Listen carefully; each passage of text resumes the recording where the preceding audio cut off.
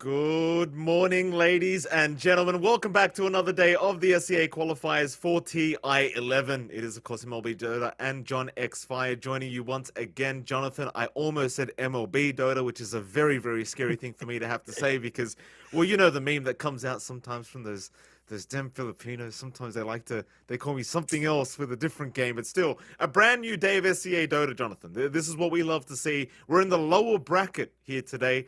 4 series coming up. A lot of action-packed Dota, but sir, before all that, how the hell are you doing?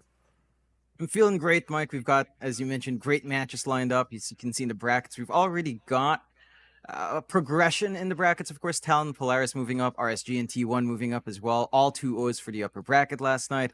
And now on the lower bracket, we've got teams to be eliminated. We already saw TNC taken out of the running for TI. Up next, we've got Lil Gun up against Army Geniuses, a classic Div 2 matchup. And we've also got NGXC versus Cirxia, Neon versus Atlantis, and Execration versus Summit. So 4 teams going home, getting their journey to TI cut off, a lot on the line, and should be leading to some great Dota. Well, there's your schedule there, John. Lil Gun, AG, NGXC, going to be up against Certia, and of course, Neon Atlantis straight after that, and Execration and Summit going to be our final series for tonight as well. Again, a lot of action-packed Dota. Sadly, 4 teams, Jonathan, are going to have to stay home. Their TI11 run will be coming to a halt today. So we are going to have that heartbreaking kind of day here today. But those are my favorite kind of days, Jonathan, because again, I'm a real sicko. I need a bit of heartbreak before we get into the hyper aspects of the playoffs here in the qualifiers. And yeah, it's going to be a great day of Dota. Of course, we're going to be starting with Lil Gun versus AG. John, talk to me about this matchup. You kind of mentioned it before we went live. You do think there's a potential this does go to a game number 3 between these two teams based off the history of the matchups of these two teams. We have watched these two teams a lot, right? I'd say Lil Gun are the favorites in my opinion. However, you mentioned it. If Army Geniuses show up, they tend to look like a really, really strong team. It just seems like most of the time they end up beating themselves, to be frank. Yeah, it does feel like they overthink. Maybe they kind of make some weird decisions in the mid to late game. I think that's some of the weaknesses we've seen here in Southeast Asia for some of these less developed teams. Of course, that's something I'm sure Coach Clairvoyance has been working on them here on the AG end. Yeah. And they were supposed to have a roster change. Let's face it, this is another team that was supposed to have a different roster coming in, didn't quite register in time as well, so they had to revert back to their old roster. I believe they were supposed to have In Your Dream as their pos 2, and kind of Azura taking the back seat there, but they've got to stick it back. At least with Azura, of course, they've played together for a long time. They know each other very well. So they should be able to adjust, and hopefully in that interim period, they've been able to get some good practice in. Because Lil Gun, as you mentioned, favorites coming in, not an easy opponent to square off against, that bunch of Lil Gun. We've seen them already. They play a really good style of Dota, very aggressive, and they love to just bring that action towards you. It wasn't quite enough to take out Talon, but it did drag the games out. It did, they did have their shining moments there, and they have some really key hero picks that you have to waste your first bans on. Like, you absolutely have to take care of Lycan and Broodmother in that first phase up against Lil Gun every single time. If you allowed him to pick up either of those heroes, the game just becomes infinitely harder. Yeah, absolutely. So, I mean, you brought up one of our favorite coaches there, John Clairvoyance, of course, going to be coaching the side of Army Geniuses, and I believe helping out with the draft as well. I believe he is the guy that sorts it out. But you never know. We've got to wait and see. We don't get to see him in the background, which is a little bit sad. Love to see his handsome face, but nevertheless, there's a bunch of handsome faces here from the side of AG, Jonathan, and all smiles as well, which is very, very good to see. You want to be happy before you get into these matchups. There's no being sad before TI11 qualifiers.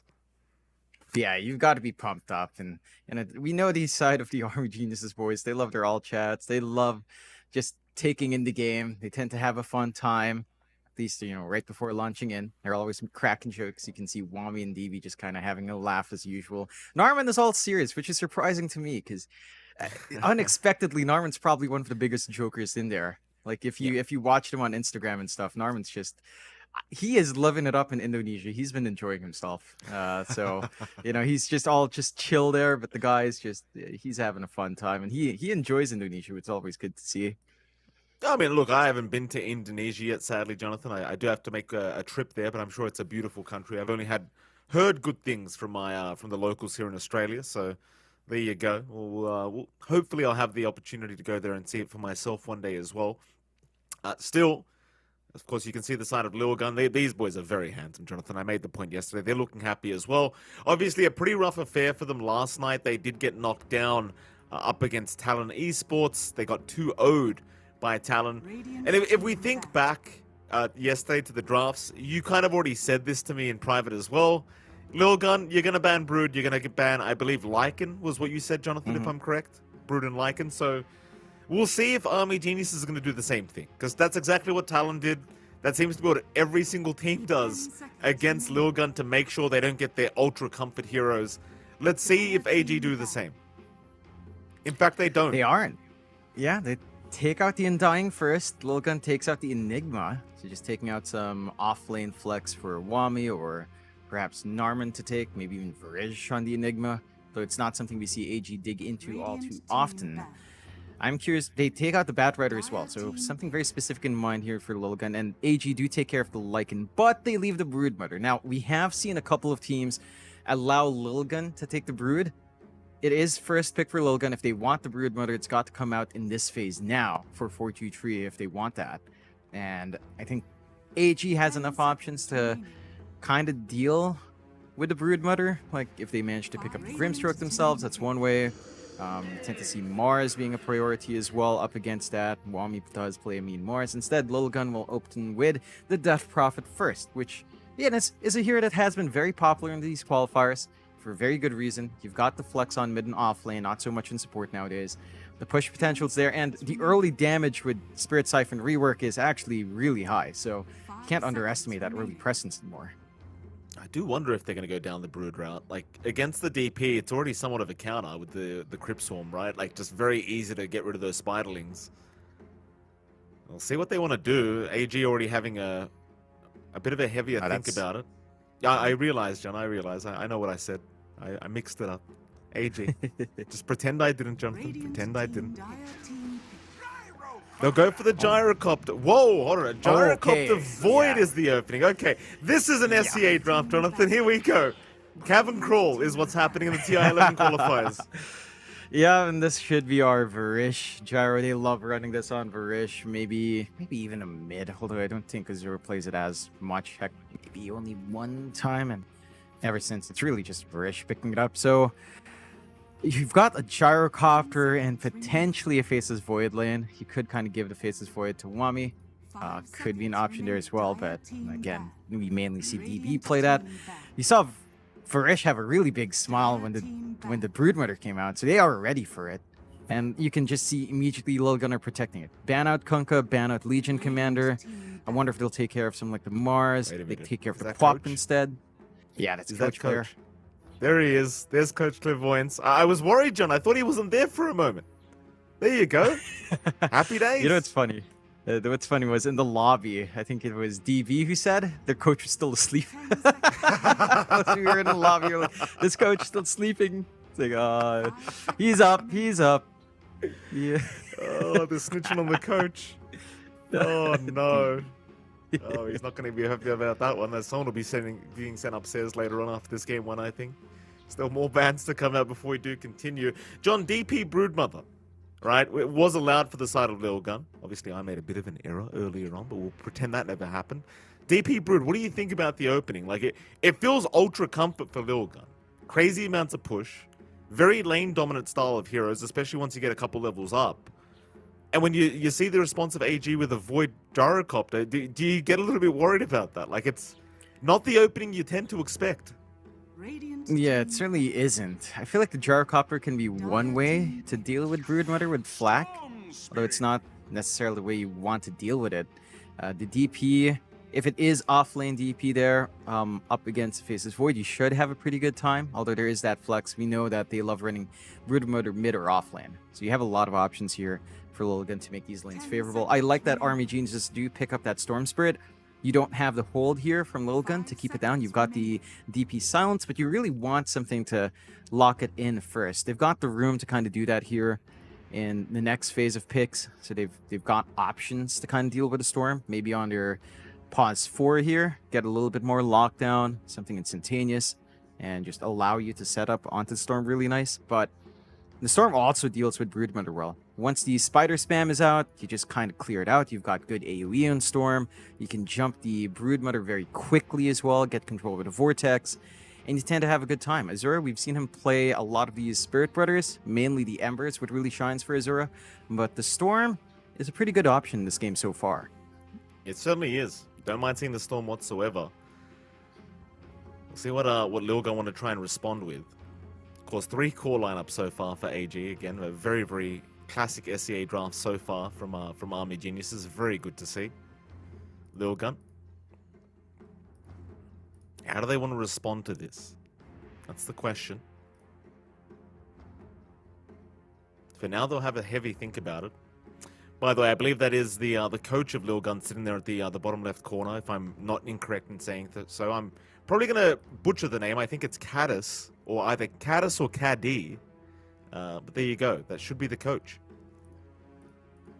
Sadly, there's no photo on Liquipedia, so I can't 100% tell. Yeah, they're having a heavy think, though, and a heavy discussion on the draft, so more than likely that should be Caddis. And they will pick up the DK, which can be a nice way to kind of handle that storm. Blink Dragon Tail stun's going to be big. You have an insane amount of push now from Lilgun. Broodmother DP, DK, you've got the DK Skyrat Mage combination. You can really pin down the Storm Spirit now. It's not going to be an easy game for Azura and Lilgun. We've seen them go into the Skyrat a couple of times. This is probably their most solid Sky combination. Just DK Skyrat Mage. It's such a strong combination to have on hand. It does lend the question as to what role they're planning to pick last, because it does look like they might just have to sneak in a support last. They might have to do something different with their DK or their Broodmother. Again, they tend to just flex it around with 4-2-3.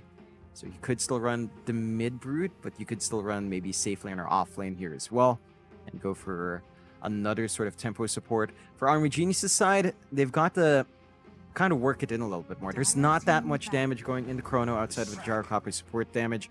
They go with Leshrac here, so that is more damage coming in, but it also begs the question as to whether or not this is already your 3 cores in the Void, in the Leshrac, and the Storm, because you could still run something like Leshrac safe. You could run an off lane, Wami faces Void, and the mid Azura Storm, but it feels like that's something Lilgun can kind of manage. Although you do have good laning presence here from Leshrac, especially on the safe lane. I don't think you mind that too much. It is one way to deal with a Broodmother, but the push output from Lilgun, if they still group up as 5, I mean, outside of Chrono, Army Genius isn't going to have that hard hold outside of what? The homing missile and the splitter. It's not particularly amazing in dictating these fights. Right. Well, final bans to come here. It looks like the off lane is where we're banning here for Lilgun. Beastmaster being removed. Maybe just a bit of control is what they're lacking right now. They'll get rid of the Marcy as well. That's fair enough. Marcy proving to be an extremely strong hero, somehow making it all the way through to this stage of the ban phase. Bloodseeker also being removed for the side of Lilgun, so just trying to remove the position 1s at the moment from Lilgun. John, any particular pos 1s you'd like to see? Like, they have such a high tempo draft on the side of Lilgun. It feels like you just want something very fast. But then again, you can afford to have something that just wants space as well, because this draft does allow that. Yeah, I think something that looks like a good response is, again, maybe something like the Jug. The sustain's going to be good for the push. It doesn't need to farm too much. The tempo is really nice. You've got the spin to kind of ignore with the Storm, and the Leshrac will want to do even the Gyrocopter, as the support's not going to enjoy that.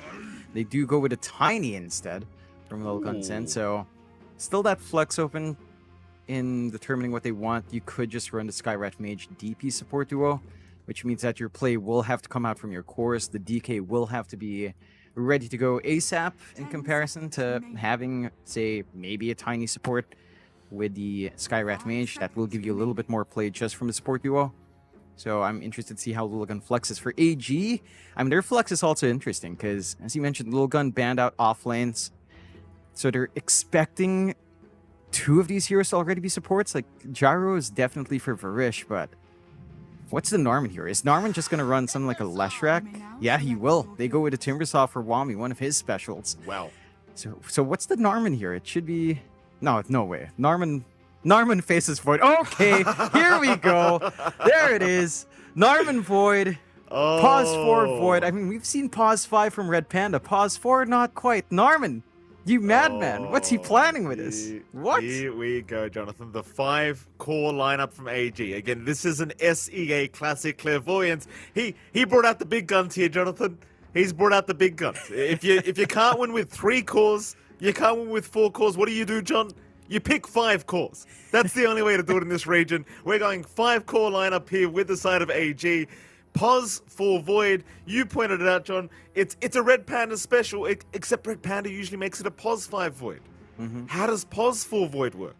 Yeah, I guess it's still a similar playstyle. Laning with Wami, it probably doesn't feel the most amazing. You're likely up against Sanctity. Again, there's a little bit of flex whether or not you want 4-2-3 on mid or safe. Though normally I think they run that on the mid for the Broodmother, so you should still be alright in that lane.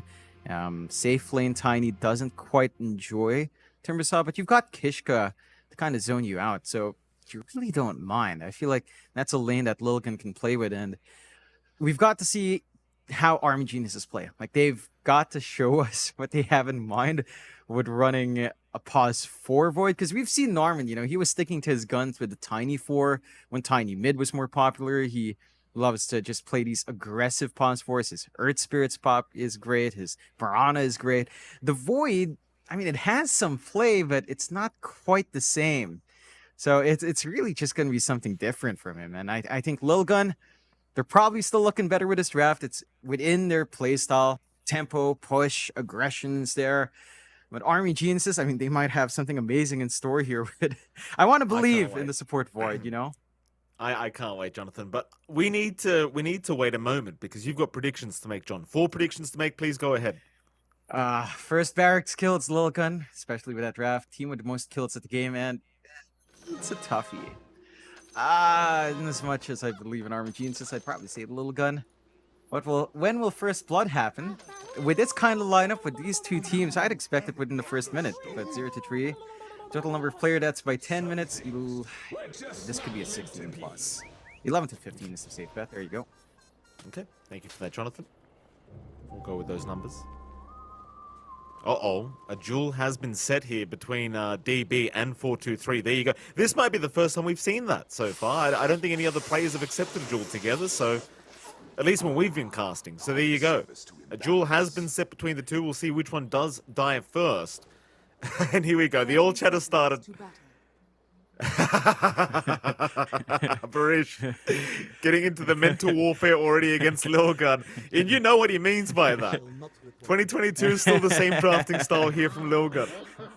I mean, if the Twitch chat can tell you what they're going to draft, if we can tell you what they're going to draft, then I think Barish has a point. Yeah, I mean, well, if it works, why fix it, right? Like, this is something that they've been running for a long time, and it always catches teams off guard. So we'll see if AG is actually ready for it. A little bit of poking onto Norman. They do trade 2 for 2. Still being aggressive, Kishka. though. That's going to be a lot of damage on Kishka. Split Earth's going to fly out. First Blood might already be here, though. He'll go for the Siphon, but the chase is on. Kishka, can he make it? No, he cannot. Oh, DB. He's going to be able to pick up First Blood on the Leshrac, and that's the best possible start you could have asked for the side of Army Geniuses. And John, the best possible start for the viewers because you did predict First Blood between 0-3 minutes. Congratulations. I did say within the first minute there as well. So, You did. because just how crazy these teams are. Very nice kill for DB to find. Does accelerate his farm safely in Void. Still taking a look at that mid lane here. 4-2-3 once more on that Broodmother that he so loves to play. He does not have access to small camp. This is one thing as well. Brood not going to have that easy camp to go in and out of. Look at this. How aggressive Rish is being on the Gyrocopter already. You love to see it. And a Gyro, one of those heroes, John, that tends to be very, very aggressive as a support as well, right? Because you get points in that Rocket Barrage.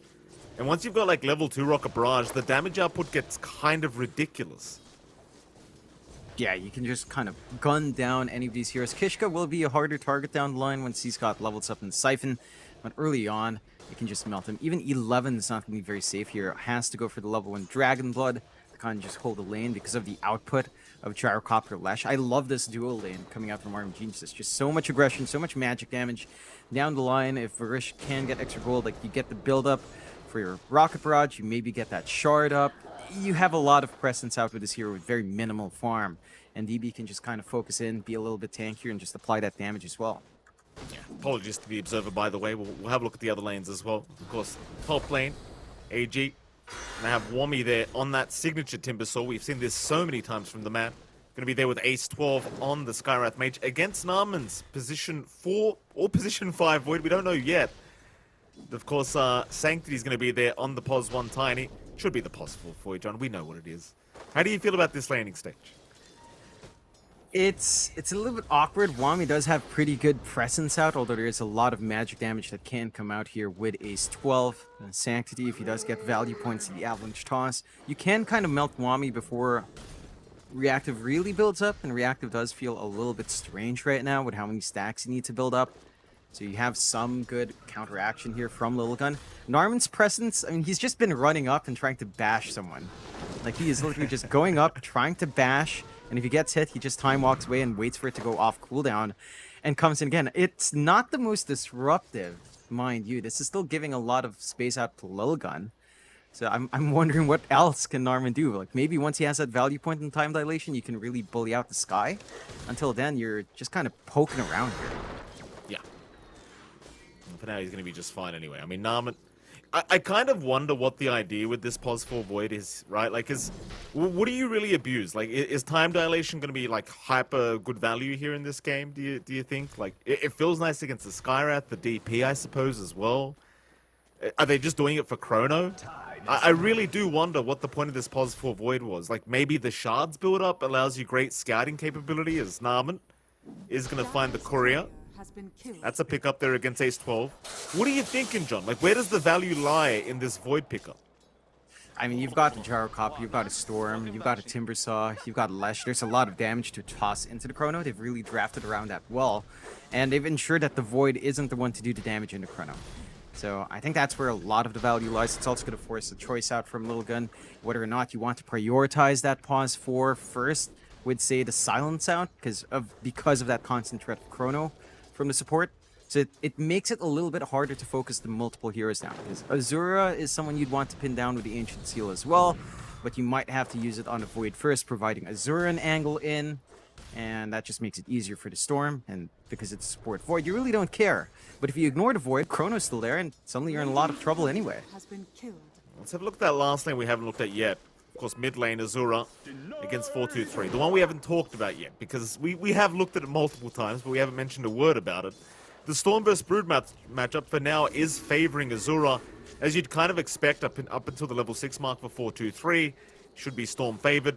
So you will see 4-2-3 trying to abuse the insatiable hunger to give himself a reset as bottom lane. Varish getting aggressive, and, well, he might have something, but Kishka does have the stick charges.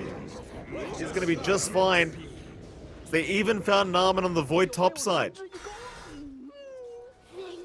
They're building up. They're starting to punish a little bit. It's very hard for you to trade up against that DP. And level 2 Spirit Siphon, she's just going to out-heal and just get whatever she wants in that lane. And they kind of missed stun up as well. Like, DB was a little bit too far for the follow-through. So you're pretty damn happy on Lilgun just to find those 2 kills. The cores are still farming up. I think AG can take solace in that. Like, they're having a really good lane for DB, really good lane for Azura. Even Wami's not completely shut down in his lane, which we've seen a couple of times on the Timbersaw when it does come out.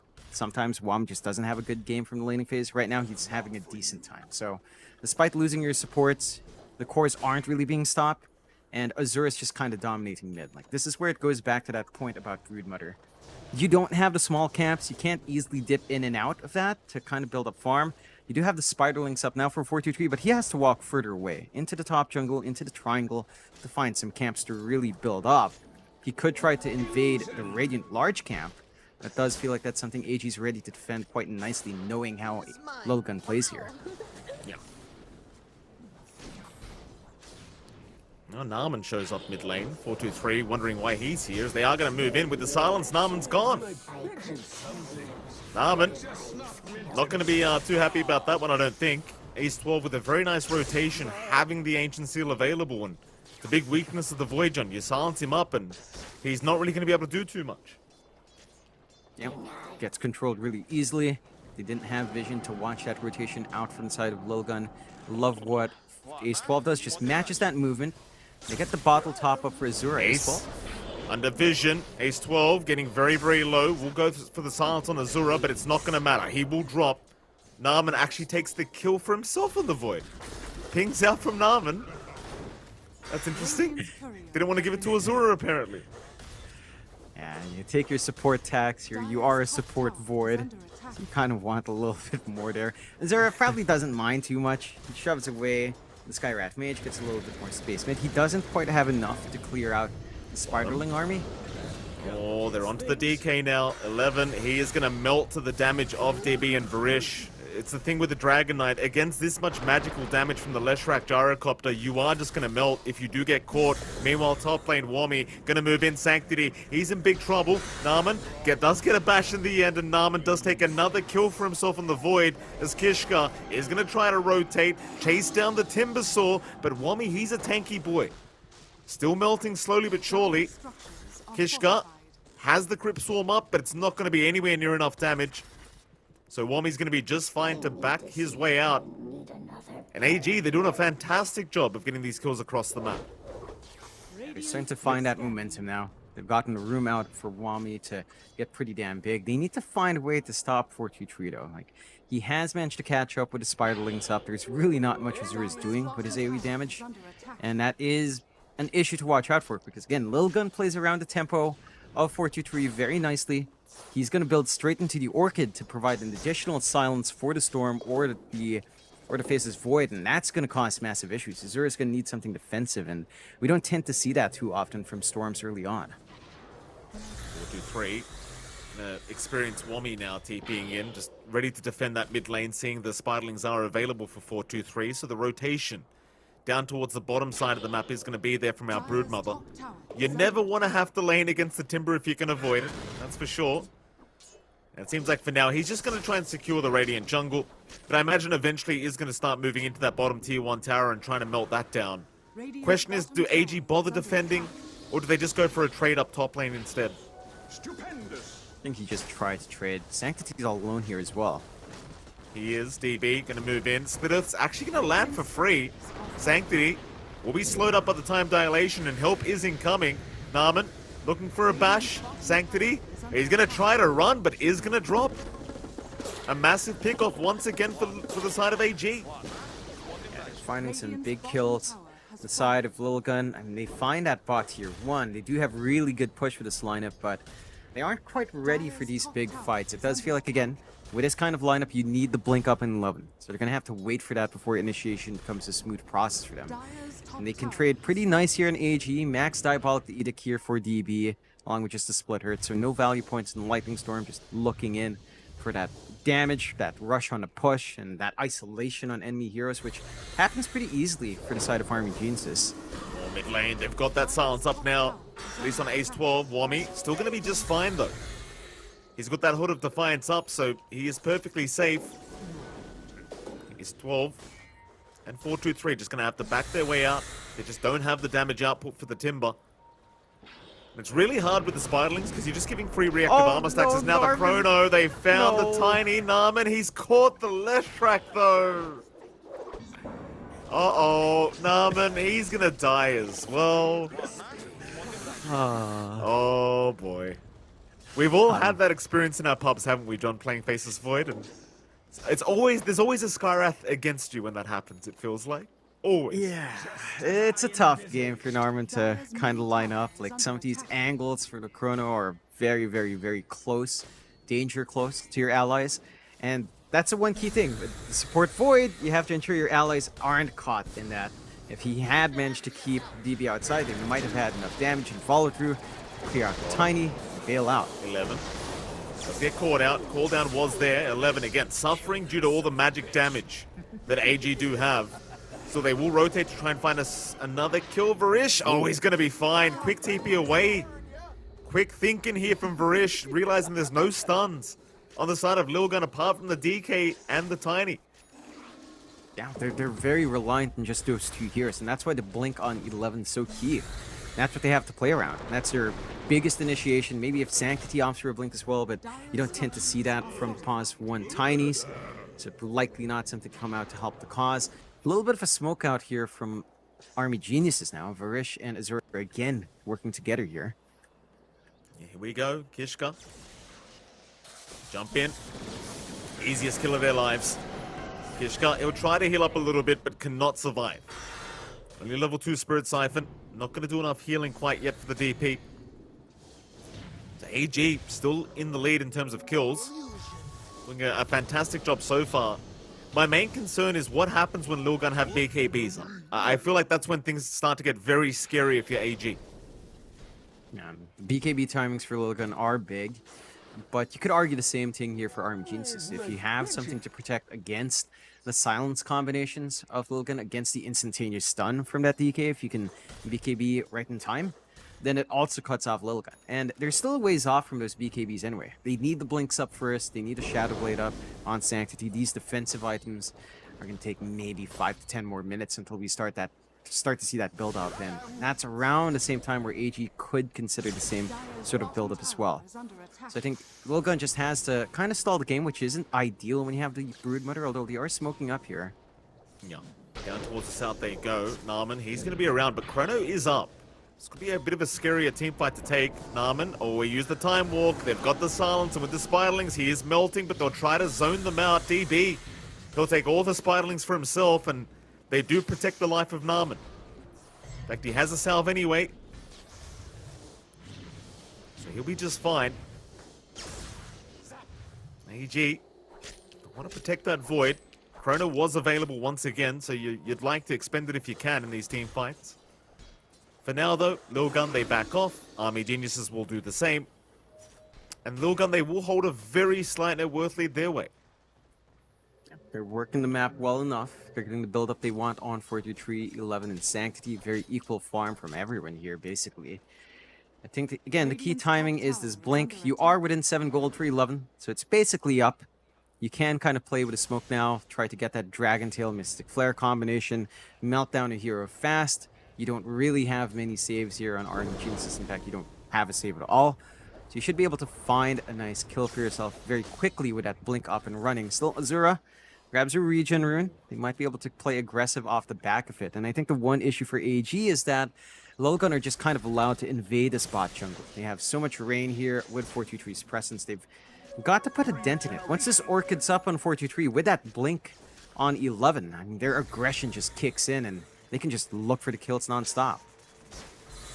Well, the Orchid is on the way now for 423, so we'll see if they can try to make this work. There is going to be a 4-man smoke behind the Broodmother. In fact, never mind, they go right ahead.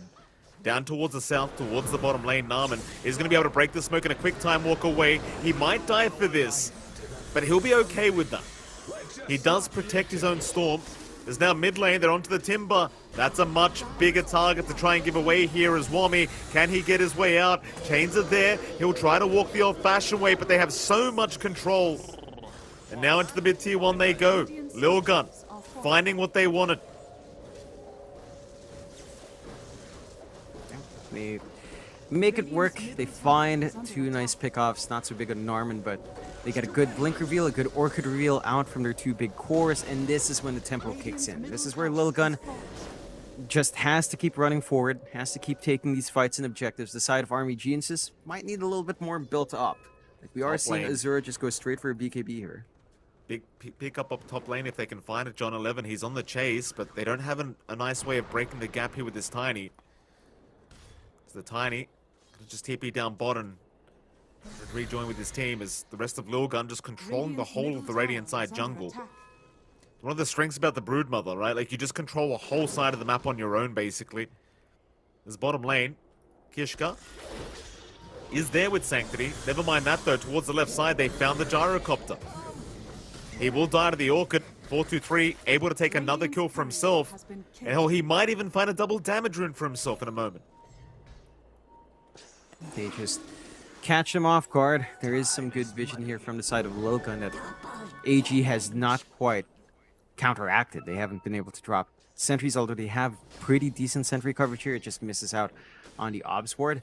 And again, this is when Lilgun's just really strong. Like 43 is online, Orchid's up, going for the Ags next, more area denial coming out from the Broodmother, and they're just trying to avoid, but their jungle's taken away. We haven't seen that much presence out from Norman just yet, although Chrono's still ready here. It certainly is, but they're going to make the jump in. So many silences out onto the Void. He is just gone.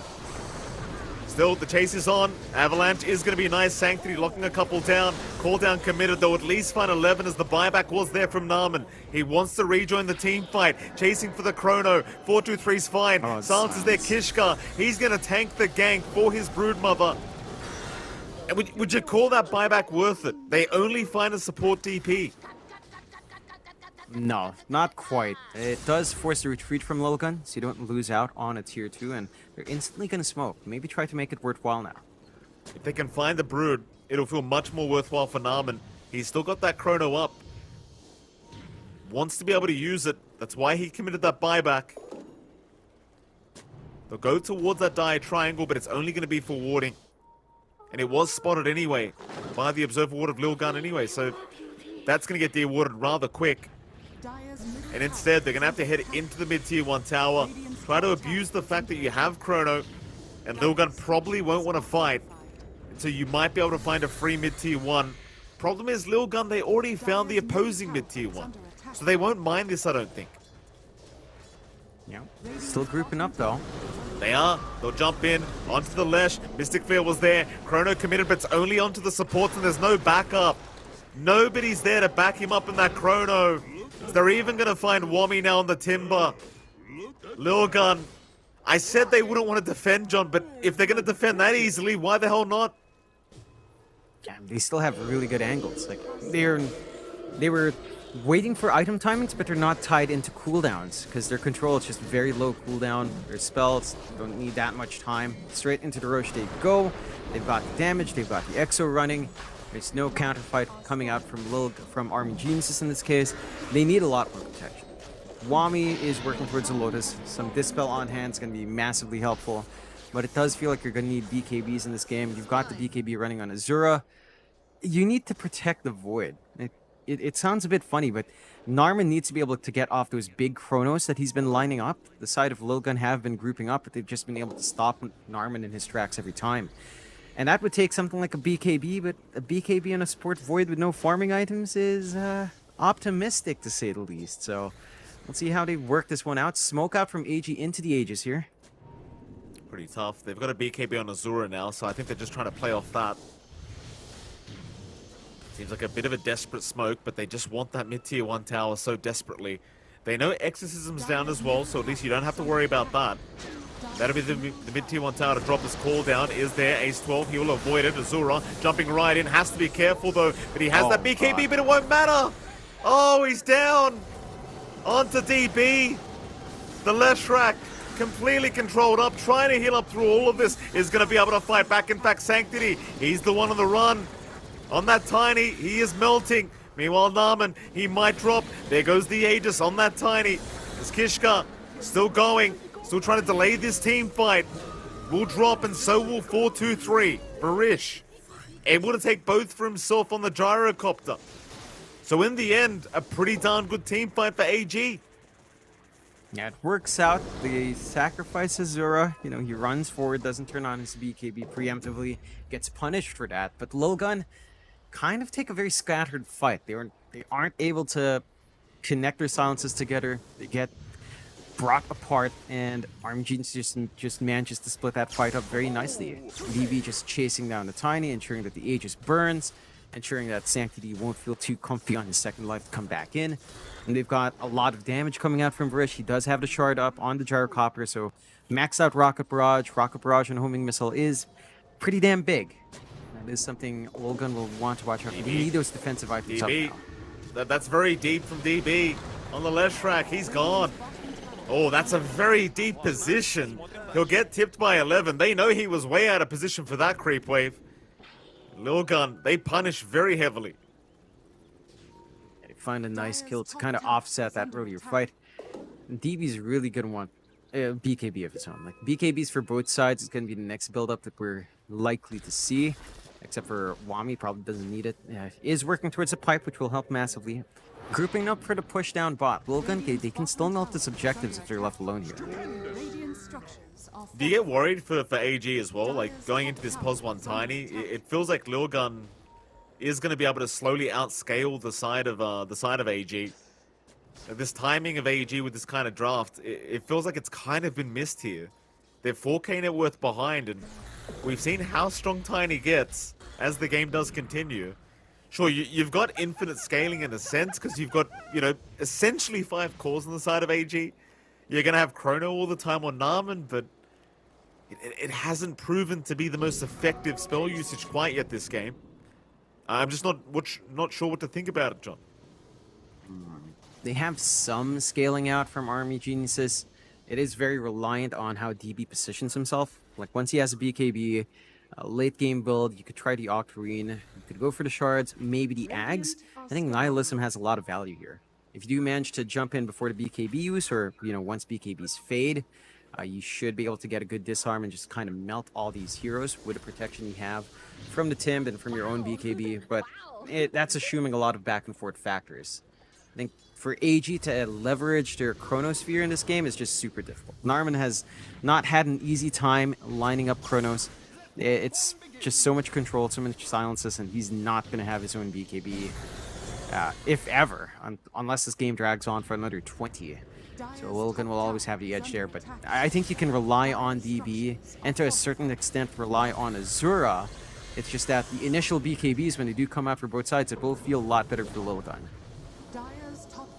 DB, he'll take down the top tier 2 tower. Bottom tier 2 is also going to drop by the looks of it. Lilgun, they are not really backing off. Leave 11 there on the Dragon Knight to get that job done. AG not going to try and TP back to force a defense. They're happy with the trade for now. Just a nice even trade between the two teams. DB back to the top of the net worth board on the left rack, so he's happy. Just needs to be able to survive throughout these engagements. Especially with this Bloodstone up. Like, you see how fast DB can just regen that mana with the Blood Pact, and just needs to be able to be tanky enough to just keep going. Just let that Pulse Nova run forever. That's why he builds into the Shiver's Guard. Bonus armor against the Broodmother, the Tiny, always going to feel good, and of course even the Active going to be very effective in the middle of these team fights. And against just those Spiderlings, just farming all that free gold away. Meanwhile, Lilgun, they are sitting back and relaxing. They're just trying to buy more time for Sanctity. He has got a Silver Edge up, so he's going to try working in towards those shards now, and he probably will need a BKB of his own as well, so he can just freely hit away. And there you go. There's the BKB up. Time to build up some shards. His output's really reaching its peak now. Inside of AG, well, with the BKBs up, triple BKBs on all of these cores from Lilgun, their game becomes a lot harder. It does rely on Narman actually catching them out before BKBs fly open, which again is easier said than done. And Lilgun will go for their own smoke play here. And with 3 BKBs, there's really not much to stop them. Mid lane, Lilgun, they will hang around. The Spiderlings scattered everywhere trying to get vision of where AG are at the moment. And they'll spot them now. Wami and Varish have been scouted. Instead, Lilgun, they are running directly north. They might run right into the POS 1 Leshrac of DB. Sanctity. Oh, I don't think he saw him. 11? No, never mind. They know he's somewhere. DB? Oh my, he's actually going to avoid them. Oh, they don't walk towards the left. He wasn't even hiding behind the tree line. He was just within the fog.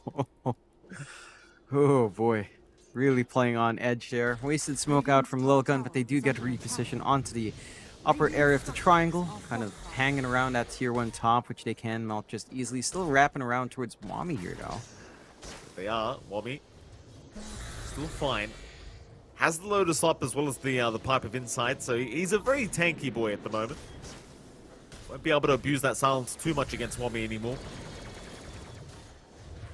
CG, they'll buy a bit more time for DB to just finish off that Shiver's Guard.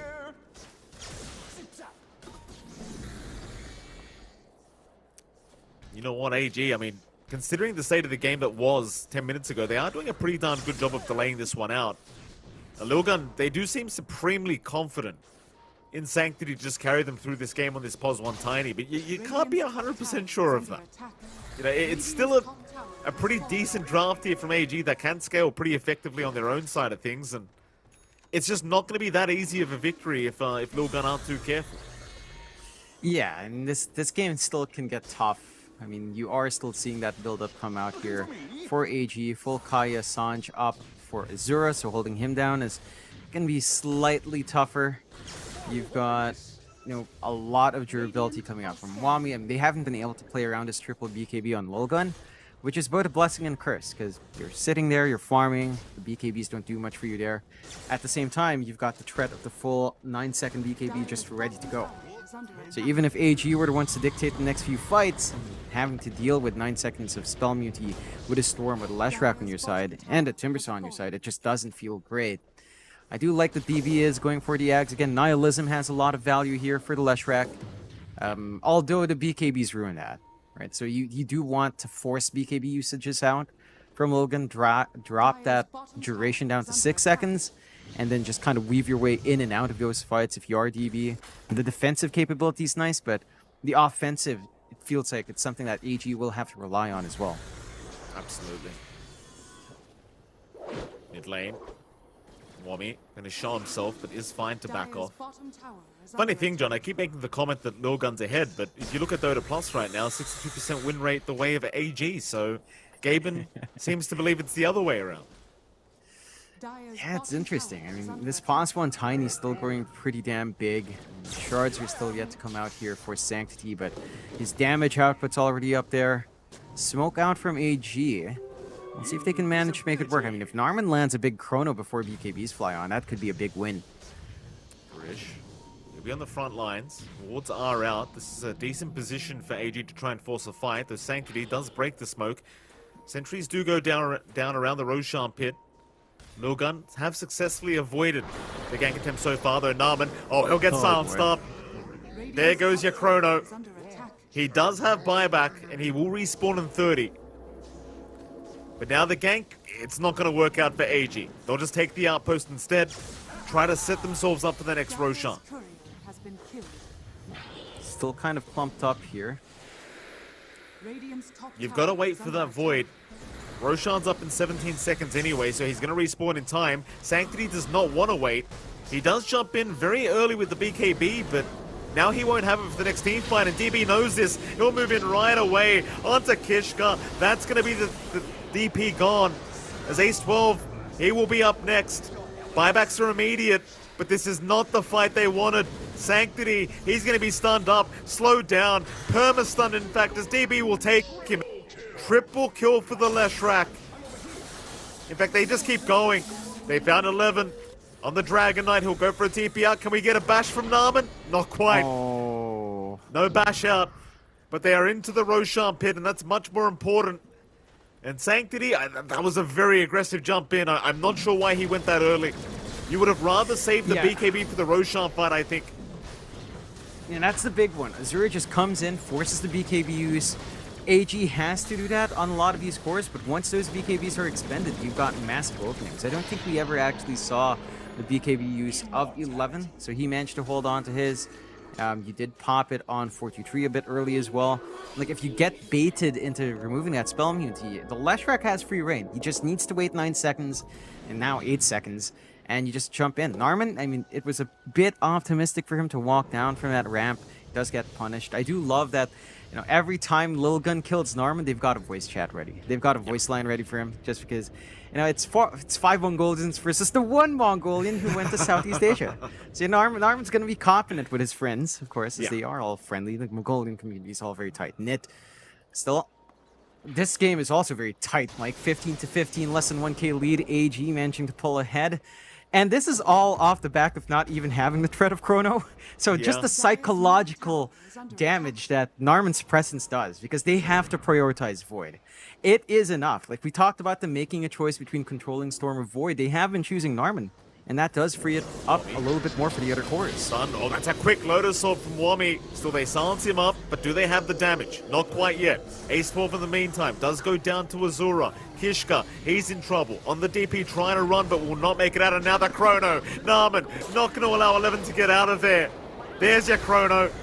11, he'll have to run the old-fashioned way, but it is not going to work out. 3 down for Lil Gun. And AG, they may just march right through the mid lane here. They've got the Aegis up anyway. I love this game, man. I love this game so much, Narman. He doesn't need the big Chronos. He just needs to stop the BKB TPs. And he can't bash. He's a support void. Level 2 time lock, 16% chance. Just go for the TP cancellation. He might catch Sanctity too. They may. Sanctity, he's in big trouble. He's going to pop the BKB, try for the TP out, and they should not have the damage, and they won't. Woo! Sanctity, at least getting Narman and getting out of there. You know, John, that's a good point. Is that the idea with the support void? Like, you've got this crazy magical draft going on. Chrono lasts 5 seconds at max level. Is that the idea? Just waste the full duration of the BKB with a Chrono and then just let DB get to work.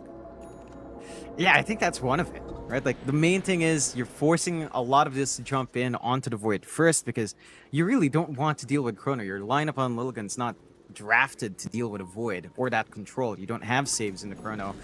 And it's that other factor. It's like you have a way of just nullifying BKBs in a very strange way, and it's not like Narman finds all the best angles, so I don't think we've seen that to too much great effect outside of that one Chrono on 11.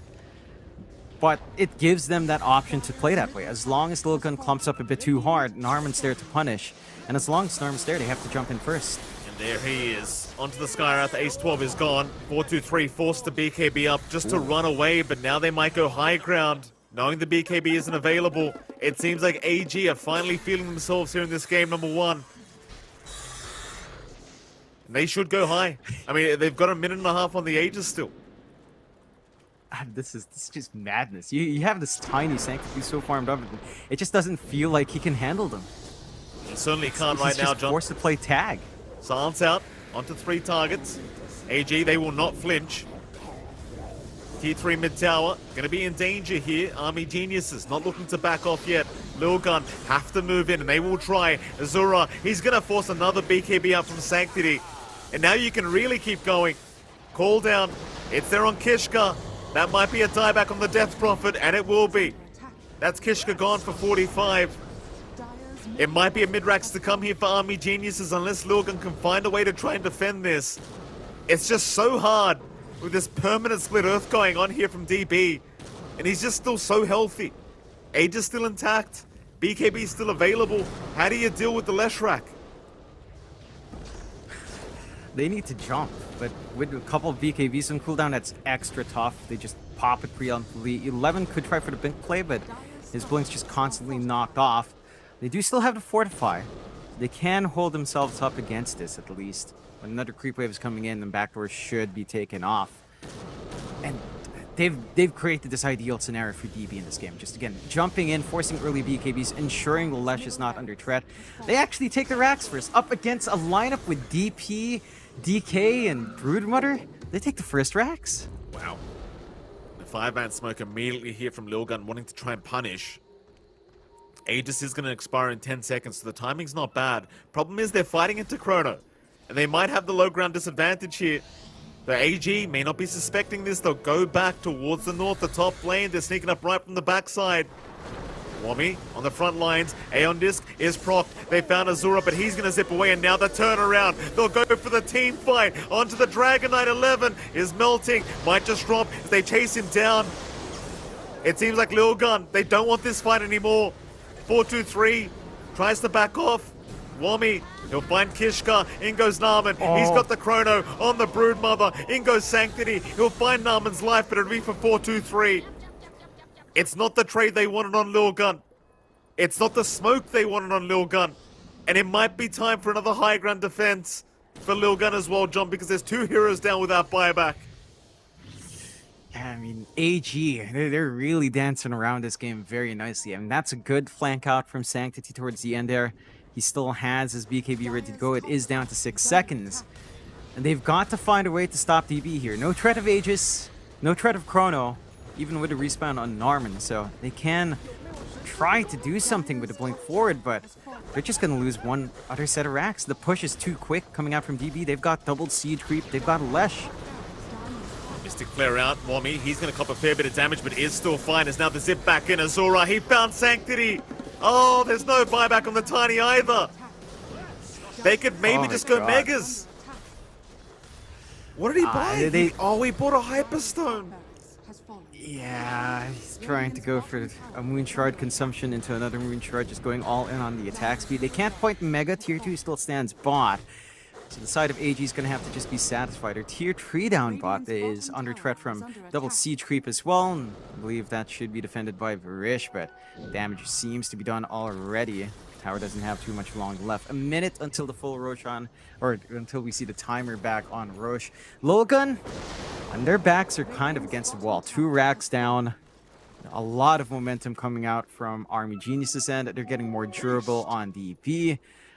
This build-up from all the heroes on Arm Geniuses is just spectacular. Azura going for the Aeon Disc, understanding that they're going to pop him with silence, and then he just dispels it off to zip around, pump his BKB, and go back in. It's a great choice. And he's going for the Ags next, just more control coming out from the Storm. The Lotus Orb usage from Wami has been fantastic. His BKB is still fresh here as well. He's going to have a long duration in the middle of that next fight. And I think Narman, and despite some of the jokes we were making about him, he's been highly effective because overall, Lilgun has to kill him first. Like, they really do have to focus him first, and that provides so much space in the middle of these fights. Like, unbelievable amounts of space for DB and Azura to just do what they need to do. So even if this Chrono never comes out, it's great.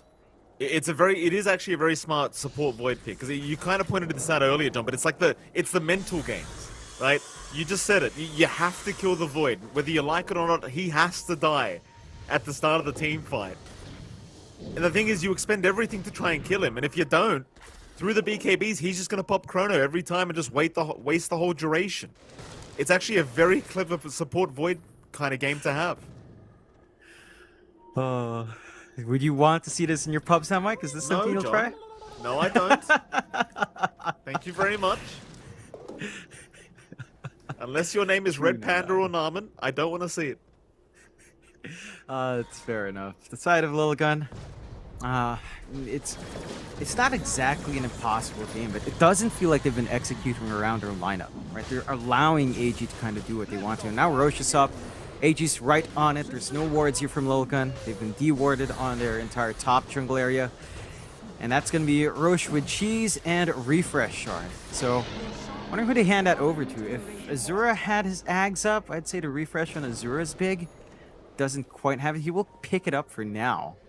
Doesn't have the inventory space. We'll give the Cheese out to Wami. So, refresh on Azura. Ags is done, I believe, or at least he's flying out to kind of set up for the last part of his zap. No, it is fully done. So, double Vortex AoE. That's even more controlled. You don't even need the Void now for that hold as long as the BKBs are down. Yeah, this is where things get very scary now, Lilgun. It just doesn't feel like they've got the answers in this game. Want to try and fight back. Dota Plus is at 98% now in the favor of AG.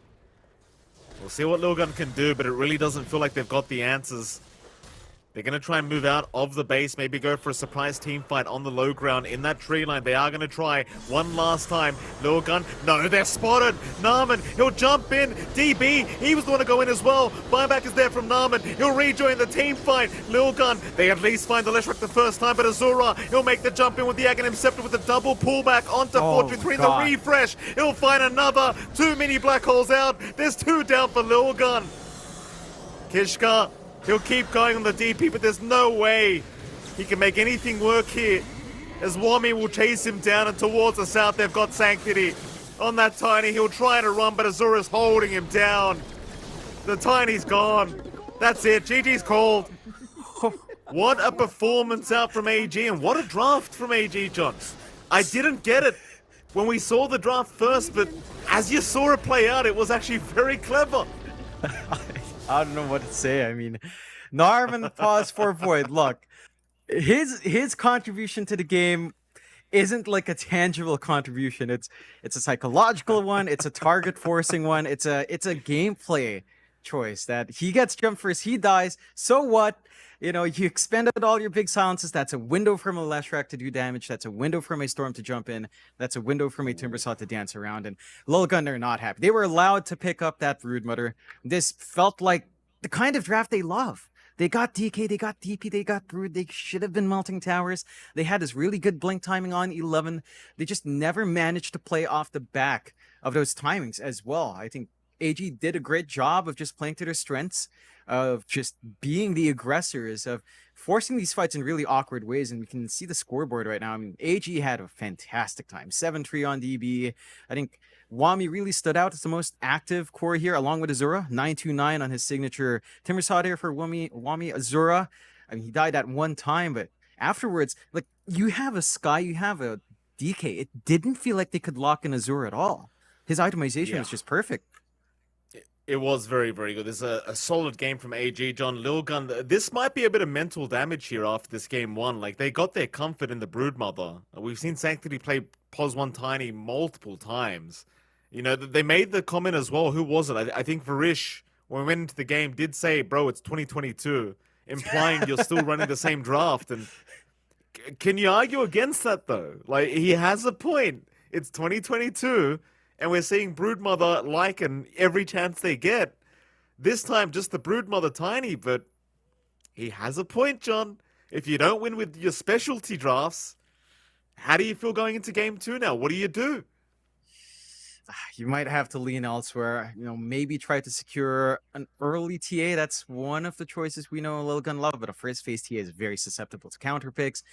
Maybe pull out something different. Like the Husker is something Lilgun loves. They could go back to that little cheese. No one's going to ban that unless they pick an Oracle early on. So it could be a solid option for Lilgun here. What else is a solid option, John, is we're going to head off to a very short break. And right after that break, we'll be back with our Game 2 draft here between Lilgun and Army Geniuses. We'll see you all again very soon.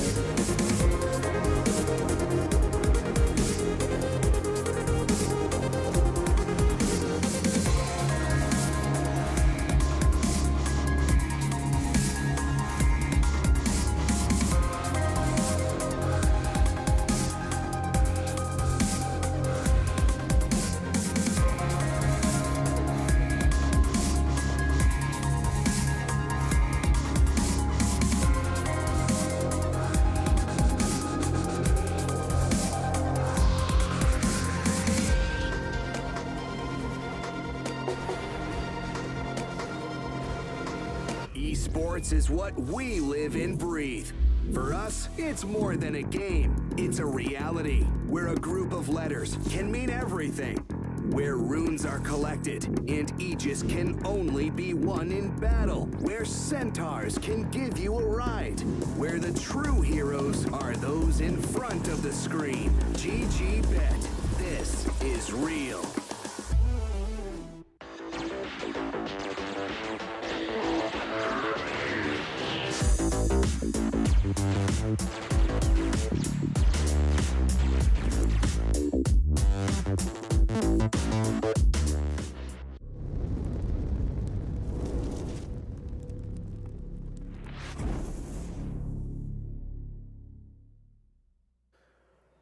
Yes, ladies and gentlemen, welcome back. We are heading into Game 2's draft here between Army Geniuses and Lil Gun. It's MLP Dirt and John X Fire once again. John, Game 1, pretty rough affair for Lil Gun. You can't really put it any other way. It seemed like early on they had some decent timings being hit, but they just weren't able to take off. AG able to secure Game 1 quite easily. Lil Gun, they aren't dissuaded, John. Right back into the cheese picks. They'll go Visage Tiny. AG, they start off with a very strong Marcy pickup, though. Yeah, and Marcy is not a surprise at all. And the Visage has been on the up and up, but we don't see that many teams go into it. Good to see Lil Gun kind of change things up. Still within their playstyle, of course, to run that Visage. Really aggressive, great laning presence. Can help in a push as well, quite fast. We saw AG as we cut into their camps. They were still having a good time. They were laughing, they're cheerful. Inside of Lil Gun, a lot more tempered out, you know, a lot more serious here. They need this win to force it into Game 3. They go back into Tiny. There's still some flex on hand here. Like, you aren't locked into Sanctity Tiny necessarily. That could be Ace 12. That could be mid still instead. They can kind of shift it around. So the options are open. The Pause 1 Tiny, I don't think was a massive issue in the last game, but it did not achieve what it wanted to. I think it was more down to the execution of Lil Gun than the draft, so I think they've still got room. My god, what are they doing again on Army Geniuses? Oh, here we go. Again, mental damage though, right? Because where's this Void going? Is it a pos 1? Is it a support Void? How do you know? How do you... We saw this from T1 yesterday, right? Like, they chose pos 1 Marcy for Anna first game. Second game, they draft Marcy again. You assume it's a pos 1 again. Then Anna takes Morphling instead. It's a bit of mental warfare here in this draft. I can appreciate that here from AG. Yeah, there's a lot of value here. You've got a solid combination if you are running the Void as a core, though. Like Marcy with Sidekick, you get free life steal, more damage in the Chrono. It's going to feel good. If you can catch these heroes on the edge of Chrono, Marcy can kind of reach over. With the Unleash, although that distancing is very, very specific, very difficult to pull off. I don't think that's what you're really gunning for. And again, the value in the draft is just big. Like, Clairvoyance and the team of AG just understands what the Void does. It forces an adjustment. It forces Lil Gun to think twice about how to draft. Are we going to counter the Void? Are we going to ignore the Void? If you ignore the Void, it becomes a very good Void game from the safe lane, and suddenly DB can just play this farming core, no problems. Norman can maybe run that Marcy if he wants to. Heck, there's even room here for maybe Wami to run the Marcy. In fact, that sounds like the most spicy thing to do, like a Marcy Void offlane duo. Sounds pretty funny. I don't know how much it achieves. To be fair, Norman in the laning phase didn't do too much either. He was zoning out the Skyrant Mage to give Wami space, which was very helpful. But I'm not sure if you're gonna have that same presence in the laning here. I feel like Lil Gun should be able to at least adjust for a support that could trade a little bit better. And that is something we have to watch out for. Interesting band still coming out. AG. They take care of the Meepo, which we haven't had the pleasure of watching yet, but you know, did get buffed. The Ags does provide a lot more value. The heroes somewhat back, and that is a cheese pick that Lil Gun could fall back to, so they don't have that option. Looks like AG really just wants to prevent that cheesy style from coming true. I can appreciate that. I mean, again, everyone kind of knows the drafting style of Lil Gun. They do like to run these very awkward styles of draft to have to play against, and well, Meepo does make things rather awkward, so they'll get rid of it. Lena also being removed here from the side of Lil Gun, so maybe just getting rid of the potential mid pick of AG. They'll go right for the Ember. So that's why they ban out the Lena. They don't want that annoying matchup here for the Ember Spirit. AG could afford to just go for their mid lane right now if they want, knowing they're probably going to be up against the Ember. Is there any particular picks you'd like to see if they were to choose a mid laner here, John? 10 seconds remaining.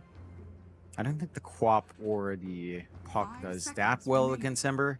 Like, you can draw even, but it does feel like Ember favored overall. You could try for... I mean, the Storm is something we've just seen Azura kind of play, and it's actually a freer Storm game here, because there's no Ancient Seal, there's no DK Dragontail stun just showing itself yet.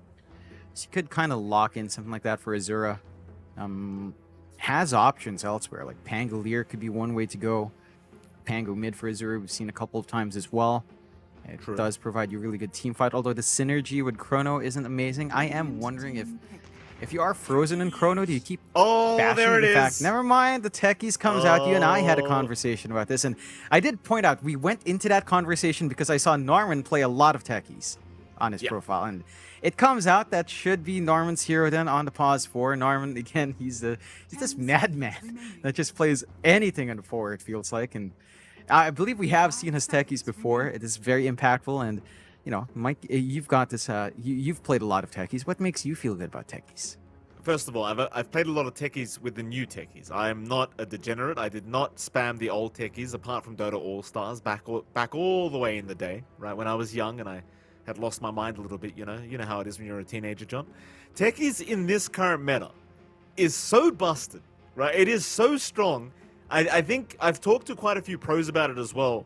And a lot of pros are saying, yes, we believe it's very, very potent, but we haven't figured out how to really maximize it yet. But the thing with techies, right, like level 4 with your Q, I believe it's a 55% movement slow. It's like 380 damage or 360 damage, one of the two. It's ridiculous, and it's on a 6-second cooldown. It's just so spammable. And then you get the shards build up, so then your blast off stuns as well in an AoE, which allows you to set up your proximity mines, which do a ridiculous amount of damage as well. Like, the thing I love about this techies right now is you buy an Aether Lens just for the cast range, and during a team fight, every 6 seconds, you're just tossing out these mines. Just toss them out, toss them out, toss them out. And when the movement's slow and the AoE damage it's providing, you can't underestimate how much impact this hero can have.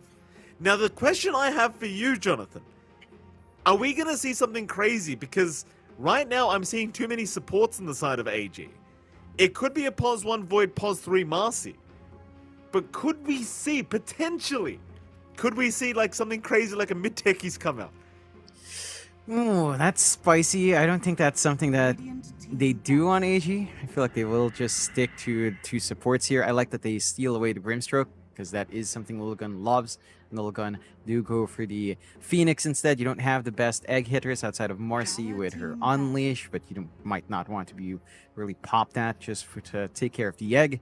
Keen to see how Lilgun closes out their draft day. It does feel like they're lacking really just perhaps a safe lane choice, or if they are running something like a tinier Visage support, just kind of flexing around is a possibility as well. For the side of AG, this does feel like we're lacking Azura's hero. Like, maybe you run, I don't know, like we have seen Grimstroke mid, Techies mid isn't all that bad, honestly. So you could, I just don't know if you really go that left field here. It doesn't feel like you need to. Like, just Techies Marcy lane is pretty nice. Grimstroke faces Void lane is also really nice with the combinations you have there with Inkswell and the jump forward. So you don't need to kind of break the bank here. You don't need to think too creatively on AG's end to maximize this draft opening. You could just go fairly bog standard, go for a stable mid for Azura that can kind of play make on some early timings, and just run around. Like, the tempo from just these 4 heroes is pretty damn good. Your longest cooldown's Chrono, but you know, as we've seen from Norman, you might not even need the Chrono. It doesn't feel like the most important spell in this game. It does feel like you're relying more on, say, maybe the rebound plus Inkswell to really lock in people here. Yeah. Well, final ban to come here. Broodmother and Naga both being banned out. So again, just not allowing those kind of pickups here for Lilgun. As Queen of Pain is also banned out from Lilgun, not believing that the mid lane is here yet from AG. And now Morphling to pop out. All right. I mean, why the hell not? I mean, it's great when you're against Tiny. Against the Ember, it's nice as well. Against the Visage, it's nice. Against all the heroes of Lilgun, it's quite nice. Now, mind you, the Phoenix Sunray is going to maybe cause some issues for you as the Morphling if you do get locked down. AG, oh, they're very happy. Look at this. They know. They look very, yeah. very happy. That's a good sign for AG. Oh yeah, that should be our Azura Morphling on mid. We've seen AG do this multiple times. We saw Coach Claire give Azura a good pat in the back. And that big's like, all right, I trust you, buddy. You want this here, you get this hero. You should have a, yeah, if it is the mid Morphling up against the Ember, matchups, not the worst, not the best. I feel like the Ember should be able to still control the lane a little bit better, but Morphling's not completely shut out once he hits level 3. So there is that timing.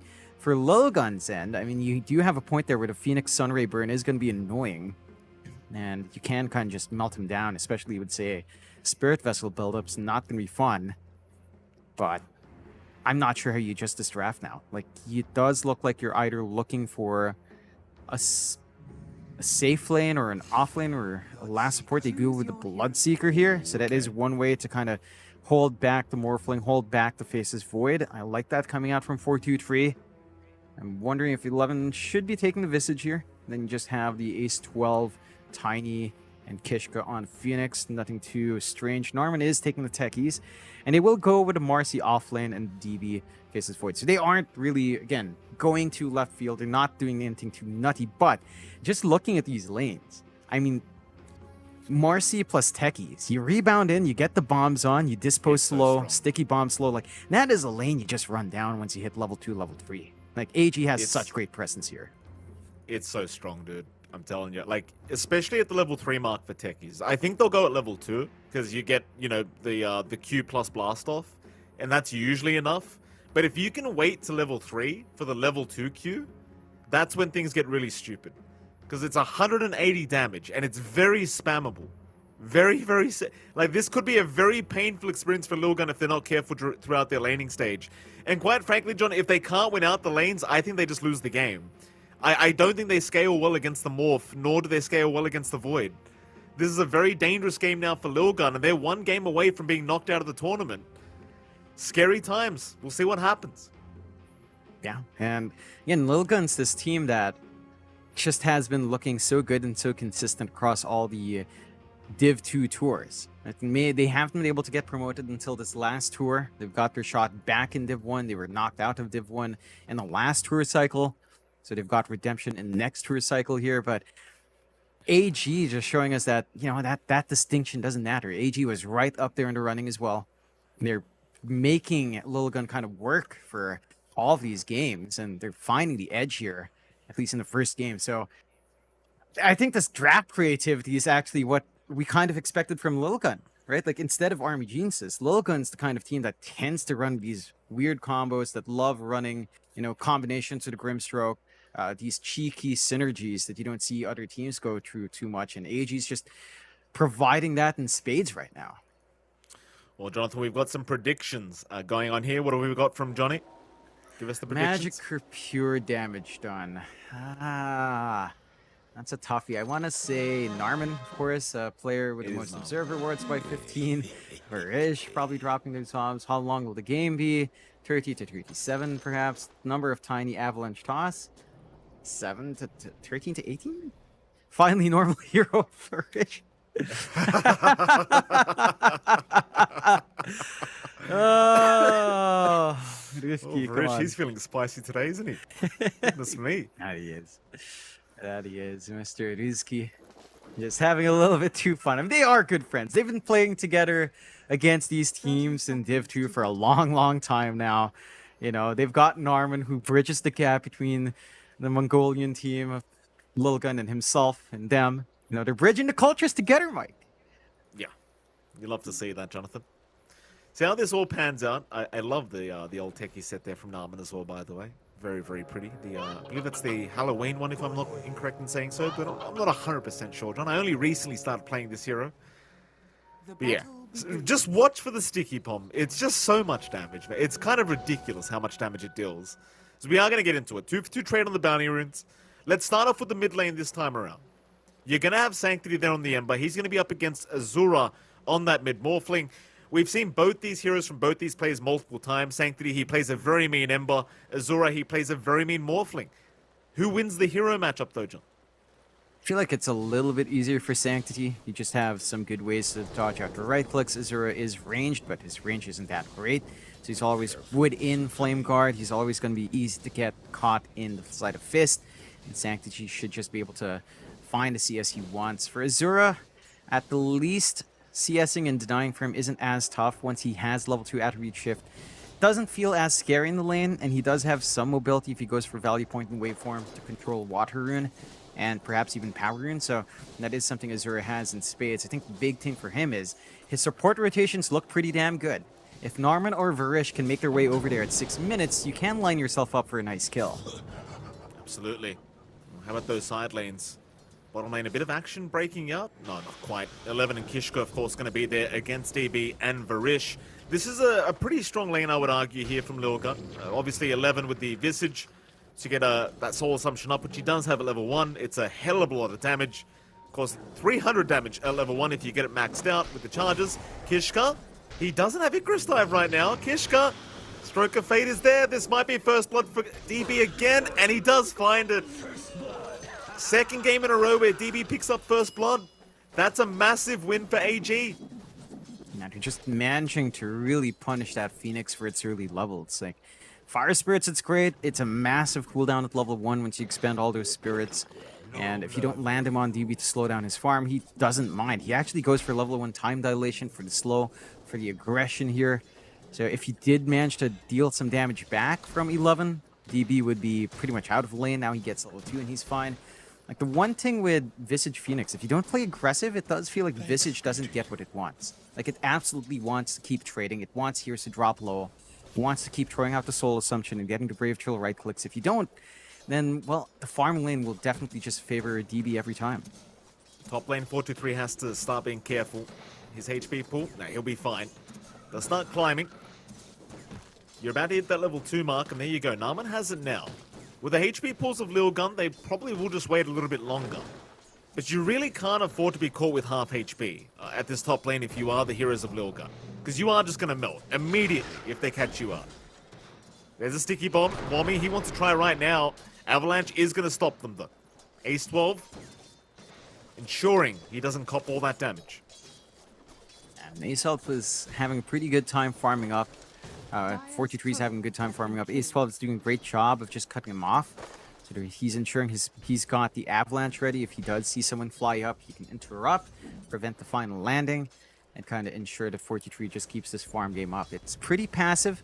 Once level 3 is up, you should get more activity up there. It's Narman who's copying a lot of hits right now, so they'll try. In. Ace 12, gonna get caught by the Dispose. Sticky bomb's there. It shouldn't be enough, but it's a fair bit of damage. In fact, Wommy, he'll keep chasing with the sidekick, and they do find it. Narman, he'll go for a run, try to escape the grasp of 423. Though 423 continues the chase, eventually might just have it, and does. So you do find a trade here. You'd still argue more worthwhile for the side of AG as they do get the pickup first on the old Marcy. Yeah, it's still pretty alright for 423 solo EXP for him to find. So he does get to ramp up a little bit more, and he's got a lot of low HP heroes on the map. Varish just kind of a bit too low, providing some nice turret bonuses for 423 to work the lane. And Azura's been having to juggle around his HP, although he's having a bit of a good time mid now. Slightly ahead of Sanctity, although Sanctity does seem to really want rune control here, but not going to be able to find both runes. Doesn't manage to get the right-click trick and Sleight of Fist, not quite close enough. So overall, strong start once more here for the side of Army Geniuses. Like, they've got these strong lanes coming out. Maybe the top lane's not as dominant as I think you and I expected, but it's still certainly applying a lot of pressure in comparison to how much DB is being slowed down by 11. Because DB is slowing down, but so is 11. Neither of them are farming all too well. Whereas top, they are just putting a little bit of a dent on 423, or at least preventing him from trying to be aggressive with his tiny combination. Yeah. Azura gonna be just fine for now. The Ember still trying to get aggressive, but he can just strength morph and be just fine. Sanctity really trying to dominate this lane against the Morphling, but Azura still keeping up very nicely. In fact, just currently ahead. Sanctity still trying to chip away, but doesn't have the damage output. Bottom lane's been rather quiet as well in the meantime. DB not really suffering too much on the Void. His CS a little bit slower than you'd like, but it's kind of expected against the Visage. Meanwhile, top lane, a bit of action breaking out. Ace 12 was jumped once again by Narman. Though never mind, he never popped the blast off. It was just the sticky bomb and the jump in from the Marcy with the rebound. So they still hold on to the blast off for their next attempt, and they might go very, very soon. Luckily, 423 does have raindrop, so he's blocking off a lot of this magic damage. Ace 12 is the target you're going to want to go on, and he's very aggressively positioned. Sticky bomb's there, Ace 12. I'm not sure about this. Blast off is out, rebound is down, and they got him. Dire's top That's a tower very aggressive position from our support Tiny. Yeah, just looking for the avalanche toss out, perhaps linking into that blood right, and just gets a little bit too aggressive in the position.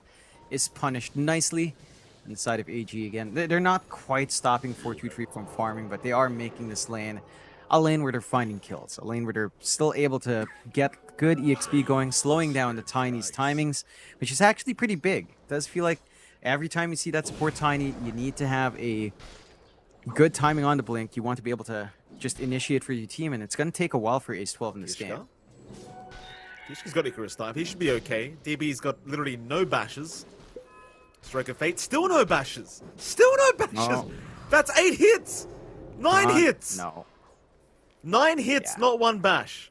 How does that work? 12% chance, basically 0 for a lot of people. radiance But sometimes you wonder, why do I even waste a skill point in this time lock Jump if it in. never procs? Nice rebound. Is going to save the day. 423, unable to finish off the kill. I agree with you on that point, by the way, Jonathan. It's not 17%. You know, it's only 12. No. It's not the 17%. Even then, the 17% only works on enemy teams, so it never works on your own teammates. It is the way Dota works, 2-3. unfortunately. Oh, raindrops on cooldown. 423. Blood Right's there. It'll buy him a bit of time. The silence, it does connect the techies. Ran back in. The Blood Right will save the day for 423. He's going to be alright for now. He's still managing to work this lane well. Once he does have Rupture, I feel like that's the point where getting that same play is not going to happen. Rotation. Misses the sticky bomb. 11. He's going to be fine due to that. Very, very close call. Nice attempt from Narman to try and rotate, but if you miss the sticky bomb, you're probably not going to find the kill. Meanwhile, top lane. Wami, he cops the Rupture. 423. Starting with the voice lines, has the hand up. Does secure his kill, and well, for now, 423, top of the CS board, having a great old time. Yeah, just hits level 6. He sees the rotation down bot. They know they've got the angle to get that kill on Lilgun's end. They find a good kill. They get some really good forward wards as well. Triangle all warded up now. So they've got good vision as to where AG might want to play. Azura's actually switching onto the top lane himself, trying to get some farm going. You are really just going all in on the Bloodseeker right now. The majority of that build is on 43, and it does feel worthwhile. He's 12. Sets up Narman. Getting caught out mid lane will drop. Nice pick up there for Sanctity. He didn't pop in the double damage rune just to make sure he does secure the kill. This tier 1 tower, it's taking quite a bit of damage. Sanctity, able to get half its HP removed just with this double damage rune. No siege creep necessary. Zura, he will be forced to rotate back and try to defend this. Yeah, gonna have to try to stop like the mid tier 1. Gonna be key for AG to try to get that build up. 4 heroes. 4 heroes into the mid lane, apparently. They really want the tier 1 mid, and, well, to be fair, AG do need access to their jungle.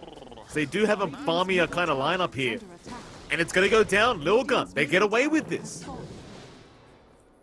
Yeah, that's a big take. Now they can just invade triangle, invade the forward part of the bot jungle, cut off any farm sources for DB, which is tricky. I mean, they still haven't been able to play with the Inkswell too much down bot. Like, they still have the Chrono ready on DB, but it's not like he has damage. He is working towards Midas, and his timing does look pretty decent as long as he's not cut off here. So the build-up is still there, but we can start to see what AG needs to get done. Like, they've got a Void, they've got a Morphling.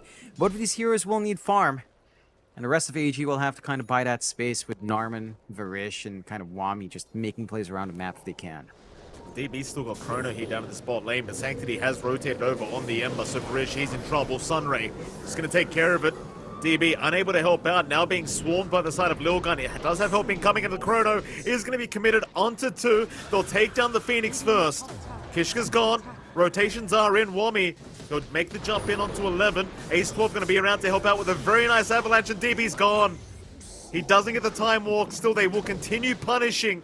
As Ace 12 barely survives for now. Azura still on the chase, but the stone form there on the birds, and Ace 12 still hiding. Waveform not going to connect, but it shouldn't matter in the end. Still these jukes. Ace 12 really breaking them ankles there for a second, but eventually will drop. A 2-for-2 trade. Yeah, it's a little bit awkward for the side of AG. Losing DB, again, is pretty painful. He's trying to go into the mines. He just wants to be able to farm. Does get a good chrono, at the least, and one of the kills did go to him, so it kind of compensates for any losses you might take. Still trying to be aggressive, and you've got this early timing now on 11. Vlad's up, going into the Wraith Pack, although rebound. Yeah, rebound with the Inkswell. Do a lot of damage here to the Visage.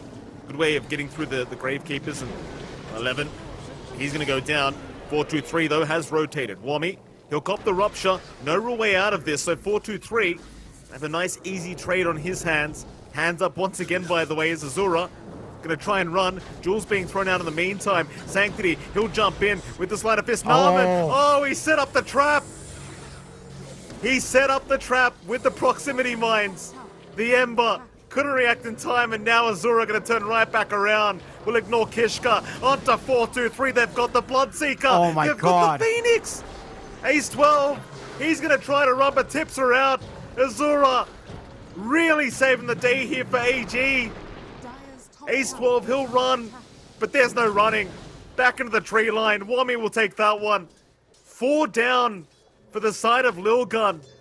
In fact, it was a full team wipe. All 5 went down on that bot team fight, and John, that's off the back of the Ember going down to the techies.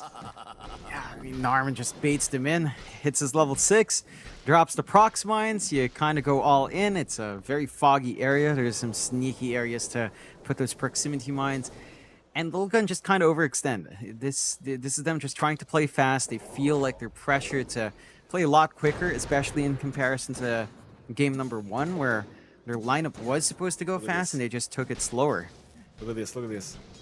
Mine's out. There's 2 right there. Boom, boom. See you later. Sanctity. You have a great point there, John. Like, in that tree line, if you can bait them in, there's no way they get the mines in time before they pop. Strength of techies, and they might find Sanctity again. Yeah, the Ember. Oh my God. It's the genius of the techies pick, because you're going to have Blast off to silence, and to make matters worse, once he has the shards, he'll have the stun as well. So it's really hard for this Ember if he gets caught out like that. Meanwhile, bottom lane, 11's going to drop. So another kill to go the way of Army Geniuses. But with this Blast off Inkswell combo, it's just so disgusting to have to try and play into. And there are multiple combinations with Inkswell. Rebound Inkswell, if you've got even just the Void Time Walk Inkswell, there's a lot of ways for AG to actually just keep running forward. And just the beauty of having that in the support duo is that means your cores can just farm up. Your cores aren't committing. They don't have to die for any of these attempts. It's fairly low risk for the side of AG. If Narman dies on the blast off Inkswell, you really don't mind. It's a techie support. He's doing his job. You're allowing your Void and Morphling to farm. Lilgun, they're going for a smoke play out here. Here we go. They'll try. They will find the techies at the very least. So Narman might just drop a no. The Soulbind is there. They're going to try and fight back. And now the double rebound in the mine as well. Onto the Ember. He's silenced up. In comes Azura. There goes Sanctity. Ace 12 and Sanctity both down, as now the Phoenix going to try and TP up, but the stun's going to be there from Azura. No. Oh, no, no, no. Oh, no. It feels so much worse because you're trying to kill techies, John, and you give 3 heroes away for it. Yeah, they commit so much just to kill off Narman. Still managed to get some good... He got 1 prox mine off with a Dispo's back. Like, that was so much damage flying out. It set them up here on the side of Army Genius to take that fight. They might lose DB down bot, though. So they do find a trade-off here from Lilgun, getting some aggression down bot and clearing out the spot tier 1. But I don't think AG minds too much. They've kind of put a big stop to Sanctity. This is a very poor Ember bottom net worth right now. isn't too far behind Wami, so all things considered, not the worst thing in the world, but you definitely need more to flow into that.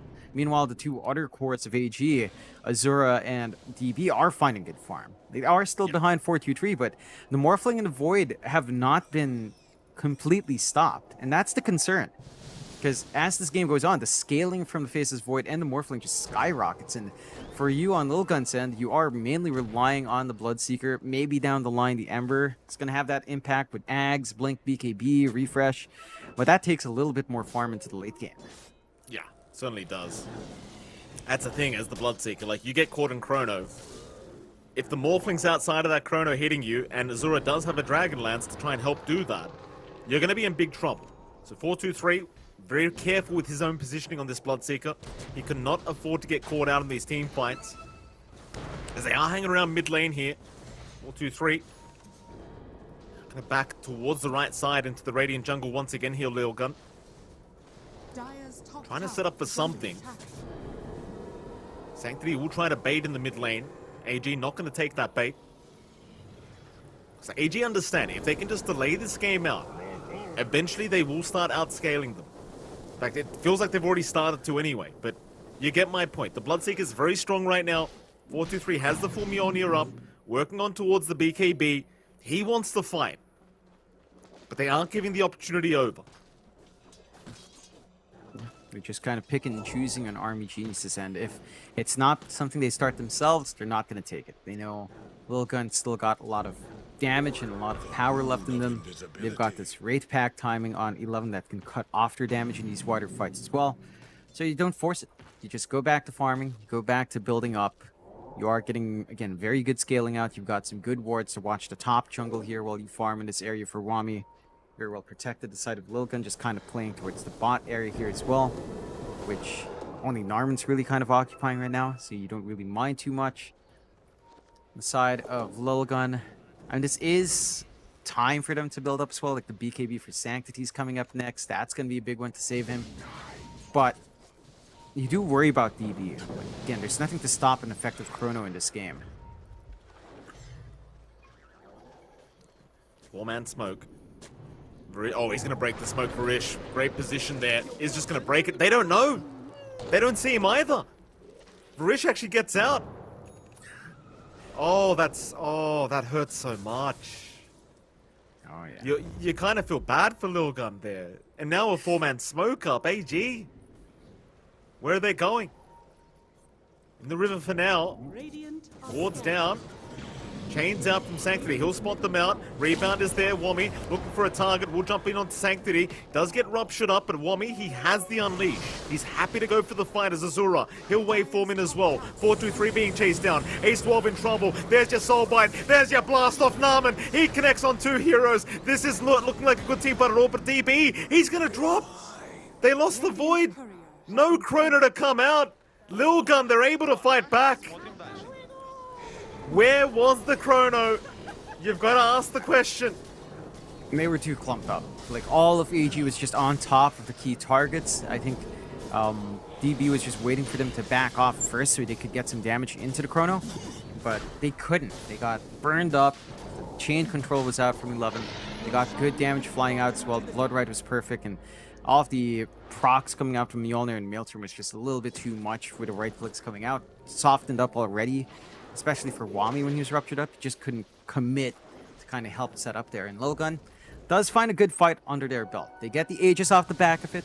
They've got a secondary life up for 4-2-3. And now they're ready to play aggressive. Azura has to watch himself.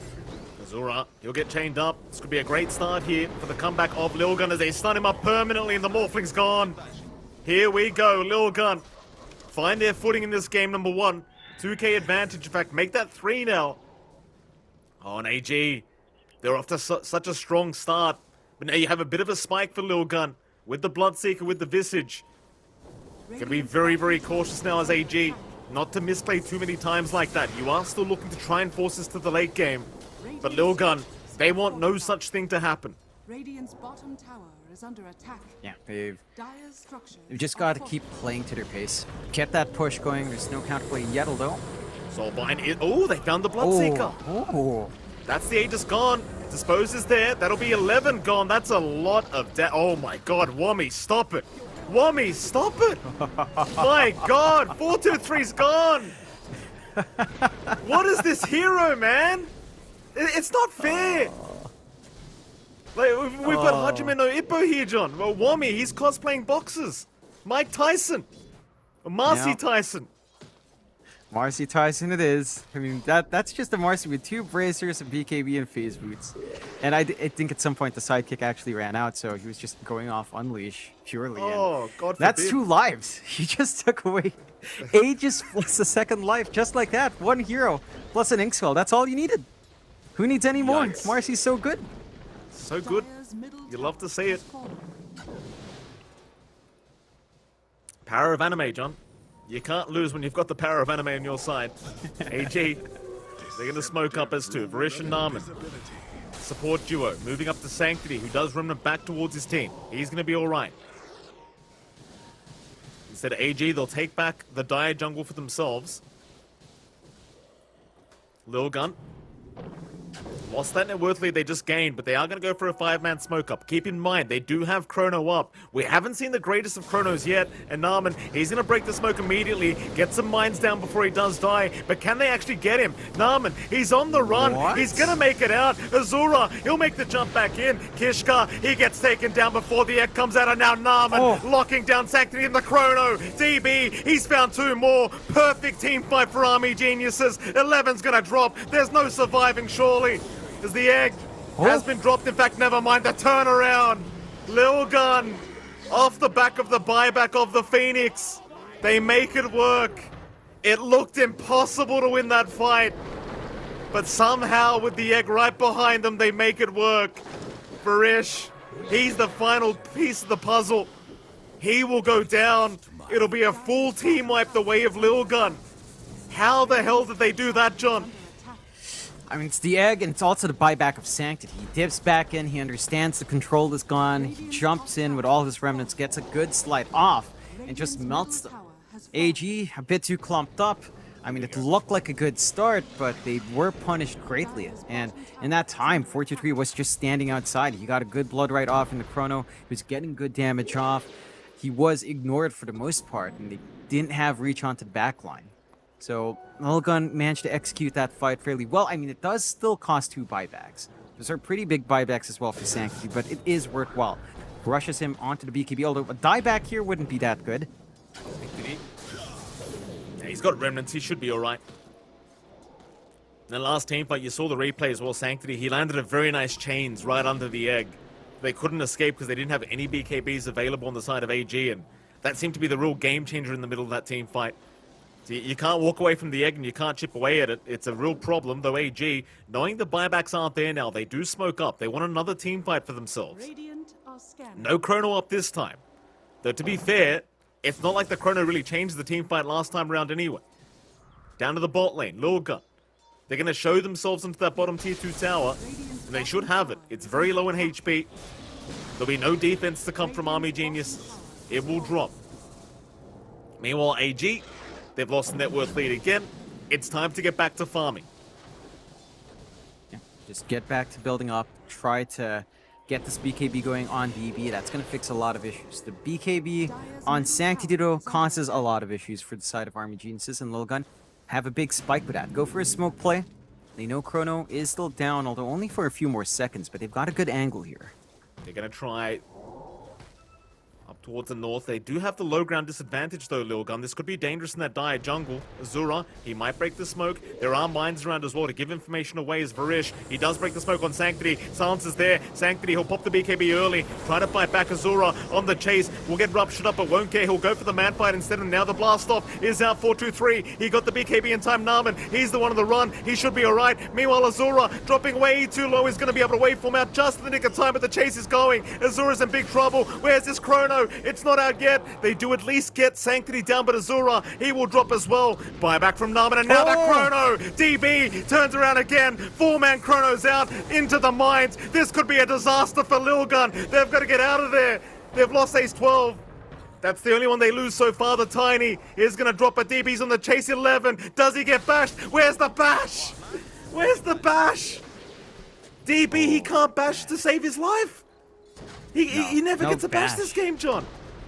No bash, no rebound, no dispose, no nothing. They held on, hoping for some luck, maybe getting cut off in the vision there just a bit as well.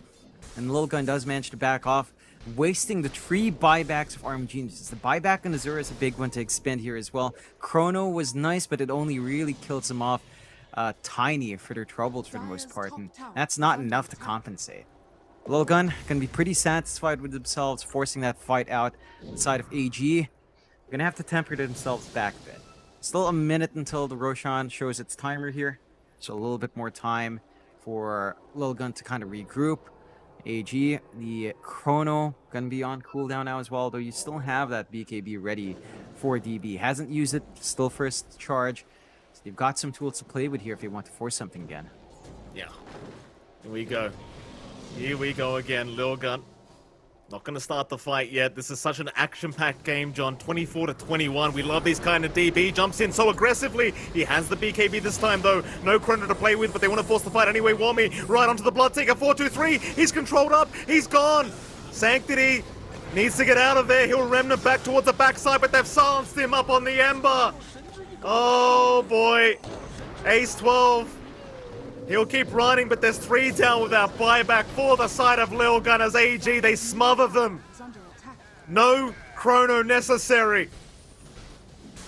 Yeah, like, the bash is coming out as well. The basher on Wami paying dividends, keeping that Ember just locked in place, along with DB finally getting a couple of bashes of his own. Now Lil Gun, they kind of lose that small lead they had. The buybacks become worthwhile on Army Geniuses, and that fresh BKB on DB certainly proving its value there. They do dig through the back door. They've got an angle onto the high ground. Roshan, a bit of a longer spawn here. The rest of Army Geniuses are pinging out top, taking the outpost as well. See if they will fully commit. Not going to go for the high ground. So they play it safe. Respawn isn't too far for Lil Gun, despite a couple of diebacks there. It is not the longest. We're still very early in this game, 27 minutes in. But you can see just how back and forth this game is. If you look at the graph, it's a roller coaster, Mike. A while ago, I think the win percentage for AG was at 52. At some point, it was much higher for the side of... Actually, no, it's always been AG. Lil Gun did have a little bit of the net worth and gold lead, but again, it's just bounced back. It's so much back and forth. Both these teams, very willing to fight, very willing to trade blows, and as you mentioned, they didn't have Chrono last time there, Mike. They've got Chrono back up for DB. BKBs are back up as well. They could fight again. Yeah. For any people out there betting on this game, I hope you have life insurance based off these graphs that we're looking at. It's could be some heart attacks going on here, John, for some of these people. My God. What a game it has been, game number 2. AG, in we go again. Chrono is up. DB, he's waiting very patiently with the invis room. Lil Gun, they do have a sentry in the mid lane. They're ready for this. Observer ward's going to go down. That'll reveal the sentry ward. They'll see Sanctity on the Ember. This is bait. Sanctity does have a BKB, but nothing for the Chrono. DB's still very patient. Oh, God, they are just still waiting. You don't want to have the Phoenix outside of the Chrono either, because that Sunray is going to make it very hard to burst anyone down. Patience from both sides. Roshan, it's up in 0 seconds now. There it is. The mine will give away that Roshan is available, and there's your immediate smoke. AG, they don't want to waste any time. Again, buybacks are very limited right now. It's only the Void that has one. In fact, never mind, he just bought out. There are no buybacks available in the game at the moment. So you die, you're gone. Go DB, he sees the Ember. Chrono! Oh, it's not gonna happen! Oh, Sanctity outplays him. Toss is there. DB's gonna run. Chains around. Lock 2 of them down. Who have they got? Narman, he's in trouble on the techies. He'll move in and try to fight back, but he's gonna drop. What a remnant away from Sanctity. I want to say that was on purpose. I want to say he knew. He just backed off. He was just done farming. Figured something was a little bit wrong. Gets the timing just right. Maybe he did get the timing just right. There was a little bit of a window where visibility was there. And that's the opening for Roshan. Like, not going to take long to melt that objective. No Chrono threat here. No techies to jump. Marcy's in. Wami, he's going to jump in the waveform forward. The Aegis. Wami's got it. Wami snatches the Aegis away from the grasp of Lil Gun. He'll die the first time. Egg will pop. DB jumps in. Kishka, he's the target. Azura, though, locked down, in trouble, stunned up. Can they deal with him? No, they cannot. He's out of there. Meanwhile, Wami, he'll keep man fighting. He'll see Kishka. He can't find him, though. It's still 3 down for AG. Lil Gun, they still win the team fight, but they will not get the Aegis. Yeah, they win out. I think Army Geniuses is happy enough to remove that secondary life. It would have been massive for Lil Gun to start onto the high ground, but knowing that certain spells are down, Lil Gun gun for it anyway. They've got such a powerful Bloodseeker right now. For AG, DB had such bad luck. He was trying to bash the Phoenix, found no bash. The Sunray just kept going. Like, it's so awkward when you're relying on that disable to stop stuff like the Sunray, which is just doing a lot coming out here from Kishka. They find one set of racks, they're gonna go for another, and AG, it doesn't feel like they're ready to defend. They're TPing back DB now, but the towers just melt. Oh, they've done such a great job on Lil Gun to come back in this game number 2. Excuse me. Zazura is going to rush forward. Wami, he's got the rebound. He's not within range to catch 4-2-3, but he's going to try for the chase. Lil Gun, they do back off successfully. Now 1 racks up. A bottom tier 3 tower going down as well. And 4-2-3, he does have the full Satanic up now on the Bloodseeker. He's going to be much more confident being able to man fight throughout these team fights. And as we've seen, if you don't catch Kishka in the chrono, that Sunray, it does too much. It does way too much. Suddenly Lil Gun, they are 5k ahead, and it's like, what do you do now if you're AG? Yeah, it's tough. They need to be able to angle themselves back in. They need to be able to use the chrono to its best ability here from DB. And it's a difficult game to get that done. Like, you honestly don't have the best jump. Like, you are reliant on techies or rebound, which is not exactly the same as like the Ember. Smoke out here from Lil Gun. They are in low ground. AG need to find a way to make this work. They need some vision too, but a great blood right into the jump in from Ace 12. They found 2 already. Wami and Varisha both gone. Narman, he'll be chased as well on the Ember. Trying to slow him down with the traps. Sanctity still going. Narman, blast off towards the south. He's going to make it. Or is he? Soul Assumption. 11's chasing. Chrono's out though. Chains are there. BKB as well. DB. He wants Sanctity. He'll find the Ember onto 11. The Stone Form. Gonna buy a bit of time. 4-2-3. How can you help right now? Can he even help? 11. He'll try to run, and in fact, he might just make it. Azura not going for the chase. They'll take Sanctity's life, but it's still a 2-for-1 trade. I suppose for AG, finding the mid-Ember is worth it for their trouble right now. They'll be able to defend high ground once again. Yeah, they stall out the timings of Lil Gun, stall out any sort of aggression they might want to have onto that top into another set of racks. So it does cost him chrono. Fairly long cooldown now to pop from DB, but he does get fairly lucky. He does get good amount of bashes up there, more damage flying out. I feel like damage is starting to be the issue. Like, damage and survivability, but more so in damage, because if DB gets the chrono out, it just doesn't feel like he's melting any heroes. So maybe you want to kind of double down in that sense, either that or just tank up and drag these fights out further, even playing outside chrono. Like, you do have the Satanic up in Azura. He's kind of going for that same mindset that we're seeing from 4-2-3. You just want to stay alive. You want to get the hits off. You need to play around your combinations here. If you do get jumped first, you see Lil Gun, if they've got that initiation advantage, it just feels so much easier. You catch AG kind of clumped up, not ready to go. You've got the burst to kind of just take them out immediately and not have it. Sorry, don't mean to interrupt you, John. You look at that graph again, it's still very close between these two teams. It's 47 to 53%. How? Look at this. How's that work? Wow. Onto the high ground we go. DB. He'll jump in for a time dilation, but the bot racks is now gone. So Lil Gun, 2 racks is up. Happy days for them. I can't believe the game's still this close. Yeah, I think it's just down to favoring scaling, and it's a Morphling, it's a Faceless Void, it's a Techies who can try to make this game hellish. They will smoke up here on AG Sand. They've got to get this initiation right this time around. Need a big chrono Nam, and he's going to try with the Inkswell. In fact, it was Wami who had it, but won't be able to find the jump. Lil Gun, they seem to know there's a smoke happening right now. They'll wait by the tree line in the mid lane. Hoping that AG falls into their trap, but they do not. AG, they are not willing to go up that high ground. You might just want to buy time if you're AG for the next Roshan. Even if your Void is the highest farmed hero on the map, it doesn't seem to translate right now. He needs more. He's got a Mjolnir on the way now. Lincoln Sphere up as well against that Bloodseeker, just trying to make sure he does not get ruptured in the middle of these team fights. But I think you are both just playing for the next Roshan. Even as Lilgun with 2 racks is up, you might not feel safe going a high ground once again until you have that next Aegis up. Scan is there. DB, he'll make a very aggressive jump in, but does press the rewind button. Lilgun just patiently waiting. For now, no jump to be made. Sanctity. Seen this one before. Chrono, he's trying to bait it out. There's a Chrono. Sanctity, he's been caught. The Sunray, it's not doing enough. Sanctity's gone. Kishka in trouble now. As the Ember has no buyback, they're still going to try and turn. Ace 12 is there with a big avalanche and toss combination. They got the Void. Ace 12 finding a great trade for his team. And suddenly it doesn't look as good. Yeah, it was kind of all in to go onto the Ember. Chrono BKB down from DB.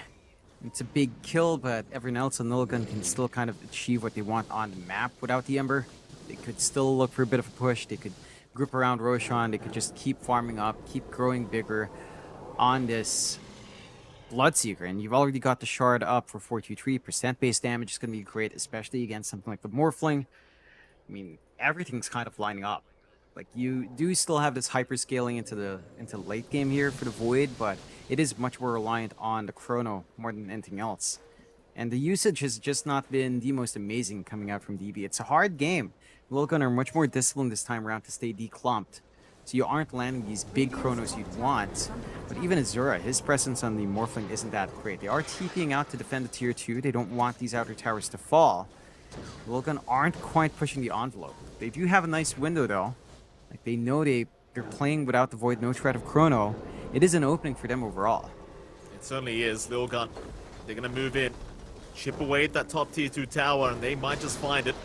11 will take care of it with the familiars. They have some nice observer wards here in that top lane from Lilgun as well on that tree line, but not going to be able to make use of it yet as AG. They're the ones to sit back. Now Kishka, he's got a full Scythe of Vice up. And that Philly Stone he's been holding this whole game has paid off. He's got enough gold for a Scythe of Vice in the Phoenix. If you're the Void or the Morphling, this is a real bad item to have to try and play against now. Once those BKBs wear off, you're in big trouble. Yeah, it gets really tough. I mean, they're still trying to work onto the Hex coming out here on Narman, but he's still a long way away. He's just been dying a bit too much past the limiting phase. And with that added control, it's becoming so much easier to hold down DB if you don't catch the Phoenix in the Chrono, as DB has not been able to. And if he doesn't immediately just pop the BKB, well, the Hex is just going to ruin your Chrono anyway. It's a really good counter here. And catching out Azura is big. Stopping Wami from just running onto here is also really big. Lilgun, 7k up. They feel in control of this game. They've got really good shots to just go for the Megas or go for the tier 4s. AG can't really spread themselves out as much. They've got Chrono ready here. And you are working onto the Scotty for DB, but again, doesn't feel like he's gotten enough space to really farm that up and share that space with Azura. So the economy is just slowing down by a huge margin, and Lilgun's just free to do what they want. They've got free reign over everything. 7k advantage. It just doesn't seem to matter. 60% win probability now for Lilgun in this game too. I can't believe it's still that close with 2 racks up. Gaben, he loves scaling. You mentioned it earlier, Jonathan. The man loves scaling. Lilgun, slowly but surely, are going to have limited scaling here. They are still 2 racks ahead though. Objectives win you games. That's all that matters half the time. Speaking of objectives, Roshan 50 seconds away from respawning. That's the big one. Inkswell, DB, just get in for a quick sentry ward. Radiant are scanning. Kill that one off. If they can somehow get the Aegis on AG, it could be the turning point for this game, but Lilgun, All they've got to do is make sure they get it themselves. If they can just deny AG the access to the Roshan pit. Oh, and that's a double damage. Sanctity. Perfect timing. Aegis Roshan, it's about to respawn. 20 seconds away. How does it always happen? Every game. Roche coming up. Gotta have that DD ready. Oh. And Lilgun are kind of in a really good position to get that on. If AG plays it well, they've got the chrono threat in the Roche pit. So Lilgun can't fully commit into the pit. They can't afford to just clump up and try for Roche. But neither can Army Geniuses, because it's a big danger with how much presence is out from Bloodseeker, from how well Ace-12 has been initiating on the Tiny, and how well Sanctity's been dancing around on that Ember. They do see the Roche dip out. Lilgun knows it spawned up.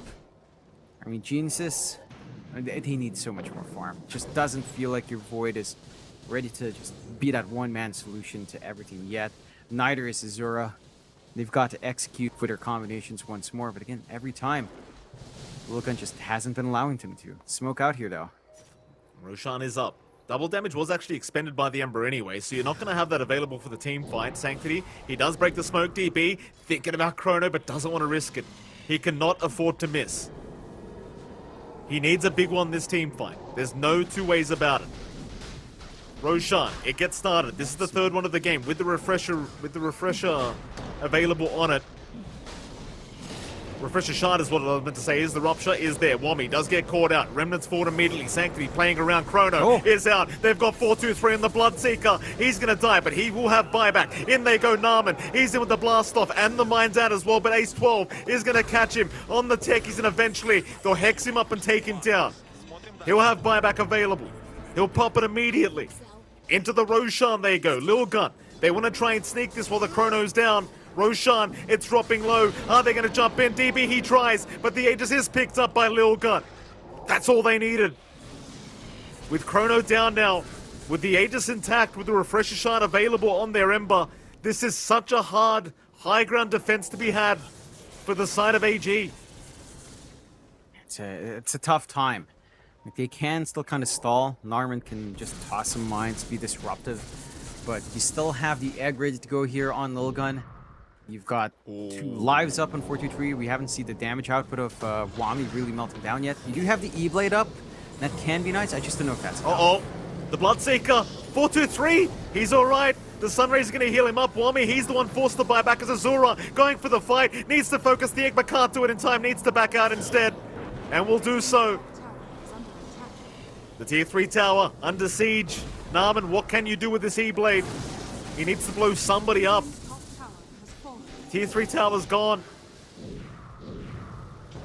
DB, he'd love a Chrono. He's got a Refresher Orb available now on that Void. Would rather save it for a double Chrono if he can. 45 seconds away from the cooldown of that Chrono being available once again. Lilgun, do they keep going? It doesn't seem like it. They took the tier 3, but they're not willing to risk it. Not yet anyway. They'll wait for the next creep wave at the least.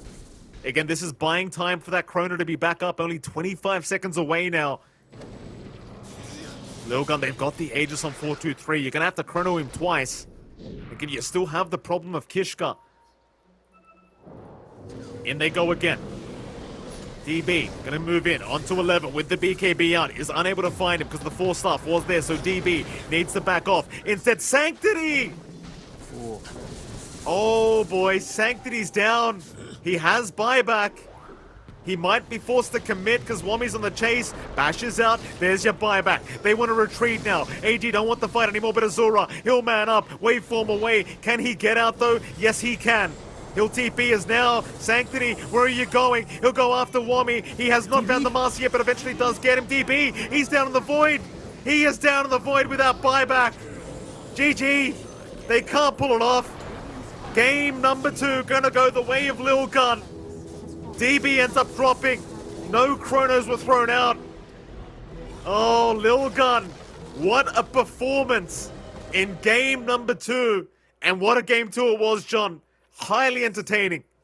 Oh yeah, lots of back and forth there. So many kills on the board as well. I think we ended up with 64 kills in 44 minutes. Lots of action. Lilgun, they play it really patiently, right? Like they hold on, they keep this build up going on 4-2-3, allowed the Bloodseeker to just get really big. They positioned themselves perfectly in every team fight. Like Kishka is just always outside of range, getting the Sunray off. AG just aren't able to jump that far back in because when they initiate, they're jumping the frontliners. They're the ones that want to go first. They toss in Narman, they toss in DB or Wami and try to melt these heroes. But with the Phoenix in the background, like the egg, the sun rays, the sustain was much too much, and they just couldn't handle it. Like they had this good scaling, but they kind of lost momentum once the counterfight started to look good from Lilka. I'll tell you what, John, I'm so happy we get to go to a game 3 because that game 2 was just so much fun to watch. We'll look at the scoreboard here and who's the MVP on Lilgun? Like Ace 12. His scoreline 0-9 and 22 doesn't look very good, but he pulled off a lot of big avalanche toss combinations.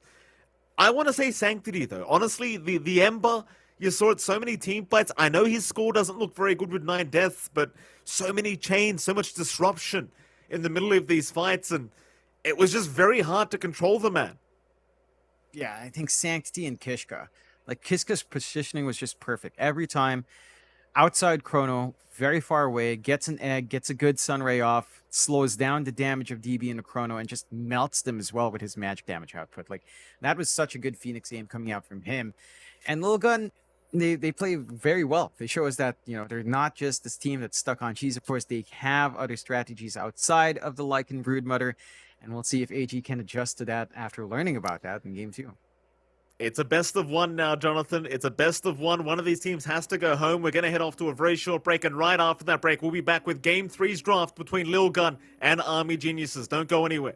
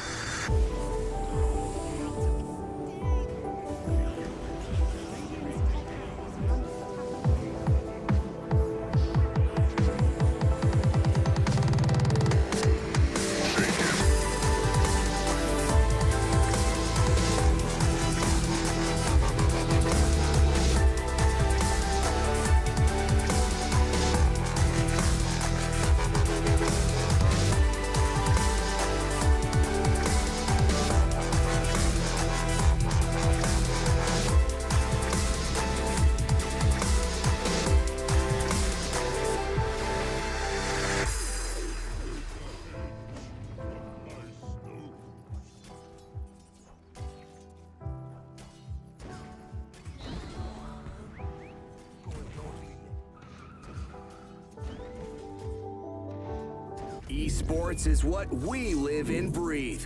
For us, it's more than a game. It's a reality where a group of letters can mean everything.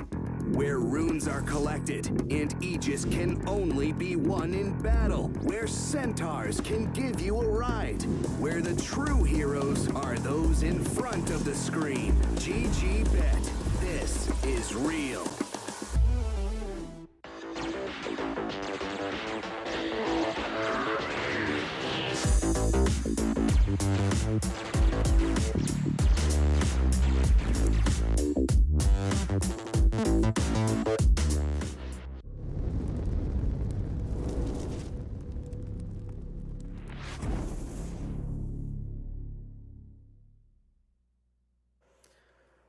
All right, ladies and gentlemen, we are going into our Game 3 draft between Lilgun and Army Geniuses. Jonathan, I already said this earlier, one of these teams has to go home. It's a best-of-1 series now.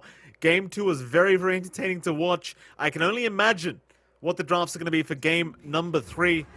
I'll ask you the question straight up, John. What do you think AG need to change up to try and win out this Game 3? And you know what? Give us a comment on Lilgun as well. What do you think they need to go for this Game 3? Because it is a best-of-1 now. No, I want Lilgun to try to dip into some of their specials. The Sanctity TA is one thing that we know they rely on a lot. The Visage has been banned out. AG probably not expecting that one to be so effective. 11 was doing a great job, despite a bit of a slower start. Like, his familiar micro was on point, and they go back into the Tiny, and they get the Bat Rider here. So they've got some good aggression lined up once more from Lilgun's end. For AG, they've had some really unique drafts. And I think it's not really the drafts that are the issue. They go back into the Void for the side of Army Geniuses. So again, keeping that flex in mind, kind of trying to get in the heads of Lilgun, whether or not it's a Narman hero, whether or not it's the DB hero, still very open here. So they've got a lot of decisions to make. Although, if you are running something like, say, an 11 Bat Rider here instead of something mid for Sanctity, the Void can kind of play around that. You've always got the Time Walk if the damage gets too bad. So you do have a decent enough lane to kind of play into. It would be better if you had a saving support. I do like that AG are respect banning a couple things. Like, they do take out the Sanctity TA. They take out the Ember that we saw just to a very high level out there from Sanctity as well. Like, he just managed to dance around so well and set up on that Ember Spirit. So lots of respect coming out in this last game. Yeah, absolutely. John, while we are waiting out this next band stage, we got to give a shout out to the viewers, John. I mean, we know how early it is in SEA right now, and the fact that we're still getting 20k viewers this early in the morning, very, very good to see. Of course, SEA fans, some of the most, if not the most passionate fans in Dota 2, and well, we love you all. Thank you so much for all showing up and being here to support your teams. Very, very good to see. Yeah, always nice to see everyone itching to watch some good Southeast Asian Dota. And all the games are going to be action-packed.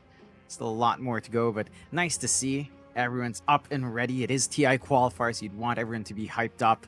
As you saw there, Wami still kind of feeling himself, tapping along and some music going. Lots more serious faces. I mean, Narman's just, I don't know why he's the most serious face. He really is, like, to me, one of the bigger clowns if you actually talk to him. He's a very funny fella. Hey. But he's just, I mean, you know, clown in a funny way. He's just a funny dude. But he's just got such a serious face when he's playing the game. It's like, you don't expect it, you know? You don't expect his IG to just always out partying, having fun, barbecuing, learning new Indonesian curse words. He's Mr. Worldwide right there. Why'd you have to say barbecue, John? I'm hungry right now. You brought up barbecue. I get very hungry. Barbecue, one of my favorite kind of meals to have. Actually, I was talking to the wife earlier, Jonathan. She wants to go out to Korean barbecue for a date. Just off topic. So yeah, very nice. Love myself a Korean barbecue. Yeah, and that's also, I believe, Army Genius's favorite outing as well. I always so see good. them do that. It is good. Of course, if the food goes bad, it's your own damn fault. So you can't blame the restaurant, unless the meat cuts are subpar, but I haven't seen any of that. Still, with the draft developing, back to the Phoenix for Lilgun. Had a lot of success with it last time.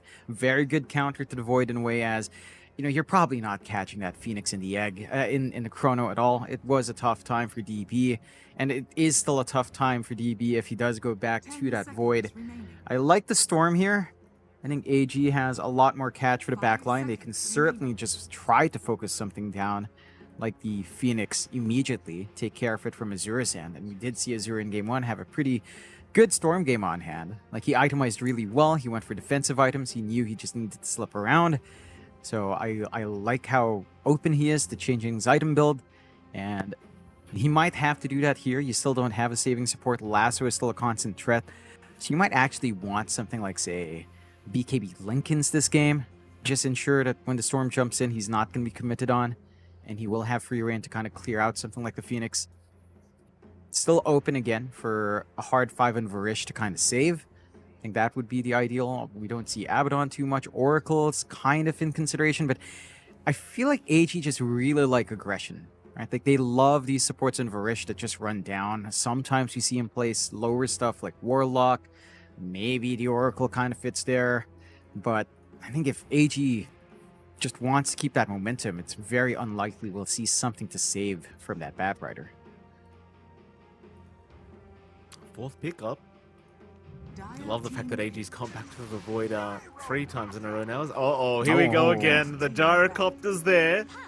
We've seen this one before. This is actually is this the exact same draft apart from the Marcy from game 1? Pretty much. Like the Marcy's the one different here or there. Everything else is kind of the same as game 1. So they run it back here on the side of Army Geniuses for Lilgun. I mean, they've got the Puck, so they've adjusted well. I think the Puck's a really good pick here. Dream Coil Egg combination looks fantastic. Toss back from the Dream Coil to break. You stop the Void from just jumping out. You stop the Storm from zipping around. It's a really, really strong pick to tie in more team fight here for the side of Lilgun. So it's not like the execution for Army Geniuses is just straightforward here. They've got to be able to kind of adjust. They've got to be able to catch out the Puck somehow, because their hold isn't the best. Like, you've got the Zip, it can be a bit telegraphed with a pullback. The Chrono might be your best bet. And again, if it is sort of the same draft, we're probably seeing, say, a Wami Marcy, an Azura Storm, and then a Varish Gyro, with Narman taking the Faces Void once more, leaving the Wami last pick. I don't see anything on the last pick here to kind of tie things up. Like, you might make an argument for, say, a Mars. That can be one way to give you team fight that you don't rely on a Chrono. Ties in well with Gyrocopter, well enough with Storm and Marcy as well. Or actually, no, they're looking for the DB here on safe lane, unless they run a DB Marcy. And then you can flex for Wami. So it's open enough that you can do that. I mean, as you mentioned last time, T1 did flex Marcy for Ana. So you could do that as well here for AG if you felt the need for playmaking on the offlane here. Yeah, that's the Ana Marcy, something a little bit different, I think, Jonathan. I mean, that's a part-timer kind of hero to pick up. These are full-time pro players. I'm not sure if they have the POS1 Marcy in their arsenal right now. You never know. AM ban is going to come out. No idea why. You know, unless you want to lose as AG. AM, not exactly the best hero in the world. And there's the techies being panned out for Narman. So we don't want to see the techies again. That was very annoying to have to play against, say, the side of Lilgun. They'll get rid of it. Narman, is he playing POS 4 Void? Is he picking up another POS 4? We'll find out very soon. 5 seconds remaining. If they do want to give Narman a hero, is Earth Spirit still there? If he really wants to. I mean, that hero has just been kind of hit or miss. We've seen it a lot more in China. But Narman is a mean Earth Spirit player if they want that. They will go with a Pudge. Hey. So it is a Narman Faces Void more than likely, and a Pudge coming out for DB. I mean, you could maybe flex that. We just don't see support Pudge all too often. We have seen DB play this a couple of times. Look at that, John. He's put the hoodie on. Uh-oh, hoodie's on now. Top left corner. That's it. It's all over. The hoodie's on. Things have gotten serious. Let's see that gaming posture here. He got the tap on the back from the coach as well, Clairvoyance, giving him his energy. You know what happens when that hoodie's on, John? Things get serious. Oh, yeah. DB, I mean, he gets the Pudge. He's ready to fight. He's got the hoodie on. He's ready to go. For Lilgun, they've got to find a good last pick. I feel like they kind of handle the Pudge well, though. Like, you've got Sunray % base damage. Pudge does not enjoy that. He just generally doesn't enjoy DOTs as well, overall, as he will want to try to rot through. So you've got pretty good solutions. You can go back to the Tiny One here. Maybe close out with the support. Maybe we'll go with Lone Druid instead. Hook. So they've got a very good way of going about this. This fits perfectly into what Lilgun love to do as well. 4-2-3 on a very nice hero. We've seen Lilgun pull this out a couple of times. And I believe this was one of the heroes they used to beat out AG in the DPC. So We'll see if AG's ready for that one. It can be really damn strong. Like, you can hold a lot of these heroes back. You can break up a fight with a roar. You've got a lot of good synergy out with the puck. Roar into Dream Coil. Just good fear to kind of push them back and just get a good break. And there's a lot to play with here for Lilligan. Same things goes for AG. Their aggression in lane, again, looks good. I mean, you've got a Pudge and a Gyrocopter lane. That is a lane that's designed to run down. So is, to an extent, the Marcy and Faces Void. That can be aggressive as well. Yeah, it's going to be a very fun matchup once again here between these two teams. Can't wait to see how it all pans out. John, is there a counter for the lone draw this game? Like, it doesn't feel like you really have the greatest answers. Not in particular. I mean, you can kind of just try to kill off the bear. I guess once the Pudge has something like his Ags and some protection, maybe a Hooded Defiance up, or at least a BKB, just focus down the bear, dismember it. You're going to need your shard for the lower cooldown, feels like, because it is a lot to throw onto just the bear. I think the Marcy can probably melt it, actually. If you think about just Marcy's output, the bear should just actually melt. So you have some ways. It is still going to be annoying, but that is some gold bleed that Little Gun will have to watch out for. 423 is going to have to micro pretty well. Again, you have some defensive choices, like the Savage Roar is going to be nice. Just pushing them away is probably enough to save. And there are higher priority targets in the backline. You have to stop Kishka on that Phoenix, because he had Ace 12 in the Phoenix this time, because he had a fantastic game. And if the Phoenix just replicates that same performance that we saw Kishka do, I mean, you're just going to have a hard time. Pudge will burn down to that Sunray. Let's see how Game 3 goes, John. You know what I'm going to ask for? The people want to hear it. We need battle points, Jonathan. We need battle pass points. Predictions, please, sir. Let's see. Will a tower be killed before 10 minutes? I want to say yes to that one. Total number of towers killed before 25. Probably, oh, that's a hard one. I can see 0 to 5 or 6 to 10. Like, it's right in the precipice. 25 minutes, maybe 6 to 10. Team with the most Roshan kills, I would lean towards Lil Gun. First player to buy a Blink Dagger. Interesting. I think 11. Yeah, probably 11. Like, he is the one that's to prioritize that from the offline. So there you go. I was going to go Sanctity for that Blink Dagger one as well, but I thought to myself, well, as the Bat Rider, you do want a quick Blink, right? Because against Void, against Storm, against the Marcy even, you do want that Blink for the Lasso. You don't need the Boots of Travel build-up or the damage build-up, you just need the initiation. We'll see what happens anyway. I think your predictions are pretty spot on here, John. Well done. 30 seconds to battle. See what AG can get done, though. They have grouped up as 4. They'll make their way over to the Dire Jungles. Ace 12 is going to spot them out. Will be just fine to walk away. They'll see the Spirit Bearer as well, but not something they necessarily want to deal with right now either. AG just trying to secure both bounty runes on the left side. Varish, in the meantime, trying to have a look around for some Observer wards. Does get hit by the tower. Believes there is an Obs ward there, but there is not. The battle begins. 2 for 2 trade. Oh, 3 for 1 trade. DB gets Little hook. Yeah, nice little hook coming out. Just kind of set up. No block. So DB does grab an extra for his team. Nice little start coming out there for Army Genesis as we take a look at that mid once more. Azura is on that Storm, as we saw in Game 1. Up against Sanctity on the puck. This does feel like something the puck should be able to manage a little bit better. Storm still has that really nice level 3 spike with the double overload being a play that you could go for, or just kind of getting more damage on the Remnant to clear out the creep wave. Storm has a pretty easy time clearing out the creep wave in comparison. The downtime for puck on the Illusory Orb is just that much bigger. Although you shouldn't be able to trade too much back and forth. Although, if you can, then Azura still feels a lot better. Especially if he does have the Overload to trade. You're going to have to time your Waning Rift or Phase Shift here very nicely on Sanctity. Yeah, absolutely. So it can be a bit of a dangerous affair. What about the side lanes, John? Maybe we should start looking at bot lane. You're going to see DB there in that POS 1 Pudge. Seen this man play POS 1 Pudge quite a lot. Really enjoys running this kind of carry for himself. Be there along with Varish once again on the POS 5 Gyrocopter against 11 and Kishka on the Bat Rider Tiny. How does this lane go, John?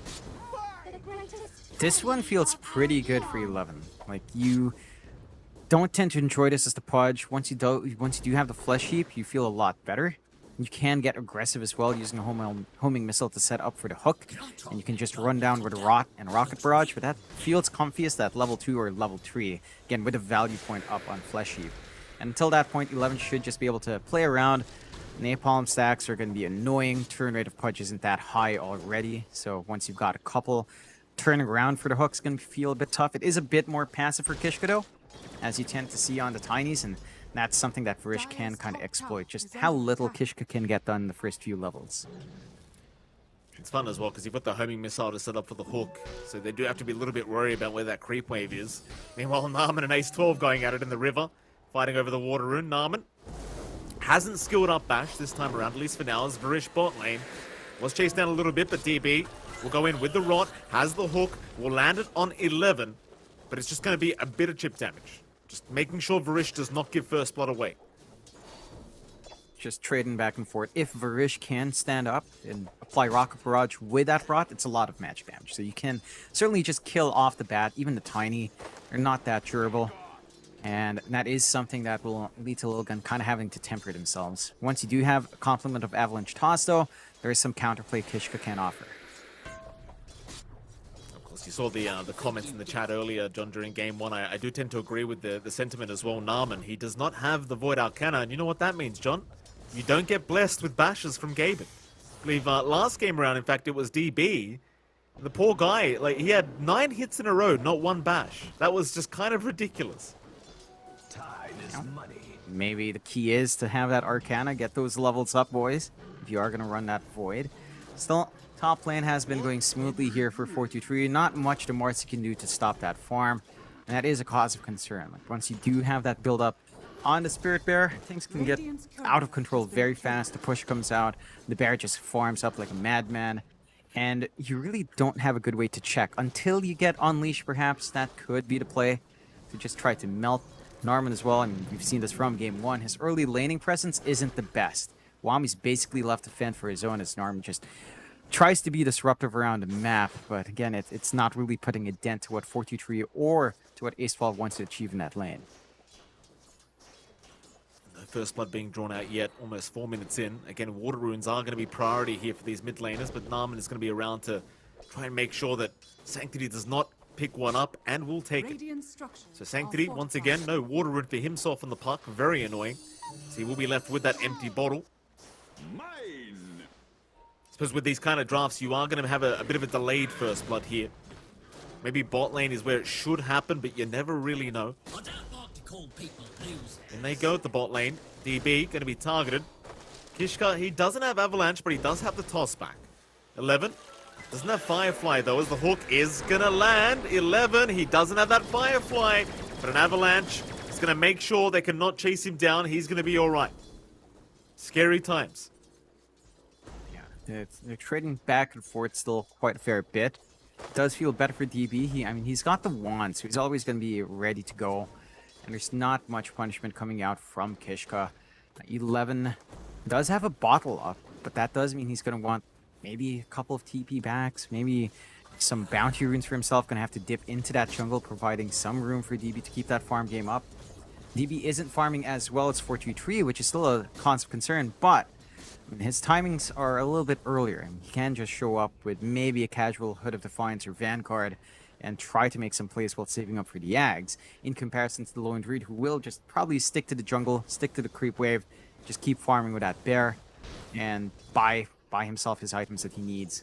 Wami, again, not the most aggressive start. They are still trying to keep chase down bot, but Kishka is just speedy enough with the boots that it's hard to actually catch him out now. It certainly is. Kishka should be just fine. No first blood. 6 minutes in almost. Maybe with the power rune spawning, perhaps that's around the time, because now you certainly don't want to give these runes away. Sanctity has not been able to get a rune yet, so he would love one. So Zura, he'll head up top, they'll gamble. Narman is there as well. And he gets it. Zura, he's a very happy boy right now. Jonathan, he's getting everything he could ask for, and you always hear these mid laners complaining about it, even with the water runes. They always complain about, oh, but the mid laner that gets the power rune automatically wins the lane. And, well, for now, Azura is 11 CS ahead, so I suppose they're not quite wrong. Yeah, I mean, and you're at the point where you've got level 6 in both sides. So you've got the coil to kind of lock in the storm. At the same time, the storm can just kind of zip around if you're not careful, if you don't manage to set up. Still a very passive game. 6.5 minutes, no first blood, no kill attempts, just passively farming up. Oh. Do Kishka, Avalanche is out. Kishka gonna be alright. In fact, Varish, he's the one in trouble now. DB, can he help him out? In fact, Varish is gonna run. The stick charges were enough and the TP rotations were in Narman. He's gonna chase down Kishka. DB to follow up, and Azura, he's there as well. Narman, he'll take first blood on the Void. 7 minutes into this game. It does cost a 4-hero rotation, but they will secure it. Middle tower is under attack. you find a kill. You don't mind too much with Azura coming in. He does have a haste, so it doesn't take him too long to get back into the lane, find that CS once more. And you're not really doing too much up top as well for Narman, so you don't mind showing down. Wami's had a stable lane anyway. And you finally get a kill. You need to start ramping up a little bit more. Hood of Defiance being saved up for by DB. You want some stacks up on this Pudge to just be a little bit more durable up front. You normally kind of want like 4 from laning kills. They are grouping up mid now though from Ulgun. Ace, oh my god, that's so much damage. Wami just deleted Ace 12's HP. There's the rebound, not going to land either. Sanctity, a very nice juke out. Kishka is there, but Narman right behind him is Azura looking to zip in, but the Avalanche and Dream Coil going to lock both of them down with the toss back onto the Storm Spirit. Can he survive? Very Fire Azura, no! He is going to drop. Great setup from Kishka and Sanctity. Still a double damage rune is going to be found out by DB. They might keep going. He has Dismember. He'll land the hook. He's got the Dismember out. The orb. It's not going to last. They'll find a trade. Great rotation from DB. Yeah, and that's what you need to see.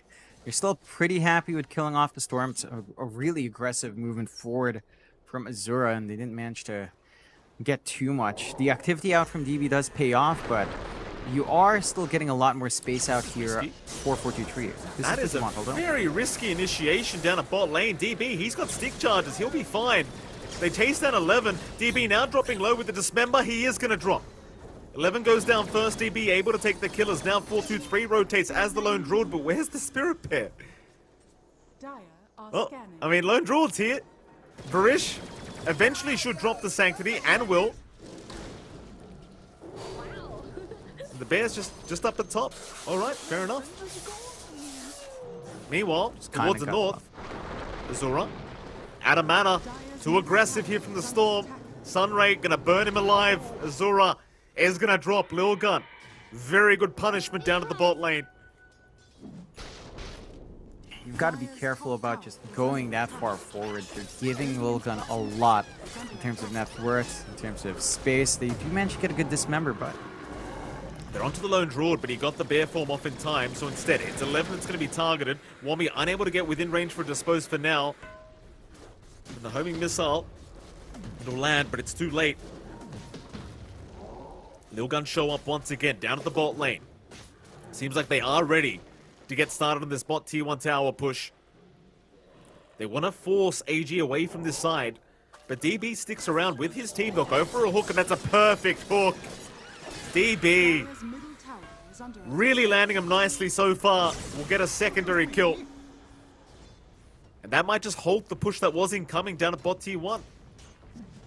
you're getting a lot of presence from DB. He is still ahead of farm compared to 423.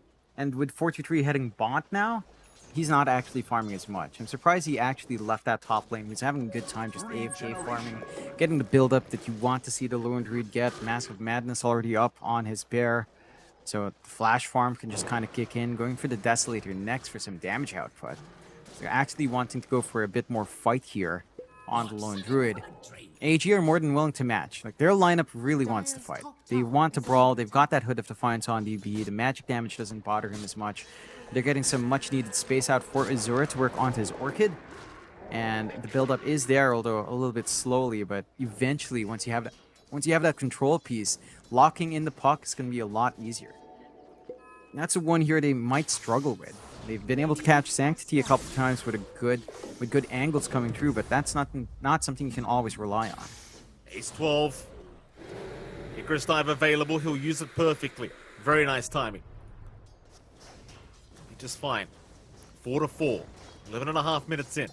DB, top of the net worth board on the Pudge. Not a great... Oh, hold on a minute. Mid lane, Narman? No, he's going to be all right. You never want to give DB this much farm on this Pudge. Because that Ags, once you have it up, we've all seen it, how ridiculous it gets. The farm speed, the damage. In fact, top lane, there is going to be a big team fight to break out. Wami trying to go on to 11. Coil is there, however, a nice rotation from the puck. Call down is out from Varish. They're going to keep trying to fight. The Coil was not enough to take down Azura. They've only found the Marcy. Kishka is going to be focused down and will die. Narman, he does have Chrono. They'll try to get the egg down. Narman, does he have the attack speed? No, he doesn't. He made it so they couldn't get the egg. Oh, he zones them out. Agent Narman, what have you done? DB. He'll keep running. He'll make it away, but... Oh, kids, you don't chrono egg, right? You need to hit the egg. You don't chrono it. That's not how it works. I don't know if they'd even have the attack speed, even without the chrono, because the Fire Spirit did land on Norman. You only had, the right click out from DB. It's a Pudge. His right click speed isn't the best. So whether or not they would have found Ace 12, it's also a bit nebulous. Very good TPs out from Logan to punish. They find some nice pickoffs, although not all the kills that they would have probably wanted. Azura gets away. And that's a big save out from AG. As long as the Storm's alive, you're pretty damn happy. That Orchid timing still needs to come true. And you are starting to force Lilgun to run around the map now. Cutting off, free farm for 4-2-3. He is still getting that build-up he wants. Sanctity has had a fairly good game, though. The puck is about to hit that great Witchblade timing into the blink. He's just going to be able to run around once that's up. Well, looking back at the replay, I believe what Nama was trying to do, John, is catch Sanctity, because he might have jaunted back towards the orb. I think that was the idea. Obviously, Nama wasn't actually chronoing for the egg. That would have been a bit silly. He was trying to catch the puck. And just sadly, there was no jaunt to come from the puck. So Sanctity, just seeing the chrono, says, I'm not going to jaunt. It's all good. AG, they'll run into the Spirit. Oh, 4-2-3, he's a big target. That lone draw, they see the Spirit Bear. Wami trying to sneak up from the backside. Narman, they'll see him. Rebound is there. He does have the Bear form out just in the nick of time. But the problem is he doesn't have the help. He gets the fear off. It's only going to buy a slight bit of time, though. Wami, able to take the kill on the lone druid. That's a big pickoff.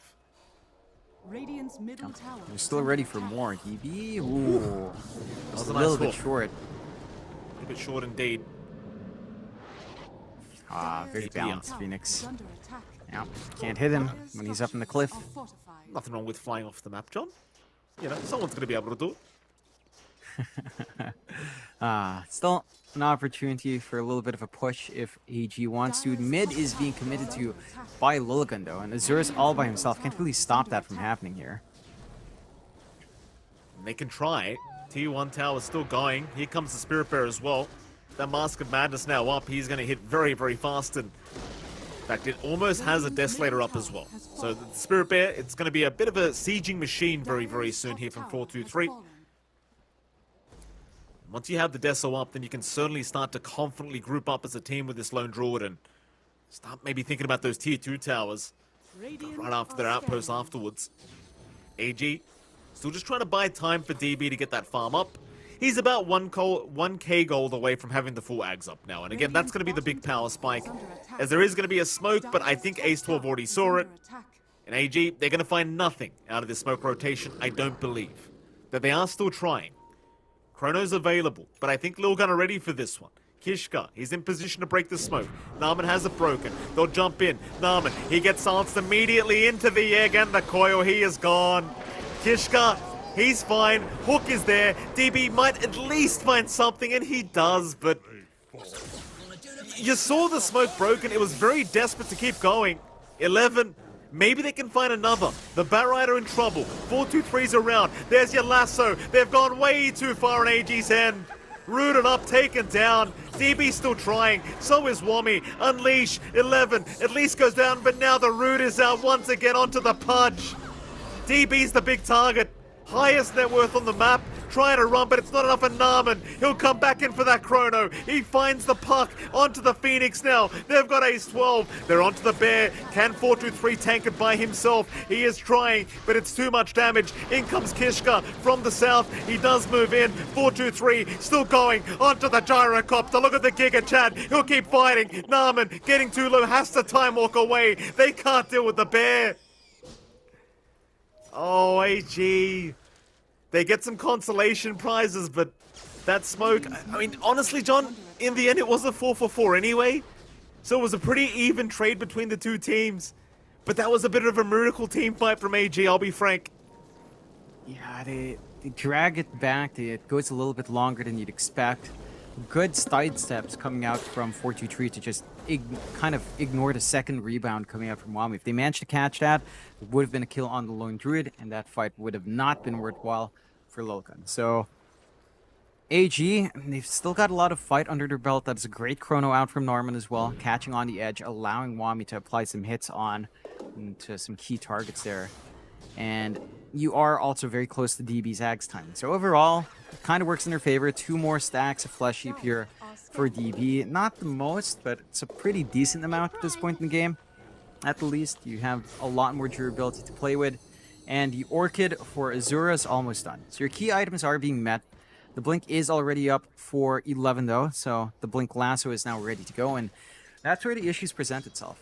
In fact, for Army Geniuses, they have to be so careful when they clump up because the counter fight is just really good from Lilgun. The coil, the egg, the tossbacks, the avalanche, and a huge AoE. AG just clump up so hard when they take these fights that it's very easy for Lilgun to get a better position in the end. Smoke up now. 3-man smoke, Lilgun. Send 423 in as bait in the mid lane. Nobody around from AG to even consider going for that. DB now, he does have the full Aghanim Scepter. Problem is, 423 is now out farming that Pudge, and we've seen how hard it's been to try and deal with this man already. 423, he has died once this game, but if he does get the true form off in time, so much harder to try and deal with this man, and with the Spirit Bear just kind of hitting away over and over again, it feels impossible. He'll work towards the AC now on that lone druid, and that makes it even more impossible to try and deal with this man if he gets the ulti off. Just a big tanky boy coming out on that LD. You do have good magic damage to kind of just go through that, so you might not care too much about the additional physical, as you will be able to melt him with the additional damage of the Rot, with the Rocket Barrage coming off, with the Storm on top, with the Orchid ready to go. Smoke out from AG with those items done. Lilgun are on the opposite side of the map though, so they might not find anything for their trouble here. We do have a classic pause coming out. This is actually, I think, the first pause in this whole best of 3, so we've gone pretty well so far. A few lag issues going on here for Army Geniuses. Quick disconnection out from Varish. See a reconnection soon, I hope. Of course, the SEA server, John. I mean, even I've been having these issues recently trying to play on SEA. Sometimes my ping just spikes to 300 for some reason. Not sure why. Reconnections do fix it pretty fast, but I gotta say, it's pretty annoying when you're in the middle of a team fight wondering why none of your spells are working. Very, very annoying indeed. There are a couple of things that happened as well. I think a few nights ago, like almost like 4 people disconnected, 2 from each team in servers, and there's an issue with reconnecting for a while. Like that was a few days ago. The servers were overloaded. So, you know, it's Battle Pass season. Everyone's back to playing the game. Can overload the servers a bit, and that load is pretty big. Southeast Asia is a big Dota region still. When Battle Pass comes out, it tends to fill up. Yeah, I think I was talking to you earlier, John. Steam charts have been showing that the player numbers are up the most they've been in like 3 years. So very, very good to see. DB, oh, this is a big pick. Kishka, not going to go for the avalanche. The TP rotations were there, and now DB with the hook does thread the needle. Kishka, he will go for the toss back, but DB with the axe is on the chase. Will be able to reach. The AoE is just so big with the Aghanim Scepter and Naaman. He'll go for a chrono. It's only on the Phoenix. He wanted 11 on the Batrider. Ace 12 still running. Silence is there. Can they burst him down before the egg does come out? It does seem like they can. DB. Another cheeky hook out. Does secure the kill for his team. And that's one of those risky hooks, John, where you might hook in your own teammate, but DB, he knows what he's doing. He's a professional. They make it work. They find some 2 freebies on Lilgun from Lilgun's end. Army Geniuses 12 to 11, less than 1k lead still running for Lilgun though. The farm distribution feels a little bit better with Sanctity and 423, although Time dilation, always very good against the puck, and they got him. The Marcy follow-up damage. He's even got the Brigand's Blade, so he does so much more with that Unleash. It's like the perfect neutral item for Marcy. Oh boy. It's one of the great things about the support Void, John. You get time dilation at max level like he does have against the puck. There's nothing he can do. no, you're just really stuck. You do have the Yules to self-dispel, but that could land you in a spot of trouble on the follow-up, especially if you don't time it right with your orb. That provides openings here for the side of Army Geniuses. They do take that mid-tier 1, opening up the map a little bit more, equaling map control for both sides. Look, I mean, they're still doing a fantastic job of buying out space for 423, but the question remains whether or not this physical build counteracts DB with a rock. Like, the physical output, the armor reduction with AC and Deso is massive. So I think that's what they'll go for. Just gun down DB. He's not going to have armor. He only has 7+4, although. They've got the puck. Sanctity at least gets the silence off. Kishka's there right behind, and now the egg is dropped, but nothing to hold them down. Where was the avalanche?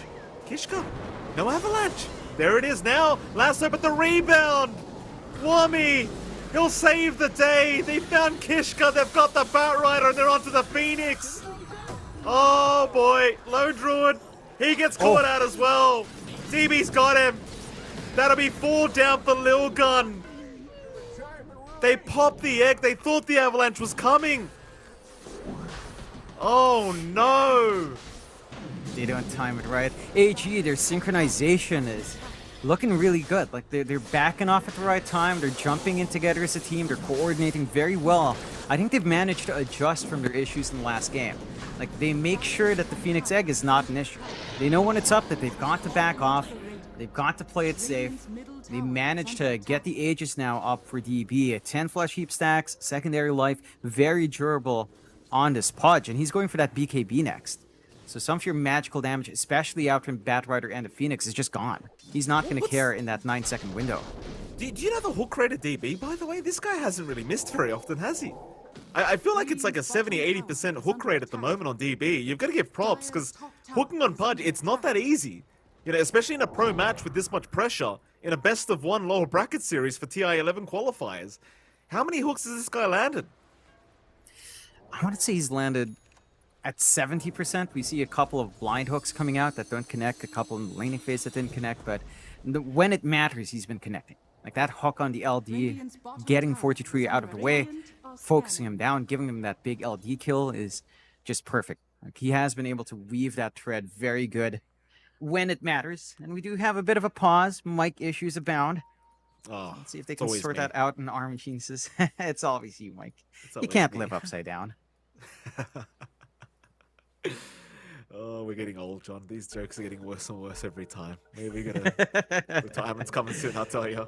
AG, 3-man smoke up. Who do they run it? Oh, Kishka. Well, at least he'll break the smoke if he does, but no, AG. A big wraparound, back into the Dire Triangle, looking for the Lone Druid. Good game sense here from 423 to back off at that right moment, realizing something is wrong. Very good game sense, in fact.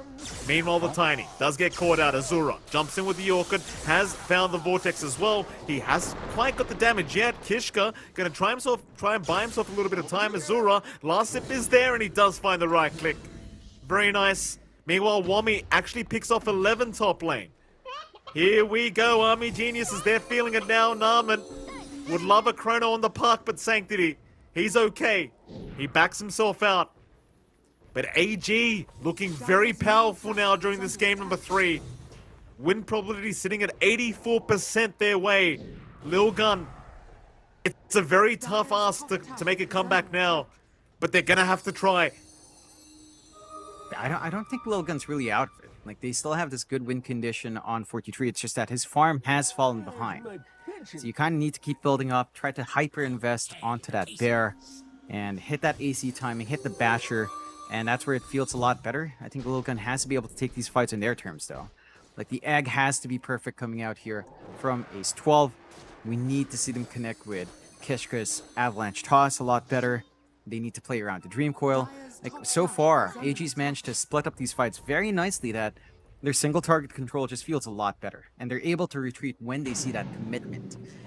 Lil Gun has to force them into that area and just, again, play with the combinations. Dream Coil Egg, probably their best one here. DB. Flamebreak will knock him back. 11 trying to buy a bit of time here for this top tier 2 tower while the rest of his team does make it over to the bot tier Dire's 2. top tower is under attack.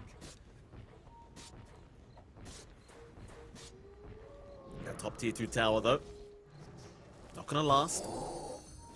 DB just able to do it by himself. And 11 could think about blinking in for a lasso attempt here. He is quite low now. Does have the Aegis up, but you might be able to waste it as 11. Problem is Wami's right behind, just waiting in case he does. And DB, he'll heal up with the Dismember, pings her out, but nobody's there to help. 11, he's not going to try. He's too important on the Batrider right now to try and go for solo pickoffs on his own.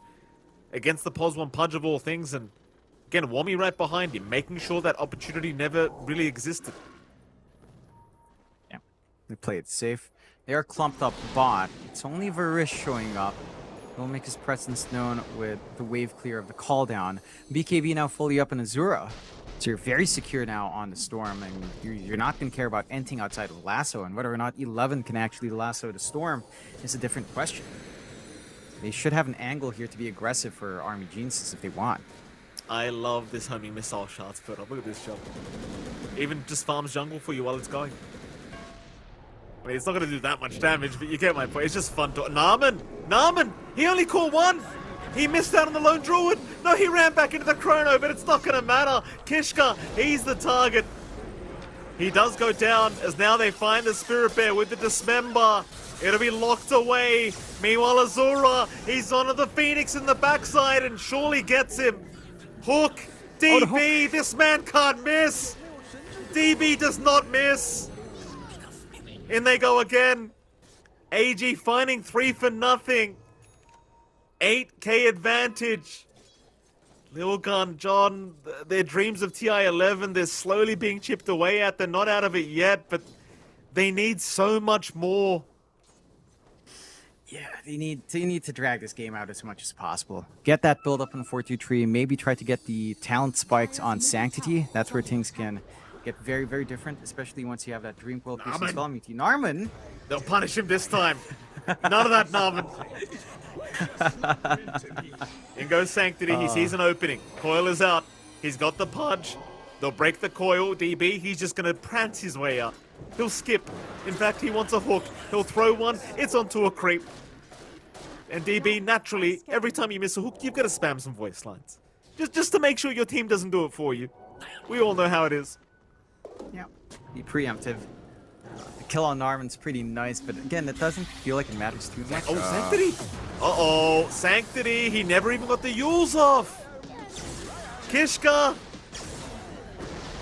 Oh, that's a mess. I think he had time for the Yules. I don't know if we can get a replay of that. Maybe just trying to hold out a little bit longer, but... Yeah, that's not good. That is not good news for Lil Gun. Yeah, and then maybe he didn't expect that BKB use on Azura. It is his first BKB charge going down. They just managed to chain stun perfectly there. Side of Lil Gun, they tried to help, but Kishka alone just can't stop it. And they're trying to poke and prod elsewhere. They're split pushing as best as they can, forcing AG back. But I don't think AG minds too much. I mean, if they move fast enough, they can find a couple of kills. DB is ready, on the run, meat hook ready, but doesn't really see anyone. And they've got some wards to defend, but 11? Is he really gonna stay? I hope not when he sees DP. That man is a real terror right now on this Pudge. 8-2-6 is the scoreline of DB, and again, he is happy to throw out blind hooks. I mean, you definitely want to as a Pudge. You don't want to hold out and wait for that perfect moment as my pub Pudges do. Narman jumps in. Kishka, there's the toss back. Hook is there. Not going to land on the tiny. Narman's gone. A nice start. Lil Gun, they're going to try and capitalize. They'll go for the lasso. Onto the Pudge. The call down. It won't do much for DB. He wants the man up. He jumps back in. Wami goes after the Ek with the Unleash. He'll take it down. Now the Lone Druid is in trouble. There's no survival. Azura, he'll zip forward. He'll take him out. Lil Gun, they need to run. They got too greedy for this team fight. Wami, Thinking about still going. Sanctity will jump back in the coil. It's going to be snapped by DB. Wommy is fine. Meanwhile, Kishka will jump in, but the Vortex Azura. Come back here, sir. The Tiny's gone. No chance to toss throughout the avalanche. As AG find a 3-for-1 trade once again. Narman, always happy to give his life away for these kind of trades. 10, 11k advantage and ooh. Barish, manning up. That's a lot of damage on Sanctity. Here come the rotation. Sanctity, Blink Dagger up in 4, DB. Let's see your game sense here, sir. Wrong side. Dire's bottom tower is Sanctity lets him know about it too. Yeah, that war they dropped earlier in that fight does pay dividends. They do manage to turn around, grab a couple of kills for themselves, and at least find a little bit of a trade. You are in a massive lead now if on Army Genes Ascendo, 27-14, 10k lead up. I mean, you are massive on DB. This Eternal Shroud being up, whenever he gets Glimmer Caped up, that lasso did no damage. The Firefly did no damage to him. Like, he was just fine. Managed to walk himself out of the egg. BKB on Wami means he can just focus on the egg, no problems. And Lil Gunner just, again, unable to play with a combination. Like, the ideal circumstance is still you jump first, catch AG clumped up together, but AG have been staying very disciplined. We have not seen them stay as a very tight unit for a while. They do kind of declump. They understand that they're highly mobile on two of their heroes. They've got the hook to kind of drag people back towards DB, so he doesn't need to stick around that close to that many people. And it just negates any chance for Logan to find that fight. They are smoked here, though. Jump in. Narman again. He'll be targeted. He'll get the Wraith packed off in time. Logan, they've got to back off. This is not the fight. If you can't burst down Narman, you can't keep going. That's for sure. Roshan is up. Second Rosh of the game. And DB, he wants to get it started. They've got the chrono. It's just such a strong position for AG to start Roshan. Their Roshing lineup, though, it's not really there. I mean, you've got Pudge Pos 1. So instead, they're going to go for a 4-man smoker. Try to force a fight. Radiant are scanning. Back into the Radiant jungle they'll walk to, through the mid lane. Tower is under attack. Scan is going to catch nobody yet, Dire but are Ace 12. scanning. Oh, they're going to walk right into him, the Phoenix. I'd say good positioning from Ace 12 to tank the gank. Gem? Just- Guys? Oh, There you go, Rich. Oh, Courier. Oh, the Courier took it. Oh! Tower is under attack. oh, the courier that could make it. Narman, chase him down, the come on. courier. Oh, Oh, the chrono doesn't stop it. Oh, Narman. Oh, Narman, you learn something new every day.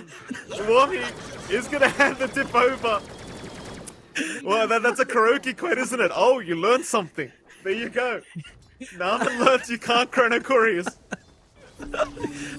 I appreciate his dedication. I appreciate that. Now you would have really loved the chrono to catch Sanctity out here. It's gonna be able to bail out. I mean, they really want that gem. Don't want to give it away. It's a freebie. Took a while for them to figure out it was there. But you know, it works out in the end, Mike. You know, all things come to a good end. That's the greatest chrono I've ever seen from Narman. Oh. Roshan. There you go. Ape's goodness taking me. Azura. He'll take it. I love Support Void, man. How Support Void's just that one. It's so much fun to watch. It's just so silly. It's so silly. It is. I mean, think of the impact from Armin. They jump him first, and unlike the last game in game 1 where they'd instantly just try to go all in on him, they're actually just letting him live. He drops a raid pack, they back off. Like, they don't even want to kill him. They know he's, outside of Chrono, he's not much. So they want bigger targets, but once the smoke breaks, it's only Narman, you just back off. You know things are going to go south if you can Chrono. He's just been doing a great job by just existing once more. Kind of like game 1. The impact it has to your decision making is huge, and it's just spinning Lil Gun around for a ride here.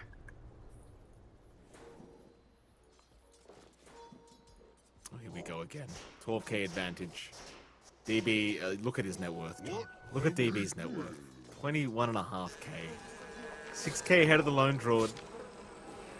Pos 1 Pudge, ladies and gentlemen. Very, very good. Gonna have the Shivers Guard up next. Radiant's top I tower mean, is what's the under win attack. probability now? 89%. It hasn't gone up that much for AD, to be fair. Lil Gun, like you mentioned earlier, John, they are well and truly still in this game. just a couple team fights, like maybe 1 or 2 team fights won, they could certainly make a huge comeback. Dire's bottom tower is under But they've attack. got to they've got- really play him out Radiant's right. top tower is under attack. We have to see the combinations. If not, we have to see a really good lasso initiation out from 11. Pulled someone big back. They've tried DB. He's just way too tanky. I'd say if you actually pull back Azura and chain stun him, that could be one very big way to go. Or heck, even Wami is a bit too disruptive Dire's on that bottom Marcy. tower has That fallen. could be the way. I mean, we still Radiant's haven't top seen tower that play is from under 11. I think when they did it on DB, they realized he's just not the target to go for. Have to come in for this defense now. Here we go.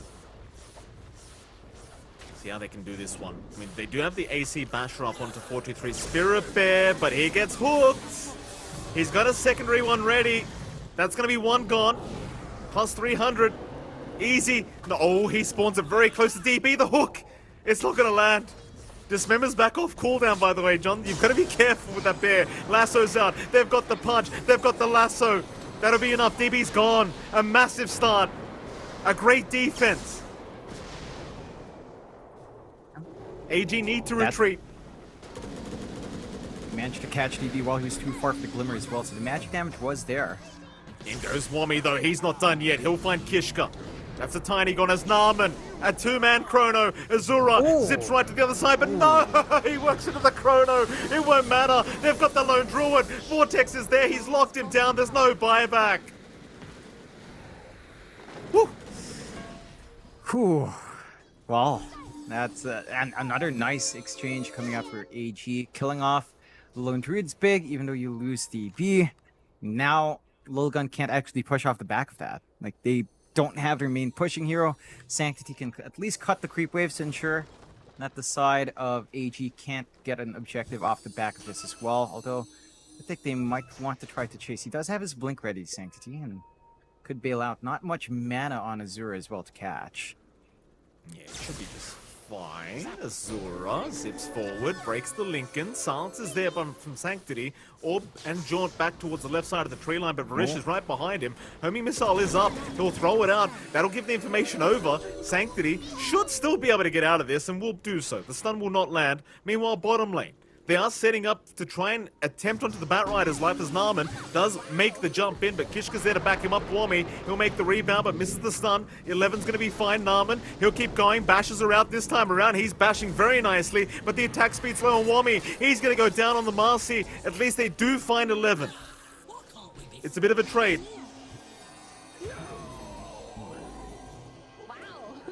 Lived creatures. Take care of Narman as well. So, back and forth in favor of Logan. This time they are finding the punishment of AG just kind of getting a bit hyper-aggressive. They might find more though. Yeah, that they will. Kishka gets caught out on the tiny. We'll go down. That'll be a 2 for 2 at the end of the day. Very, very nice. And like you said though, Lil Gun, they're still in this game. That's good news for the Dire at the very least. They're still buying more time for 4-2-3. Yeah, I mean, their high ground's intact. The bear is ready to go for a little bit of split pushing when need be, although you'd really want the Ags up for that. And 43 isn't quite lined up, so he's always got to put himself up in the front line as well, which can be risky. I think they need to melt some of these tier 2s on Little Gun's end. Like, if they've managed to find a clean fight, that's where the push opens up, and you can threaten onto the objectives. But as it is right now, I mean, Arm Genius is still has control on the map. They've still got most of the map under control. They've got Roshan that's lined up in 2.5 minutes here, and once that's up, if Lilgun can't fight into that, another secondary life, and potentially the refresh or the free Ags coming out, it's going to be massive, whoever they hand that onto. And I think this farm up is still great. Then another big spike is for Sanctity's 25. The Dream Coil piercing spell immunity is going to be big. It's going to hold back the storm if you're not careful. If Azura's caught out in that, your initiation's kind of ruined here on the side of AG. And they need to find a way to pierce high ground as well. Like you mentioned this earlier on, but their lineup is not suited for rushing. It's also not suited for push. That they just don't have that big right click to melt these objectives fast. They do not. 15k advantage still stands. Roshan still a while away from respawning. There's a Scythe of Vice now up on Azura, so more control on the storm. Might be around that time now where you can start working on towards the Ags, or maybe just hope for a third Roshan Aghanim Scepter upgrade for Azura. I think that might be what he's actually waiting for here. His bot lane, Sanctity. Don't show up on that creep wave, sir. He's gonna orb. That's gonna reveal his position. Sanctity. Oh, he's jumped in. Oh no. Sanctity, can he find his way out of this one? He'll use up the storm. Narman, he's got the time dilation. Jaunt the other way, but he's gone. Side device will lock him down. Sometimes you stick around for that extra creep wave, and sometimes it costs your own life. Yeah, it's a big kill to find. They need him on high ground defense. DB gunning for a hook, not gonna find anyone. But at the least, you've got this buyback ready on Sanctity, so he can come back in for the defense. AG, and they could try to force something. Hold on. Maybe hoping for a toss back into the base. I'm getting a second wind. Gonna find what he wanted. 16k advantage, Roshan. We're gonna find out in 30 seconds when it will respawn up, but it seems like they want to try and force the buyback of Sanctity. Zap. Dire's courier has been killed. Here's the courier. Dire's middle tower is under attack. AG, they don't really have a creep wave bot lane, but they do have one mid lane, so they can go for the bottom racks. Kishka's there, toss back on Narman. He's still okay, but the bear will get right to work as Narman is going to go down. Kishka, he might follow soon. In fact, 4-2-3 Wami. did get hooked, but he's going to be alright, and now Wami goes down. Are fortified. They found the Marcy. Another successful high ground defense as the coil is going to lock down the Pudge, the bear. That is a lot of damage from that bear DB. He's going to BKB up. Run back to the high ground, turn around, misses the hook, goes to the dismember. Meanwhile, the puck, the side device gonna lock him down. 4-2-3 is still fighting, but 4-2-3 is in trouble now. Glimmer Cape gonna buy a bit of time. The chase is going. 4-2-3, can you actually make it out? Azura, he's out of mana. DB though, he's gonna hook back up and available. He'll find 11 with that. The fear is there from the Spirit Bear. Lil Gun will keep going, but DB, he wants to keep chasing. Or does he? He will back off. Roshan up in 1 minute 5 seconds. Both sides, they'll retreat for now, but that is another high ground defense to come from Lil Gun. And he played that really well. The lasso back into the fountain coming out from 11 onto Wami. Pretty much cut off that fight once more. And you saw Narman just jumping in and out. Couldn't get the chrono off, just got controlled. He really needs something like his Lotus Orb that he's queuing up to help defend against that hard hold. If he manages to stay alive and time walk back, look for the angle into a good chrono to isolate them, the fight could have gone differently. So it's getting a little bit tough for the side of AG to play that high ground. The hold is looking really nice inside of Lil Gun. The Aeon Disc from Norman should help the cause though, and looks like they will just rinse and repeat. No buyback in the puck here. Narman, they'll jump in. Who have they got? It's the bear. It's on cooldown. They can't afford to lose that bear right now. Narman is looking for that chrono. The bear, it's going to make it back towards the fountain. AG, they'll finally have a chance at that bot. Rax, and they will find it. Dire's bottom They'll tower back off immediately after. Roshan's up in 10. They'll go back for that instead. They've got room for it. They've got the wards defender position in the Roche. Lil Gun, they're going to have their full force up in a short time. They do have the egg. They do have the Dream Coil already. They could try to force the fight. Scan though. It's out. Gun don't pop a smoke anyway, but they will now. Scan does wear off. Roshan is up. Lilgan cannot afford to lose this Roshan. Too important. Kishka gonna make the jump in. DB's there to try and help out. The gyrocopter out of position now. Egg will be dropped. Narman, he needs to back out and will do so, but the Spirit Bear has been caught. 4-2-3. He does have the bear to respawn if he wants to. Buybacks around. They've got 11. Now the chrono. It's caught out to Narman. He'll go after the Phoenix straight off the bat, and the Lone Druid has been controlled up. There's no escaping. Lilgun, they're in big trouble. They're gone. Buybacks. No buybacks available. This could be it. How much can Sanctity do to delay this one? He's got to creep skip the best he possibly can to buy a minute for this Lone Druid. Double harm shell. Greetings. Dire's middle Do they tower know? is under attack. Narman does. No, he doesn't. Just poking. They don't have Fortify, so all of this just falls really quick. I think at this point they're going to realize they could just go for tier 4s. Respawns are still fairly short, So it could be a risk. They're going to go for the Mega Creeps instead. Play the safer game here on AG. Although, Yeah, he's got the hook again. Godlike for Azura. 4 down with that buyback. Lil Gun. Oh, this is not how they wanted it to go. Sanctity. He's going to be alright. Army Geniuses. 1 racks away from Megas and being able to proceed through to the lower bracket. They'll find the top. Megas are incoming. Lil Gun, of course, they are not going to call it. This is an elimination best of 1 series now. They have to try to the bitter end, but well, John, I hate to say it, but it's happy death time. oh yeah, it certainly is. At least you still have your dummy buildings, so the creeps won't directly aggro to the tier 4s into the ancient just yet. But Roshan is up, and Arm Geniuses have the control for the area. Going into it, refresh shard on the deck here. Narman can gun for double chrono now if he does live through once. Refresh on the A, and this is pretty nice as well. Gonna have that tool on hand here, although it looks like they will pass it on. Looks like Azura will take the Aegis and the refresh and the cheese, everything coming out for the storm. So they pass the cheese for it. They've got the Ag, so the refresh does make sense now. And for Lil Gun, this def is not easy. Coil is up, Egg is gonna be up on the respawn. They've got to find a way to get that ideal team fight. Oh, Azura, he's got double Vortex available. We saw it last game. We call it the mini black hole here as DB. Gonna go for a hook. It's not gonna be on the mark. Narman, he's got chrono up. 1 good chrono and this game is basically over. 1 good Vortex and the game's basically over. Lil Gun.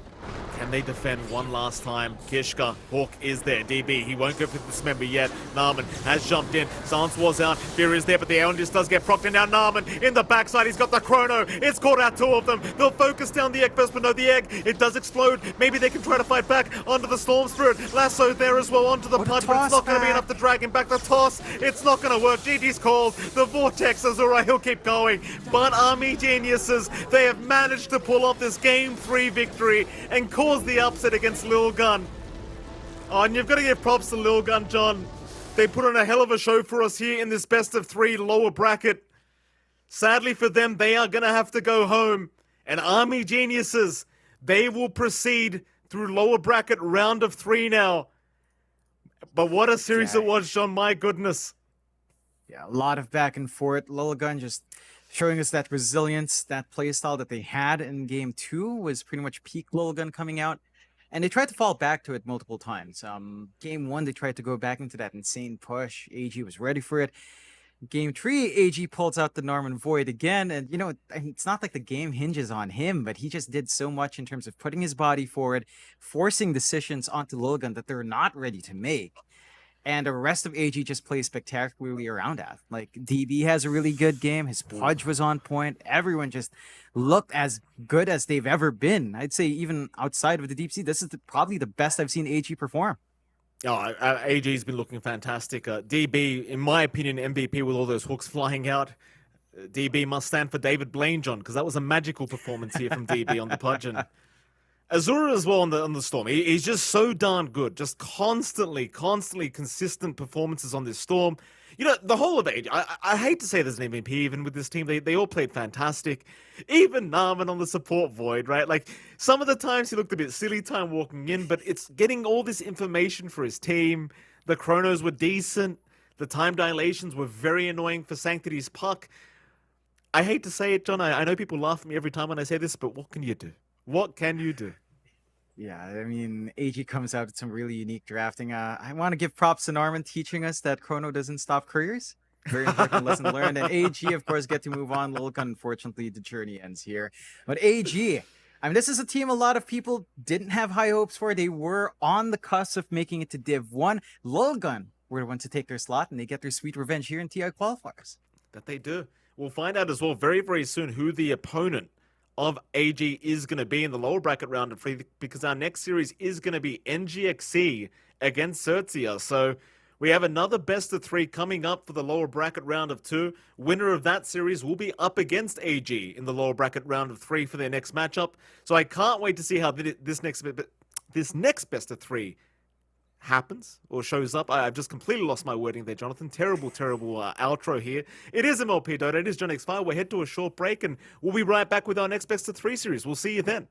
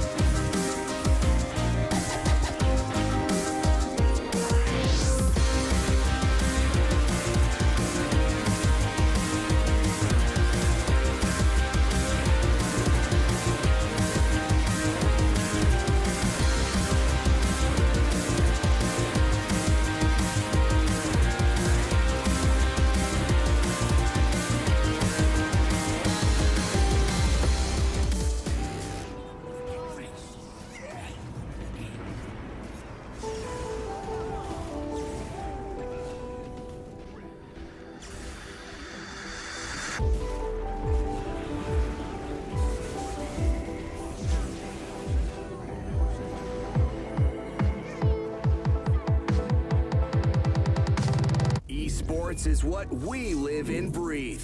For us, it's more than a game. It's a reality where a group of letters can mean everything.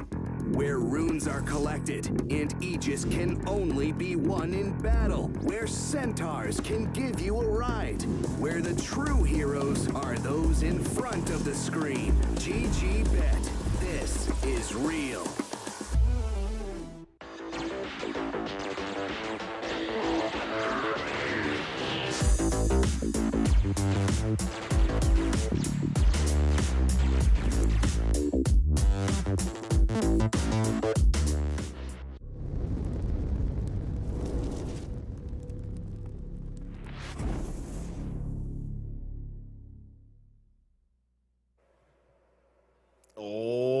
right, ladies and gentlemen, we are going into our second best of 3 series here between NGXE and Certia. You did just see the schedule, but it is MLP Dota and John X Fire. Jonathan, this is going to be a pretty fun matchup here once again. NGXE against Certia. I don't know what to think about this one. I mean, we saw NGXE yesterday against Polaris in the upper bracket. They did end up getting dominated. There's no other way to put it against Polaris Esports. This time around, against Certia, who did beat out TNT in a best-of-1 series in the lower bracket. What are you thinking about these two? I think this is actually a lot closer than you expect. Maybe a few people would have NGX as the favorites. They were a Div 1 team that are kind of down to Div 2. Certia was a team that, didn't barely manage to stay in Div 2 themselves outside of relegation. But they are also a team full of promise. I think you can't underestimate Certia. This lineup has been sticking together for a while. A bunch of TE, JG, Rupido, Ken, and Lucify have been stuck together as a team for almost a year. And I think that allows them to really just get that practice in, get that synergy in, which is super important, especially here at the TI Quals. It feels like the one distinction between teams is just how well you execute together. So I'd give Certia a little bit of an edge on that. NGXE has had roster shuffles. They've kind of changed things up. And they do have the backing of Winter, so we've still got to see just how much of a difference Mr. Fish Seller's advice helps for NGXE, as he loved to point out from Winter. Mr. Fishman himself. Call him Fishman, yeah. I mean, we have two Fishmans in the pro scene right now. I mean, we may as well have a coach that's called Fishman as well. So if any goldfish needs, Winter is your man. Please do go see Winter. If you did want to buy a goldfish, he knows all about them. All about them. Don't ask him about bowlerfish though. He's got no clue about that. Still, we've got a couple more bans to come before we can see these drafts continue. NGXE, Jonathan, they've got a void on their hands. Is this a support void? Are they taking a page out of the Narman book? I mean, it's a possibility. We can't quite rule it out. It's a very early void pickup if that's the case. I think they might just be anticipating something like, say, Batrider offlane coming out for Rupido here. So Void has a pretty decent lane against that. We've seen that already before. We did see in that game 2 for Lilligan and AG. DB did manage to farm up against the offlane Batrider just fine. So the Void can kind of handle that. Time dilation's pretty good there as well. But you can still flex, and that's the magic of the Void. Now, Narman made it work, although the way he made it work was like a psychological effect and just the threat of his presence, the potential for the Chrono. I'm wondering if that's something NGX will want to dig into, as they do like to last phase the In Your Dream pick. So I wish to really be the safe lane off the bat. I think there's a lot of room to still counteract it here. You could just get a saving support out from Certia. The Shaker already kind of makes it awkward for the Faceless Void. If you don't catch him in Chrono, he can just fissure up. Then you're kind of stuck waiting for your Time Walk. If it's on cooldown because you use it to initiate, then you miss out on a lot of that Chrono. So I feel like Certia's got their bases covered. It's down to NGX to just show us what they have in mind. And I think that support flex is still probably the best bet, but again, we don't see too many teams do it. I mean, before today, it was only really Red Panda. Now you've got Narman on that distinguished list of support Void enjoyers. Wondering if we can add Jokam or Boomboy in there. I mean, honestly, the support Void makes a lot of sense. Like we talked about it last game, but you break smokes really easily, you scout out for the team easily. The shards makes it really viable because you have the rewind button. So you can just scout out for the team, go back. They can't do anything about it. They've always got to kind of be on the watch for the Void. And if you die, you die. It's like, whatever. We're just going to back and wait for the Void to be back up so we have Chrono for every team fight. It makes a lot of sense.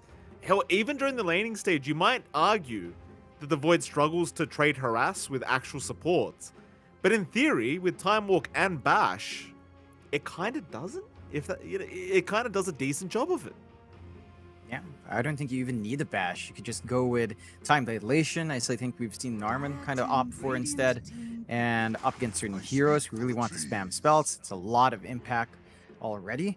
You do see Certia go into the Nature's Prophet. So there's some flex on hand for that NP here. They have a few options with what they'd want to do, whether or not they'd want to hand that over as their, say, mid or off lane still pretty open. I do expect that to probably be the Ken hero, but again, it's open enough. You might even just opt to run it on Lucify on a support. We've seen them do that in Certia before. After seeing that though, NGX go into the Storm Spirit here for Alacrity, and the instant AM pick from Certia to counter So they really don't want a good game coming out for Alacrity. I mean, you've got the good bomb to blow up, but it's an AM. It is an AM, Jonathan. New patch, new AM 10 is what they seconds say. remaining. I don't say that. I think AM's still complete trash as a hero, but 5 let's seconds see. remaining. Maybe they prove me wrong. I mean, you look at the draft of Certia. The thing is, you have two cores that are quite hard to catch. Like you've got a Prophet, you've got an AM. You've really got to make your decision as to who you want more, and we'll see how they deal with it. Mind you, they've picked these heroes into the Storm. AM doesn't mind so much. You already talked about this. The Prophet does. Then again, I don't know. Like, yeah, Mana Void's going to be amazing against the Storm, and the Mana Burn's going to be amazing against the Storm. We've seen this story too many times, I feel like. Like, just relying on that hero itself to make that happen, it's scary, John. It's certainly very scary. Yeah, it really is. And I think the one thing as well with this kind of draft coming out from 5 seconds Xerxia, remaining. it can be a bit greedy if we're assuming NP plus Shaker are supports.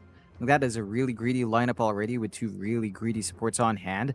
So it should just be all your cores revealed here. Maybe a last pick coming out for Teehee, which can still work out. You've got some flex as to whether or not JG runs Batrider mid or the NP mid. Although I feel like Batrider against Storm Spirits all right. NP versus Storm Spirits, not as much. Your treants just melt to all the AoE Storm has, and you don't have the small camp to dip into.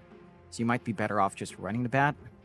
For NGXC, I mean, they've still got to show us in the end what they want with that Faceless Void. Like, are they really going all in and just kind of running that to support? Are they gonna give it to In Your Dream and last pick a support hero? It does feel like at this point, that's probably your support. Maybe a Boom Boy Faces Void or Joe Cam Faces Void. You're in the Boom Boy Omni Knight. Run the offlane DP here for Mizu that we know he loves. And then just kind of look for a good core for In Your Dream. They are banning out some annoying offlaners, so they're assuming that Xerxia probably has their support duo on hand here as well, and are looking for a great Rupido hero. Ban out some of his favorites in the Tide and the Night Stalker. Still has a 10 couple of seconds options. remaining. You don't want to give Rupido like the Batrider this game, you don't think? 5 seconds remaining. Or maybe even the You- Prophet? Like, yep. You could. It's just that there's something with just, it feels a bit strange just running this tricore of AM, NP, and Batrider. It just feels really greedy. I think that's the issue. So you What might about want to Mars? shift to a more, yeah, the Mars kind of fits in a lot better. Like, it is more active. You're just going to be waiting for your blink timing, but you can kind of connect there with the NP and the Shaker it supports just fine. So the Mars could be one way. It does give ample room here for NGX to kind of find maybe a good core, but NGX will have to pick up first. So Xerxia can kind of adjust. Radiant team pick. Again, I'm still curious what NGX will want. You can see that Xerxia are also banning offlaners, so maybe they're expecting the safe lane Void and the support DP Omni. And that could be what they're seeing here, as they are banning Mizu heroes on the off. I'm not sure if that's really what they'd want here, though. 10 seconds You know what, remaining. John? If there wasn't an Earthshaker in the game, I'd say, like, screw the Storm, go Alacrity Meepo here. Because against AM Prophet, the Meepo is going to be a real nuisance. I mean, there's no space for it anyway, and against the Shaker, it's a bit too risky. Or even against the Batrider, it can be pretty risky, but it would have been fun to see the old Meepo against AM. That would have been nice. Instead, we are going to see the Snapfire popping out, so a bit more of a standard draft here. That should be either the POS 4 or POS 5. Both supports very flexible on the side of NGXC. Certia, how do you want to finish this? I mean, you think there's still a Rupido hero that needs to be picked up. NGXC would agree with you on that thought.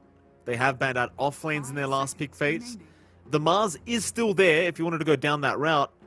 Though I would dare say you are lacking some damage even with the setup of the Mars. But it might still be a decent pickup, like against the Void during the laning stage. Good catch for the Storm. Then again, you're up against Omni Knight, so Heavenly Grace is a bit annoying to try and play against as the Mars. But then again, anything's going to be annoying with a stun against the Omni Knight. 20 seconds left to think about it.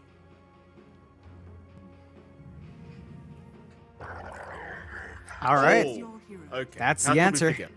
Yeah. Yeah, Primal Beast. We haven't seen it all day. Rupido is picking it up on the off lane.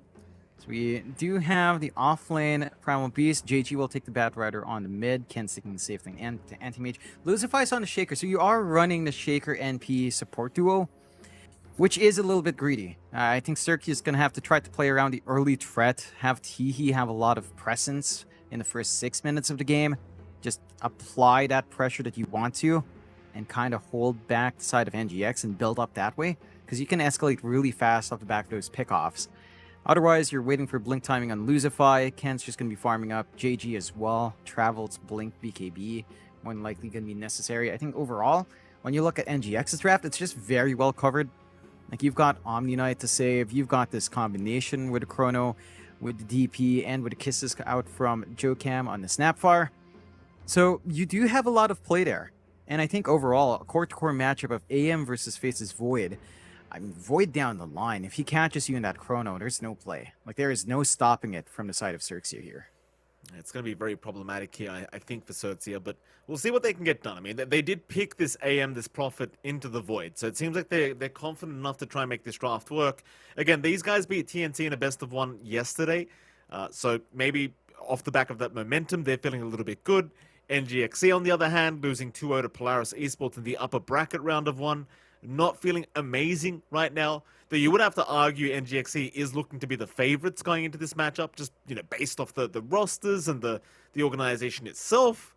We'll find out, though. Again, you can't underestimate anyone when it comes to TI 11 qualifiers, and this is lower bracket, so there's no safety net. It's all, you've got to get it all out now. Yeah, you definitely just got to bring out that A game. And this is a matchup that we haven't seen in the DPC because they were in different divisions, so it's going to be very curious see how it shapes up. We do get into the game relatively soon. We do have predictions on hand, Mikey. I know what you're going to ask. Let's run the true. You know what? Let's make a difference. You give the predictions. Go. Let's have your thoughts. All right. Total number of smoke gang kills at the end of the game. I'm going to say 9 to 12. Time of the first tower destruction. I'm going to say 8 to 11. 8 to 11. Player of the highest net worth by 25 minutes is going to be... Oh, it's a hard one. I want to say Alacrity for some reason. We'll go with Alacrity on the Storm, although I'm kind of leaning to In Your Dream as well, but we'll go with that. And what's the last one? Player with the most last hits to 7 minutes. I'm going to say Alacrity. That's what I'm going to say. 30 seconds All right. to battle. There we go. We got Mike Don't this follow time. those. Do not follow I those followed predictions. him. I'm telling you I right followed now. with him. I Well, I'm took your telling the advice, viewers, John. Mikey. I don't care about you. I'm telling the viewers, do your own research. This is not financial advice. In Your Dream. Moving on to Lucify. Rupido. We'll go for a bit of a fight here. I mean, the Primal Beast only has the Uproar at the moment, so not the greatest ability to try and fight here. JG, not going to be able to take the banner away from Boom Boy.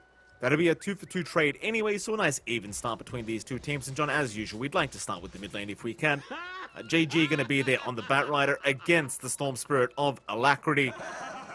How does this lane meant to go? Like, it does feel like the Bat Rider should have an inherent advantage. Would you agree with that statement, John, or do you think it goes the other way? And the Bat Rider should have a better time poking, but we have seen Storms win out this lane. Like, if you manage to dance around, use your stick charges and wand charges fairly well, and trade at the right time, it's not a complete wash for the Storm. Like, you do have some play left. JG, I mean, we've seen some Bat Riders just go off to a slower start. You really need to stack up the Napalm. Your base damage is kind of garbage. So Alacrity can kind of use that to his advantage. Probably not going to be gunning for the Vortex level 3, as we've seen most people kind of ignore that. Just go double Remnant, so you should still be able to farm.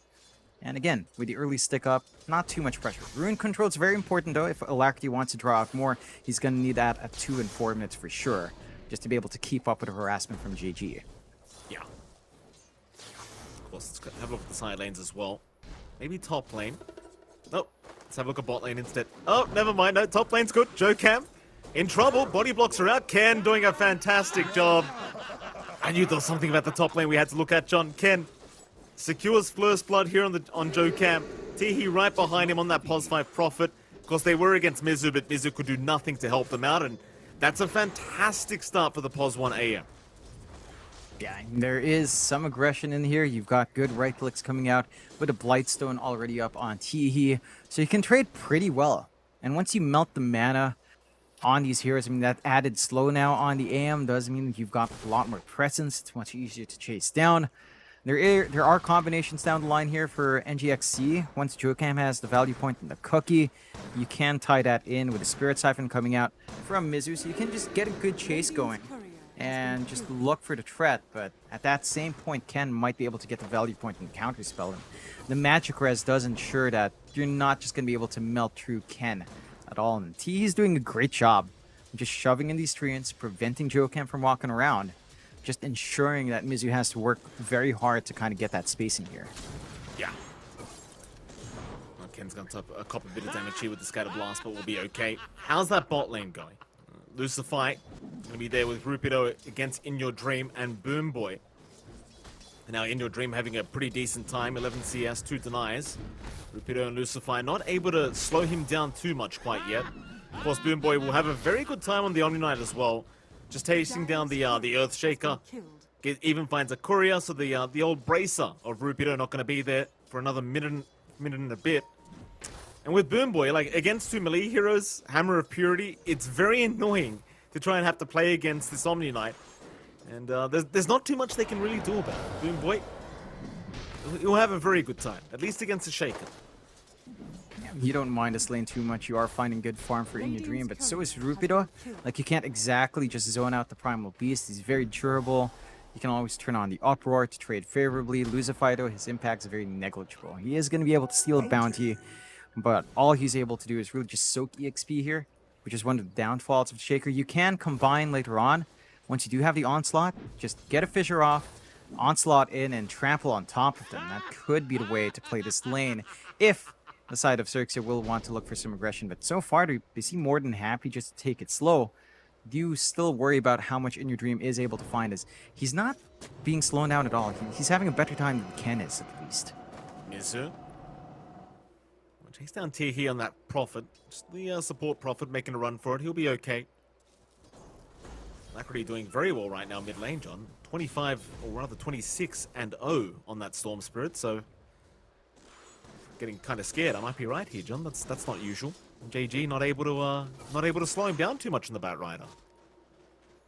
Not quite yet. Still has slightly more net worth on JG though. So don't count your horses just yet there, Mike, but Alacrity is holding that lane well. It's just I back meant to... the last prediction. Damn it, Jonathan. Alright, you've got that. And still, you know, he's holding his lane. Again, it's not a complete wash up against the Bat Rider here for the Storm. Alacrity does have pretty good clear out. So this is a bit of a slower game. I think that's to be expected with these kinds of lanes, although NGX does have a bit more presence, especially top. We're not seeing that committal onto Ken. He is fairly durable now with a counter spell, and again, he's just threatening with the right clicks really nicely. So they're just forced to play a farming game up against the AM, at least in this lane, and that always feels better for Ken. Like, he's already got the Ring of Health up. Bot lane, John. Rupido's having a bit of a tough time, even with the trample. Will onslaught away.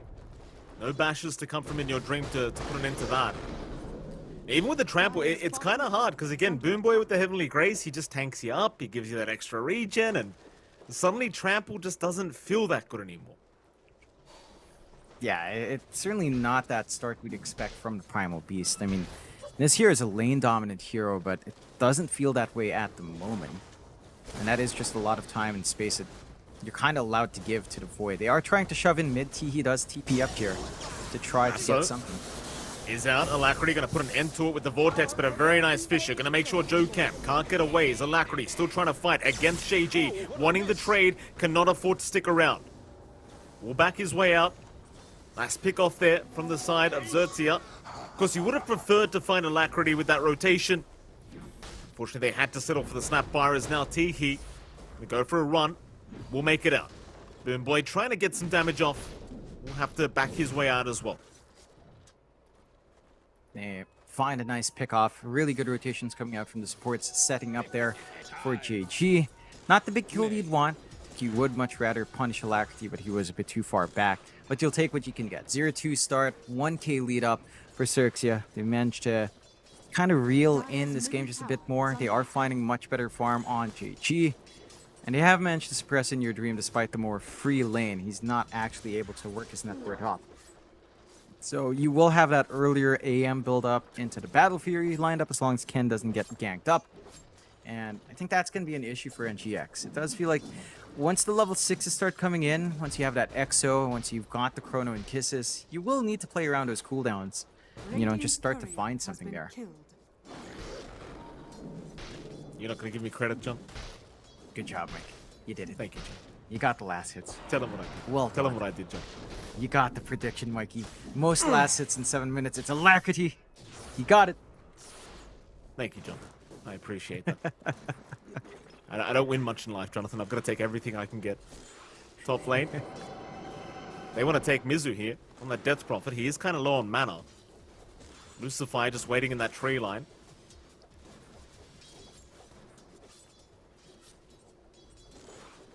Still very patient here up at the top lane. I'm not sure if they can actually set up here for the Death Prophet.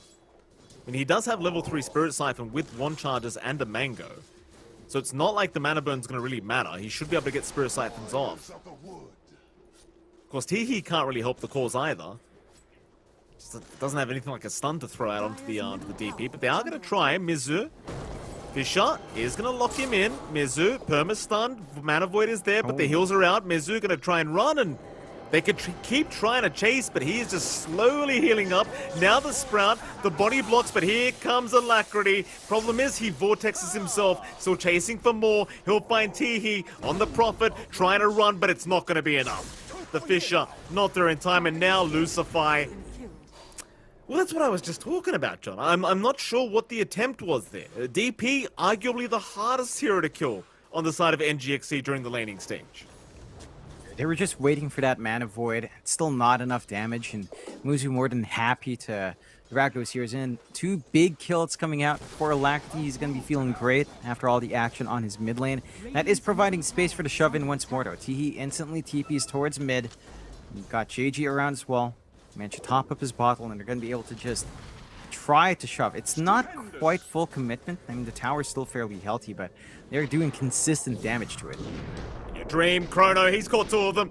He'll focus down the easier target in Teehee. Lasso, meanwhile, on the side is going to catch the Omni Knight, so they'll try for a trade, but a nice cookie out, connecting on 2. Lucify, he's in trouble as well. Vortex out, JG trying to help. Here comes the onslaught. Rupido, he's going to jump in, but Alacrity is able to zip his way out. So it's going to be a 2-for-2 trade. Pretty even between the 2 teams. Both support duos dropping from either side. As Alacrity is still being chased down in your dream, we'll try to cut them off. Rupido, 5 seconds away from the onslaught, but it's too late. Heals are there from Boom Boy. He's going to be just fine.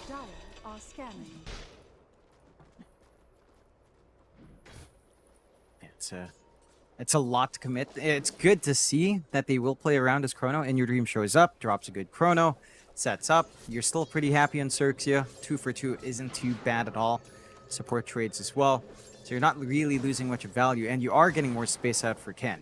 Like, he's not showing up to these fights. He is just satisfied farming up on his own. Perseverance up into the Battle Fury. His timings are lining up to be pretty damn good. It feels like NGX, with all the focus Xerxia is dragging towards mid, are inevitably just allowing that AM to farm up as freely as he wants, and the Void just farms a bit too slow to keep up. In your dream, in trouble. Rupido, go for the chase, has no more spells to throw out. Teehee doesn't have the teleportation available either, so he's not going to be able to keep chasing. Everyone's going to be just fine. They will be able to secure the bottom tier 1, while top lane, there is an exorcism being popped here by Mizu.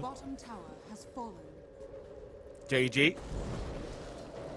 Lasso attempt, he doesn't even have it up. He's just going to try with the Firefly to delay this tier 1 going down. Lucify is there now. Mizu, fine for now as the zip is back from Alacrity right into JG. Gotta be careful with that mana though, Ken. He's got the Mana Void. Alacrity trying to run. Can he make it? Not quite. Ken, he'll secure the kills. Now Mizu gonna be targeted. Here comes Rupido looking for the body blocks, but Mizu, he has the phase boots. He'll be able to back off as now they go for the full-scale team fight. Boom Boy, he'll cop the pulverize out from Rupido into the lasso onto the Snapfire. Joe Cam's gonna drop as well. A terrible team fight for NGXC as Mizu, he'll be able to get through the Sprout. He's okay. But the top tier 1 tower is under siege. It should drop eventually. Radiant's top tower is under Just attack. great counterplay coming out from Xerxia and GX, and it looked like they got a good angle out with Alacrity, but he is just too vulnerable to that AM. You are seeing the value in this pickup for Ken. Every time that storm comes up, and he's not quite ready with any protection, you know, it's not like you're going to rush BKB for his item here. You are very susceptible. You didn't manage to isolate Ken, you didn't manage to burst down the bat, and you're trying to gun for more. Chrono, he's not going to have much damage, but the kisses are going to be there. That'll do it. Rapido, he tries for the onslaught. Almost got away. Joe Cam, he'll be the one to pick up that kill in your dream. Very nice setup there on the Void, but I might add, the Void is struggling with farm a little bit right now. Mind you, in your dream, he is going for the Midas build-up once again. It has been pretty standard on the Voids in this current meta. That'll help escalate things, but it's certainly a bit of a slower process when it comes to net worth on IYD.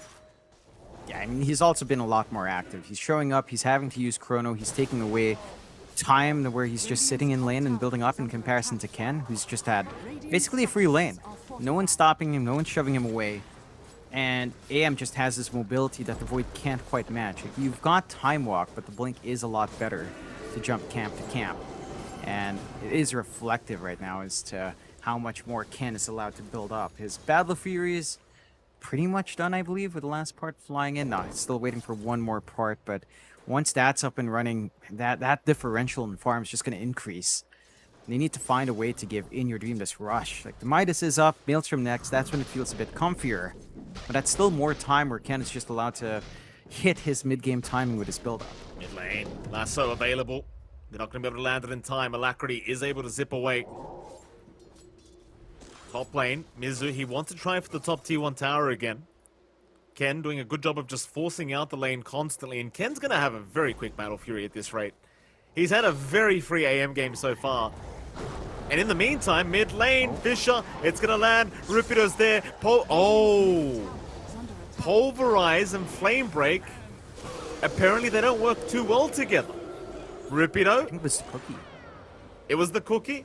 We'll have a replay of that, we'll see very soon.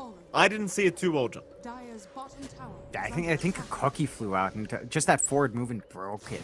I'm not sure if the Flame Break does. If it does, that's actually pretty bad. The cookie, I can understand breaking it. Flame Break from an ally? Yeah, that's not some synergy you want in the game. Very counter-synergetic. It's like a OD imprisoning your spear target. Very nice when that does happen. So coordination has to kick in. They attempt, but they don't manage to kill off here. I'm not sure if we're going to be able to see a replay of that one, but should be interesting if we do, just to see exactly what happened. Because I like to know these little interactions, Jonathan. We like to suss them out in these new patches as Alacrity. It's going to be just fine. Rupido won't make the jump in by himself. Smoke is out, though. IYD and Joe Cam. He might break it. There's the replay. Here we go. So Pulverize is going to be committed. That's the Flame Break? That was the Flame Break, wasn't it? Or was it the cookie? I can't tell. I can't tell. He's going to drop. Sprout is out. He buys a bit of time. Ken is going to move in. Rupido does move in, but in your dream, he's got a great chrono. There's the kisses out as well. Ken's gone. In your dream. He's done it again. Rupido will go for the run. It's not going to matter. Alacrity's on the chase. He secures the kill. Oh. We'll have to test it in the demo, by the way, John, that interaction. I need to know. Oh, yeah. We'll test it later. Yeah, I'm very curious which one breaks it. Still, In Your Dream, I mean, his activity has been there since the start, ever since he had Chrono, and he shows up for a massive one, turns it around, saves Alacrity, finds some good kills. They're still behind by net for it, but it is pouring onto JG more than anyone else. BKB's almost done. Alacrity. Very aggressive, but has the Heavenly Grace to back him up. Illusion picked up as well. Very hard to follow up on the Storm Spirit when you've got a Nature's Prophet +5 here, John. Lucify trying to do all the work as the Onslaught is going to connect. Pulverize, no, Heavenly Grace. Going to purge it off immediately. Fisher, though, going to land very nicely. Alacrity, very low on mana, but now the Guardian Angel. They don't have any damage. They need to rely on the Firefly of GG, but in your dreams there with the time dilation, slowing down his movement speed, so Boom Boy, he might be the target, but here comes Mizu with the 3-man stance. They will not allow it, and Boom Boy, he did indeed nail that, John. He nailed it perfectly.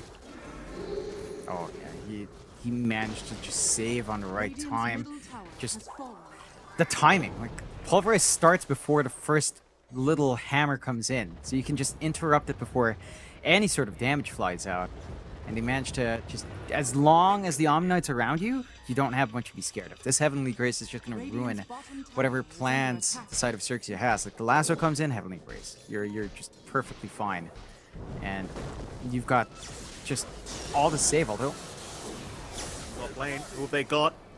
JG is going to be the target on the Bat Rider. Alacrity just zipping right through as JG force the BKB and try to run. Lucify, he'll be the next target, but TPs are incoming. Alacrity, he's dropping very low on mana. Ken, if he was around with the Mana Void, he'd be a very happy boy, and there it is. Alacrity, he's not going to die yet. Instead, Boom Boy on the run, somehow still making it out. Mizu, he'll make his way back into the bash just coming out. Ken, oh boy, he's running, but the ghosts are following him up. Ken, he'll survive for now. Lucify, he's the one in trouble. Alacrity still finds Ken in the end as well. What? My god, Rapido. Oh, he can't land the What? onslaught. Alacrity's dancing circles around them. My goodness. What a Storm Spirit player. God, he was on edge. I thought he just fully backed off on retreat. Still gets that flank out, plays with what little mana he has left, and cleans up in a big way. Xerxia, they were the ones to jump in there, Mike. They went for the lasso play onto In Your Dream, but again, the Omni Knights around, Boom Boy's there, just Heavenly Grace up, and you can't find the control. All your control is kind of reliant on that, all your single target control.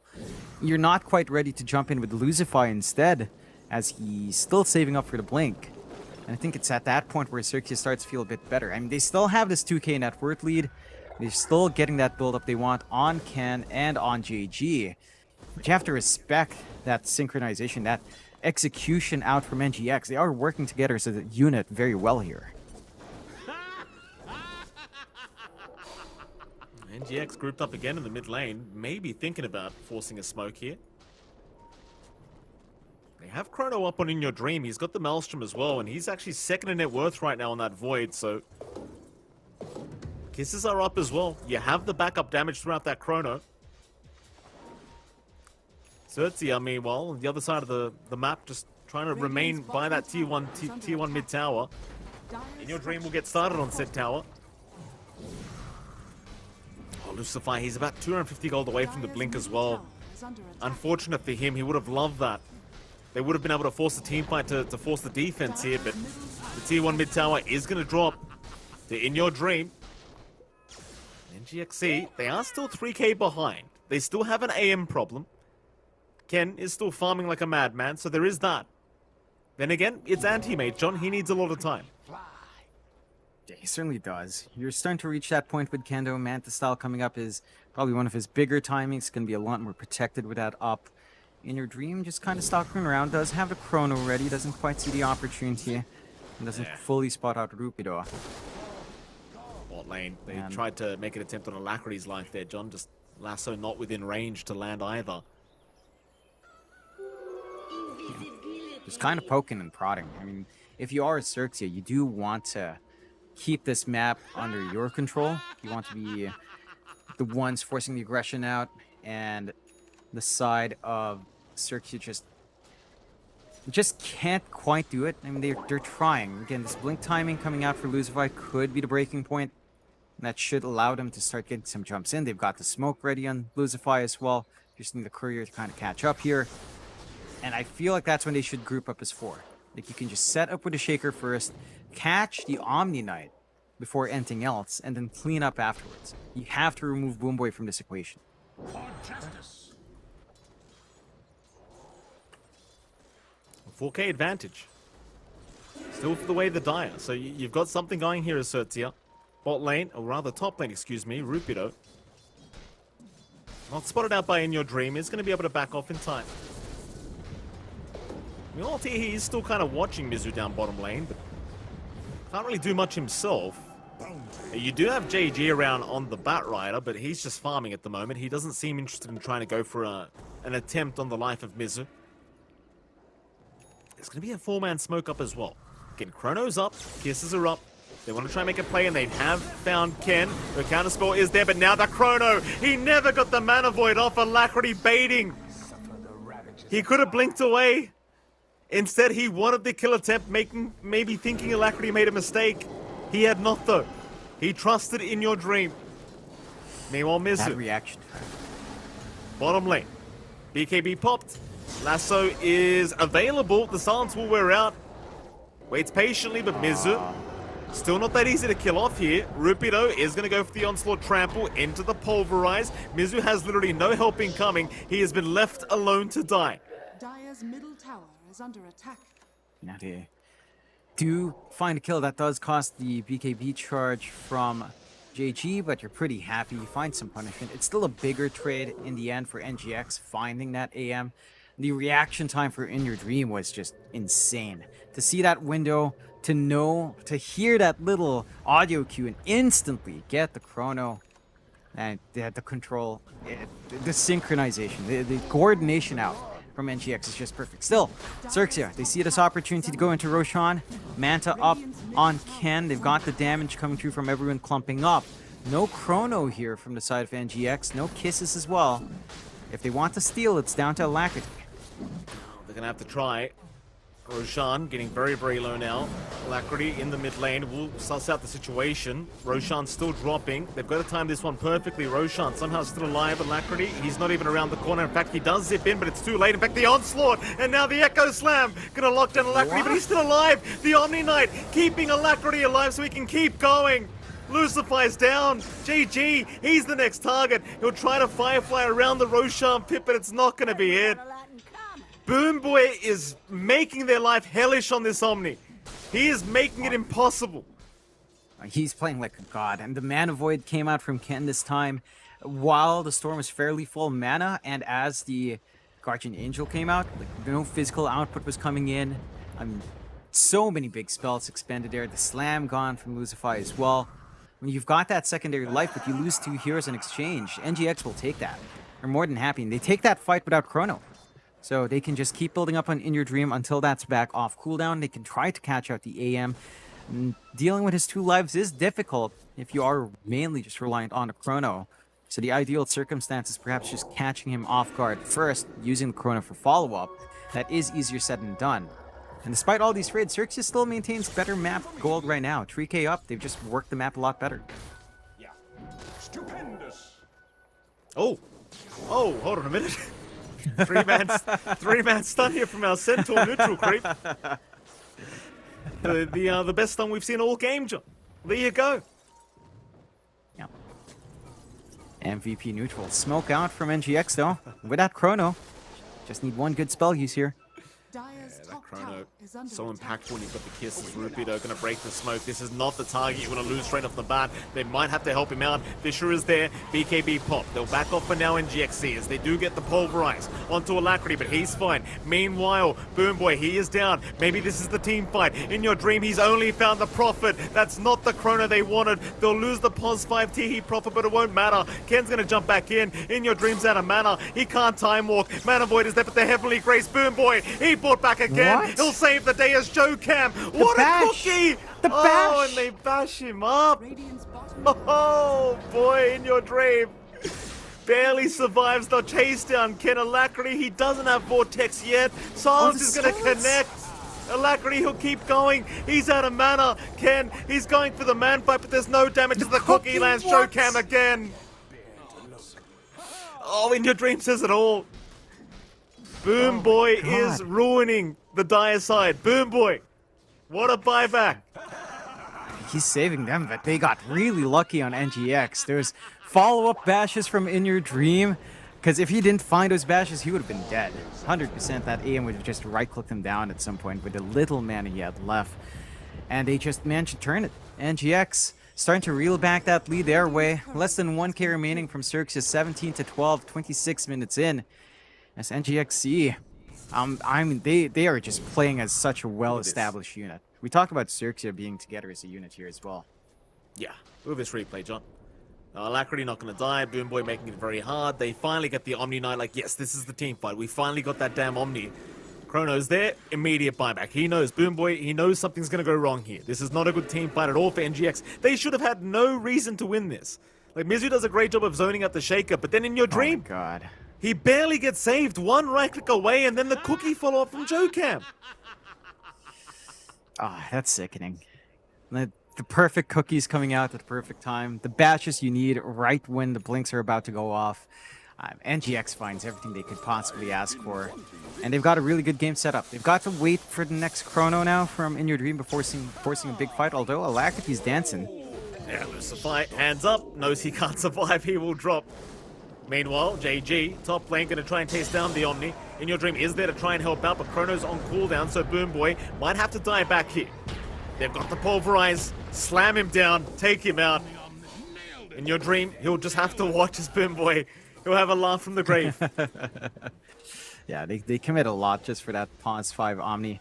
And Boom Boy doesn't mind. He's not a high priority target in terms of net worth, so he's not bleeding gold out. That Xerxes can bounce back with. He's saving up for a blink, which is set to come out fairly soon. So it's going to be easier for him to hang all the way back out of dangerous way and save his teammates as need be. Side of Xerxes, for their part, when you have this build up on Ken, he's got the Basher up going into the Abyssal. So he definitely has more presence here, and you've got enough to buy the blink out on JG. So the initiation should be a lot easier with that Aether Lens blink already up. They can start to play tag here, but they need to be able to jump together. Like Lucify has the slam just ready to go. We haven't seen the biggest slams yet coming out from her shaker as well. Does feel like NGX has been very disciplined to kind of just split apart very, very well in these engagements. They're really gunning onto the objective zone. They have been using this NP very nicely, although never mind. Yeah, nice curse there, John. We all do it, don't you worry. I've done it a few times this qualifier already. Your Dream, Alacrity. I mean, Alacrity, the thing is with this Storm, John, he feels so safe on this map right now. Like, he just feels so darn safe. He just finds another 10, 1, and 8 on the Storm. It's a stellar performance so far from Alacrity. It really is. And he's going to have Ags up really soon here, Mike. About 380 gold away, 370 gold away. So with that AoE Vortex, that will just enable In Your Dream to either look for bigger chronos or not even rely on the chrono at all.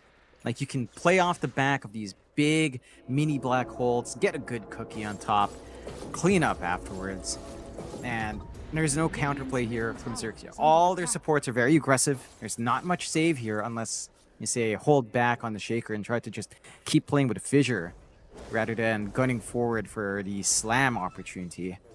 So it becomes a little bit tough. In comparison, NGX with their one defensive support on Boom Boy, it's been massive. Like, just the saves have been the big difference maker. The fact that you can break off the lasso, break off the pulverize with just one laning spell and Heavenly Grace with 100% uptime in terms of duration. And it really makes it tough. Like, Xerxes has to be able to jump that backline. They need to repeat what they did last fight. Just find Boom Boy, he won't have buyback. The fight becomes a lot easier after that.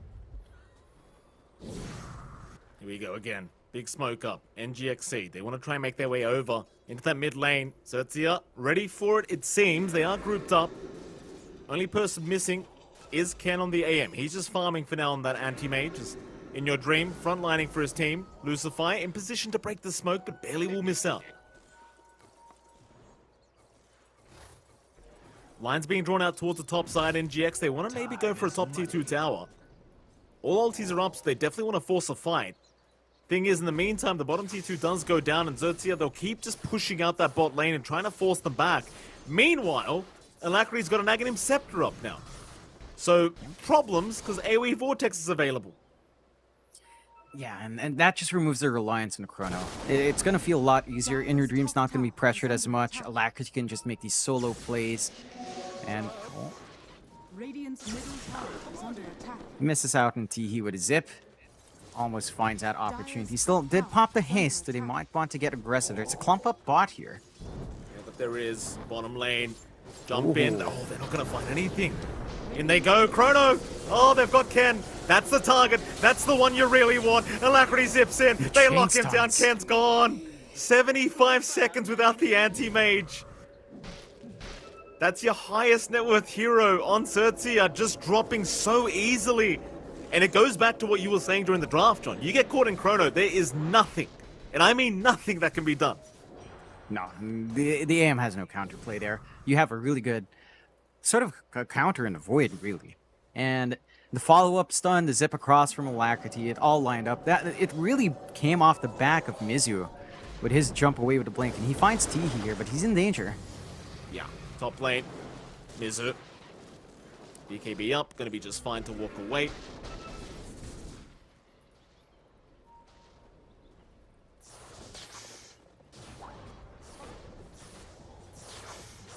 Everyone else from Xerxia just fine.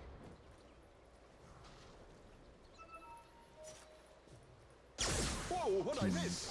Trying to think what they can do on Xerxes, and like it's a really tough game. It still boils down to jumping the backline first and playing around when Chrono's down. Like this is the prime opportunity to smoke because they know Chrono's down. They know In Your Dream's not a threat. They can find the backline a lot easier. They just need to find that angle. They've got multiple blinks up here. They're working their way through the triangle on the low ground though. Yeah, here we go. High ground advance to Rupido. He's in with the pulverize, the echo slam, Lucify, not messing around, but there's your guardian angel. Protecting. Nobody done yet, but there goes the Omni. They finally got him down as Mizu in trouble. It's a great fight for Xerxia. They find 2 for nothing. That's what you want to see. And Roshan is actually respawning as we speak. Perfect. Perfect timing here for the Dire. They have to watch Alacrity. It's really easy to steal with that Vortex. If they have any read here from the side of NGX that Roche is happening, you've still got the Storm.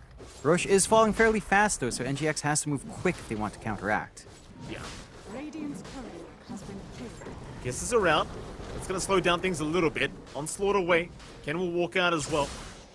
You won't have that available now for the Chrono. Speaking of Chrono, In Your Dream has it up at Alacrity. He gets caught out. In Your Dream, oh, the Fisher block. The Fisher block not allowing any damage onto Ken. He's alright. Joe Cam will try to run, but suddenly Xerxia. They've got a bit of a comeback on the way here, John. Back towards the Roshan pit they go. No way to stop them.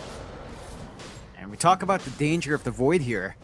If you pick the Void and you see the Shaker come out, you have to ensure that you've got the Time Walk ready when a Fisher comes out. And he didn't quite have it. In Your Dream had to use it to jump forward.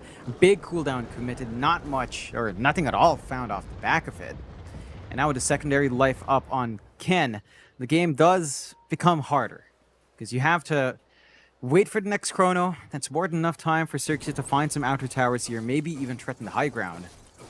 And for the side of NGXC, it's all about just proper Chrono usage, saving your backline, ensuring that Alacrity doesn't get blown up like that. That was a surprise reveal on the Abyssal as well.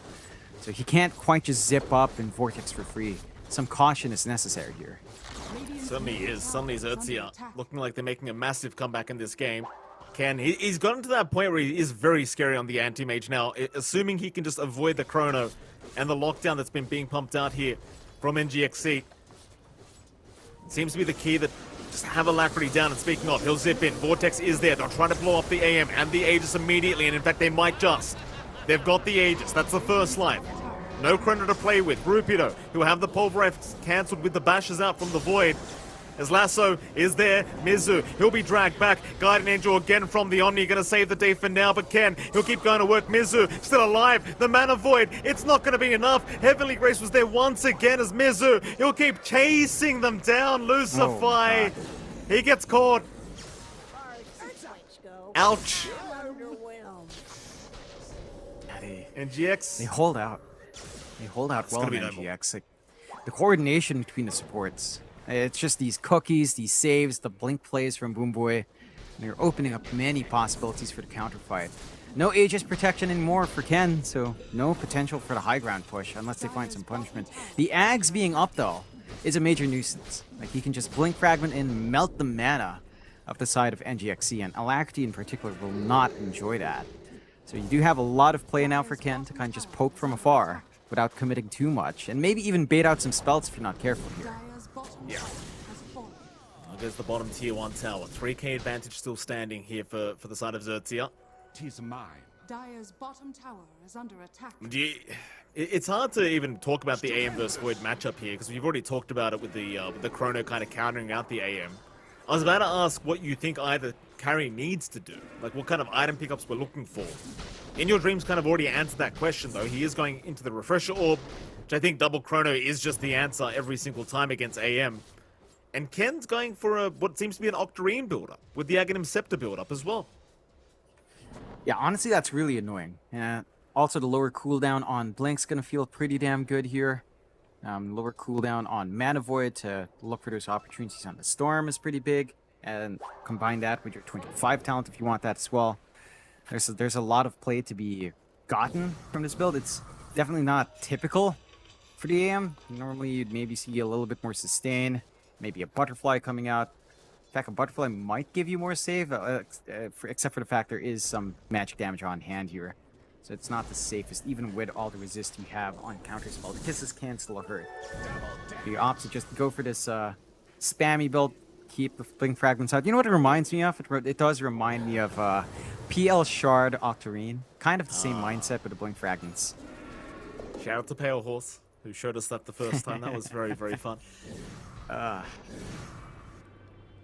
He showed us that, John, but maybe, I don't know who didn't show up to that game. With the old Arkosh boys. Very, very sad to see. I was about to say Power Horse, but I don't have the answer. Can't call him out. We don't know who it was. In fact, I think we do, but never mind. Yeah, that's drama that's not involved in SEA. Screw that. Bot lane. Zip in. Alacrity. Not going to find anyone. I'll tell you what, you'd love a time... Oh, hold on a minute. Primal Beast going to get silenced up there by Mizu. He's going to be fine. I was going to say, I'll tell you what, you'd love a Timeless Relic right now on the side of NGXC for the old Storm Spirit. Xerxia are the ones to pick one up, though. Ken does find it for his team, and I'm sure Lucify might be picking that one up for himself, if not Rupido. Either or kind of works out there for Xerxia. I think if you take a peek at In Your Dreams build-up, he has not gotten a refresh, Mike. He went for the Butterfly himself. I think he realized what they're trying to do on Ken. He isn't going for damage, he's going for utility, so, you know, save yourself from the mana burn. Have that Butterfly up to protect from the right clicks, and also the Lincolns to protect from at least one of Pulverize or Lasso. You should be able to build yourself out if you are a little bit too forward here for In Your Dream. And you can also just use that on the Storm if Alacrity decides to jump in while he's saving up for his own Lincoln. So lots of utility coming out there. I do like seeing that. This more passive game, I can't really say it's favoring either side. You've got two big cores that are farming really well. And I think you both have kind of the same scaling and same scaling issues towards the late game.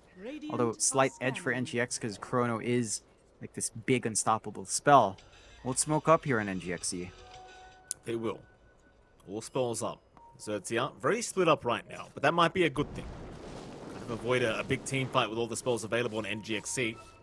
Lucify, in a good position to break the smoke, does do so. Mizu just barely gets caught by the position of Lucify. Just reveal the smoke attempt, and that's going to be great news for the Dire side. They'll be able to back off, reset, regather their position. In fact, they'll go right back to that Dire triangle, where it is much safer for themselves, and NGXC, they're going to find nothing with this smoke. It's back to the drawing board, try to find another time to force the team fight. And while all that's been happening, now we have an Eye of Skadi available on Ken for this AM, so he's even more problematic now. Yeah, I would have been more excited by the Octarine. Something more non-standard, you know. Spam out the Blink Fragment, see how good that is, but he goes for the safe play. Can't fault him. A lot in the line to be experimenting on some strange, inspirational build-ups. And Scotty is going to cut off that healing, especially from the Omni, so the sustain out for In Your Dreams not going to feel as great. He will run up with a Ninja Gear, though. And if he does find even just one opportunity, that Chrono can be big. A lot of Lincoln Spheres coming out as well in GXC, just wanting that block against the Mana Void, I believe. 3 Lincolns, in fact. My goodness. So a lot of defensive itemization here from the side of NGXC. It makes enough sense, though. It does make enough sense. Like, you really don't want to get caught by the Mana Void, nor the Lasso, nor the Pulverize. So many good spells to block out this game. Such a close game still as well, as we are going to have a big smoke out.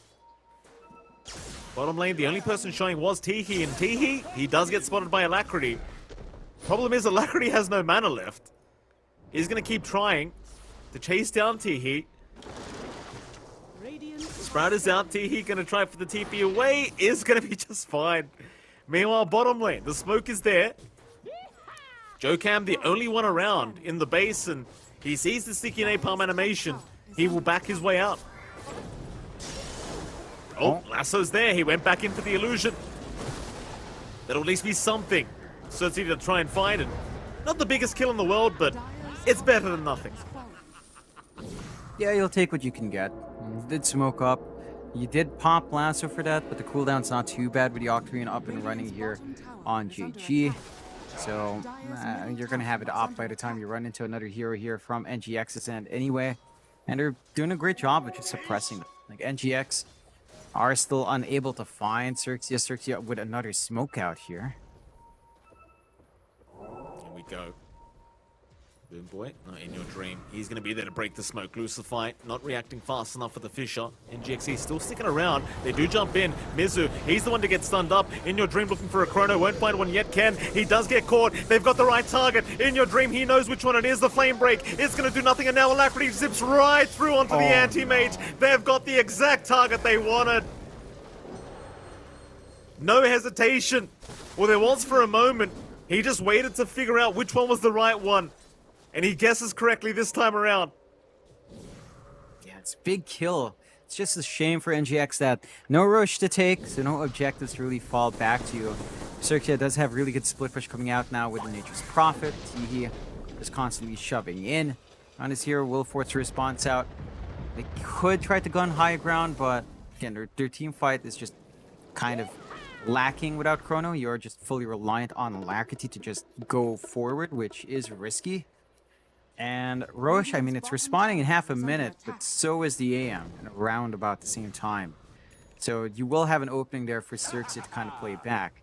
You do have the full Ags done in your dream, so you can get a lot more out with his time walk. Of course, with a shard, it just feels really easy to poke in and out. So it should be one way to maybe figure out the real AM from the illusions as well. And just kind of get that initial control to maybe set up for your storm here. Triangle. Not as safe as it used to be for Xerxia. They do back their way out for now. Immediately relocate back down towards the bot lane to keep that creep wave pushed out. Roshan still not up, but it will respawn. Alacrity, he left a static remnant there, so he should know about it. So first dibs on Roshan is going to be with NGXE. Radiant's bottom tower is under attack. In your dream. We'll get started, but there is a smoke. Xerxia, they can't let this go down for free. Mizu is going to jump in, though. In goes In Your Dream, just chipping away at Teehee. Mizu dropping a little bit lower. We'll pop his BKB, and we'll be able to just heal up with the Spirit Siphons, but now the Omni gets caught by the lasso. Can they take him down in time? They've got the Silence, they've got the Pulverize, they've got Boom Boy as now. In goes Zephyr, or rather, excuse me, Alacrity with the Vortex. Rupido, he'll go for an onslaught back the other way. And Mizu, he's going to be fine. Mizu, still going. Rupido, Ken, again jumping in, the Mana Void. It will be blocked off by the Linkers as now In Your Dream goes in for the Chrono. He's got the Anti-Mage once again. Ken, can he make it through it? Not quite. He has no buyback. He is down for 100 seconds. Meanwhile, Mizu, still going. Pops the Exorcism now, back towards Rupido, who does avoid the cookie. The Fisher allow him to walk away, but Roshan is freely going to go the way now of NGXE. There is no carry to fight back. Shout out to Zephyr, by the way, John. No idea why his name popped up in my mind, but there you go. Because Kenny's a great guy. You know, miss him from Stockholm. Still, Roche goes the way of NGX. They've got the cheese down. They've got the Aegis up for In Your Dream. Refresh shard here as well. So you already have that double chrono ready to go here for In Your Dream. Double BKB usage. Big win for NGXE. I mean, they're playing from an effort deficit, but we're at 45 minutes in. 2k gold really doesn't account for much. It mainly boils down to really the supports, because Boomboy is so poor and Teehee and Lucifer are so far ahead at that's where most of the differential is at, which doesn't matter as much as the Omnimite just doesn't need as much to use anyway. Rupido? Gonna be okay. Dire's middle tower In Your Dream. Back in. Meanwhile, Boom Boy, he does drop bot lane. Teehee, able to take something. The T2 tower, though, still under siege. In Your Dream, gonna be able to go ahead and take it for himself. Problems as the onslaught. Rupido still trying to chase. Not going to be able to find anyone. So they get themselves an Omni-Knight. They lost themselves their Prophet. Not too big of a deal on either side of things. They can just wait for the respawn timers. 25 to 20 now. The net worth lead is literally just less than 1k. Graph is all over the place, but currently 64% the way of NGXC in terms of win probability as JG. He's a much bigger target. BKB up. TP is available. He'll be forced to commit it. They won't have the right click damage to get through his life. He'll be just fine. Backs off. He's trying to stall out, trying to cut off these waves, but NGXC do have a good response to that. They've got the mobility ready with Alacrity, and they should be able to find that tier 2 bot if they want to commit. They connect with In Your Dream here. Age is still up for 3 minutes, a long time, even with the aim respawn. And Chrono is back up with a refresh. So, double Chrono ready, push is ready, they clear out the bot tier 2, all outer towers gone for both sides, and they even up the map control. So it's anyone's game at this point. I would give NGXC the advantage. Chrono, double Chrono is very hard to play against. They are trying to shove top, but high ground begins here. Yeah, it's going to be a tough high ground defense to come. Radiant's top tower is under attack. Ags shards available in Your Dream, going to make it very easy to chip away. Bot lane, however, is being forced in by our Prophet, so Alacrity going to be forced to TP back and defend that. And will do so. And that might mean NGXC, they just can't go high ground. Not without their Storm. He's always going to have this advantage of just constantly split pushing with these Treants. Oh, even JG and Ken are still hanging around that top lane. They don't intend on leaving anytime soon, that's for sure. I guess the idea is we can't fight them. So if they push our bot lane, we're going to push their top lane. That'll be about it. Yeah, try to trade evenly on the objectives, even out the map control, even out the creep pressure. Still, I mean, you have all this time on NGXC. They will go for a smoke play, look for a pick off first. They're drawing lines towards top. So they want to punish this. Well, naturally, I mean, you can't go for the high ground, so you want to at least find the team fight. At this stage of the game, it does feel like NGXC just naturally is the stronger team with their draft. Still can go either way, but I certainly feel that way when you've got this this Aghanim Scepter Storm and the Void of In Your Dream. Ken still hanging around the top side of the map, but not going to be spotted. It's going to be okay.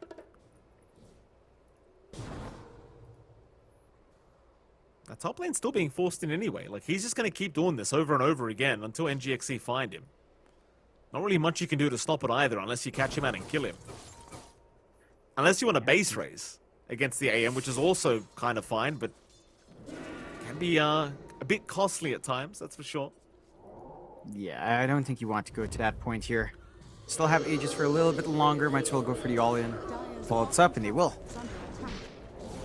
NGXC jumps in. In Your Dream.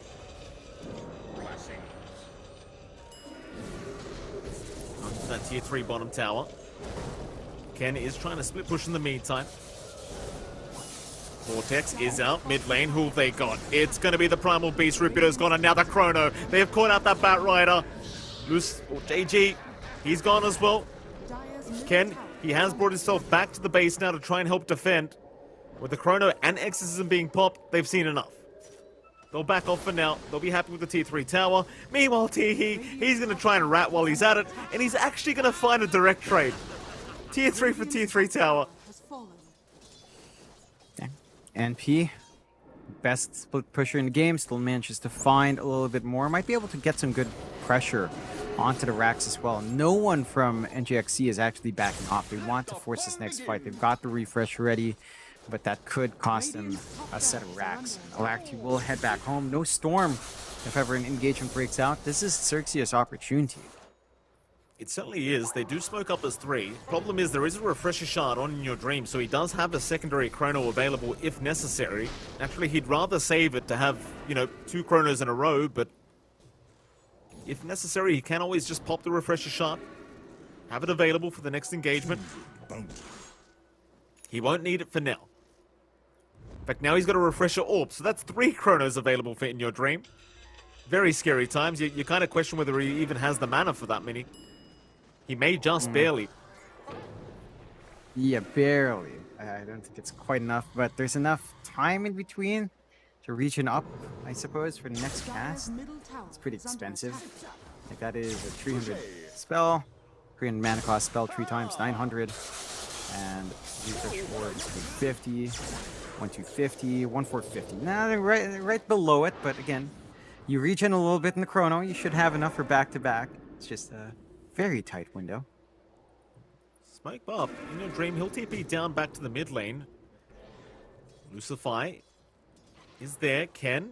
Oh, Ken, do not blink to that high ground. That is not what you want. The smoke is broken in your dream. He knows. He jumps in. He's found the real AM. He's got the chrono. Fisher is going to block. He didn't pop his BKB in time. He's got a secondary chrono, but he won't be able to get it off. The refresher orb was in the backpack. Lasso is there from the Batrider. He'll hold out for now. Meanwhile, towards the south, they're onto the Earthshaker. They'll take him down. Mid lane, Alacrity's playing with Rupido. Out of mana, though, is Alacrity, but not quite enough. He will zip away. Onslaught is there, however. Ken is there to follow up as well. Alacrity, he needs some help. The team is on the way, but the Mana Void just blows him up. So much damage. As long as you break that Lincoln Sphere. Again, that's Alacrity down with no buyback. Long respawn on him. He just bought out his Arcane Blink. So good punishment out from Xerxia. That should hold back the side of NGXC from finding any more at the moment. Probably will want to wait for the back-to-back chronos here on In Your Dream and wait for that next cooldown, which should align with the next rush. Can you see that respawn timer in a few seconds here? Xerxia, kind of in a decent position to contest Roshan themselves. They could just keep these waves shoved out and just gone for that objective. They've got the damage ready to go. MKB up on Ken as well. So he does have a way of piercing through that butterfly evasion on In Your Dream. It is a longer Roshan. 2.5 minutes. So both sides will have some time to think about that one. Yeah. 54 minutes almost, Jonathan. This game has dragged on quite a long time for game one. I am not going to say what happens very, very soon, but you know the drill. We're not going to jinx it. Xerxia. Smoking up. In Your Dream. Has a refresher orb up. Chrono back up in 30 seconds if you just want to go for the normal cooldown. Ken. Oh, Ken. That is the real AM, by the way. Lasso is out. They've got the Omni Knight. Boom Boy in trouble. Still alive, but should go down. And will eventually, but in the meantime, Teehee's dropped. Ken onto Joe Cam. Has found the Snapfire. In Your Dream. He'll refresh, but he never got the chrono off. He was out. Oh, no. Oh, well, it happens. Vortex is out. He gets the illusions. That's the first time that's happened to In Your Dream this game. You've got to give the man props. He's been on point every other single time. They'll still try and fight. Rupido, Ken, they'll jump in. Mizu's the target on the Death Prophet. He's dropping low, but Alacrity's right back in with the Vortex. Onto 3 heroes, trying to turn this team fight around. Still trying. Ken, he's half HP. He's still fighting, though. Back on In Your Dream, and now the Echo Slam. Lucify onto 3 targets. In Your Dream, he's going to drop. He'll buy back. Back into the team fight they come. Mizu, somehow still alive, but Ken will get rid of him finally on the Anti-Mage. They'll buy back. Without the chrono up, surely they can't fight anymore.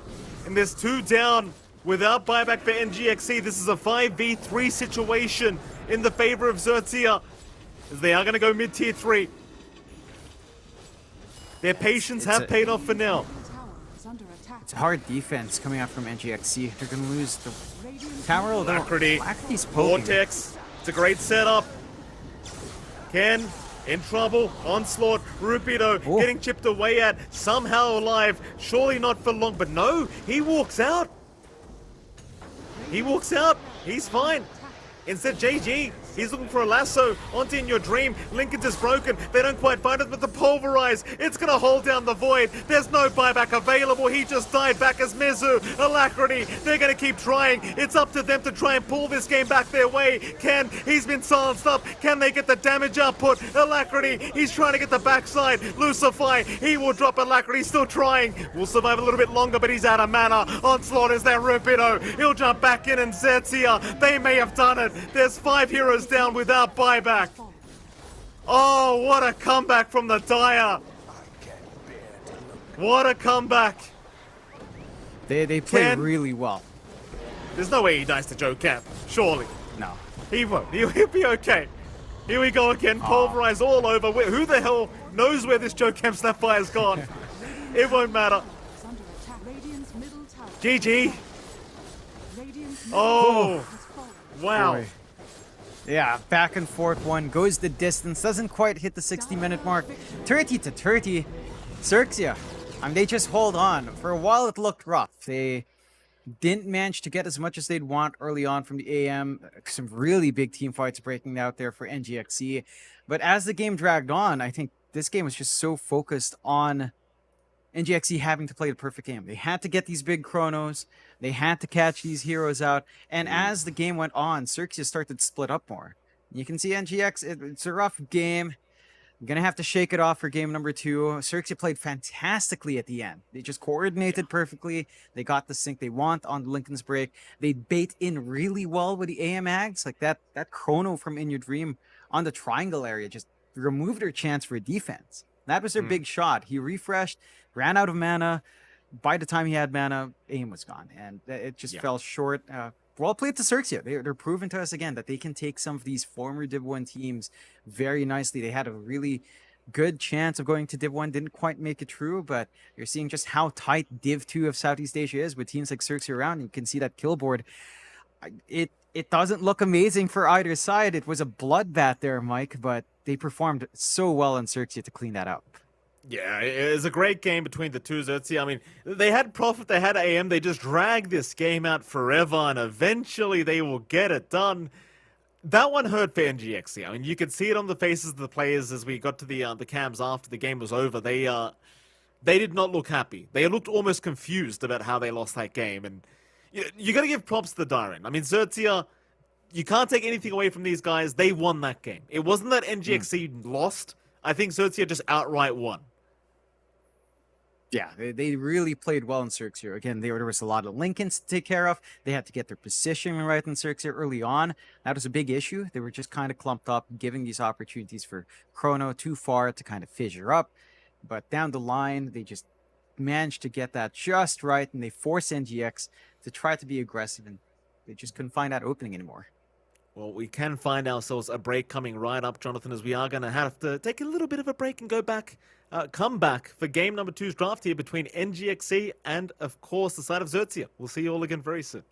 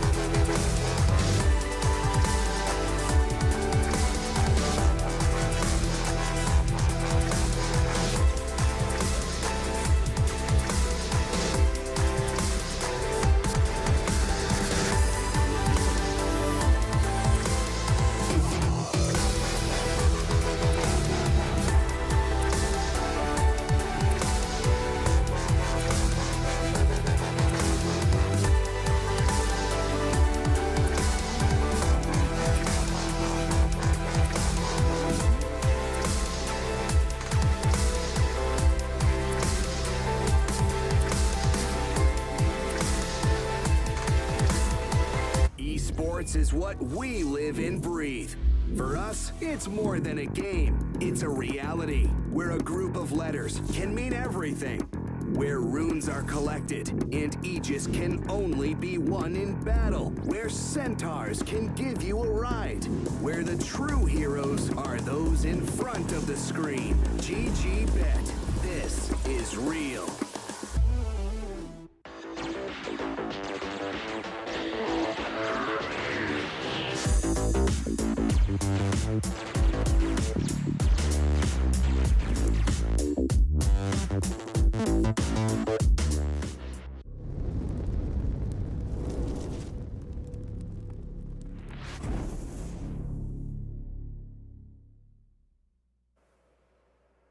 All right, ladies and gentlemen, in we go again. Game number 2 between NGXC and, of course, Xerxia. It's MLP.Dronix5. Jonathan, I still haven't really calmed down from that last game. Xerxia pulling off an amazing comeback here against NGXC.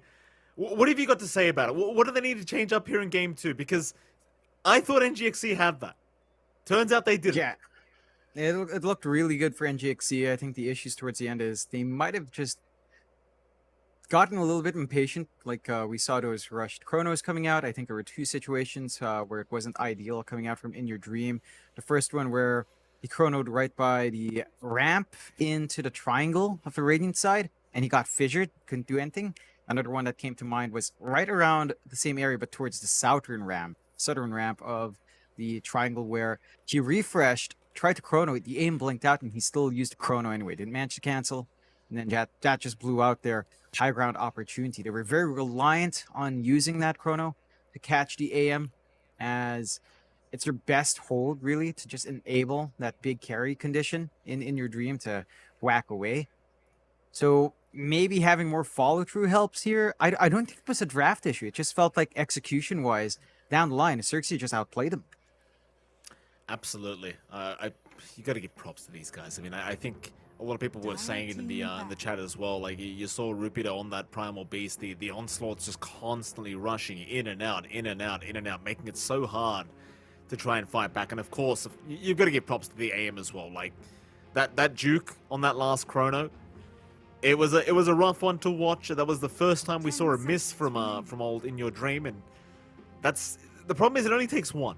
It only takes one chrono at the end of the game like that to miss, and suddenly you've got an open high ground to go for. Looking very forward to seeing what they change up here. Mind you, last game around, NGXC, they had pretty much domination throughout the whole match. The Prophet AM pick is what allowed them to keep dragging out the game. Until they saw a mistake, they saw an opening, and they were able to just kind of smash it open. I wonder, do they go down the same route of having these kind of ratting heroes that can keep the split push going, or are they confident they can kind of dominate the mid game this time against NGXC? 5 seconds remaining. Honestly, with the choices Xerxia were making, I feel like they can just play that earlier tempo. Then no need to really just go all in on that delayed timing, that split push, that slipperiness. You can face them head on. See a little bit of an interesting change here from draft. NGXC going for the Mars for Mizu, along with the Snapfire coming out more than likely for Jokam here. So you've got a good combination already. And Xerxia seeing this, go for a comfort pick for them. They pick up the Ken TA. So a really early TA pick. It does feel like you've got decent ways to burn through refraction in the middle of these bigger team fights. But they should be able to protect that TA now. There's straight up bans up against TA counters. Viper already gone. They've got the Undying to kind of help out here as well. So you've got a pretty good lane setup coming out from Xerxia. If you are running, say, the Teehee Undying here, decay up with the Melt Strikes and Sideblades, they become super soft. And T can just run right through, especially by her level 3, maybe level 4 timings. Feel a lot better. You can just harass back and deal with the Mars and the Snapfire if they're not too careful. Yeah, absolutely. TA Undying. The Undying being so potent in this current meta, Jonathan. We've seen it so many times, and so many times as it's been banned out throughout multiple qualifiers, just proving to be such a powerful hero after those decay changes. And you and I, we've had the pleasure of practicing the Undying many times since that change. I gotta tell you, it's just so easy to land 2-man decays, and well, you do see the close-up there of old Mizu, and yeah, I mean, he's got the face of someone that's not happy after that game number 1. You can't quite blame him. Serious mode now here for NGXC, that's for sure. Yeah, and you've got Mr. Fishman at the back as well, giving the calls. Good old Winter hiding from the camera, as I'm sure he's doing on purpose. Mr. Shy Winter. But Absolutely. 10 seconds. he had a spectacular draft. Like the execution was on point. Just that mistake at the end. That's all it takes, and Syracuse finds it, and it opens up the game. So I think if NGX drafts something maybe a little bit more up tempo, not as reliant on these cycles of spells as we were seeing out from the side of NGXE last time, like being so reliant on a long cooldown on the Chrono, having to play around Exo as well. If they have something more up tempo, that could fix some of their issues and allow them to match pace with Xerxia, or just manage to punish Xerxia more for that slower game. Apologies, Jonathan. Apparently I'm having a monitor issue right now, which Radiant is a bit team problematic, back. so I can't exactly see what's going on at the moment. You'll have to keep the cast going while I try to sort this out. All right. Still okay? have the bans coming through here. You do see NGXE banning out the Tide along with the Primal Beast, so showing some respect to Rupido here. Did have a fantastic time on that Primal Beast, as he pointed out. Xerxia, for their part, they take care of the Phantom Lancer after the Viper. They take care of the Terrorblade, so ensuring In Your Dream won't get his specialties here. NGXE, again, once more with the Rupido specials on the Night Stalker being taken away. Keen to see how else NGXE develop. They've got room to just pick something like the Boom Boy here. We saw the Omni Knight at this 10 phase. seconds remaining. Omni Knight against TA still feels pretty damn good. I don't think there was anything wrong with the Snapfire and Omni Knight support duo as well from the last game there from NGXC. So you can still kind of have that combination. I think Boomboy and Jokam showed us that they can sync up really nicely together with that set of heroes. They've already got the setup in the Moors to kind of provide that range, artillery range for the Snapfire to spit into. They go into the Venomancer instead, so they want a TA counter. They go Veno. Mike, I know you've got words about that Venomancer. It's into the TA at the least, so you've got that burn. But we've seen games already where you pick Veno into TA. It doesn't feel like it's enough down the line. Look, here's the thing.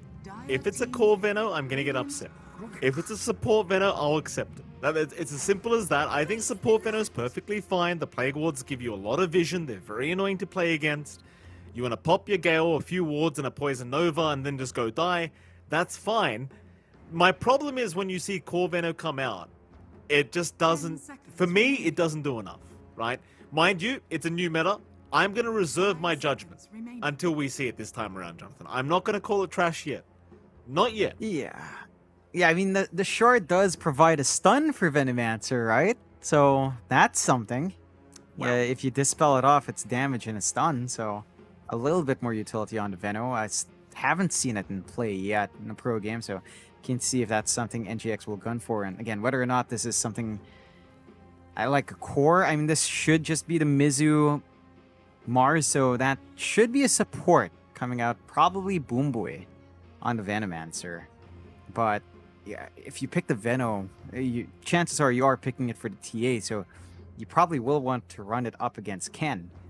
Maybe they just flip the lanes around, keep the players and the heroes as is, or Jokam ends up running Veno, which is fine. I feel like Jokam's a very flashy four though, and Venomancer is definitely not that flashy four. Like, you can get a blink, the end result's the same. You jump in, you use your spells, you die, and that's it. They go with the Ursa coming out, so you've got a good laning combo now to run the Snapfire Ursa, and that should lead to the Venomancer running top up against the TA.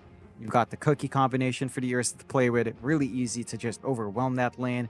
It does look like for Xerxia, you've got the option here to run the offlane Dawnbreaker or the offlane Undying. It's open enough that either one can work out. The Undying probably feels better in lane. Dawnbreaker's damage values were cut by a good margin. So you could maybe make the argument for the Rupido offlane Undying, which I believe we have seen at least once before. And that was also before this patch. Oh, you are correct. We've seen it a couple times, actually, and it is quite potent. That is for sure. No, I would love to see an offlane Undying here. I'd love to see a POS 1 Undying, Jonathan, but I don't think we're going to see that. Enigma Galaxy, though, they do have the Ursa, so if you are going to run POS 3 Undying, can be pretty rough laning against Ursa with it. Mind you, it kind of goes both ways, because Decay is pretty busted, especially if you get a couple up with Tombstone. So it does go both ways. I'm very curious to see where they end up landing this Undying. Dire team back. Dawnbreaker Upholstery against Ursa, not exactly the greatest either, to be fair. You do at least have the mobility of Celestial Hammer, though, so there's that. So I do wonder if Certia are going to think about this Upholstery Undying, or whether they just say, screw it, just throw the Dawnbreaker Upholstery instead. At least we can escape if there's a jump 10 in, seconds remaining. and that way you should be all right. 5 Still have seconds remaining. that flex on hand. I am curious for NGXC overall as well, what they read from the draft. They should understand for Xerxia, I mean, Ken almost always runs that TA. You're not going to see that TA mid. So I'm hoping that NGX still save themselves for a last pick on the mid lane here for Alacrity, run that support Veno, as they have been banning a mix here in Xerxia. It looks like they expect that it could still be some flex on what the Veno is going to do, or perhaps the Snapfire could be run by Alacrity, as we have seen them also try that out before, as they ban out the Enchantress and Pwop. So keeping that flexibility on hand, respecting the flex, NGX as well. Feastmaster along with the Puck banned out. Not quite sure where anything's going. Xerxia will have to reveal their cards first, as last pick is onto NGX here. Radiant team pick. And they will go for the Ember Spirit. Again, still kind of open as to whether or not you want to run Rupido on the Dawnbreaker or the Undying. Ken is certainly playing that TA safe. And you've got JG on the Ember, which we have seen JG perform on. Right, like early on in Xerxia's run, back when they were still UD Vesuan, I think the one criticism of JG was he was more like an offlaner playing mid-heroes. And that was his role a long time ago, I believe, on OB Neon, when he was on that stack with Zhao, Scam, Play Hard. But he has adapted a lot better. After the past few tours, I mean, his mid pool has expanded to the classic mids. His Ember is really spectacular. So I don't mind this at all. You don't have the hardest lockdown here from NGX either. So it feels like a fairly free Ember game. 15 seconds left. NGXC, final pickup for themselves. They are... Oh, there it is! Oh! We asked for it last game, John. It has come out. The Alacrity Meepo. They are in basically a best of one right now, NGXC. They have to win this game to force through a third game. They brought out the big guns. Great pickup against the Ember. You just be able to lock him down with Ensnare throughout these engagements. We know how great Alacrity is on this hero. Oh, John, we have a game 2 on our hands now. I'm very excited. Oh, this is very exciting. I'm keen to see how much Alacrity can get out with his Meepo. This is something that NGX reveals in the direst of circumstances. It's going to have to perform here. It does feel like, I mean, down the line, he might be able to handle it, especially once you hit those BKB times here on the side of Xerxia. So you just have to hold out. There's a lot of aggression coming out from NGXC. And they've got that Venomancer support. They've got Jocam once more on the snap. On the side of Xerxia, don't seem too dissuaded. Like, they're having smiles of their own, too. They're like, oh, we brought out the Meepo. I guess we're ready for this. And they've got the Undying to soften it up. They've got AoE from Rupido and from JG. Like, the Ember and the Dawnbreaker can kind of rip through that Meepo if it's not careful. Oh, absolutely. It's not like the Meepo is just a guaranteed winner or anything. It's just, you know, just good to see it. We love Alacrity Meepo, one of his signature heroes, one of his special ones. Everyone knows Alacrity plays this hero like a very, very mean man, and we'll have the pleasure of seeing how he does perform here as we are going to get into game number 1. John, I think I had 3 out of 4 right, or 2 out of 4 right last predictions. Do you want to go back and have some turns here, John? Sure. Time to get 0 out of 4. Let's see here. Total number of smoke gang kills by 10. By 10 minutes, that's a bit rough. Usually just 1. Team who places the most observer wards by game end. Xerxia feels like they've been a lot more on point with the obsing. Total number of towers killed before 25. This usually is, this lineup, maybe just 6 to 10 by 25. Player who places the most observer wards by 15. Teehee's been pretty on point in that, so Teehee, and there you go. One of those things, I think your options might be correct as well. Like, you're warding against a Venomancer, right? Like, Boom Boy, he might just be like, we don't need wards. I've got Plague wards. We're cool. Here we go. Battle of the balloons in the mid lane. I mean, why the hell not? They are very cute balloons, by the way, Jonathan. Very cute. They are. They even have flappy wings there. Also saw some... Here we go, Jewel. Immediately from Rupido. Right? Had some all chat coming out. I think Luzify was asking IYD double down. Haha, goes in your dream. And they all ran into each other a lot in those pubs. Yeah. There you go. Mizu. He's going to be able to back off. You don't really want to have to fight against the Undying right now. It's not fun with Decay. The battle Joe Cam's going to show up though. begins. They do at least have a couple stuns here. Spear is out. Teehee going to be pushed back, but Ken does pick it up. That's actually a 3-for-1 trade in the favor of Xerxia. So a nice little net worth advantage getting this game to underway. And of course, we'll start off with the mid lane as we always do. You're going to have that signature Alacrity Meepo against the Ember Spirit of JG. John, it's been a long time since you and I have seen Meepo in the mid lane. Who has the hero advantage? What are we looking out for? I'd say the Ember actually doesn't have too bad of a time. Meepo is going to need level 3 to really feel alive here.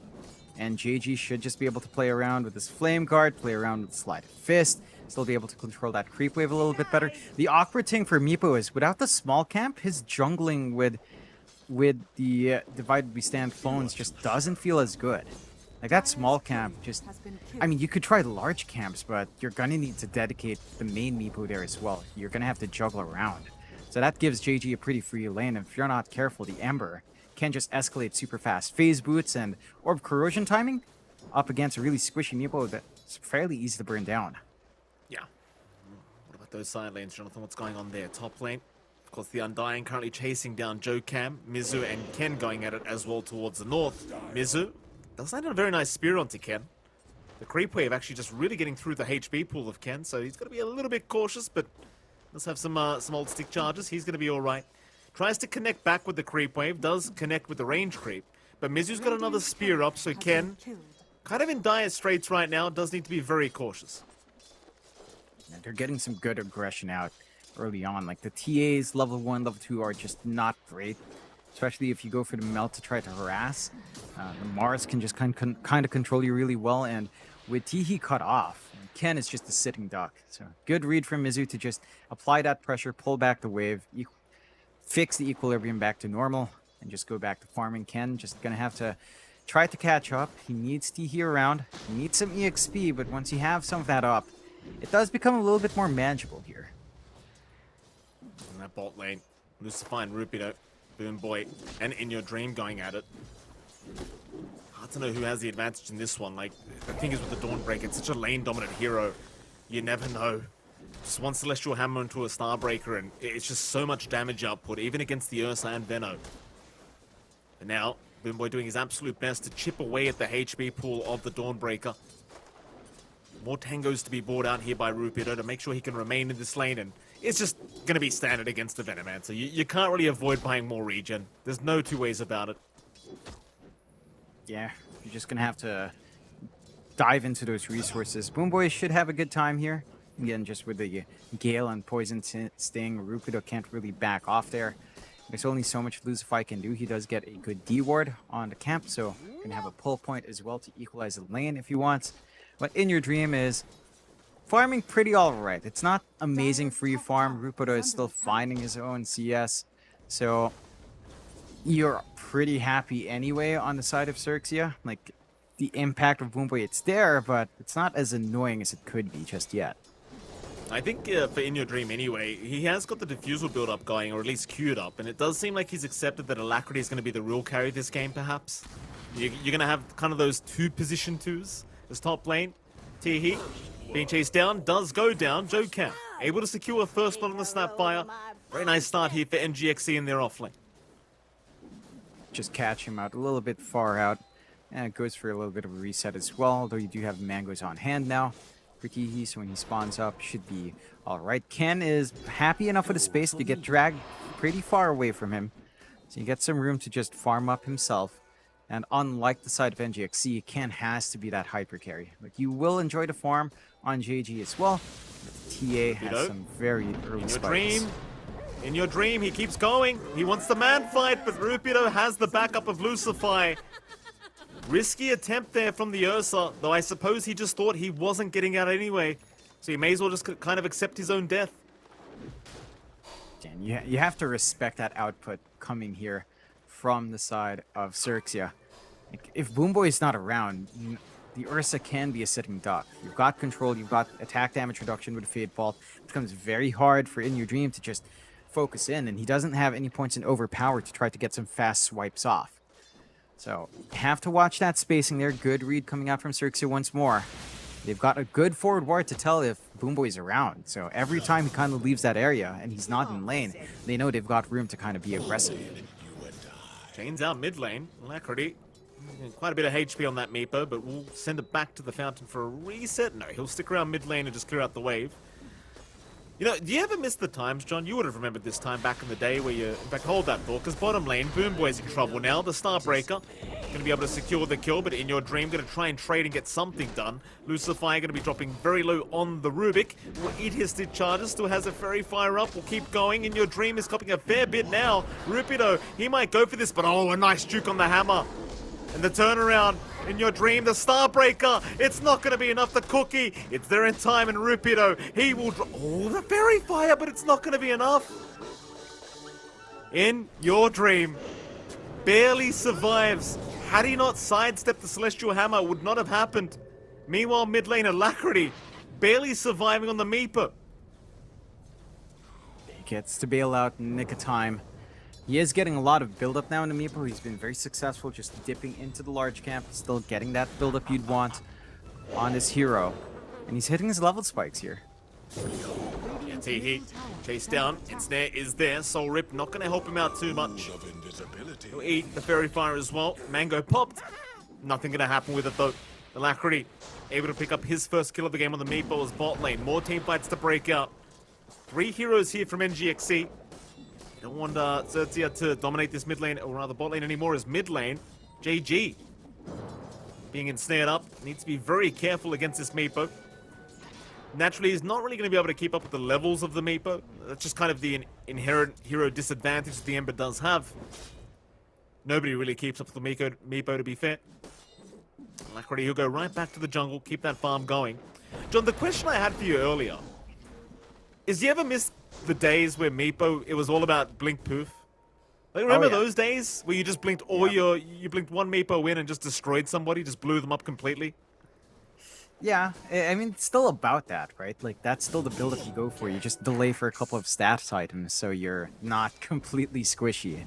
So, we'll still see that eventually from Alacrity after the two Dragon Lances are up. Go for the blink, and then just try to melt some heroes early on. But that timing has to be perfect. Side of Xerxia, they're not that far behind despite this weirder start in the kill board not in their favor. Less than 1k lead coming out for NGX, and that is all in on Alacrity. Everyone else is kind of lagging behind. Yeah.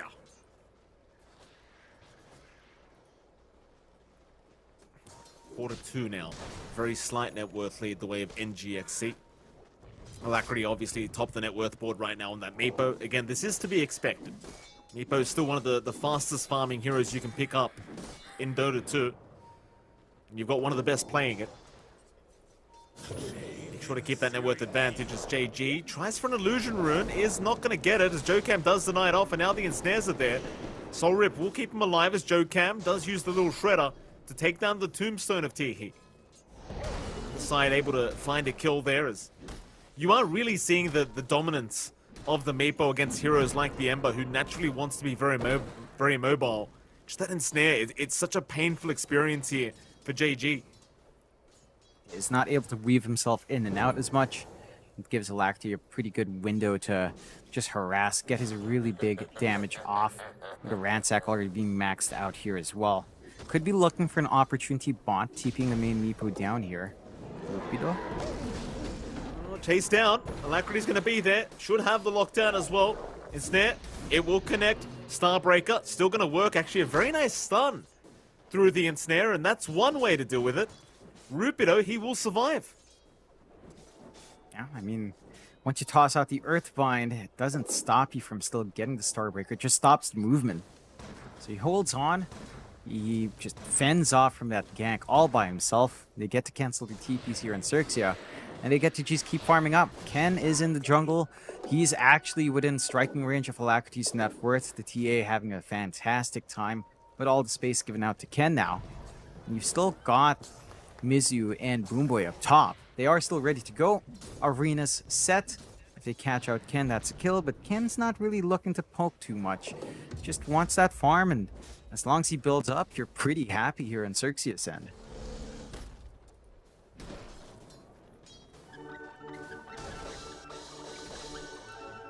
Net worth lead still staying less than 1k. You've got to give props to the TA as well this game, John. Ken doing a fantastic job of keeping up his mid lane and snares out again onto JG. There's going to be a Solar Guardian. Chains out. They'll lock him down. Rupio trying to move in, but now Mizu with a nice rotation. Going to make sure the Dawnbreaker cannot pursue any further. And let's be frank, Alacrity, he was way too tanky anyway. He was not dying. Yeah, they hold on trying to drop all the remnants there, so JG doesn't try to go for the bomb. And you do have way too much stats on Racti. One Dragon Lance up, second one coming out next. Just a lot of durability on that Meepo right now, which you will need maybe your TA to come in for, which, you know, right now Ken is still clearing out ancient stacks, massive stacks built up for him. A little bit of a clump up by NGXC up top right after that kill, and Lucify. Nice cookie. Lucify gonna get caught. No chance of survival. Another kill here for Mizu. Very nice setup there with the cookie of Joe Camp. Dire's bottom tower is under attack. Lucify, he did steal the Plague Wards away from Boomboy. A nice spell to have as the Rubik in this kind of game, because you can just gain so much information and vision for your team, but you have to give them up now. Not that they're too hard to steal anyway. You can get it back anytime, basically. Top T1 tower. Gonna be under siege. Question is, do you bother trying to defend Dire's top if you are tower is Xerxia? under attack. It seems like the answer is probably going to be no. Mizu, he's tanking quite a bit of tower damage, so they aren't going to be able to keep the Siege Reap alive in the end. It does go down, but they will stick around. Maybe just wanting to continue chipping away at that tier 1 tower. Tihi, the only man around to try and help defend this is the Undying. Dire's top tower Does is have under level 3 decay, so he does have some decent wave clear. Lucify to also show up. NGXC, they do certainly have the greater numbers. They also have that arena on Mizu. Problem is, Mizu's being watched by the Observer Ward there of Tihi. Gold and sweet. And NGX, they've brought Alacrity's clone up as well, so they theoretically have 4 heroes ready to go. They can just jump smoke out here from the side. Broken by JG immediately, though. Not going to be able to sneak around. The numbers do come out from Xerxia. Top is still being slowly pinged away by these wards, though. Boomboy just being a massive nuisance. But that is still space. Ken's still farming. You're pretty fine. Mid is being Dire's shoved. middle tower That's is where the under TPs attack. come in. Yeah, no T1 to drop. I suppose for NGXC, they'll be happy to come back for that later. It's not like they've lost their own bottom tier 1. In Your Dream's having a fantastic time down at that bot lane, just farming up on the Ursa. He's kept that tier 1 tower very well protected. It's the thing with the draft of Xerxia as well. Being against the Meepo Ursa, you probably are going to want to take a bit of time to get that initial farm up, especially on Ken. You already see him build into that Chrysalis, and I think that's a decent item instead of the Deso. Because you really do want to just burst one of the Meepo clones down. Like, you don't necessarily want the prolonged damage of the Desolator. You'd much rather have the burst damage of the crit here against the Meepo clones. And as well as that, he's working right into a BKB afterwards. So just realizing as the TA, he does need to be able to fight early on. Because this Meepo is going to hit a timing rather soon. Especially once the blink is up. Yeah, he's just about to get into it for Alacrity. Double Dragon Lance up, lots of stats to play with. Very durable on every single Meepo clone he has. They are making moves on bot. They are. Reina is down. Mizu, though, has been caught and will drop Alacrity with a 3-man ensnare. Solar Guardian is going to be there to help out with the triple stun. The Lucify has gone down, and Rupido, he's copying way too much damage from the Mortimer's Kisses, so they continue. Tihi is going to take a lot of this damage from this Meepo, but they miss the Scatter Blast. It snares out Rupido, back in with the Starbreaker, but where's your follow-up damage? It's not there, Alacrity. He's just so tanky with this double Dragonlance build-up, and tips are there from Mizu. No one can deal with the Meepo quite yet. It's just too big. They're going for more, too. Great cookie from Joe Cam. It's near. Not going to be there. Oh, no, JG. He'll still get the remnant towards the north. Cookie from Lucify. The Meepo finally low boy. Alacrity. Oh, he's gonna die. They've gone too far this time around. In your dream, he'll try for the TP out. They've got no way to cancel. Dire's middle tower is under attack. At least you get the Ursa away. But I'd say the Meepo is a much bigger target. Definitely is. On the edge there for JG. The net misses from Alacrity. Does manage to dance around, dodge out with a slight, move forward with a remnant, and that's more than enough for Xerxia to find that big kill. Keeps themselves in the game, less than 1k lead their way. Smoke out here from Xerxia as well. A regen for JG might find a freebie. They may. Joe Camp will get caught out, does end up going down. Nice there. Little pick off onto the Snapfire. And is that the thing with Xerxia's draft? Like, is it all about prolonging the game long enough? In fact, hold that thought, because in your dream, he's in big trouble. No help around him. He's just going to try and run the old-fashioned way, and he gets caught out and taken down. The thing is, Joe Camp just died around the Radiant Triangle. He just wasn't able to get back in time. And that's a big kill. Like, that's the two big cores being taken out back-to-back now for Xerxes' end. They find everything they want. You do have this blink timing up on Alacrity, so we're about to hit that mid-game spike where the Meepo is a bit ridiculous. You should be able to just make some plays now off the back of that. We've got to see them kind of use it in a big way. This is a big one. The snare's out. Alacrity will hold him down. Solar Guardian, though, buying a bit of time as Ken. Fighting back, and now Rupido, the Starbreaker. Alacrity, he's dropping low himself. Oh. Poison Nova's there. Ken still trying to run. Eventually will drop. Teehee, he does get the Meepo down. In fact, it was Lucify on the Rubik, but in your dream, he'll keep the fight going. Mortimer's Kisses onto the Dawnbreaker. Will take him out. A 3-for-3 trade. Though again, I ask the question, is that bad for the Dire? Dire's bottom tower is under I'd attack. say no. I think you're pretty happy for Xerxia. You're again throwing off this Meepo. You're forcing these rotations out from In Your Dream. He does want to be aggressive with his build-up on the Diffusal, but his presence doesn't feel too annoying yet.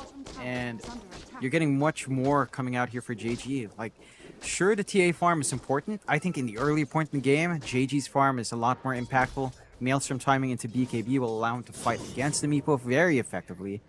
So you don't mind that. Yeah, you lose your TA. Ken wants to build up and is the one to get all the space in the jungle. But for JG, that's a much needed kill for him to find. And with the Maelstrom slowly approaching, you will have some magical damage to bounce through onto the Meepos to help soften them up for something like the TA to clean up.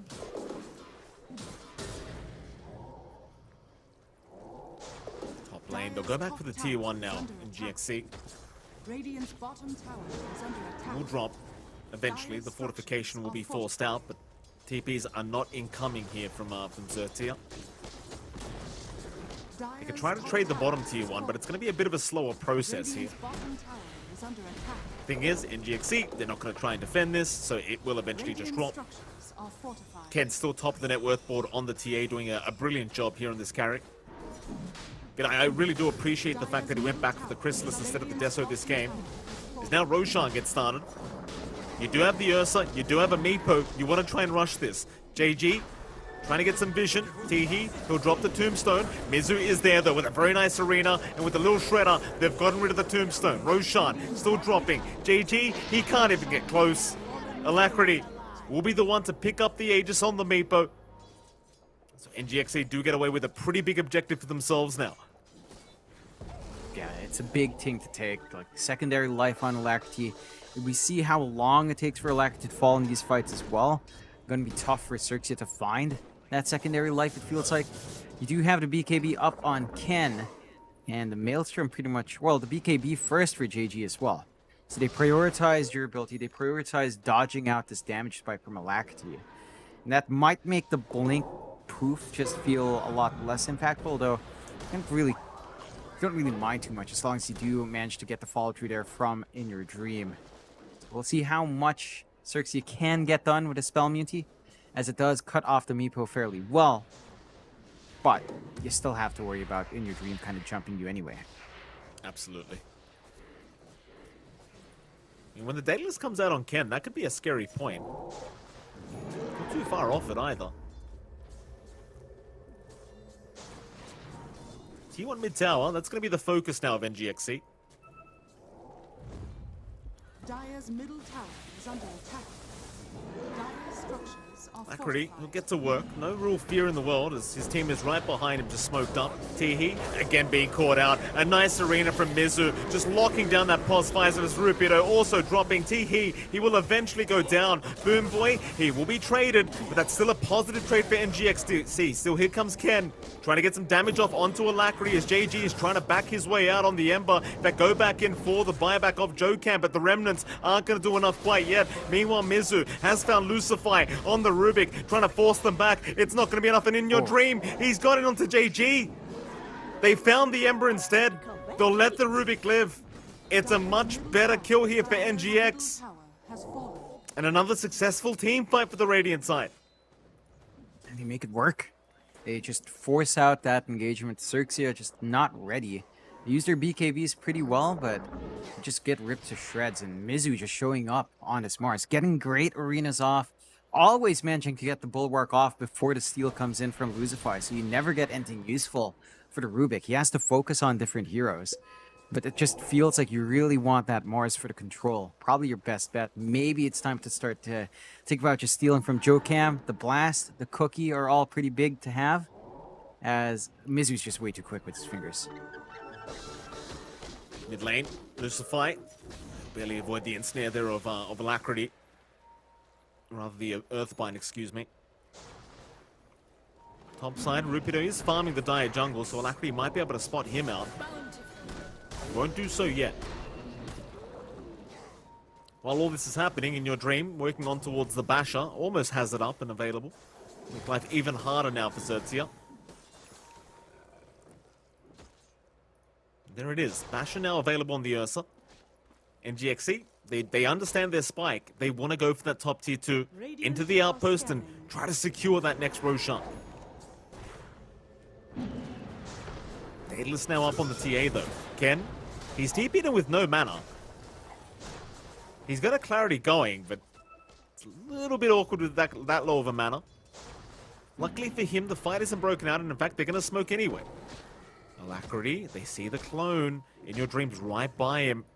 They don't want him though, they want Boom Boy first on that Venomancer. Just get rid of the easier targets, get rid of those supports. Poison Nova's going to be popped anyway, and Alacrity, he'll still jump in onto JG, forcing out the BKB. Meanwhile, the Tombstone, nobody's focusing it down. Alacrity, he'll get stunned up by Rupido, but is still alive as Teehee. He's the one in danger, trying to survive. He has a Soul Rip, he'll hold on. There's your Decay. The Soul Rip never comes out, but it won't matter. He does die.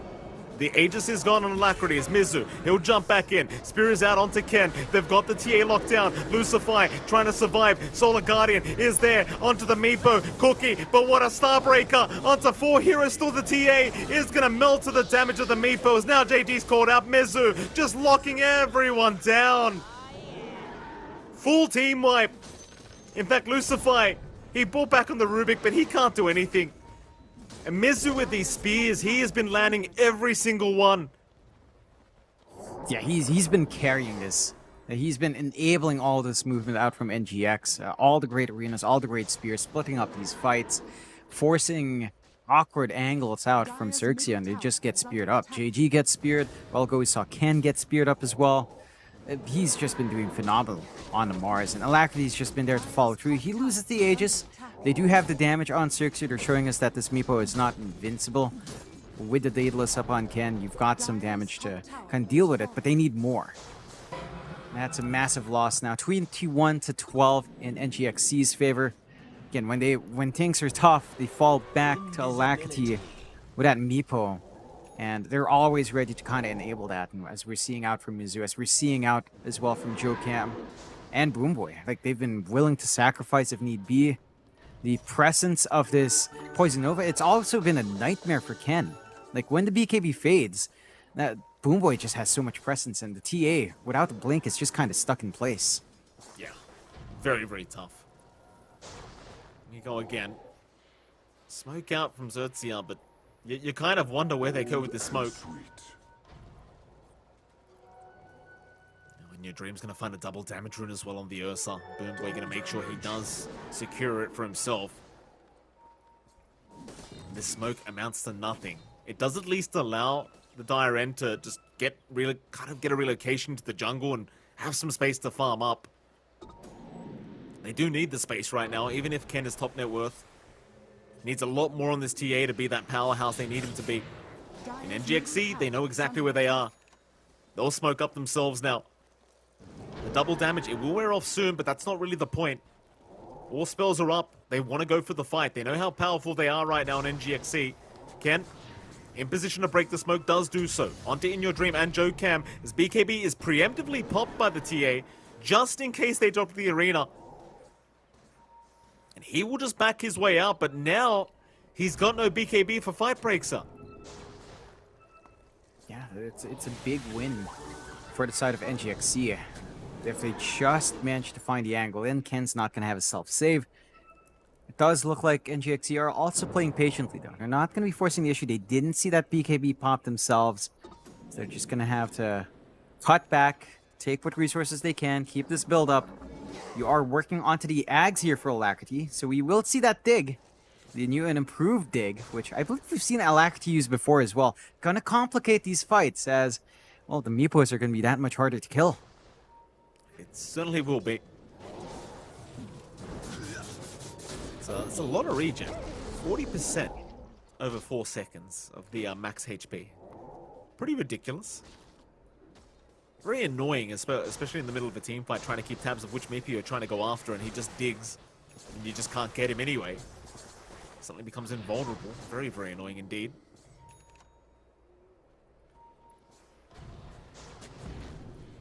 Zertia wards out in the dire jungle. Mizu, oh, that's a quick lift up. Lucify not having it this time around. Forcing the BKB out of the Mars.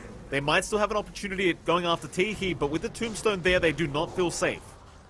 It's a hard location to try and secure the Tombstone kill. BKB of Mizu down. And GXC, they might just have to sit back and relax for a little bit. Roshan is up in a minute and a half after all. You'd rather save everything till then. Problem is, Zertia, they do get their outpost back in that dire jungle. So NGXC don't really have that kind of control in the dire jungle anymore. Could allow an opening now for the dire team. Just having access to their own jungle. And I think it is going to be more about just waiting for Roshan now for either side. Yeah, just a patience game. A minute left on the respawn. NGXC has a big advantage going into the area. They've just been able to play around with their team fight so well. They've got a lot of AoE presence. They've been able to cut off Ken every single time. He does have that blink up, but I mean, you're still playing into the Veno. Once that BKB fades, you just have so many ways of getting kited around, and NGXC, they've managed to balance between In Your Dream and Alacrity so fine here. They aren't going to go for the chase yet, but Tornado is down. Chains are there. They cancel off the poof into the Solar Guardian. Mizu, he's dropped the arena, but it's not going to... Starbreaker, Alacrity's gone. Immediate buyback. Xerxia, they need to retreat. GG, he's fine to Remnant. They have wasted the buyback of Alacrity. That's a huge win for Xerxia. That's massive. At the least, Roshan only 20 seconds away. So if NGXC play it patiently, they should be able to see that next Roche, and they should be able to compensate for that buyback with a secondary life. Xerxia, they just see an opportunity, they take it. This we've seen from them in Game 1. They're very good at eyeing out these small openings that NGXC creates and just dogpile onto them to find an advantage. Getting the build-up they want. I mean, Butterfly coming out next here for Ken. A little bit of evasion to dodge out from Meepo hits. Roche quickly melting to the side of NGXC. I wonder if they give the shard up. Nah, they won't give it. In Your Dream will take it. I wanted to see the Meepo shards that divided we stand fling toss to a target. Sounds funny. I don't know how good it is, but it sounds really funny. It doesn't sound very good, but I haven't seen it in a pro match yet. So to be fair, we haven't seen it. I think Alacrity doesn't think it's very good either, John, to be fair. He probably would have had it a long time ago. But it does sound very funny indeed. Observer will drop on the high ground of the Dire base, prepping. They'll see Rupido. They won't go for the speed back yet on the Dawnbreaker.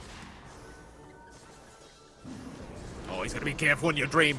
Immediate jump in. Disarm is there. Lift is up. Lucify, making sure they cannot catch the Dawn.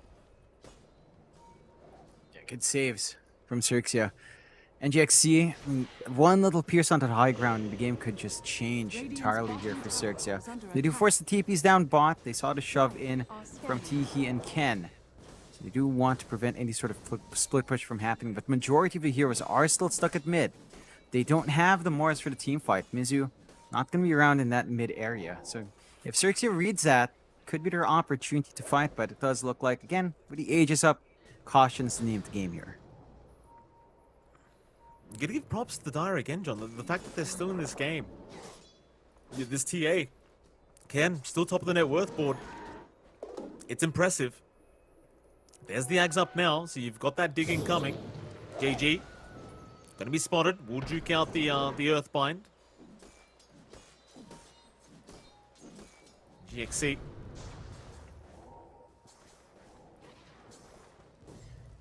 Still going to be fine. They're just making sure that they're in position to be able to defend that high ground whenever they need to. Radiant's bottom tower is under attack. Bottom lane. TP's in to try and defend the tier 2 tower. Ken has traps, can slow down the Ursa, but needs a way out of this. There are heroes coming in from the south. Ken's going to try for the TP away, and the spear again. Mizu! Oh, Mizu. He just flows like water throughout this game too, John. This man does not miss. It's been on point. Like, they get a good read as to where Ken goes. They find a punishment. Ken just playing as best as he can, you know, split pushing where he can, try and get that build up into the butterfly, just is punished for it. And now Alacrity with Dig. I don't know if you can kill this guy off. Unless you manage to root one Meepo and focus it down, he is just going to be able to jump in aggressively and just taunt you with that Dig. They really don't want to buy back on Ken right now. It's tough. You die back on the TA, that's game over. NGXE certainly have the push with this Meepo available. More Earthbinds flying out onto the Undying. Hoof stolen by Lucify. Arena down. They've got the Undying once again. Jump in immediately and they burst him down. Still no buybacks being committed. They are just trying to hold slowly but surely. In comes JG now with the Ember Spirit. Gonna avoid the Earthbinds once again. Slider Fist doing a fair bit of damage as now Lucify's got the Earthbind on his own side of things. Midrax still standing. Ken's up in 5. Lucify, lift up onto In Your Dream, trying to force him into the tier 4 towers. They'll get the melee barracks, and that'll be enough for the side of NGXC. The Rupido, he'll jump in. He has not seen enough yet. Ken's incoming. Can they actually punish the side of NGXC? Not quite yet. Midrax down. NGX, they will not risk it. Backs against the Play it wall safe. still. They're one game down. They have to play it safe. Yeah, you can respect that out from NGXE. They just build their advantage. They hold on. Xerxia, they're starting to run out of options here to hold on to this Meepo. Like, they need to be able to root. They need to be able to focus one while someone else is digging and just try to get that damage on. And Ken is really just doubling down on that damage for the butterfly next. Still needs a lot more gold to get that done. I think we need to see a little bit more durability out from Rupido. He is going for the Assault Curious next. The Halberd is a very good solution to deal with, say, In Your Dream in this case. But it does feel like they lack a hero that can just stand up and draw fire right now. And they've been trying it with Teehee. The Undying still feels a bit squishy, although he is rushing into the Ags himself. So strength steals up to 8 is pretty damn good. And that can, again, soften up the Meepo to a nice amount in a extended fight. But we're not seeing those extended fights come out. They tend to go very quickly for NGX's way. Yeah, absolutely. Yeah. What's Dota Plus thinking throughout all this, Jonathan? What's the stats? 90% NGXC's way? That's fair enough. I think that's fairly accurate right now. I wonder at what point Ken can actually really just try and dominate this Lacrity Meepo and the Ursa at the same time. It's just so hard. Feels like the game's just on his back. You see JG trying his best throughout the fights to chip away with the Sleight of Fist. Hence the Maelstrom build-up, but even with that, it's just not enough. You need more than that. NGXC. Hold that Dire jungle.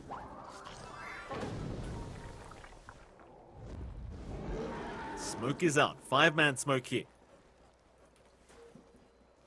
GXC. Radiant are scanning. Problem is, no one's outside of the base here for Certia. I say that, but they smoke up as well.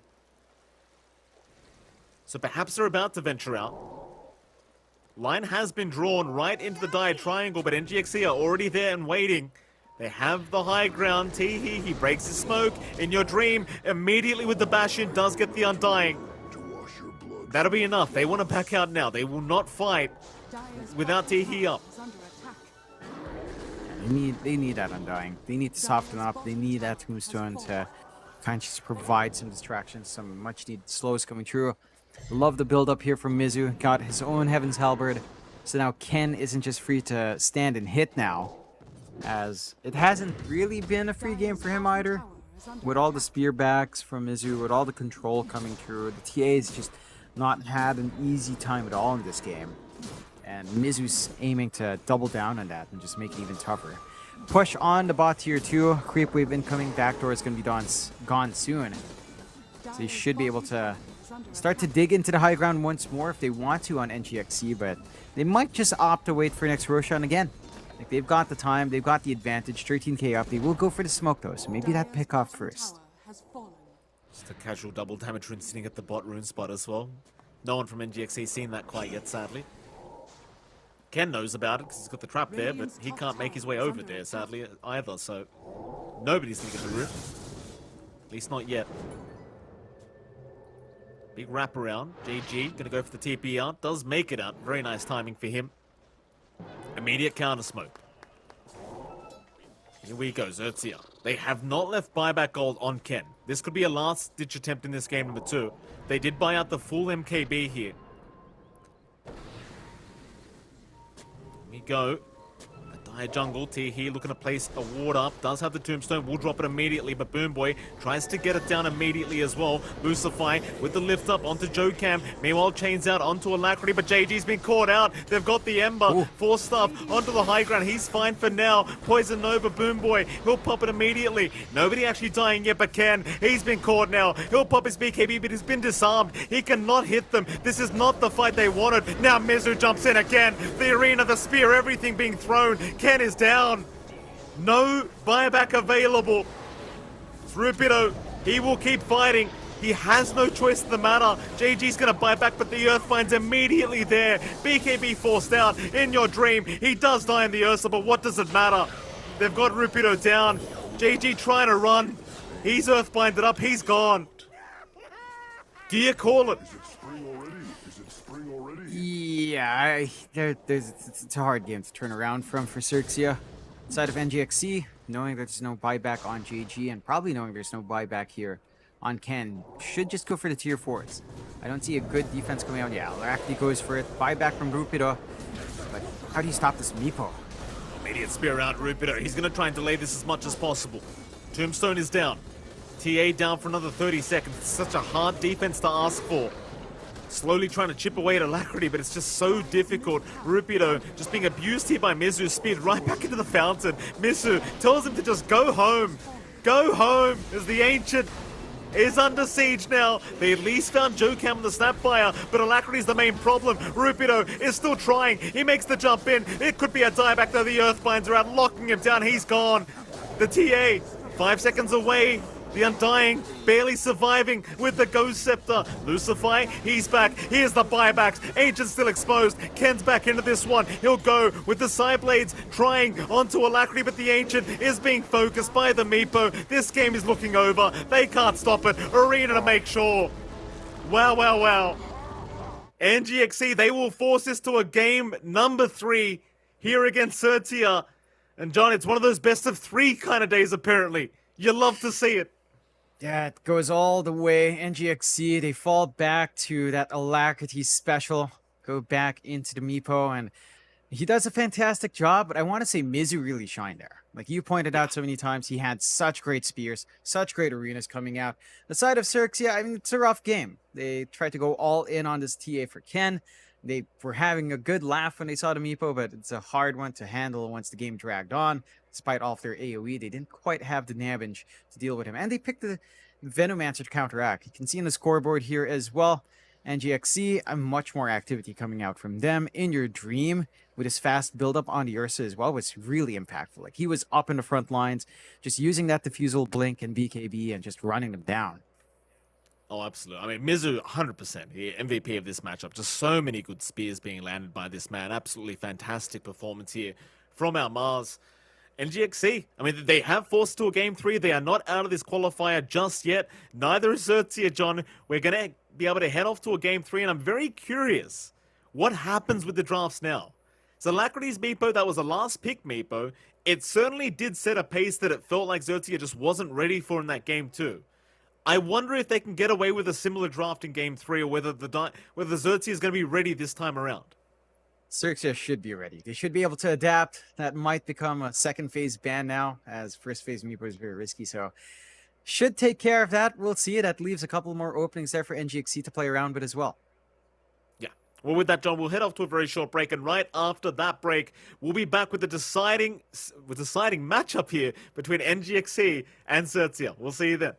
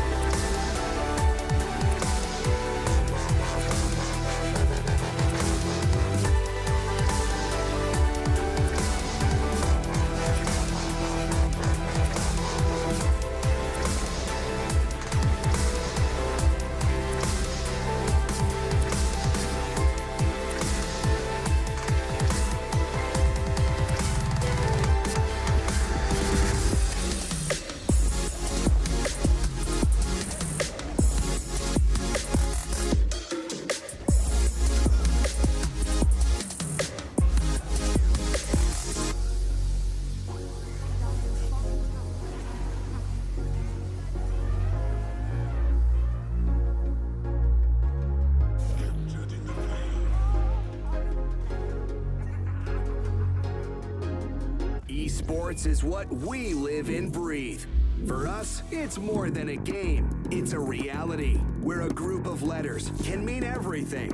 Where runes are collected and Aegis can only be won in battle. Where centaurs can give you a ride. Where the true heroes are those in front of the screen. GG Bet. This is real.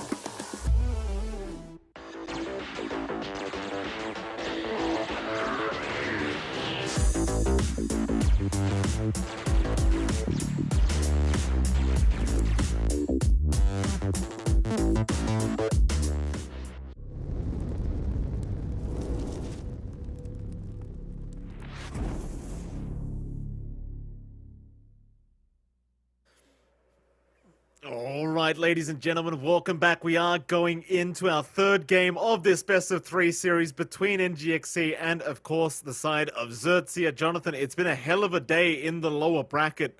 Both series so far going to 3 games. Both series so far being pretty darn hype as well. You love to see it. Both these two teams here, Jonathan, one of them has to stay home and one of them will proceed to the lower bracket round of 3. 10 seconds. Jonah, remaining. talk to me about it. I mean, it's been 2 games already. Is there anything in particular you'd like to see from these two teams during this draft number 3? I think they've got to be ready for pocket picks coming out. I mean, it looked like NGX was ready for the early TA pickup for Ken. They kind of set up for that really well. They had Mizu play this fantastic Mars game. From laning onwards, he was just doing an amazing job, especially once the blink was up. Of course, we can't discount the Alacrity Meepo that just had... 10 seconds. Well, it's remaining. Alacrity Meepo, right? Like, it's something he performs on. It's something that he can just really flash farm on. He knows the ins and outs of that hero really well. I think that's something Xerxia has to respect. They do leave a lot of those options in.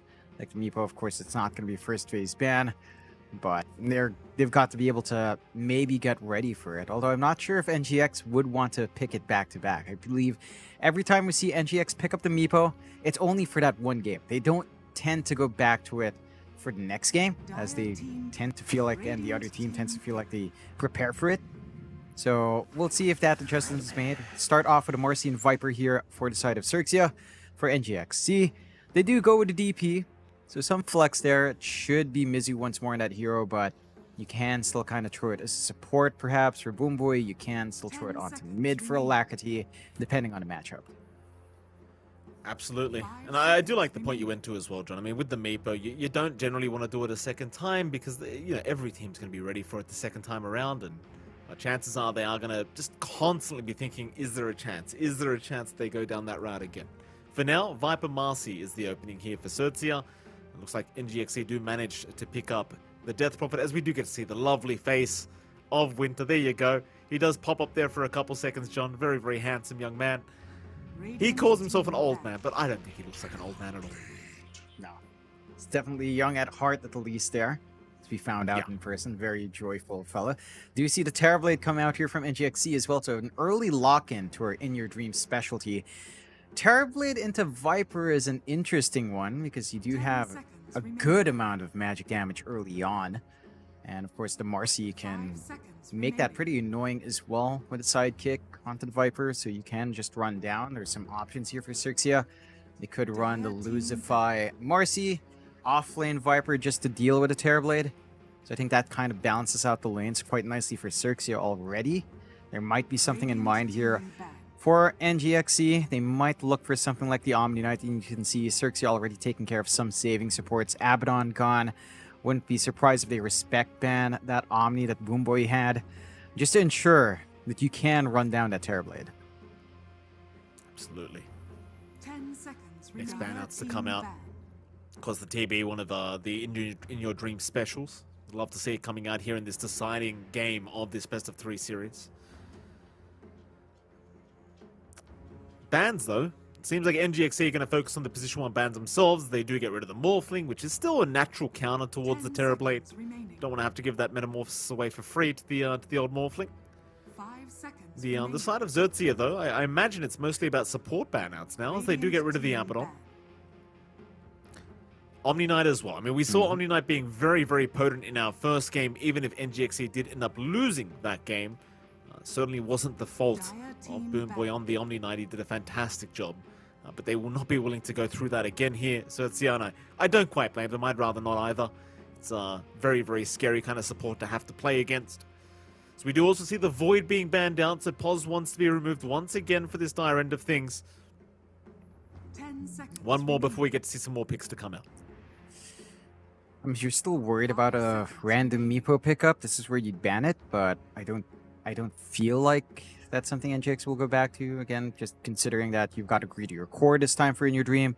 That farm sharing is not going to be as even. So should be a little bit more playmaky here for Alacrity. Maybe just take care of more saving supports if you really are worried about that. Again, the Omni Knife is a good one. Abaddon kind of signaled that Omni would go. Dazzle's an option as well. Dazzle Terrorblade's also a pretty damn good lane. Reflection plus Poison Touch is pretty good. And the Shallow Grave is really annoying. Up against a hero like the TB who can send her away. So I think that still lines up with something that NGXE will still want to draft. They opt to ban the Ember out instead. So they show some respect bans out to what Alacrity might want to do. His signature Void Spirit's still in the pool. And they will get to pick back-to-back. So Xerxia is going to have to show a little bit more of their draft, kind of solidify that position of the Viper and the Marcy with his next pickup, and allow perhaps NGXE to look for that specialty for Alacrity. Because we know this guy, we watch him for a long time. He does love his Spirit Brothers. Storm's in the pool there as well. And certain things like, say, Quap, Hawk are in that area as well. Elder Titan coming out. Something we haven't seen very often throughout the qualifiers. A new hero, Jonathan. Very, very happy to see him popping up. Very good at team fighting, obviously. Very annoying as well with all the status and armor resist that is removed here with the Elder Titan aura. Great against the TB. Like, you can remove all that base armor away as long as the Elder Titan is nearby. And even with the magical resistance being removed, always very, very nice. And can make life very hard for the Terrorblade. Yeah, it's a great pick just to counteract that. I am curious now what that means for their lane setups. Like, will you run Elder Titan off lane, pause 4 with the Viper, run a Marcy 5? Are you doing something different? Are you running a Viper support? This we've seen some teams experiment with, at least in the previous patch. Could be something for Xerxia to consider. NGXC, straight into the Shaker. We've seen Jokam perform in this hero spectacularly before. So he just wants to kind of get back into it. We know Jokam, he loves these playmaking heroes. Shaker is one of his best ones. We'll take the blink timing. We have seen how passive that lane is. And the Dazzle does come out. I mean, it wasn't banned. Again, with the Terrorblade, Shallow Grave pickup, you've got the Sunder there. It's a really good lane to have with Reflection and Poison Touch. You can just run down here. Yeah, absolutely. It's certainly a very strong pickup here from NGXE. And their draft so far looks very powerful. I mean, on the bright side, again, Xerxia, especially with that Elder Titan, I think it's a great counter towards the TB, just being able to... Because he just has such high base armor naturally due to all the agi gain. It's going to be very, very effective. And now a Slark comes out as well. We haven't seen this hero today, but it does pop its head out of the water. And, well, here we go, John. How do you feel about the Slark versus TB matchup? I actually don't mind it. I think Slark has a pretty good time against Terrorblade. Easy to gap close and nullify that range advantage with the pounce. Especially if you have something like the Ags. If you can farm that up here for Ken, it's going to feel pretty damn good. Death Shroud is going to be really useful as well to just heal up in the middle of it. And you have a really good combination with Marcy. Like, Sidekick on Slark is pretty big. So he's going to be lasting long into his fights. He's got Life Stealer regen out from Marcy. He's got the Shroud regen coming out from his ult as well. So it's going to be hard to pin him down. Unless you just get your chain stuns off. Pre-BKB, if you will want that for the Slark, it can be a little bit tough here.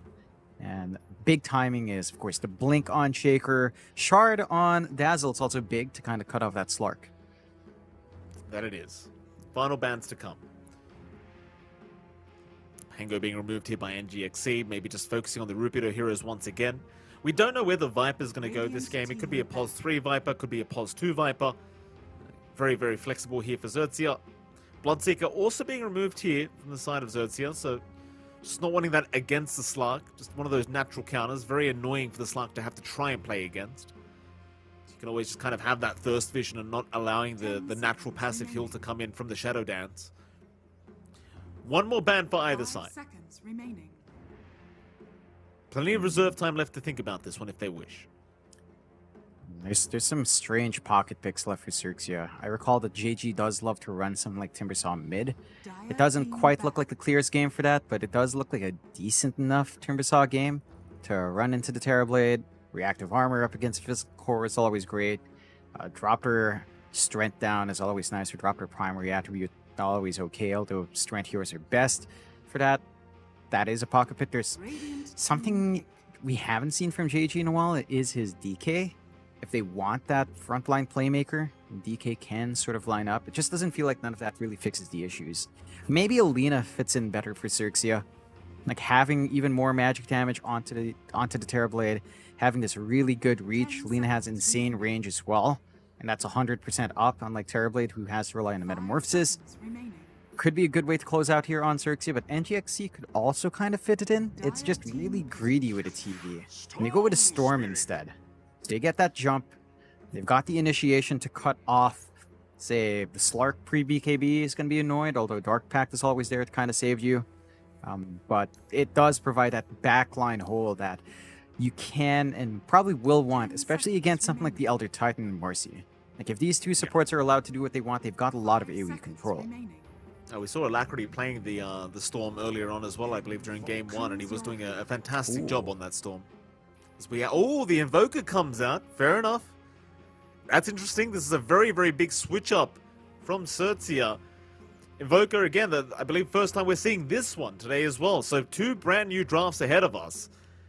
Invoker versus Storm, how do you feel about that?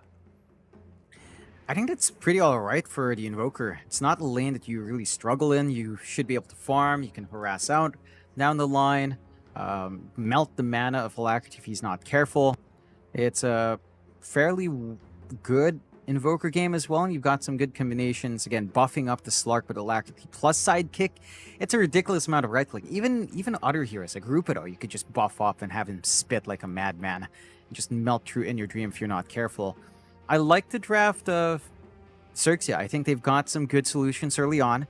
They can just run down. Their lanes look pretty good. Like Rupido up against In Your Dream on his Terrorblade. It's a Viper against TB. That is not a fun lane for In Your Dream, even with this combination with the Dazzle of Reflection plus Shadow Poison or Poison Touch. It is much more favorable for Rupido, especially if Lucify can land the stuns. You have more control there.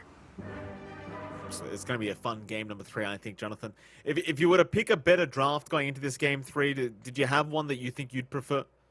Yeah, I'd lean towards Xerxia. Again, their lanes look a little bit better. I think they've got the answers here for the Terrorblade. They should be able to just make it a bit tougher for In Your Dream to just get that free farm game that he'd want and kind of stall out the timings there. So I like what I'm seeing. They just have to play a little bit quicker. If the game does drag on, you can have some issues with In Your Dream, and you will have some issues with, say, Alacrity if the Ags timing comes out and the blink of Jokam's on point.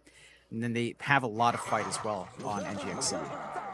All right, John, predictions quickly. It looks like we might actually break out for a team fight very soon if we're not too careful, but smokes are broken. Do you want to go for some predictions here? Smoke Gang kills at game end. Probably 9 to 12. They've been really active with the smokes. Teleports canceled by stuns, maybe 1. It's either 1 or 0. That's always a bit random. Probably 0, actually, when you think about that one. Team with a first tower kill. Push lineups much more suited for NGXC with Terrorblade. Time first barracks destruction. Ooh, that's a tougher one. I want to say it feels like we're going to see that by maybe 27 to 31. So bigger point of that range is 20 to 30. So there you go. Thank you, John. There was a bit of all chat going on. I'm not sure if we can translate that. Boomboy was having something to say. No idea what he was saying, though. You probably don't either, to be fair. What the hell? I have no clue. Never mind. Xerxia. The battle begins. They're going for a three bounty rune trade here, and yeah, they're going to find it. NGXC not willing to fight this one out, so they'll accept the 1 bounty rune that they do end up taking here within your dream. Instead, they are focused more on blocking the creep wave up at top lane, thanks to Jokam and his Fisher. Or you're going to have some clarities ready for this. Always wanting to start with the creep equilibrium your way, especially against a hero like Slark. Just make his life a living hell as much as you possibly can early on. So Ken will sort that out. And of course, we can have a look at the mid lane here. JG and Alacrity going to be going at it. The Invoker versus Storm matchup. Is there an inherent hero advantage, you think, here in the mid lane, John? Do you feel like JG should be having the advantage, or Alacrity? I think it should feel a little bit better for the Invoker. You could just kind of...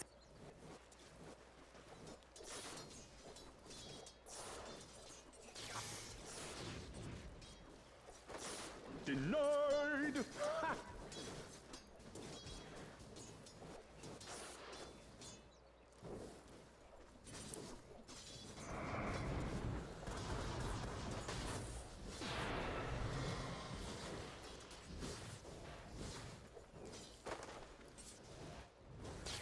We are seeing, you were seeing the bottom lane there. Ken was there on the Slark with Teehee. Teehee taking a lot of damage earlier on. Spoon Boy and In Your Dream laning against those two. So Ken deciding he doesn't want the top safe lane, rather he'd prefer to go after In Your Dream. We'll be fine for now. I suppose the Slark vs TB lane is kind of favorable here for Ken, especially considering with the Dark Pack he'll be fine against the Poison Touch of Boom Boy. Teehee not so much though. Teehee is suffering quite a bit with this as they do chase him down once again, and the Poison Touch is really slowing him down. He's gonna eat the Furry Fire, will barely survive. Yeah, I'm a bit surprised the side of Xerxia are running the Slark versus Terrorblade lane.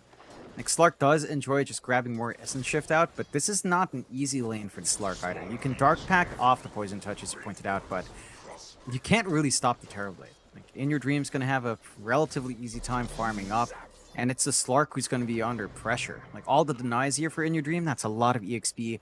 You're not finding. Ken wants a fast 6. He wants to be able to sustain and just maybe farm jungle, maybe farm heroes once he hits that spike. What about the top lane, John? I mean, you've got Mizu there on the Death Prophet along with Jokam on the Earthshaker, and naturally, of course, Lucify is there on the Marcy along with the Pos 3 Viper of Rupido. You know, it is a pretty kind of killy lane here between these two, and killy's not a word, Jonathan, but you get my point. So much kill potential here between these two duos.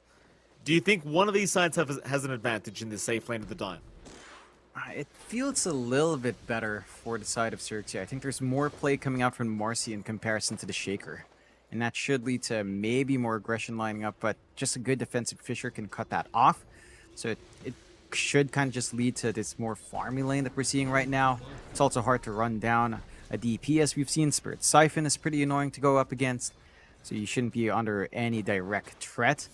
Although again, I am wondering if this swap was worthwhile, because Slark versus DP, maybe it's pretty annoying. You know, Spirit Siphon is still an issue there, but you are most certainly just not annoying In Your Dream enough to kind of justify this just yet. I still feel like Rupido would have been able to handle that TB a little bit better, and you should still be able to farm a little bit on the Slark up here, although again, the range disadvantage might just be enough, along with the Spirit Siphon, to shove you away there. Yeah. Very back and forth. Mid lane. Alacrity. And try and chase down JG. Did cop an EMP, so he's going to have the issue of his mana constantly being burnt here on the Storm Spirit, but that's pretty standard. As long as he can hit the creeps, he's more than happy, and that is exactly what Alacrity's doing.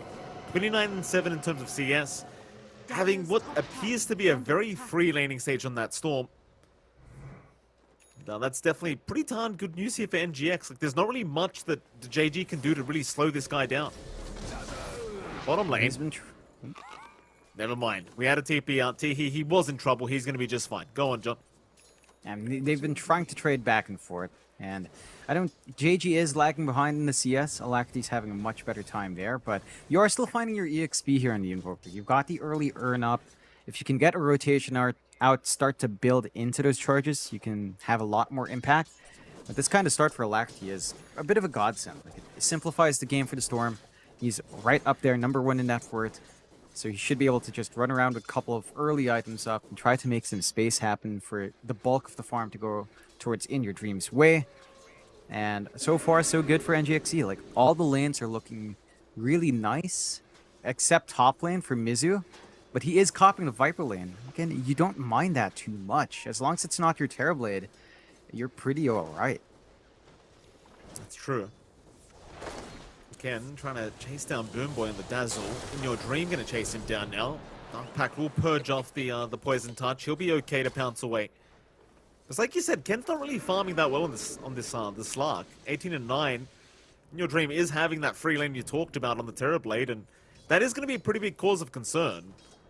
Like, considering Alacrity and In Your Dream are both having a very clean laning stage, it's not going to mean a good transition to the mid game here for the side of the Dire, though Alacrity, speaking of, has been spotted by Tihi. Will try to go for a chase, but Boomboy's going to cut them off on the Dazzle. More heroes coming in from Xerxia. They'll go for it, disposing the Tornado and EMP. Boomboy, he's the one to pick up the first blood. Alacrity, a great sidestep with the pounds. Oh, he's out. Alacrity's perfectly fine. He'll even get a bounty to bottle up, and now Ken's in trouble. Stick charges away, rebound, the added movement speed isn't going to be enough. Ken is still trying as the dispose now. Ken, he'll get a kill, but they're both going to drop. And Alacrity, he walks out scot-free. He's fine.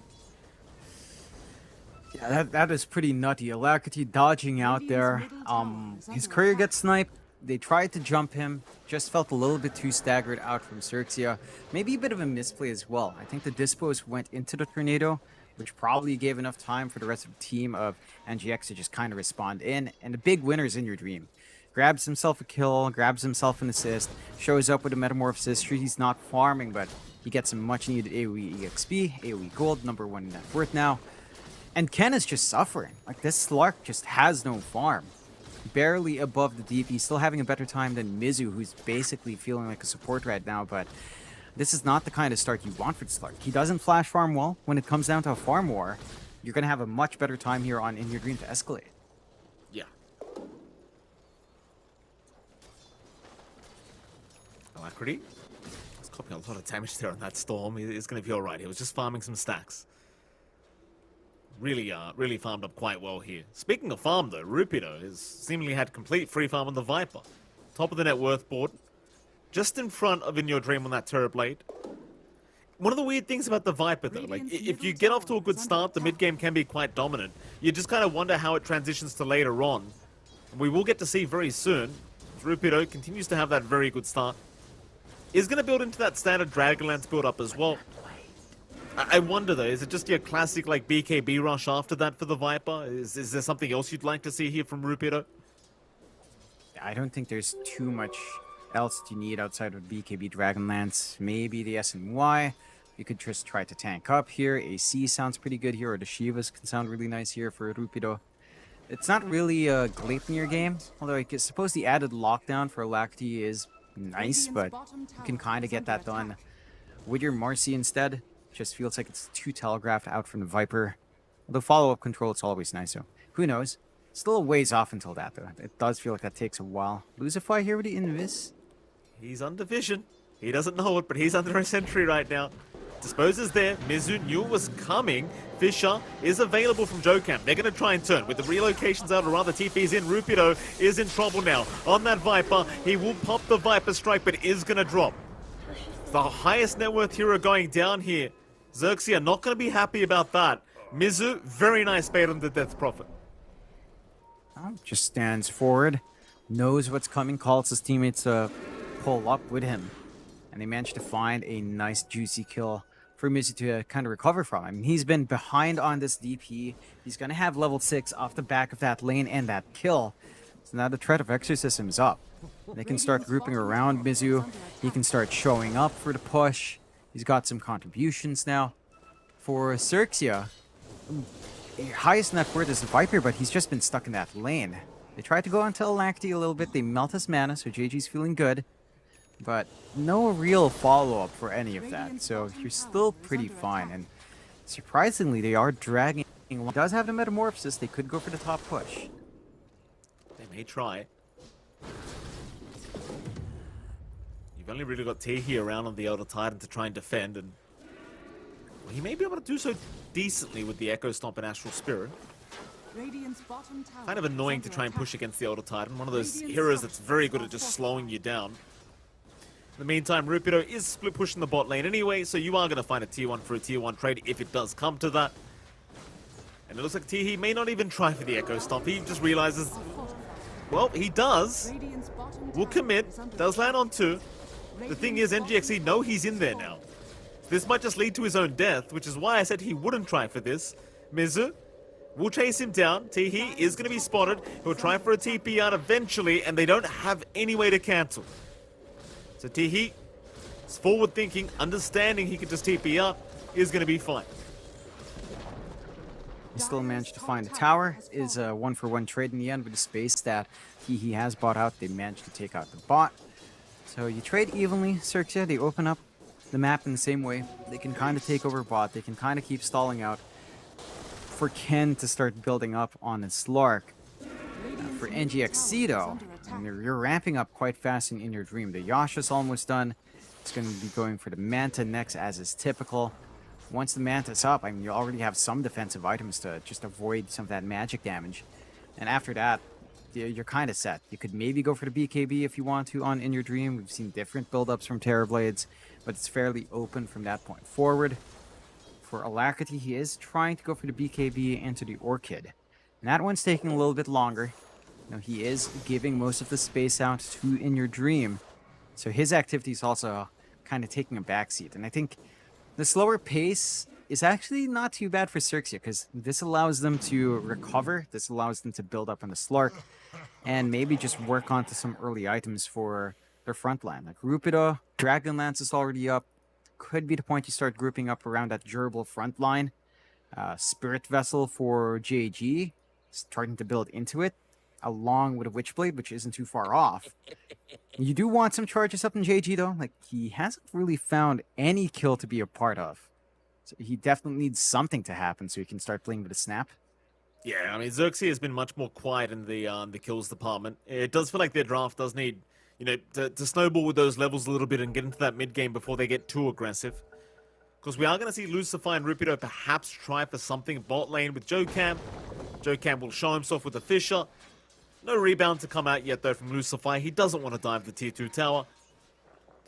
But like you said, I mean, the Spirit Vessel's great and all, but if you don't have any charges, it's kind of useless. See when JG does manage to pick up some earned charges for himself. For now, he'll pick himself up a DD rune. That'll be about it, though. He is just focused on farming. At least have that Witch's Blade up if you are going to get involved, I suppose. And just kind of chilling out. And a bit of a clump up with Alacrity and Jocam down bot. Rupido. Zip in. The Viper. Again, a nice big target. He had a great laning stage, but is going to get taken down as the Echo was committed. Ken, he's going to try and find a trade onto the Storm. Alacrity. He'll zip away and he'll be just fine. They don't have any further lockdown. It's just a free kill. Yeah, it's troublesome for the side of Xerxia. Like, they drag only Ken. He's just around the area farming. So it's not a full response out. You're going to need multiple heroes. The Storm is going to be extra slippery.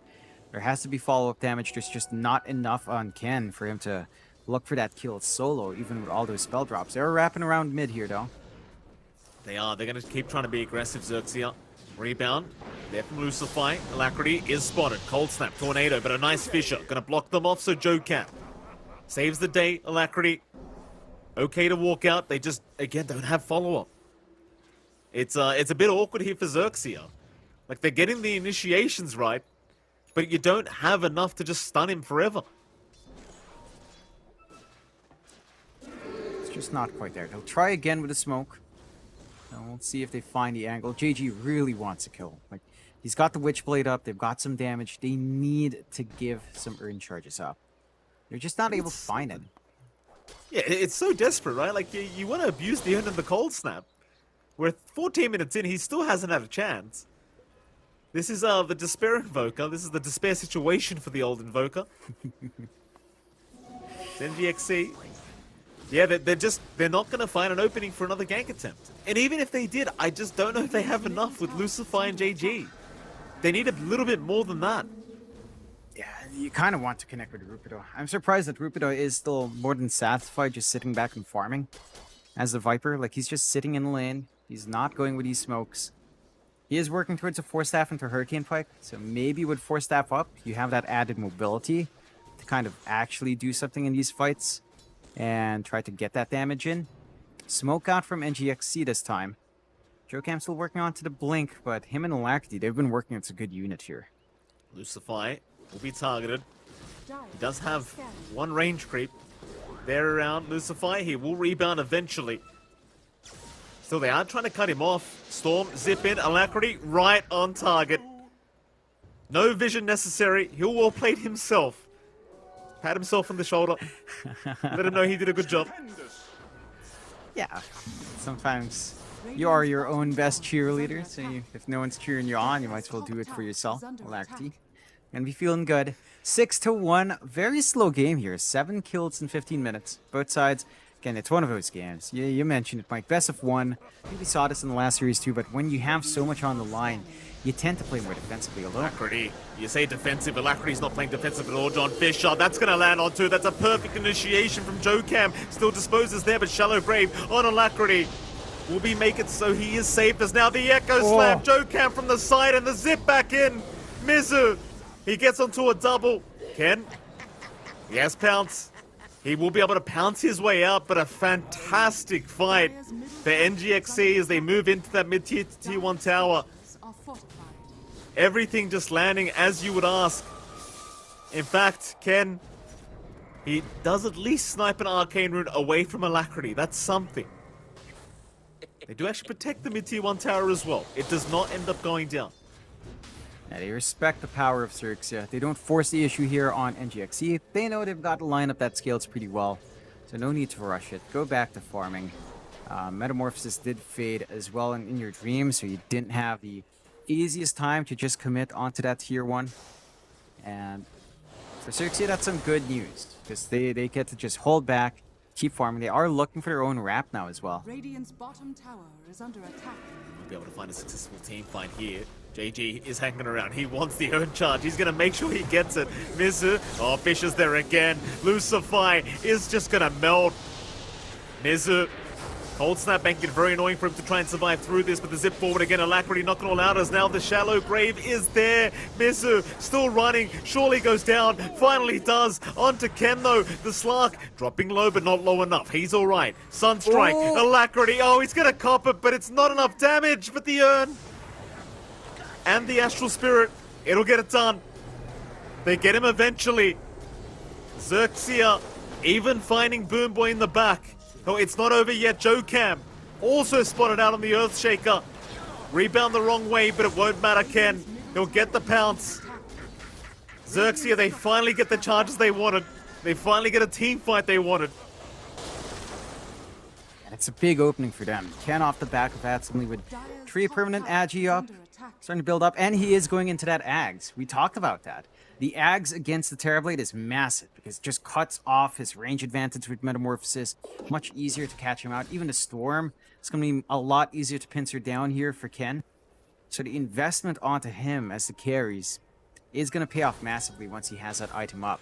For the side of NGXC, I mean, right now, it feels like they need some more protection. Like Mizu, because of how badly his lane went, he had to go for Glimmer Cape first with double Bracer and Wand. And he's just not durable enough in that front line. Joe Cam, we'll see a couple. Lucify, he's right behind. They are going to catch out the Elder Titan. Teehee will drop. Alacrity. Got to use the Vortex and now the Fisher to hold down the Viper. Follow-up stun. Rupido still running. The chase is on though. Alacrity. Has he gone too far? Not quite. He still has his whole team behind him. Boomboy's always there with the Shallow Grave at max level. With that, Xerxia, they'll accept the fact that Teehee has gone down. That'll be the only casualty that time. Not the biggest kill to find. I think you need to try to keep these high net worth targets down now from NGX's end. Like, they've got to find a way to hold down Ken. Ags is fully up for Ken, so he can actually have so much impact in these fights. He's got a lot of presence. And instant smoke out from the rest of Xerxia with that pickup here on Ken. Here we go again, they're feeling themselves now. Boomboy, be careful. That pounce range is huge. He does get caught, but he does break the smoke at least, so in your dream, doesn't get caught out, so he tanks the gank for his teammate. Can't really protect the stacks in the triangle, but it's only a large camp anyway, not too big of a deal. That'll be enough. Xerxia, I'm sure they would have liked a bigger kill than that. Again, they will miss out on the TB thanks to the positioning of the Dazzle. Yeah, but not the worst thing in the world. Kill's a kill. You get another permanent Agi stack for Ken, again, considering his slower game. If you can even get that up to 10, you're pretty satisfied with free Blades of Alacrity. So you're ramping up on that Slark. You're almost done with the full Spirit Vessel here for GG to kind of cut off some of that regen coming out, especially on Mizu. And once that's done, again, the game kind of simplifies here for Xerxia. Even a Hurricane Pike's already up and running for Rupido. So jumping the Viper is also a lot tougher, as he can just push himself into safety or push someone into the danger zone. So you have a lot more play now in Xerxia. They've got the slight netward lead here as well, Mike. But it's only very slight. Bottom lane, he reveals his position with the Fisher. Ken will go for the pounce in. Sunstrike there as well, just in case they need it. That'll be his 5th permanent agility stack there on Ken. 6th kill of the game for the Slark. Xerxia certainly showing signs of life with this +1 Slark now. Ken able to get very active ever since that Axe picker. The Brigand's Blade obviously helps quite a lot as well with the Slark. And GXC, they're the ones that are rather quiet now. Just trying to buy time for In Your Dream to build up that Eye of Skadi timing. And that's fair, because that is a nice spike for the TB. Even then, I do wonder whether they want to try and force a fight once they have that Skadi up on the TB. I suppose we'll have to wait and see. Yeah, it's a bit awkward for In Your Dream. He doesn't have any saving item. He didn't opt for the Manta. At least to maybe dispel some of the Viper damage coming through, maybe dispel some of the debuffs that JG will want. Cold Snap's going to be annoying. The Disarm's going to be annoying from Deafening Blast if he does decide to cast it there. But the Skadi is up and running. They will smoke off the back. Fit Metamorphs is ready. Just need to find the angle. BKB up as well here on Alacrity. Rupido, the one showing in the mid lane. They've just got to find a way to try and jump him. You've got Alacrity, but you don't know who's behind the Viper. That's the real problem here. Rupido still sticking around. GXC very patiently waiting. Do scan out. Do notice someone in the scan. There's the Elder Titan. Rupido will force staff away. Alacrity with the BKB. No fear in the world. Will keep going. But they don't have enough damage to finish off the Viper. He'll survive. And now you're lacking a BKB on your Storm. Ken? Well, that's a lot of damage from In Your Dream. Ken? Force the pounce away as In Your Dream does finish off the mid-tier 1 tower. And NGXC are going to rush towards the Roshan pit. Yeah, they've got to. If they pop Metamorphosis, they can't go for more. They've got an angle in there. They're not fully committing, though. Do back off. Xerxia weren't really making their way forwards. They didn't have vision in towards that Rosh pit, but they will go for a smoke play now. Exorcism down, Metamorphosis about to expire. No BKB on the Storm. It's perfect timing for a setup for a team fight. Thing is, NGXC obviously understanding their weaknesses right now will back off behind their tier 2 towers.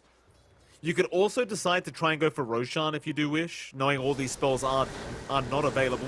Mid lane, they are still going to find a target. Joe Cam, Shallow Grave will delay the death of Joe Cam. He'll pop the Fisher. Heals are there. Spirit Vessel still ticking him away. Joe Cam still surviving. Boom Boy trying his best, but it's not good enough. Ken now going to take down the Dazzle as well. Both supports to drop for NGXC. Xerxia, the sad part is, John, they don't have a lineup that can rush Roshan. So they can't go for that objective. I think they could, but it's just a little bit rough because the Storm's still there. You're kind of worried about the angles coming in. Metamorphosis, not too far away for In Your Dream. With a hyper-buffed Slark with Alacrity and Sidekick, you probably could take Rosh. Although you'd maybe want a little bit more permanent agi, maybe more stacks on Ken. He doesn't have the most essence shifts from finding those kills. And he hasn't built up that much as well from just right-clicking heroes down. So it's not the easiest transition. 11 to 10, 1k lead up for Xerxia. As it's a really even game. I mean, so much on the line. This is an elimination game. Neither side wants to enter TI journey at all here. So both sides just pulling all the stops and, you know, kind of playing a mix of conservative and aggression, although. Lucify, well, he's pushing out the creep wave. He's trying to get a bit of farm going on the Marcy. He knew Alacrity was eventually going to make the zip in, and In Your Dream will be able to secure the kill himself on the Terror Blade.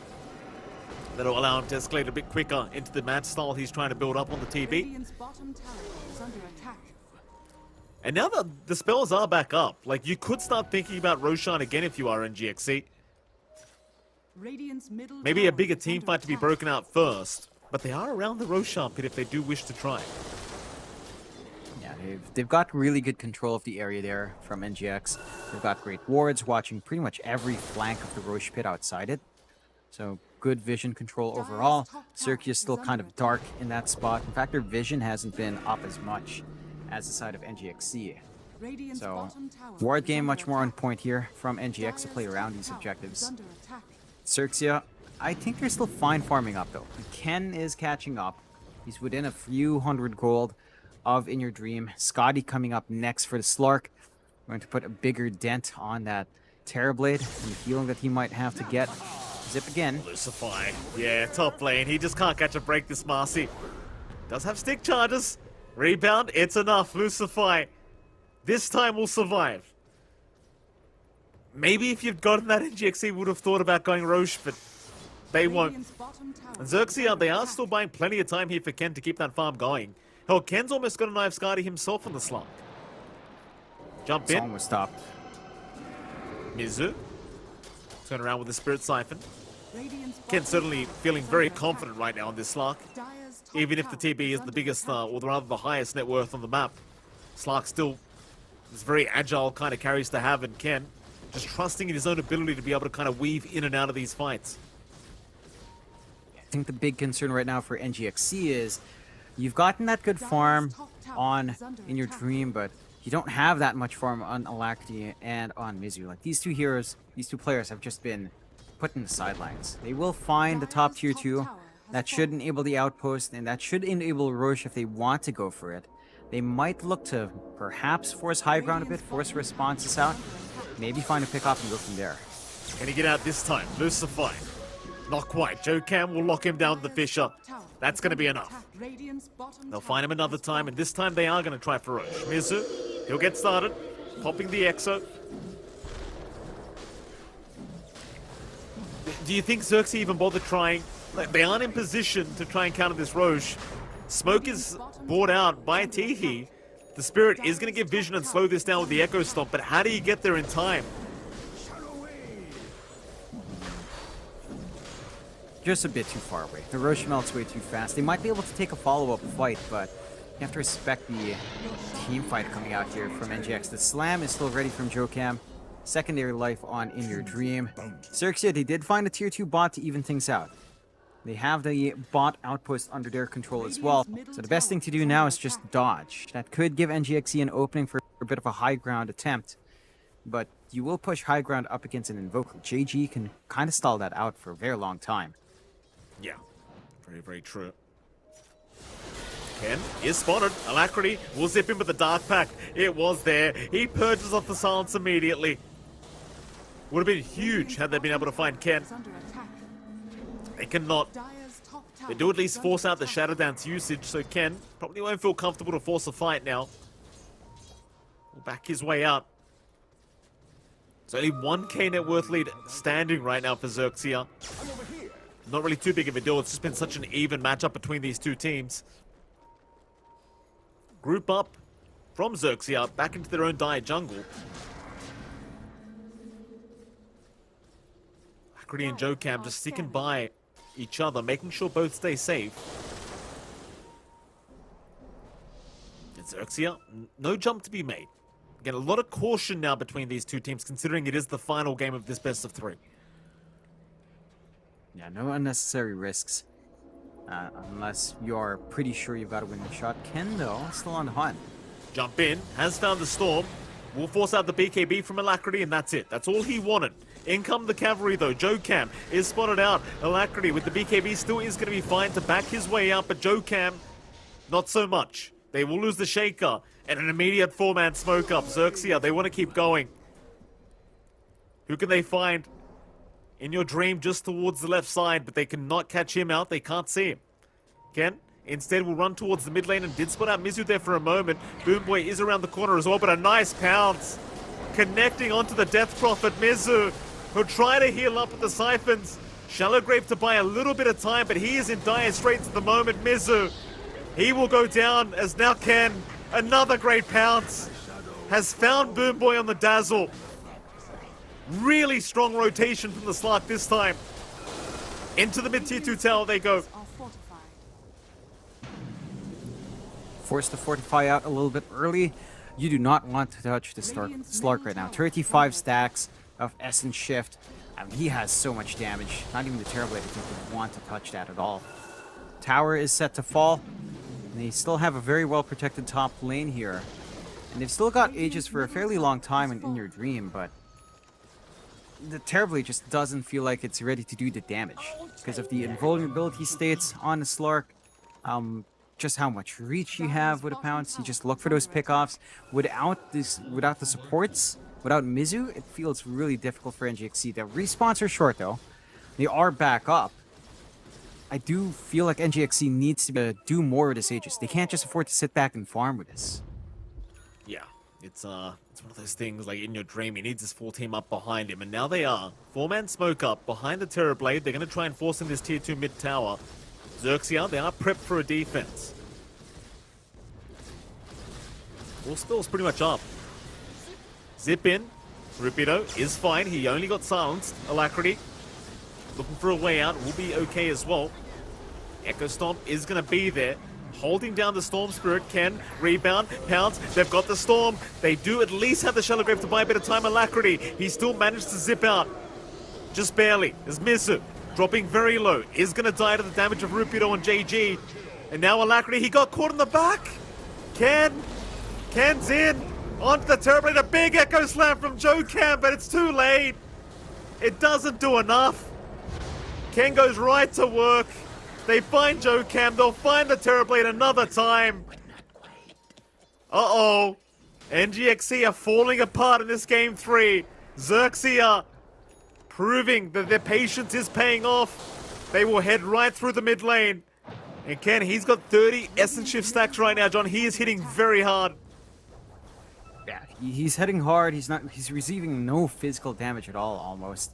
We're just waiting for that backdoor to kind of disappear here. Even with buybacks, you don't have the slam up on Joe Cam. You don't have the Exo up on Mizu. No Metamorphosis on the respawn here for In Your Dream. This defense doesn't feel feasible.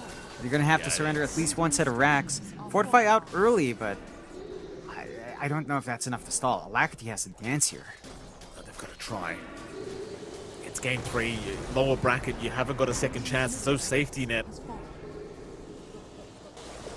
It's only 1 racks down so far for NGXC. Xerxia, though, great position now. 10k advantage. The Slark has turned into a real powerhouse. Just don't seem to be able to lock him down long enough to do anything about him. And these pounces, like once the BKB is worn off of Alacrity, like just being able to pounce on him and root him in place, having those 2 charges, he just can't do anything about it. Even with the backup of Boomboy with the Shallow Grave, it's just not enough time. Radiant are scanning. Yeah, it's just not. I don't know what they have to do here on the side of NGXC. It's a tough game. Maybe if you get a bigger opening out, maybe if you jump the back line here with Alacrity and just focus in a lot faster, you could try to jump. You can't afford to try to jump Ken. It's just too slippery. They know. They saw the trees go down. They know the pounce forward. Alacrity going to avoid it just barely. Ken, this time, could not catch him. Fisher is there to lock him down. Meanwhile, towards the north, they have found Boomboy, and they've even found In Your Dream with the Echo Stomp. They know the Terrorblade's there. Still, Ken is being controlled up. Can they at least burn the Slark down? They can. They have got the Slark, and In Your Dream has survived. The BKB will keep him alive. It's Lucify. He TP's out. Rupido will also TP out. They do not want to fight without their POS 1 Slark, and they don't want to force the buyback either. So NGX, again, showing signs of life.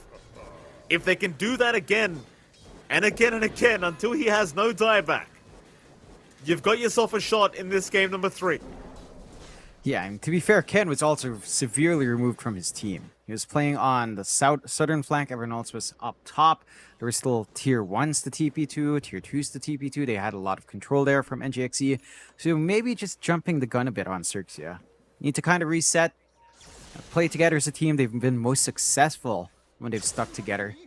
And you saw NGX. It took a lot to kill off Ken. They had to get the slam out. They had to use a lot of spells and bait him in with Alacrity. Ken has to be super cautious. He's working towards a BKB next. That's going to fix some of the issues and probably not allow that to happen again. But with that kind of opening for NGXC, they could maybe attempt to go on to an objective. Tier 2 mid is fairly low. but they're not going to go all in yet, although... Oh, Mizu! Mizu! He is so far forward! He might be gone. Shallow Grave is there to buy a bit of time, but there's no way he heals up through this. He does pop a Spirit Siphon, but Ken's had his way with him. Boom Boy to drop as well now. Oh, they are falling apart in your dream. He gets caught. He's gone. No Sunder out. Alacrity. He's trying to salvage the situation. He'll TP away. Oh boy. Joe Cam somehow as well TPing in the mid lane. He'll be alright. John, there's no buyback on the TP or the Dazzle. Still, the respawn timers are pretty low. But what was that in the mid lane? I think Mizu really just had his eye here too. I mean, it's fairly low. Maybe felt like he could take that objective. His team, maybe he thought was close enough to back him up. They weren't. And they get punished for it. Roche has spawned up as well. Roche number 2 with a free shard. You've got some time here for Xerxia to kind of take it if they want to. They are opting instead to just repair their lanes. Maybe that tier 1 top. Just with Ken alone, he does have 60 bonus agi from 15 Essence Shift stacks. Well, he will play it safe again. Safety is coming out from both of these teams. Although, with Ken and the full BKB coming out soon, it gets a little bit scary to deal with that Slark. And Aditi's up there again. Again? Is that like, that must be like 5 games out of 5 games Yeah. or other. Yeah, it's been ridiculous. These CD runes just every time Roshan's spawning up. Why? Gaben, he's just feeling good today, I guess. Why not? Yeah. I mean, it's TI qualifiers. I mean, he's just like, all right, I shall choose you to move forward in this bracket. You are the chosen one. You have the responsibility. Make good use of your powers. I like Xerxia's team logo. That's it. That's all it is. Yeah. They've got a nice logo. Pretty much. Yeah, that's it. That's it. Just the logo. I do appreciate that for some reason they bought the Xerxia banner, but it's still the Made in Philippines logo. I don't know why. Like, legitimately, I am so confused by that. Still, tier 1 gone. DD fades. BKB ready to be bought out here by Ken. I mean, there's some time to reset here for NGXC, Mike. Metamorphosis coming off cooldown. Ags for Alacrity, 200 gold away, but that will leave him with no buyback. It does feel necessary, but man, this is such a massive risk. Oh, this could be a terrible team, but in your dream, he's been spotted, JG. Do they see him? The TB, the Tornado, it's going to catch him out. That's the big target. He's forced to BKB and just run. Dire's bottom tower TP is there. attacked. He is all right. You don't have anything like a Basher on the Slark to go through the BKB TPs. Ken instead is going towards a BKB for himself. No, he just bought out the Basher. He had the gold to buy out the BKB, and he bought the Basher instead. That feels like a slight bait, just because he missed the TP kill. Oh, well, this is the time you'd love that BKB, John. Ken! That's the Aegis. First life gone. NGX, stay alive in this game 3. Yeah, they hang in there. And this is where Ken might feel bad about buying that Basher just to cancel TPs. I mean, it's still useful, but the BKB, again, would have covered all his issues. Like, I don't know. Like, he will eventually have the BKB gold, so it's just a matter of timing. And without the Aegis, you're probably not going to be looking to force a fight, so gonna go back to farming for a bit more here. Joe Cam, just kind of eyeing top. They've got the movement here. Alacrity's here as well. Xerxia very patiently waiting. Joe Cam, he might be able to set up very nicely, though he doesn't have an Echo Slam, but a nice Fisher will do the trick. Rupido, he's a pretty big boy on that Viper. Zip in though, Alacrity, he's gonna try with the Ags up. He has that AoE Vortex, but Ken, he'll jump in immediately as well. Mizu, he pops the Exo. Rupido still trying to just chip away at the Death Prophet with this IF Guardian. They might have the damage with the Shallow Grave, and now the Earth Splitter. It lands on 4 heroes in your dream. He found Ken on the Slark. Ken's gone. He has buyback, but he won't want to commit it like this. Still 2 down in your dream now. He's been caught out. Sunder's there in time. He's alive, but only just barely. Boom Boy will add the Shallow Grave to make sure he does not tick away with the poison. Sunstrike, it's not on the mark. Woo. Oh man. Yeah, that's where this BKB and Basher choice comes back in for Ken.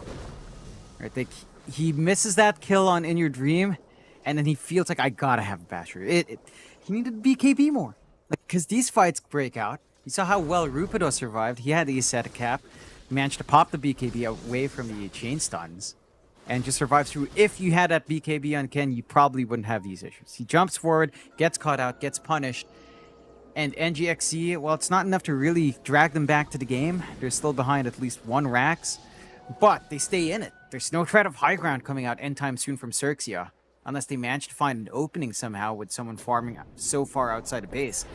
And NGXE haven't been making that mistake recently. It's Xerxia now that kind of needs to stall. Stall for BKB buyback on Ken, maybe even stall out for the next Roshan. Start to play together as a team soon. Bottom lane, smoke rotation. JG has shown up. Alacrity sees him on the creep wave. More TP's coming. Ken is going to join the fight. They'll see the TP. They don't want to bar of Ken. Not right now. You need your full team to try and deal with that man. Pounces forward. Ken senses someone's around. Might just see Boom Boy here. Speeds up. Chases on. Poor old Boom Boy. He's trying to run the best he can, but he's literally just so short on the dazzle. Run. Boom Boy does get caught. Ken is going to have his way with it. Still zip back in Alacrity. Try and deal with this, but the depth shroud was there and now. Mizu. Glimmer Cape is saving him for now. Lucify, he'll pop the Unleash. The sleep was there on the Death Prophet. They'll lock him down. Mizu, he's got the BKB, but look at the damage from Ken. Double kill out for the Slark. Ken's having a laugh to himself right now. He's feeling very good. Radiant's top The tower T2 top tower does drop. Is it time for high ground? Should be. There's still some good defense coming out from NGXC. Metamorphosis is ready. AoE Vortex is set to go. Slam is at the ready. They need to find a big angle. And I don't think Xerxes can present that. Look at how defensively they're playing. Standing all the way back, using Rupido as the front line. They do not want to risk this. Fish is there. Trying to slow down the Viper. He's even got the shards available, so he can chip away at the buildings with that poison attack. Just get it done a little bit faster. Alacrity, he'll try. AoE Vortex once again on 1, but a nice Fisher landing onto 2. JG, he'll force Snuff away. Rupido, he's the target. He'll Hurricane Pike and barely survive, but no, In Your Dream does pick him up. Ken, though, going right to work, taking all the stats away, but is forced to pounce out. BKB is going to wear off. Shadow Dance, still keeping him alive. Jokan was trying to lock him down. Xerxia, they don't get the melee barracks, but they will back themselves out of there. No Roshan to play for yet either. They'll just leave it for another day. Just get back, cut your losses. Good defense out from NGXC. Did cost them a buyback out from Mizu. Not the biggest team in the world. And you are at a risky position here for Xerxes. You do not have buyback on Ken, as he did buy out the BKB. So you're going to have to wait a bit. Just try to farm, try to build up. NGXC might use this opportunity to, again, get a good jump off. The Silver Edge on In Your Dreams doing a ton of damage. The AoE Vortex, well, we're not seeing big clump ups, at the least to hold down the Viper in that initial stun. It does feel significantly impactful enough from Alacrity that you don't mind. Xerxia, though, are scanning. it does feel like it's a couple of mistakes here and there that they can't afford to repeat. They need to be able to work as a team. They do bait out well with Rupido, but the follow-up needs to be a little bit quicker. And maybe once you have additional control here, like this Hex out from JG, once he does get that Sight of Vice on the Invoker, it will feel a lot smoother to just lock in Alacrity, maybe even just lock in Your Dream with how short these BKBs are now, and just kind of hammer away at them then. Sight the Vice is there, John. JG, he's got more control. Smoke is out. Xerxia, they're going to try again. They've got to try and make their way through to that Radiant Triangle. It's not going to be easy because NGXC, they are waiting on the high ground. Forge Spirits will go in, try to get a bit of vision. They're trying to bait with this Invis Rune. Alacrity, he won't take the bait though. Tehi, he'll be the one to pick it up. Meanwhile, Satanic now and In Your Dream. It's got a way of fighting back and sustaining throughout these engagements.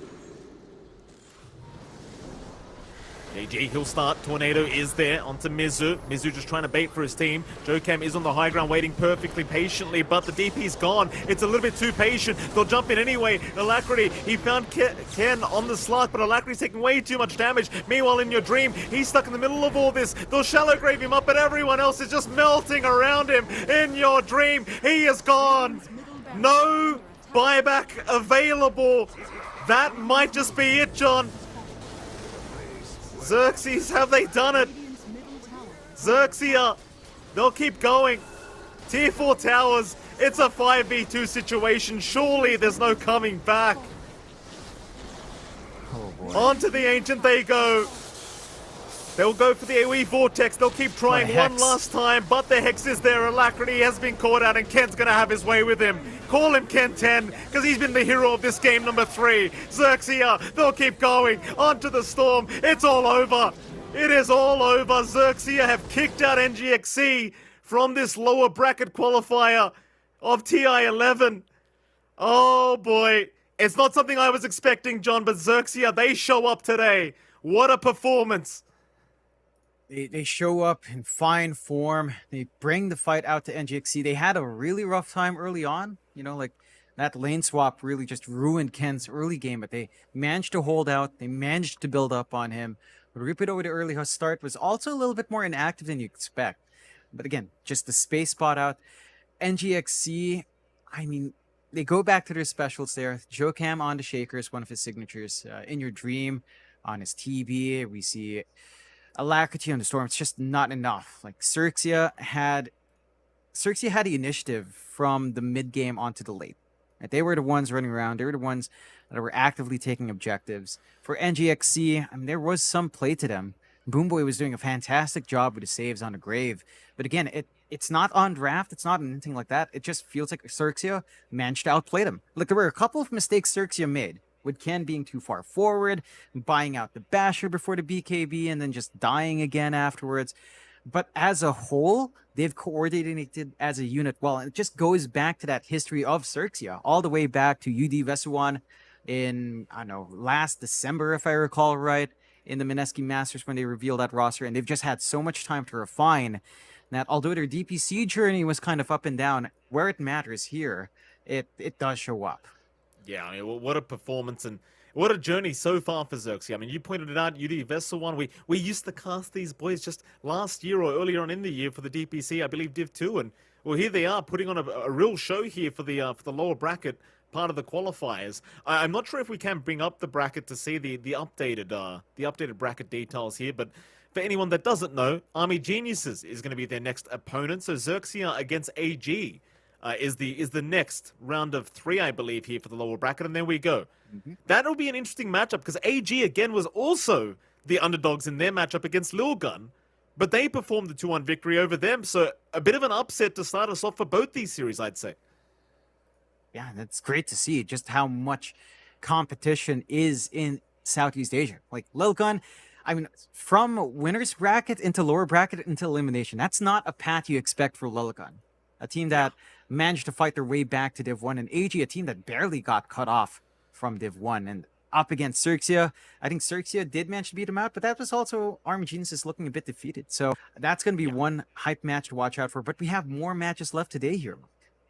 We certainly do, John. Neon Esports are going to be up against Atlantis in the lower bracket best of 3 for round number 2. Of course, you do also have Execration against Summit coming up right after that. So 2 more series for SEA. It's already been a rather long day, John, but there's still so much more Dota to come from this region, so much more hype Dota. And again, 2 more teams are going to have to stay home tonight. 2 more teams will proceed through to round 3 of the lower bracket. Of course, for you and I, John, that is it for today. You guys are going to have the lovely Aries and Danok joining you to cast the next 2 series, so enjoy them. Don't go anywhere. We're going to head off to a very short break, and right after that break, we'll be back with our next matchup. We'll see you then.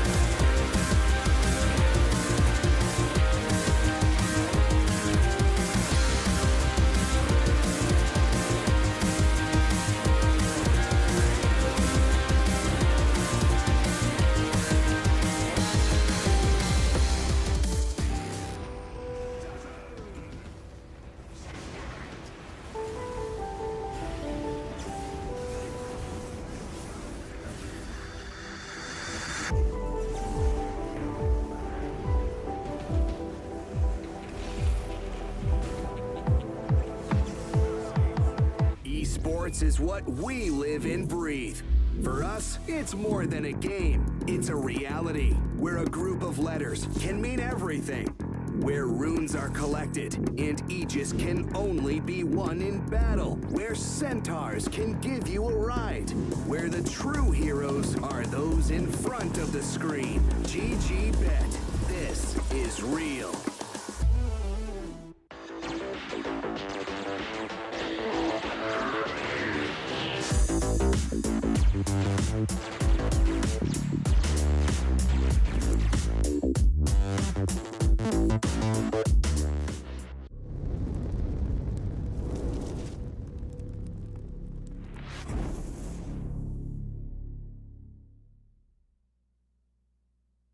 And we are back with our third elimination series of the night. It's going to be the lads on Neon taking on Atlantis. Danok, we haven't seen Atlantis play yet. They had a bye in the first round of the lower bracket, and for the boys on Neon, we saw them play in the upper bracket prior, and they were looking a little bit shaky, getting 2-0 versus RSG.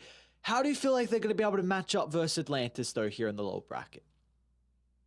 Good question. I mean, Atlantis, they're one of those full Malaysian stacks, so I'm interested to see if, you've got that country pride coming in behind it. You've got to say that Neon are probably the favored team, even though, they didn't have quite as impressive a finish to the last DPC season. They finished 0-7, I believe. They obviously got knocked down from the upper bracket by RSG, but they didn't look horrendous. They looked a lot better than they have in recent times, to be perfectly honest, even with this roster that has been chopped and changed around a little bit. So I still think Neon have the potential to move forward one, maybe even two more steps throughout these qualifiers.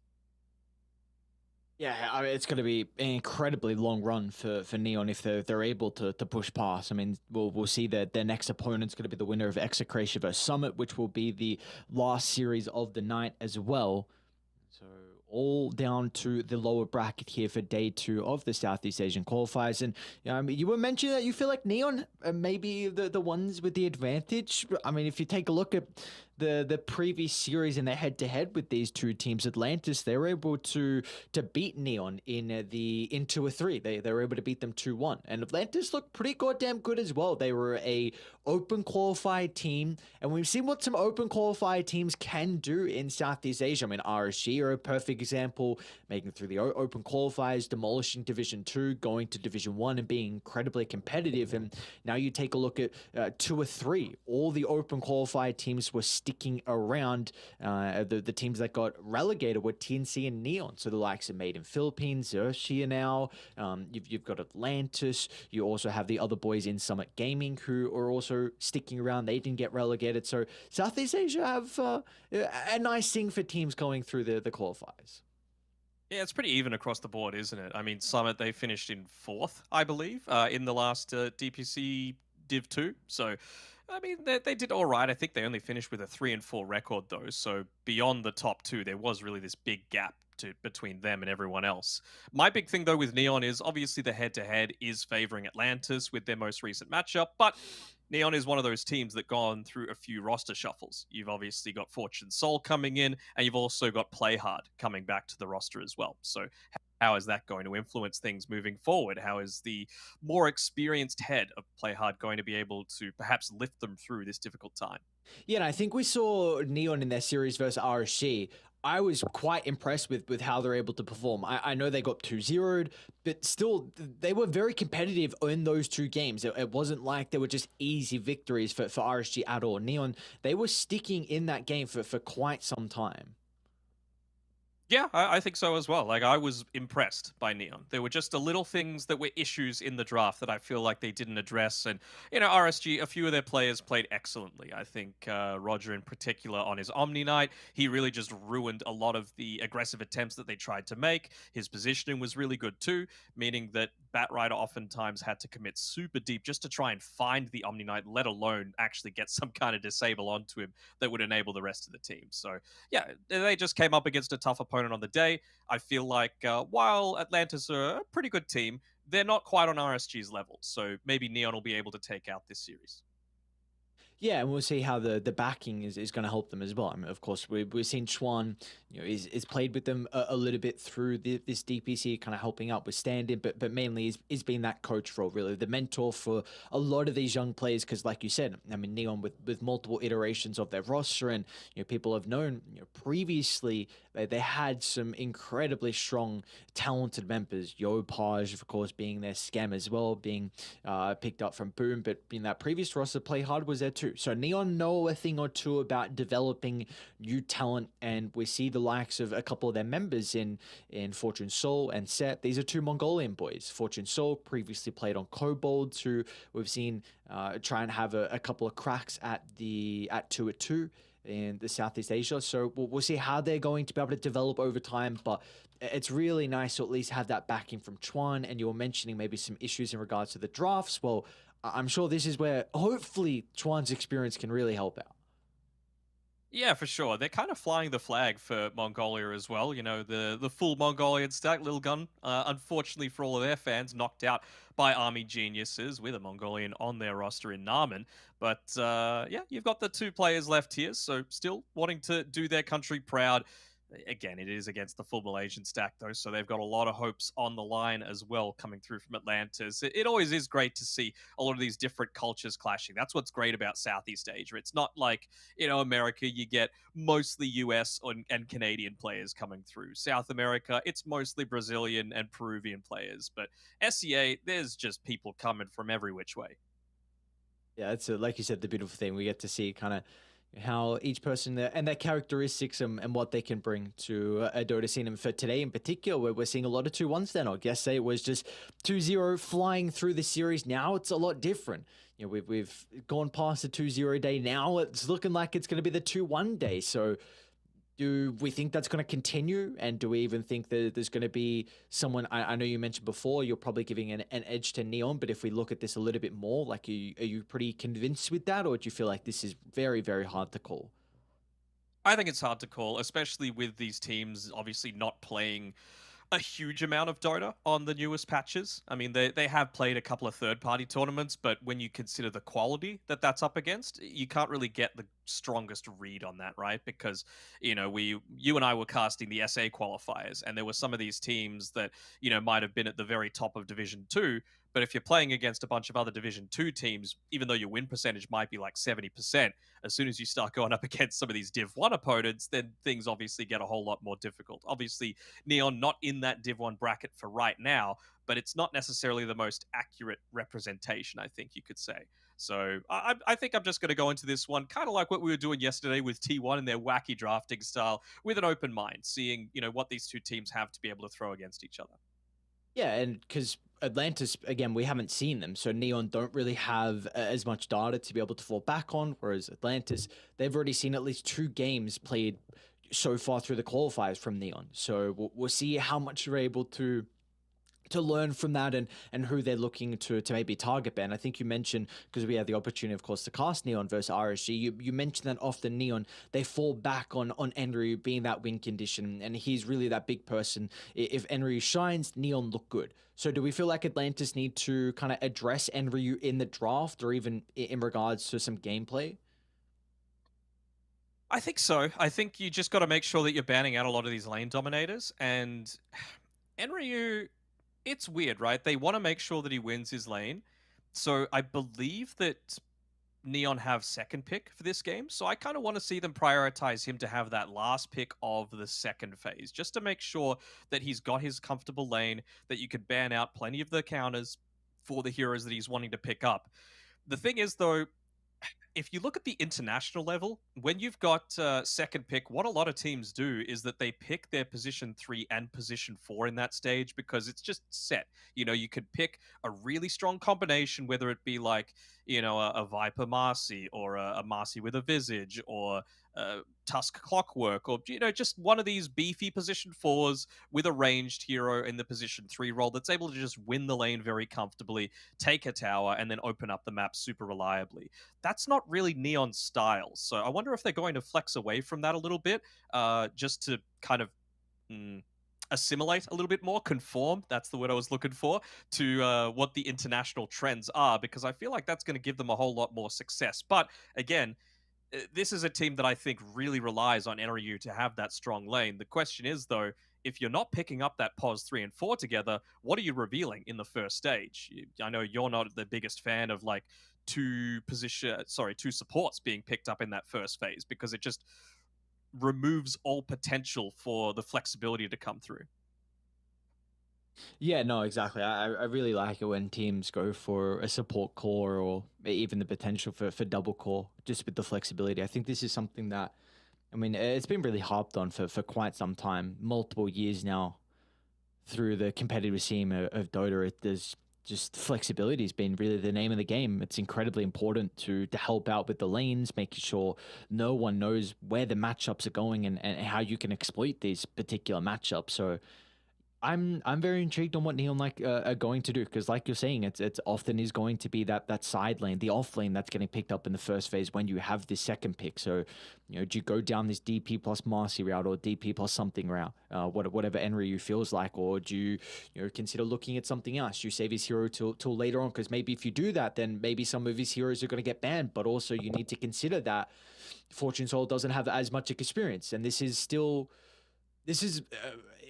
really, really difficult qualifiers. I mean, probably the most difficult qualifiers that Fortune Soul has been in, that set has been as well. So you probably want to make sure he's got some comfort and he's got a good lane where he can thrive.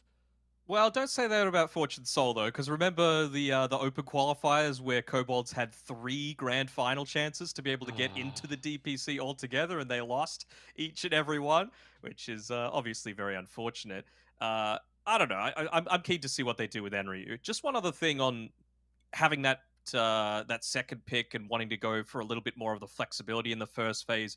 If you're not picking up that off lane pairing in the first phase, they don't exactly have the greatest amount of flexibility across all of their hero pools. Basically, the only hero that does have some kind of like commonality is Dawnbreaker, and even that is only between the position 1 and the position 3. Like Marcy, Seth doesn't really play it from the position 5. It's not really something that they're playing as a core either. Avatar mode, not the biggest Batrider player, so you can't even flex that between mid and off lane as well. Just all these little things that kind of just make things a bit more awkward.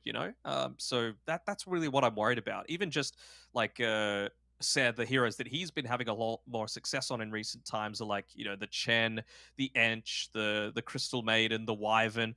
And you think play hard. The biggest issue for me, even all the way back to when he was on that pretty successful Neon roster, going to a bunch of international lands, so on and so forth, is that his really comfortable hero pool isn't that big. When I think play hard, I think Mirana, I think Rubik, I think Tusk, and occasionally an Earth Spirit, right? So beyond that, you don't have that level of flexibility to be able to go into these heroes that can be a position 5 as well as a position 4. The Clockwork really stands out as one for me. The Marcy is another one. I guess Tusk can, but again, it's not really in Sez's wheelhouse to be able to go down that route. But do you feel like maybe that's one of their big issues, that versatility, just their hero pool being very small? Because you just mentioned that you felt like Neon in their series versus RSG, that the draft was definitely a bit of an issue for Neon. Of course, it does come down to a lot of the execution, but do you feel like maybe them not being able to play as many heroes as maybe some of the other teams is really hurting them in the draft? I think so. I mean, we saw the Omni Knight get picked up. I'm really liking it as a specific counter to the Batrider. It basically means that the Bat needs to be run mid. There's zero potential for that flex to be able to put it into the off lane. And I feel like that's going to suffer because that's not really what you're wanting. Like I was saying before, Avatar mode was forced to play it previously, but it's not his comfort. It's not what he wants to do. His style of heroes are more along the lines of like, the Quap, the Puck, the TA, the Void Spirit, heroes that have the potential to, I suppose, carry the game, but also just push out waves a lot quicker and create a lot of space through that as opposed to kills, and really make space for Enryu to be able to farm, make space for Fortune Soul to be able to farm, because, say what you want about some of his decision making, he always gets a ton of farm. He was at the top of the net worth boards against a team like RSG for quite a big period, even without getting the kills in the lanes. So I'm keen to see what he's able to do this time around as we get a bit of a glimpse into the Neon camp. And of course, Chuan just trying to rally his troops right now. Looks like the morale's pretty high, which is good. What do you think they're talking about? Probably just easing maybe some of the nerves, and you see they all stand up straight away as soon as we are getting ourselves into the draft. Hopefully we connect. Oh no. Not again. Oh. This always happens, Aries. Like you specifically waited an extra 10 minutes just to press that start game button because you just wanted a little bit of that moment on you. You wanted the highlight, the focus on yourself. That's just the kind of person you are, you know, just holding chat hostage here. I mean, I am the play-by-play, right? I'm always in the moment, so sure if you wanna blame me, that's okay. I see that. I mean, we always know it's your fault. How could it not be Denog's fault? That is true.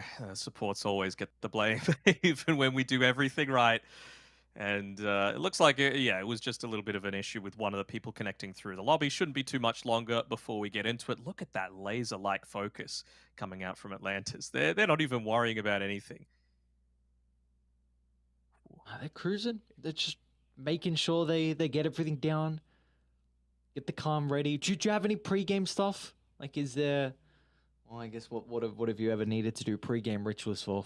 Am I right? Holy. Did you play any sports when you were younger?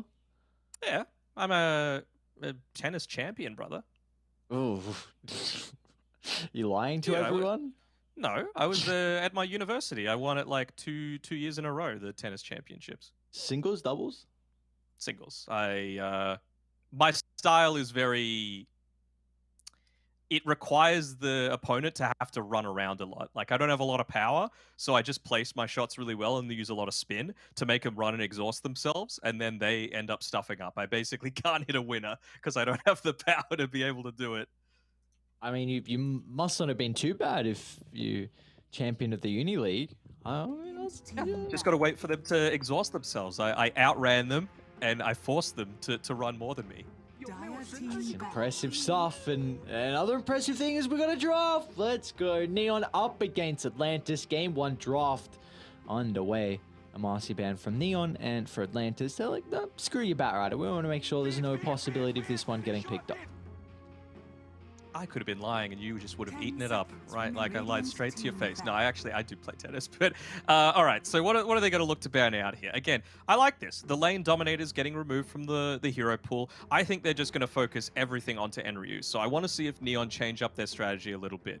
Like I was saying before, they like to give Enryu that, let's call it uncounterable pick, because they really rely on him to win the lanes super comfortably and then use that to carry the game. So will they switch things up?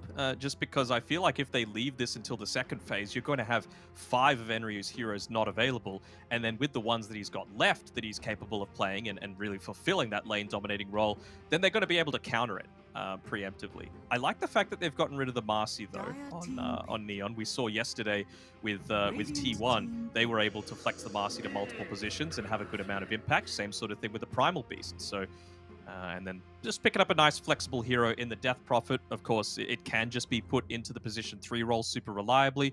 Come on, Chuan, you can't not like this. This is, we're one pick into the draft. You kind of expect the DP's coming. She's kind of busted right now. Interesting. So we saw in South America, their answer to the Death Prophet was the Ancient Apparition. And it started to get to a stage where as soon as the DP was picked up, teams would have to ban the AA because of how well they were actually performing in this matchup. So has not translated down into Southeast Asia just yet. And Neon, it feels like they're kind of avoiding this Death Prophet in a way where they're just playing with their own strategy, going Chen and an Earthshaker at the first phase. 10 seconds remaining. Do we like the double supports? I don't. No, not really. Look, I do like Chen and Earthshaker together. I think that is a good support combo, but I don't They particularly do cover like... each other's weaknesses pretty well, don't they? Yeah, they very much do. Chen not having the capability to hold anyone into place, and Earthshaker very much fulfills that.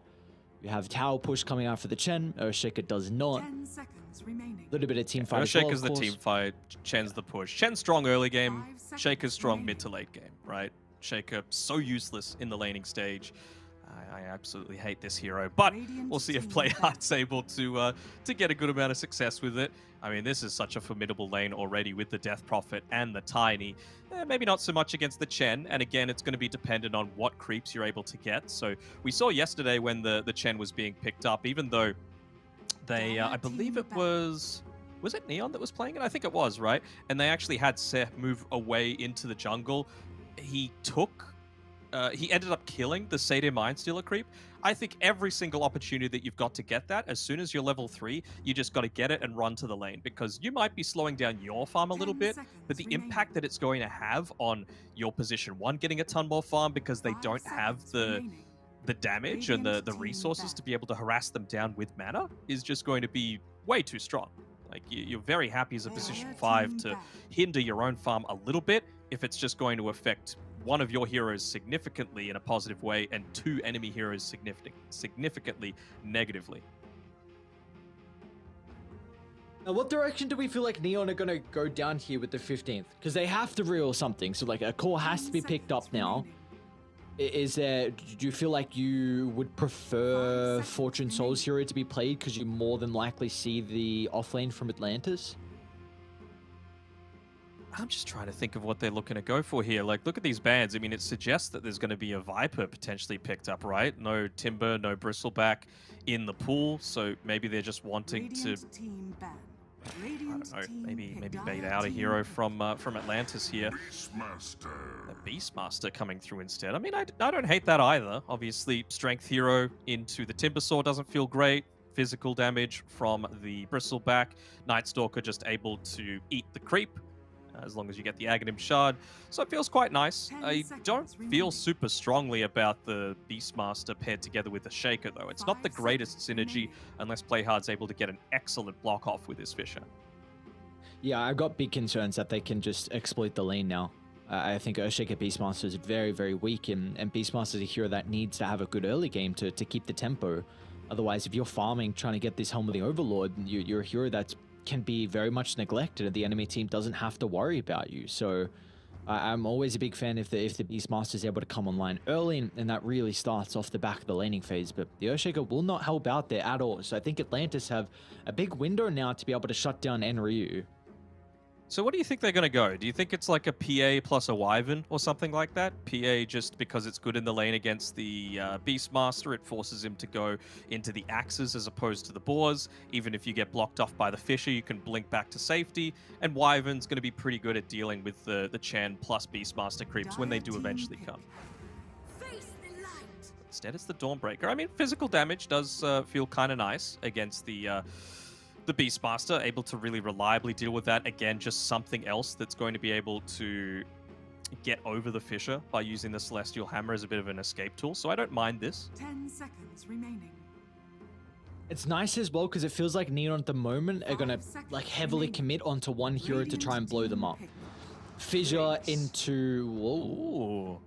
Okay. This is something that we see a little bit out of Mango Rose. Like, he does like his unconventional position ones. Does indeed. I mean, when I think Mango Rose unconventional, I think the Wind Ranger, but Clinks is definitely the one that comes to the front as well. I mean, against the Beastmaster, as long as you got the Death Pact, it does feel kind of nice as well to be able to just have that little bit of a counter against it. And a Dawnbreaker just to stand in the front lines. It feels kind of nice, just as that really durable hero. And again, like, you're against a Shaker. This is something that's going to be super reliable for yourself. You would assume that they're going to be banning out heroes like the Lina coming through soon for Neon. Against the Quap, it really doesn't feel all that great. Puck's already gone, so you don't have to deal with that mess. But, I mean, Void Spirit's still pretty solid in terms of the AoE damage. If you're comfortable with getting off that Slide of Fist, you're going to be able to use your... in the lane to be able to dodge out the Shadow Strike. It's going to be nice for when the eventual Death Ball does come from the Chen and the Beastmaster. I think Conquer's also something else you can consider about banning because of the, like you mentioned, the Death Ball. So deals pretty well in the lane versus the Queen of Pain. Yeah, I definitely think there's other routes. You could potentially Zeus as well. They don't have amazing catch. You can just jump away if they try and go on you. You've got Eve coming through from the Dawnbreaker. Radiant team ban. Yeah, the lane should be fine enough as well. I'm just thinking comfort for Wonder Boy. with what he might look to pick up against this Quap. But yeah, Void, Ember, Kunkka, Zeus, they're at the top of my pool at the moment. So Ember's gone, really respecting Wonder Boy's individual skill. Obviously, these players would be coming up against each other a whole lot in the good old sea pubs. They know exactly what they're going to be worried about. And like you said, Wonder Boy's spirits is something that he's very comfortable in, kind of the playmaker here for Atlantis, and something they'll need out of him again in a game like this, where Tiny, if it more than likely, I mean, you're not going to play it into the Queen of Pain matchup, so Tiny's a position 4 is going to take a little bit of time to get towards that blink. You know, the Death Prophet's very cooldown reliant with this Exo. When you have it available, you can have the team rally around you, but you want someone to be able to make plays when you don't have those cooldowns. So that's where, in particular, Wonder Boy will be able to help out. Yeah, and any of these heroes that we mentioned, right, are all able to do that. Maybe a little bit less so for the Zeus, not really the greatest playmaker, so perhaps someone like the Kunkka or the Void Spirit is still yet to come. They end up getting rid of the Invoker as well, which is a decent enough answer to the Quap. If you go the Quas-Wex build and get a few points into Quas, the Cold Snap is going to be able to stun for long enough alongside the Urn to be able to lock in position. It's a Mars instead. Okay, well, it is a way to suppose to be able to clear out these lanes too. They're not going to go for like a 5 Mars, are they? I'm just thinking of other potential options. You assume it's just going to be mid, though. And it's a Morphling coming through. Okay, so some little bit unconventional picks coming through here to be able to finish off with. It is... Hold on. Is it a Wonder Boy Death Prophet? Yeah, it is. Okay, so Mars being played in the off lane instead. I thought it might have been going mid. Interesting.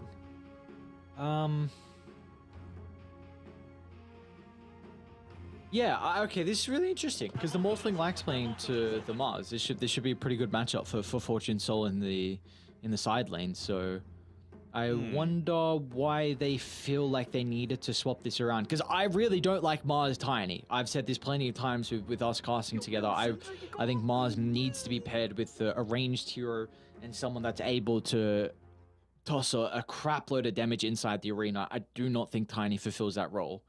So I'm a bit concerned about this last pick from Atlantis. I mean, it's looking like quite a Morphling game.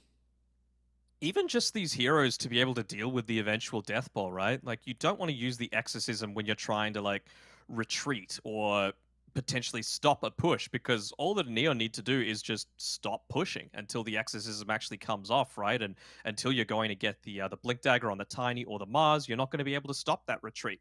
So feels a little counterintuitive. The timings are a little bit off for me, where they're not just all linking up at the exact same time on Atlantis, and it really requires Clinks to actually be there in the middle of a team fight with that Maelstrom to be able to properly address this this push. I'm slightly favoring Neon here. I think Atlantis had a really good draft up until that last pick, but well, happy to be proven wrong. And for Neon, this is something that they've ran as well so far. In Game 1 versus RSG, we saw them pull out the Earthshaker and the Morphling. Of course, they weren't able to have success on it. That game was over in 37 minutes, but it's obviously something that they're having a little bit more priority on so far, especially with the buffs to the Morphling and how popular the Earthshaker is at the moment. And again, like we kind of touched on towards the end of that draft, it's a pretty good Morphling game. Like, there are a couple of stuns that he has to be worried about, none that... I mean, really, the concern, I think, is going to be the blink timing from the Tiny. That's really when they're going to be able to get on top of Fortune Soul and potentially blow him up before the attribute shift, but you should be able to react before the Mars Spear. So, yeah, I think this is looking like a pretty good game here for Morphling to thrive on. Mm-hmm. Oh, absolutely. Now, have you done your predictions? You got 30 seconds. I have not. Okay, so while you do those, for the people in chat, we're looking at total number of teleports cancelled by a stun in 25 minutes. I said 2. That's probably a little bit low, but whatever. Total number of Roche kills, I think just because you've got a Chen Beastmaster draft, could be quick, so I said 0 to 2. First player to get 50 last hits, I said Mango Rose on his Clinks, and first blood to happen 3 to 6 minutes. I was considering changing it really quickly as they went for this kill attempt super early on, but I'm sticking with 3 to 6 minutes here. Yeah, I was hovering over it for as long as I could. I'm like, I don't know. There's some action breaking out. I might want to go for that first selection. First option if there was a kill, but not to be, as the bounty runes do go 3 to the way of Atlantis. They're already off to a pretty good start as we take a look at how this mid lane's able to shape up. So we were mentioning kind of a little bit surprised about this Death Prophet being flexed into the mid lane versus the Queen of Pain. How do we think this is going to match up between Avatar Mode and Wonder Boy? It comes down to a bit of a skill issue, right?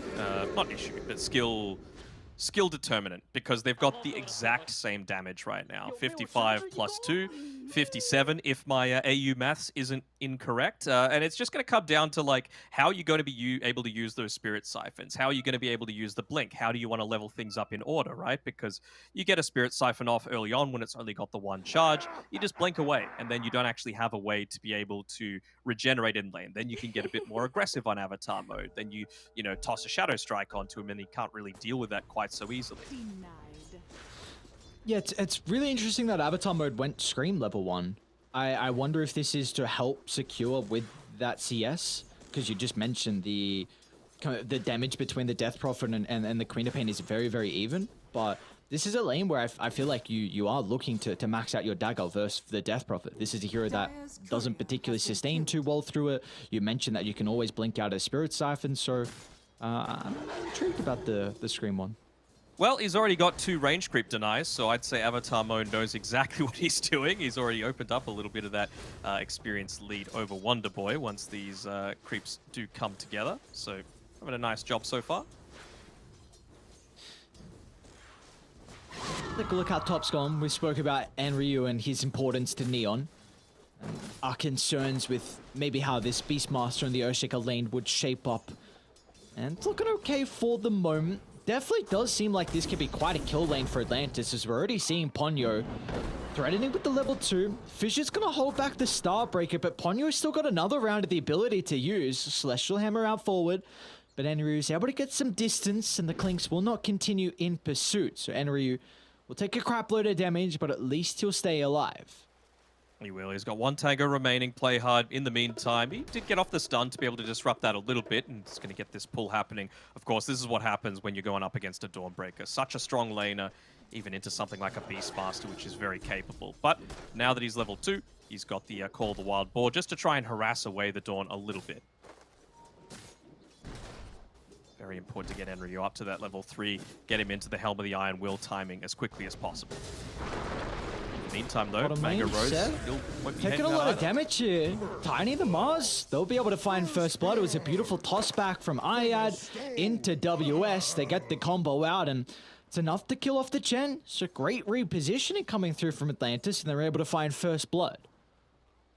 That is the one positive thing about this lane, right? I know you don't really like the double melee. You haven't really seen it have too much success, but toss into spear, multiple ways to be able to reposition in the lane, which makes it feel quite strong. Yeah, I think one thing we haven't seen, I mean, they only tried it once, but the toss into spear back under the tower, that's always something that you do have in your arsenal. Does kind of depend on the creep positioning. We might see it now. Oh, went for the creep wave instead with the toss on Iyad, but still, WS has got the level 3 to play with. Says in a lot of trouble, and there's not much Fortune Soul can really do to offset this. Iyad's going to be able to cut off the escape, and Atlantis really off to a good start down bottom.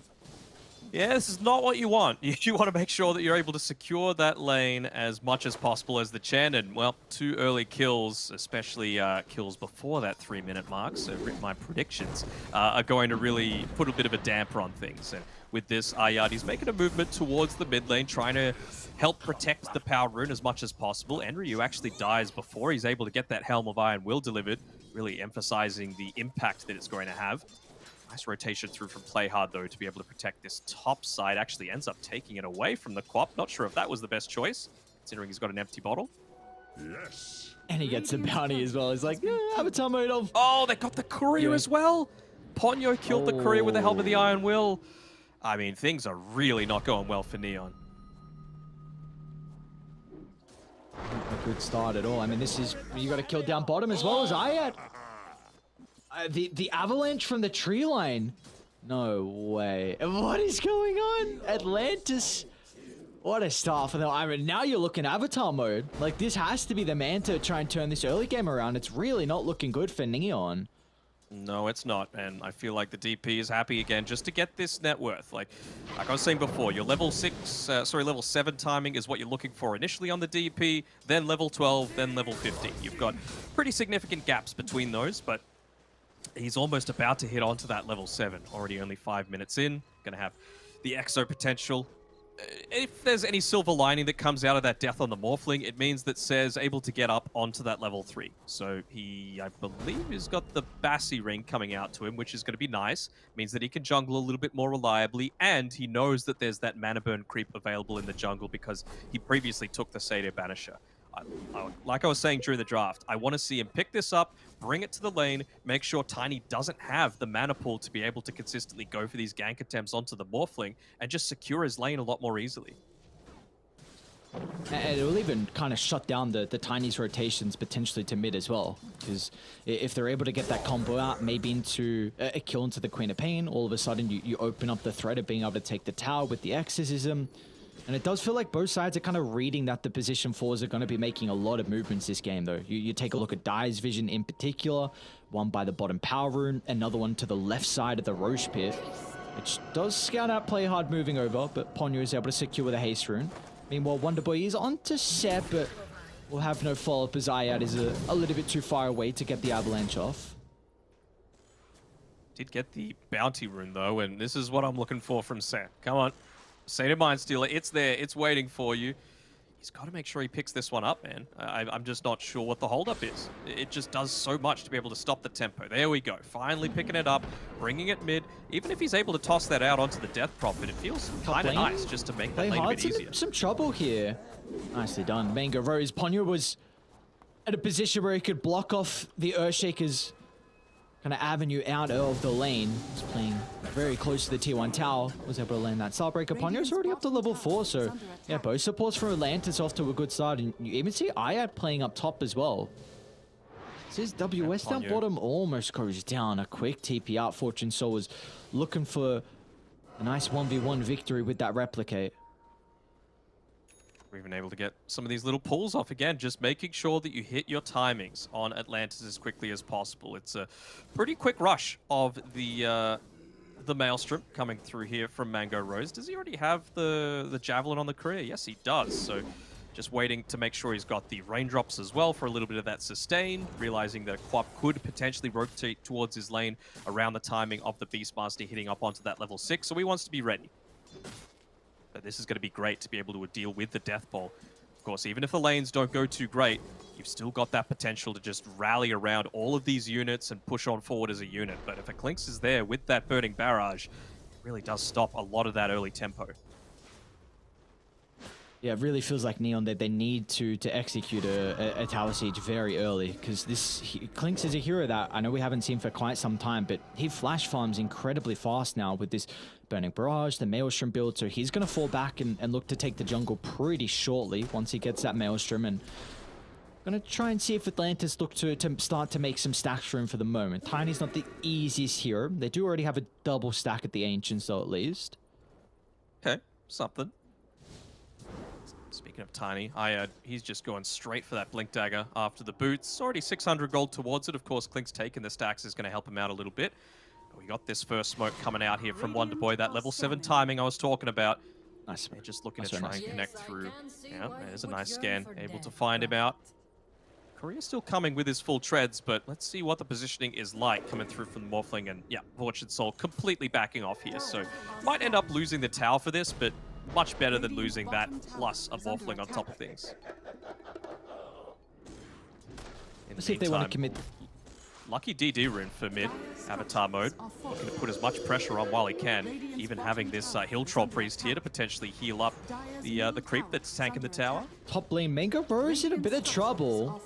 Play hard, great fissure block. He gets the detection off as well. Mango Rose will be playing with the Quelling Blade if he can cut through the tree line, but look at Neon's positioning, making sure there's no opportunity for him to find that path to escape.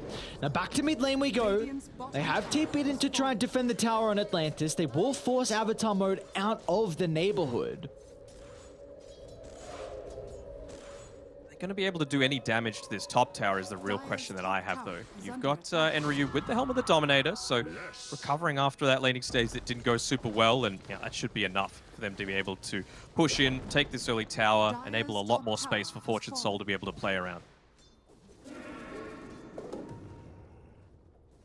Atlanta's doing a very good job at trying to secure these runes. Even Neon is starting to bring the extra support in set to try and enable this. He's got a Sonic Wave and jump in. Avatar mode. Got to be a little bit cautious here. Ayad will get the toss damage out. That's going to help to secure the kill. And Aponyo with the wraparound on WS. Wonderboy gets the double kill. And now they've got the arena if they feel required to drop it onto play hard. Fisher's going to hold them back for the moment, but WS has got the movement speed to close the distance. Arena's out, and Wonderboy finds the triple kill on the Death Prophet. The Wonderboy of Atlantis, just call him Aquaman. He is coming through, having a really strong start to the game. Even just backed up with this Arcane Rune means that he's ready. He's able to fight, still already having 2.5 charges on that Spirit Siphon. I want to see him just bait an early blink out of Avatar mode here and nearly get stunned immediately after TPing to the lane. Wonderboy sees this TP coming in. But you're not really that scared to play hard, especially while that Sonic Wave is still off cooldown. It was an odd usage of it, right? Uses it, doesn't clip onto the Tiny, then blinks in.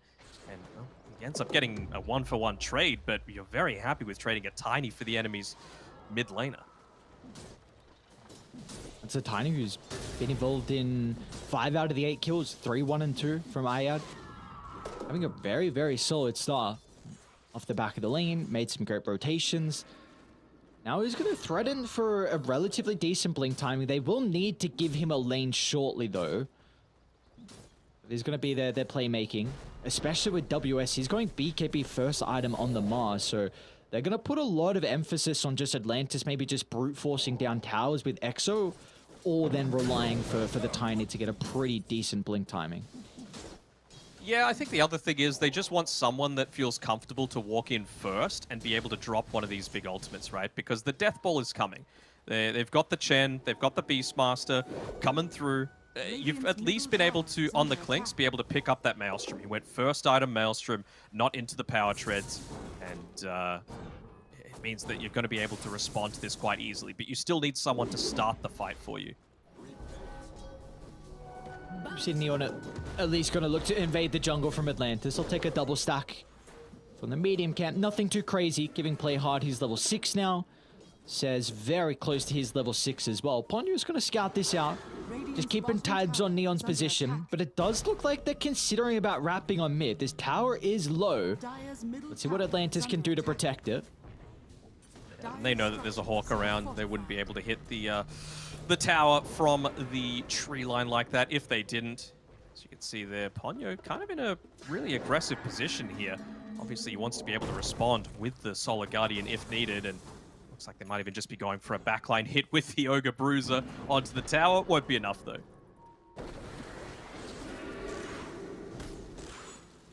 It's like Atlanta's going to look to try and reclaim their jungle. They've got a great ward on the high ground that scouts up play hard. They know exactly where the Earthshaker's positioning at the moment. Not going to be easy for them to get the toss back, so instead they'll just look to avoid his location and go back to farming. Ayad sees a free lane up top, and they successfully defended their tier 1 tower mid for the moment. I do feel like Neon is still going to butt their heads here very shortly.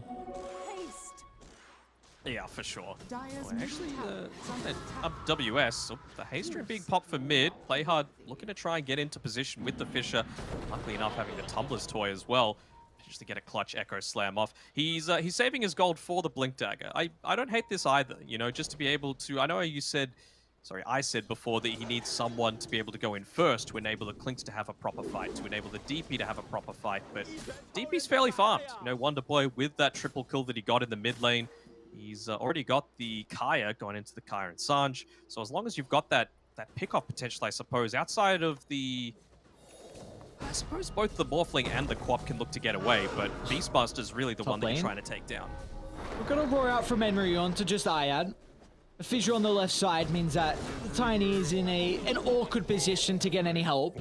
Finally, TP is going to come through from Ponyo, but he's really just moving up to try and defend the lane and get a little bit of golden experience. And we'll see what they can do now from Neon. This is 15 seconds where they have a window to be able to take the T1 tower. And you see them instantly pivoting their attention over to the mid lane.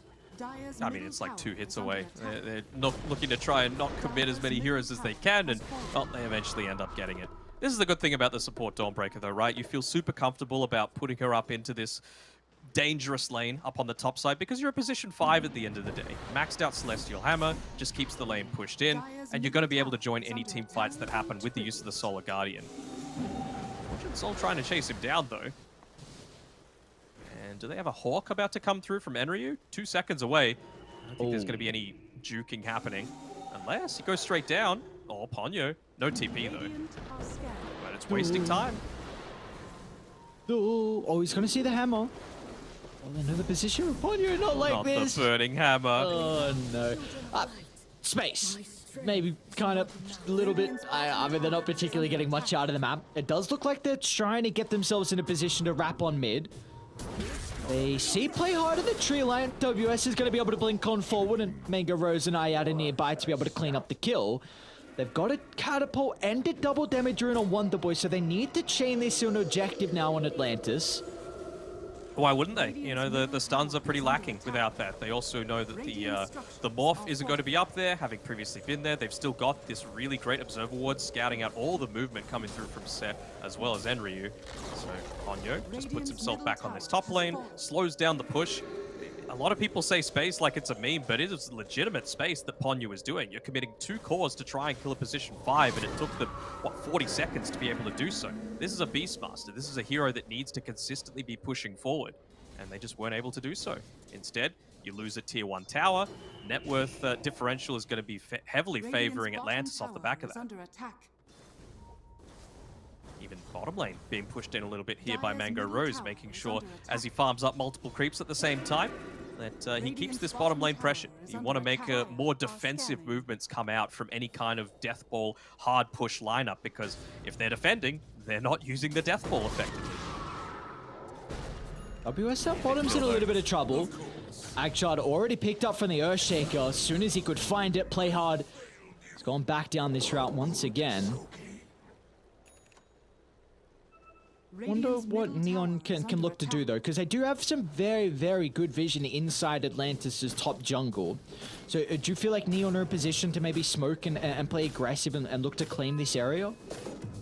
I was thinking they were previously, just because they knew the Exorcism had been used to be able to take the mid tower, but they made the movement down bot instead, just to kind of deny the Mars a little bit. I feel like, yeah, I agree with you. I think they perhaps should have gone a little bit more into Atlantis' side of the map, but I guess there is that issue that I was talking about before, that if you don't address this bottom lane, then it's going to get pushed in by the Clinks. You might end up losing a tier 2 tower, the first tier 2 tower of the game, despite having by far the stronger pushing lineup.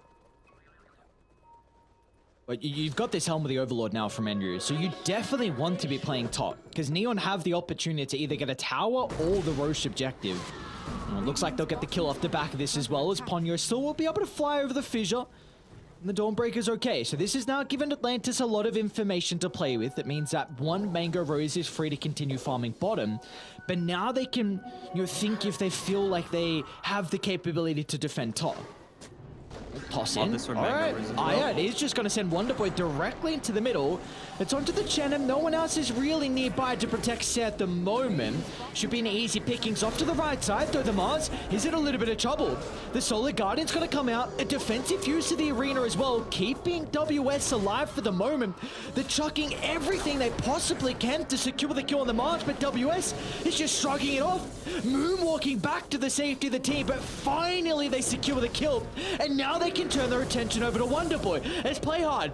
Pogo sticks on forward, but they just don't have the damage. Death Prophet, he's A-okay for the moment, but they've got to be cautious though. They're kind of the Spirit Siphon, and now they should be able to get the kill, nice but deny. Mango Rose finds the deny. At least a silver lining for Atlantis, but they'd still lose multiple heroes at this mid-skirmish. Kind of busted how tanky the Chen was in all of that. Just the 1 point in the Divine Favor, but he gets off the mech, he gets the full 1 charges off. And even just, it was good individual play coming through, using the Wild Wing Ripper to push himself that little bit further away, making sure that he didn't get full comboed by the Dawnbreaker on top of his head. So big props to Set, just putting himself in the most dangerous position and really reaping the rewards of kills and being able to take this early Roshan. And there was such a big timing though for Neon with the Ag shot on the Earthshaker, with the Helm of the Overlord, on the Beastmaster. Like, you were ready to go. You wanted to take a team fight, because if you win the team fight, you can then get a tier 2 tower, or you can then get Roche. And we see Neon, their recognition, like, this is what we were asking before, Daniel. We're like, how are they going to look to use these wards in the jungle? And those wards kind of scouted out Atlanta's positioning early on, and then moving their forces to mid lane. So Neon do a very good job to be able to capitalize with their vision, which now completely opens up the map with this Aegis. At least Ponyo is going to be able to be there to stop this push somewhat, clearing out the range creep, clearing out 2 melees. So I don't know if they're going to be able to consistently keep this push going. The creep should die. Yeah, melee creep actually did end up falling there. They get the jump in with the arena. Ayat should have the perfect use of the chain control, so Mango Rose can get in with the Gleipnir. A big kill for them to find onto Wonderboy, and this will continue to put some pressure onto the bottom tower. They will. They've got another, 12 seconds left without the glyph being used. With this siege creep wave as well, they probably should be able to claim this one, even using the scan for that potential. So good recognition by Atlantis of what they have the potential to get. Will they get a glyph off before it dies? Yes, they will. Such value coming through. Do you look to stick around now? They really want to be able to take this, but you will still get the glyph refresh off here. Look at the positioning. Neon with the backstab. Anticipating Atlantis, retreating back to the triangle. Ooh, I like it. I like it a lot. Fresh But smoke being used they as see well. play hard. And they see the courier coming from Clink so that they know he's still around that area. Arena, though, is going to make it difficult for them to take the fight Atlantis if they want to. They do have EXO up. You've got to be cautious. 25 seconds until WS is ready to fight. Neon, they're well aware of this. Still posturing aggressively inside their territory. I mean, they just say, but, I mean, we've got a Chen, we've got a Beastmaster, we've got Helm of the Overlord, we've got Aegis. They got to respond to us now. I mean, we gave up a tier 2 tower, but they're in much greater danger than us. Ooh, big courier kill, though. Does kind of feel like it's worth to use the glyph here. I mean, this movement's coming through a little bit too late, and I mean that tower's almost gone down completely. They're gonna see the Earthshaker. Oh no! Finally, they get confirmation of him being in the tree line. So a quick and easy kill, and the rest of Radiant they split away. They're making sure that no one else is caught out in this skirmish. And Ryu will also TP out in the tree line. He's gonna be okay. Ponyo lucking out a little bit. I've seen him use the trusty shovel multiple times, and he just keeps getting these mangoes. You know, the position 5 Dawnbreaker isn't flush with cash, so obviously Soul Ring, much more expensive these days. He wants to get straight into that Aghanim Scepter as a pretty solid response to a lot of the physical damage that's going to be coming out from Neon in, the next 10 or so minutes. You know, you think of the Chen army, you think of the Beastmaster with the Helm of the Overlord creep, you think of a Morphling who's almost exclusively physical damage these days. That evasion is going to do wonders. Still a while away, though. Dire's middle tower is under Confirmation, Enchant Totem does not Dire's middle pierce evasion tower anymore, has right? fallen. No. That doesn't have True Strike? Yeah. No. Because, well, I'll hold that thought, because Neon, they're thinking about walking up the high ground here. They still have Aegis for another minute 20. They know the glyph was used, so they know that they don't have this refresh. They're just like, all right, let's try and bait some movements out. If they're having to respond to us, it means that they're not farming. I mean, Mango Rose, he is still doing a pretty damn good job at being able to pick a lot of this up. He's nearly level 18, and he's nearly got that BKB, so that's probably going to synergize around the same time that this Aegis is expiring, and prior to the Morphling having that Skadi. So the next 2 or so minutes feels like such a big timing coming through from Atlantis to be able to win a team fight, and then, hopefully for their sake, punish Neon for not being able to completely convert with this early game draft. It does feel like for Neon, with their lineup, they have to drop every single ability to blow up the Death Prophet, and now having this Scepter almost completed onto Ponyo is going to make it that much more difficult. Can you see Neon being able to kill the DP, or are they going to need another couple items to be able to help kind of deal with the Scepter that's almost done? I think if you get the Skadi on the Morphling, it becomes a little bit easier just because of the healing reduction coming through.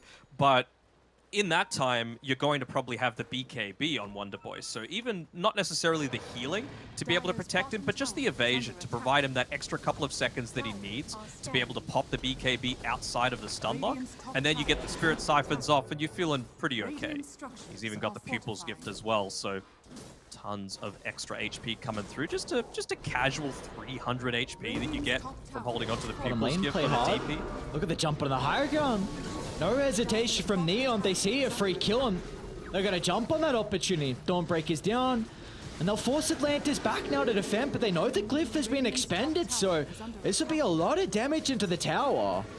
I know Mango Rose feels like he needs to farm, but he used the Burning Barrage there onto an Ancient stack instead, and it's still going to be about 9 seconds until he's got it available. At least Wonder Boy able to put himself in there onto the front lines to try and push this back a little bit, but really did feel like they needed Mango Rose to make sure that that tier 3 tower didn't take so much damage. Like, they're going to look to abuse every opportunity that they can on Neon to be able to find a way to breach this high ground.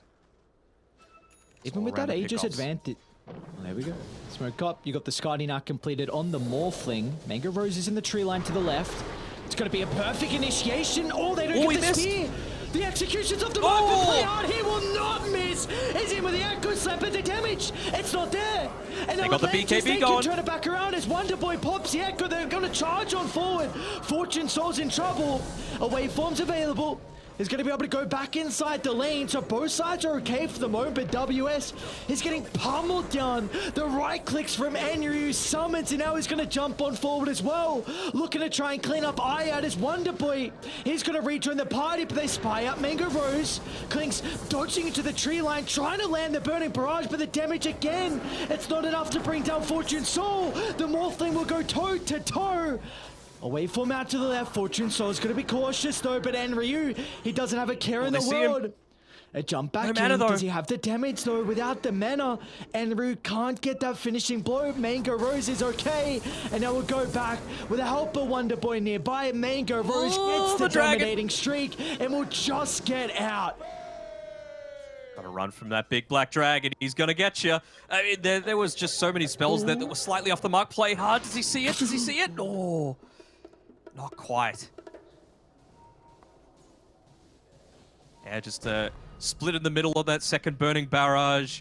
Not able to land the spear after a pretty nice tiny initiation onto that Morphling. And well, you can clearly see Fortune Soul, all of that damage still has the potential to come out, but you see the importance of just enabling Wonder Boy to be able to get off that, that exorcism, that BKB, right? It doesn't even need to provide that full impact of the heal coming through from the Dawnbreaker. Just a little bit is enough with that Holy Locket to make sure that the DP doesn't get burst down. Great reactions for the Morphling. They're going to wait for much of Wonder Boy. They've blown up the Death Prophet. And now Neon, they can look for more kills. They're going to spy out WS in the river. Off to the left side, they get the control on the Clinks, but it's just holding Mango Rose into play so they can get him after they finish off the Mars. Neon, beautiful target prioritization, but they're lacking detection. That's one of their issues so far. Do you think they're going to scout out the fact that he's going to try and cut one wave before he TPs away? Well, I don't think so. Their mind is on pushing. Mango Rose just sticking around this bottom lane for a little bit, maybe checking if they've got any detection down there to enable him to keep playing, but here we go. So close to that Aghanim Scepter onto Ponyo, but they're going for the dive. Positioning like that. The fissure from long range, this is the beautiful thing about the Earthshaker. If anyone shows in close proximity, Earthshaker will always get that stun. Burning Barrage to be able to stop this, but well, it's not enough. Ancient Black Dragon still able to slink away. Even Chen with the Aghanim Shard just providing multiple of these Ancient creeps to be able to hit in onto the base. And, well, Clinks might be able to deal with one, but not anything beyond that. Extra Burning Barrage arrows, realizing that it's not the attack range that you necessarily want. You just need to deal with this Zoo.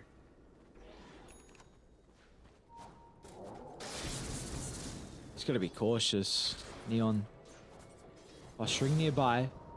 Ready to jump Mango Rose if there's any opportunity You have a great ward and the Hawk nearby as well that's going to scout out Atlantis. Are scanning. Looking to enter the map and reclaim some of their jungle. Ponyo's 30 gold away from being able to pick up that Aghanim Scepter. He really wants this last creep wave just to enable him to get into that. He's like, guys, don't get into a really risky position. We can't afford to give this one up. We want this surprise aspect here. And, well, Avatar mode, he's actually jumping in. No fear in the world. Arcane Rune bottled. He's got a DD at the ready. He's got a DD BKB at the ready. And they're just looking to really take this map control away. Can they get the wraparound on Ayad? Is under attack. Back it off with enough time.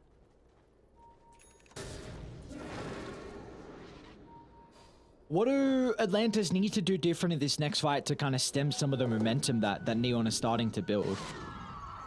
I think they're ready, honestly, to have a big impact here. They ended up smoking underneath an Observer Ward, by the way. This is going to be called out right before the Roshan spawns. So this is a really big fight. They need to make sure that they get onto probably the Beastmaster. I think that's going to take away a whole lot of their fighting potential coming through. Smokes on a pop, and Enru, an instant use of the BKB along with Avatar mode, so the arena is going to be completely wasted. And they'll jump to Wonder Boy, trying to blow up the Death Prophet, but Ponyo will keep Wonder Boy alive, and they get rid of Fortune's Soul. Atlantis, this is their team fight now to win, but Avatar mode, he wants something else to say about it and jump in with the finishing blow, but look at the buybacks. Trying to TP into the outpost, but meanwhile, Enryu is completely isolated. The Morphling's going to be cautious, so there's the first stun. He just bought back. Starbreaker. Fortune Soul just bought back, but he's okay. Demand to dodge into the attribute shift. Fortune Soul can look to play aggressive now. As Atlantis, they're on the ropes, pushing them further and further away, but Mango Rose? No way, they don't see him. His little hidey hole in there, just knowing all these little juke spots, but it is still an expensive fight for Neon for sure. 3 buybacks being expended, but they're going to secure that ever-valuable Roshan coming through here, and, well, that second Rosh as well. So it's going to mean that the Morphling, who nearly got the dieback coming through there from some pretty good stun control coming back-to-back, he's going to have the Aghanim Shard. So provide him the ability to morph even while stunned. No silences so far outside of that Death Prophet. Of course, you can just manta that one off. Off to the other side, back live, we do see Earthshaker getting picked off on the opposite side of the map. That's going to be Ayad and Mango Rose together finding the kill. So, I mean, what do we get on to Neon, though? Ages given over to Fortune Soul. I believe they gave him the Aghanim Shard as well. I do not think he had that. Okay.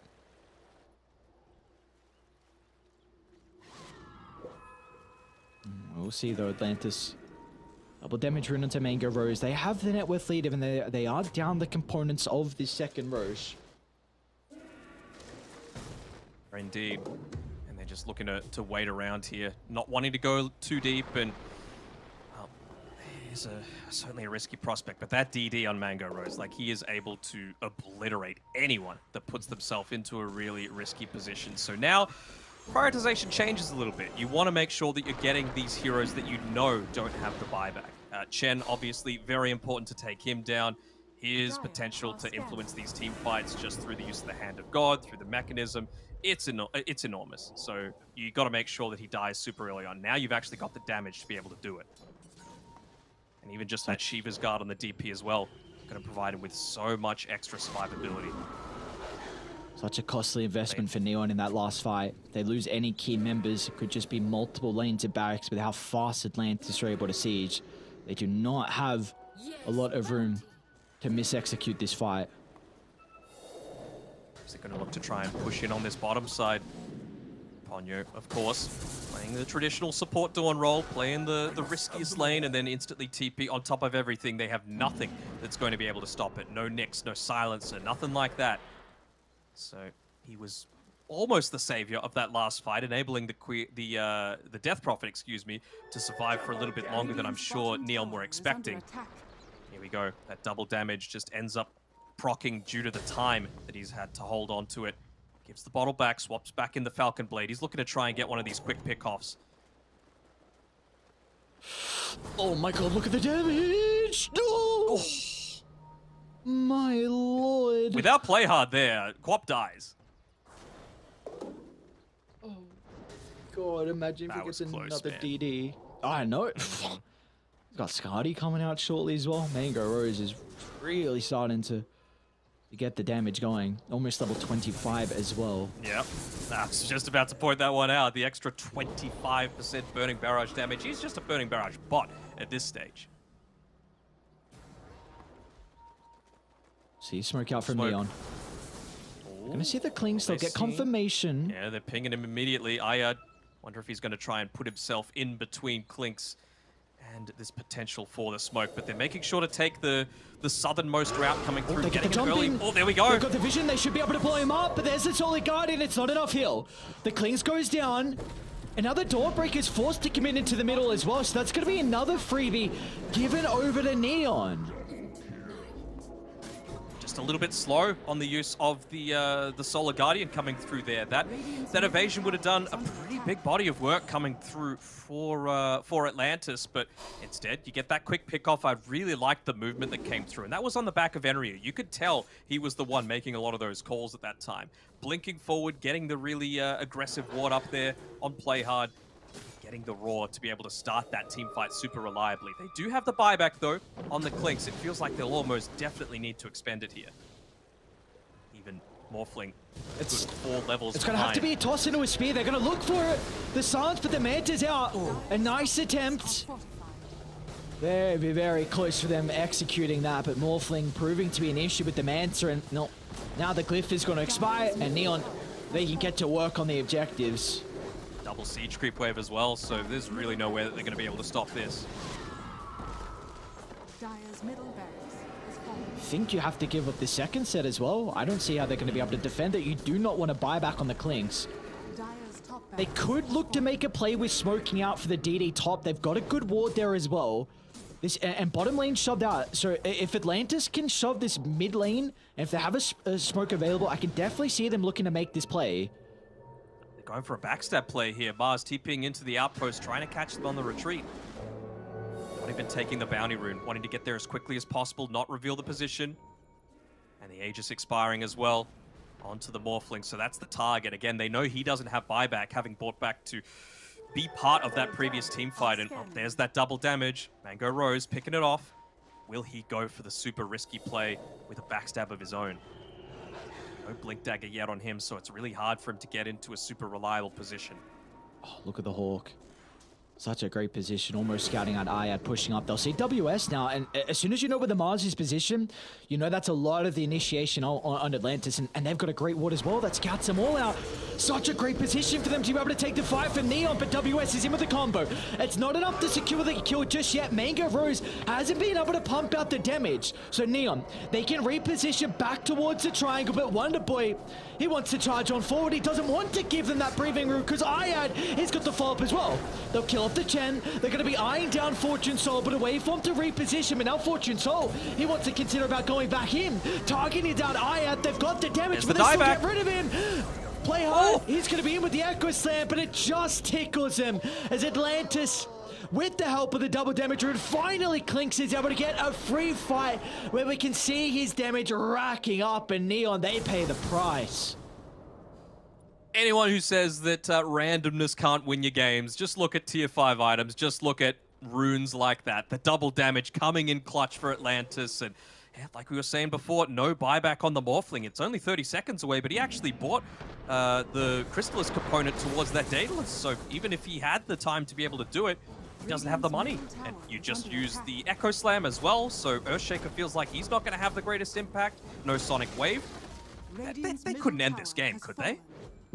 No, I don't think so. Radiant's middle You tower don't think is so? under I mean, They'll get you're kind two of forced glyphs. to... Yeah, okay. are fortified. There's one. Oh, and look at this. Look at the creeps in the mid lane. It's being influenced here by the Ancient Ice Shaman. He's doing his best in his little loincloth to be able to disrupt this push going on, and he's doing a great job. You do you, man. Sometimes you just gotta put on the loincloth and go to work. Oh, man, Henry is... I feel like I always see this guy doing this. It's up to his micro shenanigans, trying to delay the game as much as possible. It's done just that. They've stalled it out. Only had to use that one glyph. Tier 3 tower didn't refresh the second one. And Radiant still have very, very good vision across the map to play with.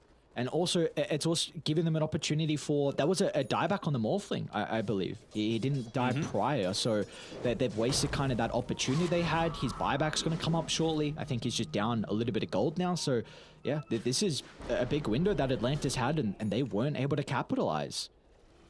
And they're just going to be looking to play around Roshan, of course. Whenever you've got a Beastmaster as well as all these creeps, so many easy opportunities to be able to scout out when it's coming up, and it's going to be that third Rosh. So the potential for a Refresher Shard or an Aghanim Scepter to come through, I mean, it just means a second use of the BKBs, perhaps, a second use of the Primal Roar. Really nice coming through. Just the double Echo Slam playhard's been pretty on point with those so far. Maybe coming through a little bit too late in some of these team fights just after the Morphling's been dying, but still feels quite solid, at least in terms of who he's able to hit in these fights. They're going to need to do something soon, though, on Atlantis. Top lane's pushing in. Any kind of movements that they're looking to make will be a little bit obvious. Maybe just trying to put a little bit more pressure onto that mid lane, force some defense to come through from Neon, considering they had to use that Glyph previously. But, I mean, top lane, this needs to be addressed. Got a creep wave about to spawn, but even just sending one of your creeps up top in the Boars and the Manta Illusions, someone needs to defend on Atlantis. In fact, Atlantis just want to push them back. Yeah. See the Earthshaker. They're going to see the Queen of Pain shortly as well. Ooh. Hold on. A lot of people are TPing back, so they see that everyone's back in the base. If they're really on point, they could just say, all right, we know Roshan's going to come up in this next little bit of time. Let's just walk to Rosh. Have someone... How are they going to deal with it? We've got a pretty good ward right to the south side of the Rosh pit. Instead, they're staying bot. I really feel like they're missing this big opportunity, and, well, Neon are going to be the first ones that see it's coming up. Instant ping comes out as well from Fortuned Souls saying, hey, this is happening. We got to make sure that we get there before Atlantis do. They're moving to connect. Atlantis. They've got WS on the front at the moment, playing in the trees. Sides with this ward advantage inside with that top room control, but Neon are just going to move forward. They will take this pretty goddamn fast. You can't give a third row shot like this. For Atlantis, man. Big missed opportunity, and, well, you can't, but they will. It's the Refresher as well coming through. Ooh, boy. Potential now for double BKB, double Sonic Wave on Avatar mode if he wants to continue holding this. Maybe Enryu, I was going to say you could consider the Beastmaster, but he's going his own Refresher Orb, so soon we'll have double Raw to hold one target into place. There's another DD. Looks like it'll be Neon that picked this one up, though. It'll feel quite nice. Avatar mode can even look to buy that Aghanim Shard if he wanted to, just to have that little bit of extra silence, that extra damage to assist with even the simpler things like pushing waves in, forcing more defensive movements to come out from Atlantis. What I really do like is the Scythe of Ice coming through from WS here, just to be able to get that sheep onto the Morphling. I don't believe you can actually start morphing into strength if you get hexed from the Scythe there, so that could be the little bit of extra damage that they need, or a little bit of less survivability rather, that they need on the Morphling to enable that quick pick off, get rid of that Aegis. And this tower's gonna fall fast. They need to come back. You can't let Megas go like this. Look at the Hex. Aesthetic Cap's gonna protect Fortune Soul for the moment. WS gets a jump. The Scythe is out into the Queen of Pain, but the follow-up, it's not there. There's no one. There's absolutely no one to help out WS inside the arena. They'll keep it alive thanks to the use of the Solar Guardian Avatar mode. Chalking out a double Sonic Wave, and they've got no response on Atlantis. 2 heroes down, 1 buyback available, but they've expended so much and didn't even kill anyone. Dire's middle tower. No one at all, and I'm not sure what that Blink Dagger is going to do either on good old Death Prophet, because you've used the Exorcism and they know this. They have got complete understanding of all the cooldowns that you've got at your disposal. They know that there's a buyback used as well. No ultis, essentially, for Atlantis to be able to play with. So, yeah, it's just a matter of the waiting game. Wait out the, what is it, just expiring now on the Exo, and then look to push on forward. This is one of those instances where you're happy to just send a Hawk into the base. Even if it gets instantly killed, who cares? You just need that initial bit of positioning coming through. You still got the Echo, you still got the Raw to play with as well. Multiple ultimates for them to look with. Toss back. Well, things going to be okay for the moment. Trying to deal with the first dive. They won't have the damage. And Enryu, he wants to now jump in, but a force staff to reposition Iad. A glyph is going to come out early on to keep the barracks alive. The last remaining set of barracks. Atlanta's Operation Protect Nice against done. the threat of the Mega Creeps with the fissures out the roar as well as Iad. He jumped on forward, but he doesn't have a buyback. Down goes the Tiny. They will have to Mars up surely. They have some way of initiating. Does Don't do Mango it. Rose want to walk forward to pick up the gem? Oh, they just refreshed. Fortune Soul. Alright, they'll get the first life. They get the Hex as well. The Queen of Pain getting control for the moment. Enryu's gonna jump. Beautiful roar onto the Clinks. No damage is coming up from Mango Rose, so it's gonna give them an opportunity to reset out of this team fight. But Atlantis, they can't let them. Avatar mode, however, is gonna push on forward. Kills off the Mars. Neon are doing such an incredible job at kiting them time and time again. There's a potential opening, but that is instantly shut down as Neon with their movement seem flawless through these late game team fights. Mega Creeps on the cards and they want more kills, they want more blood. Wave forming past the throne, the Clinks is down, he's got a buyback, but Neon, they can close this game one out. They can.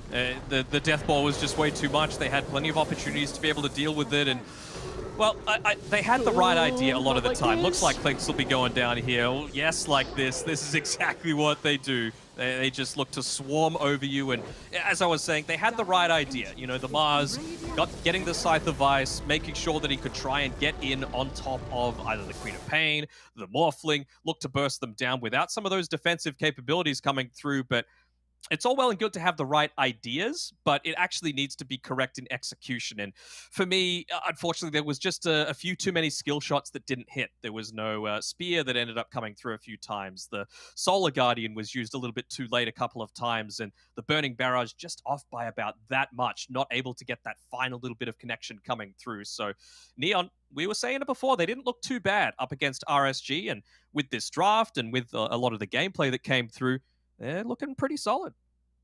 And I think with how they're able to capitalize on a lot of their early game timings from Neon is something that impressed me. We saw when they got the Agnum shot and play hard, they were instantly trying to make some plays across the map from bottom, and then they went to top as soon as Enryu had the Helm of the Overlord.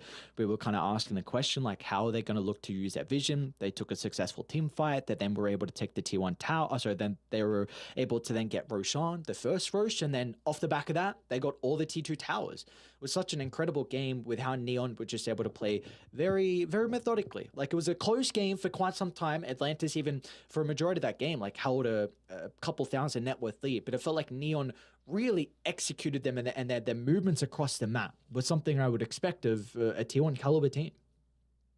Yeah, absolutely. I think the biggest thing for me was that they put too much on the back of Mango Rose. I still think he played a very good game on this Clinks. You know, the lane went well.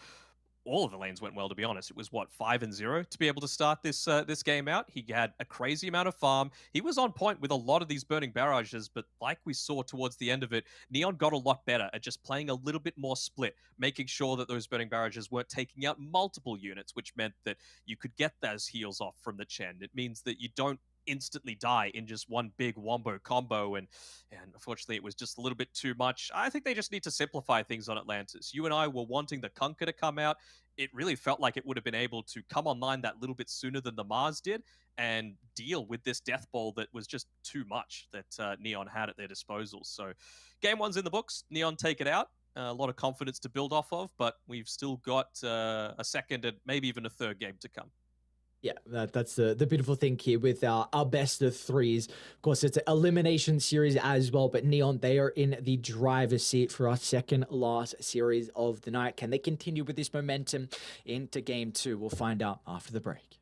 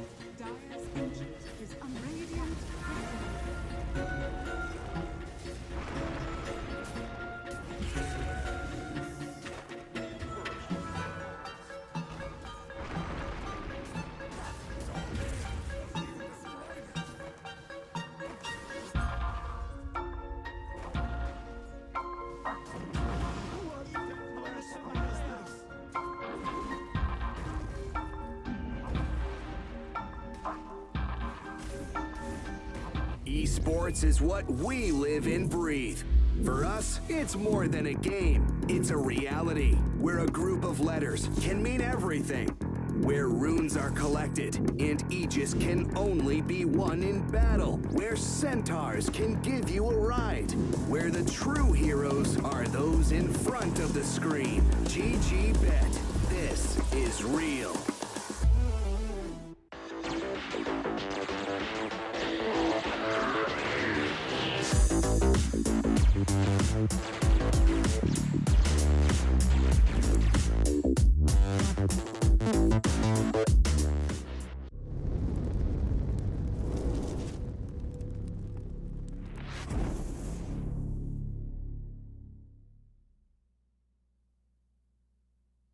An incredibly well executed game one from the lads on Neon. Give them a game advantage here in our elimination series. Now we've got our second draft ready to rock and roll. It's going to be Neon on the Die side. We've got Atlantis on the Radiant side as well. What do you know? If it's not broke, don't change it. Keep it how it works. At least for Neon and Atlantis, they still go back into the death prop, which I also do not hate.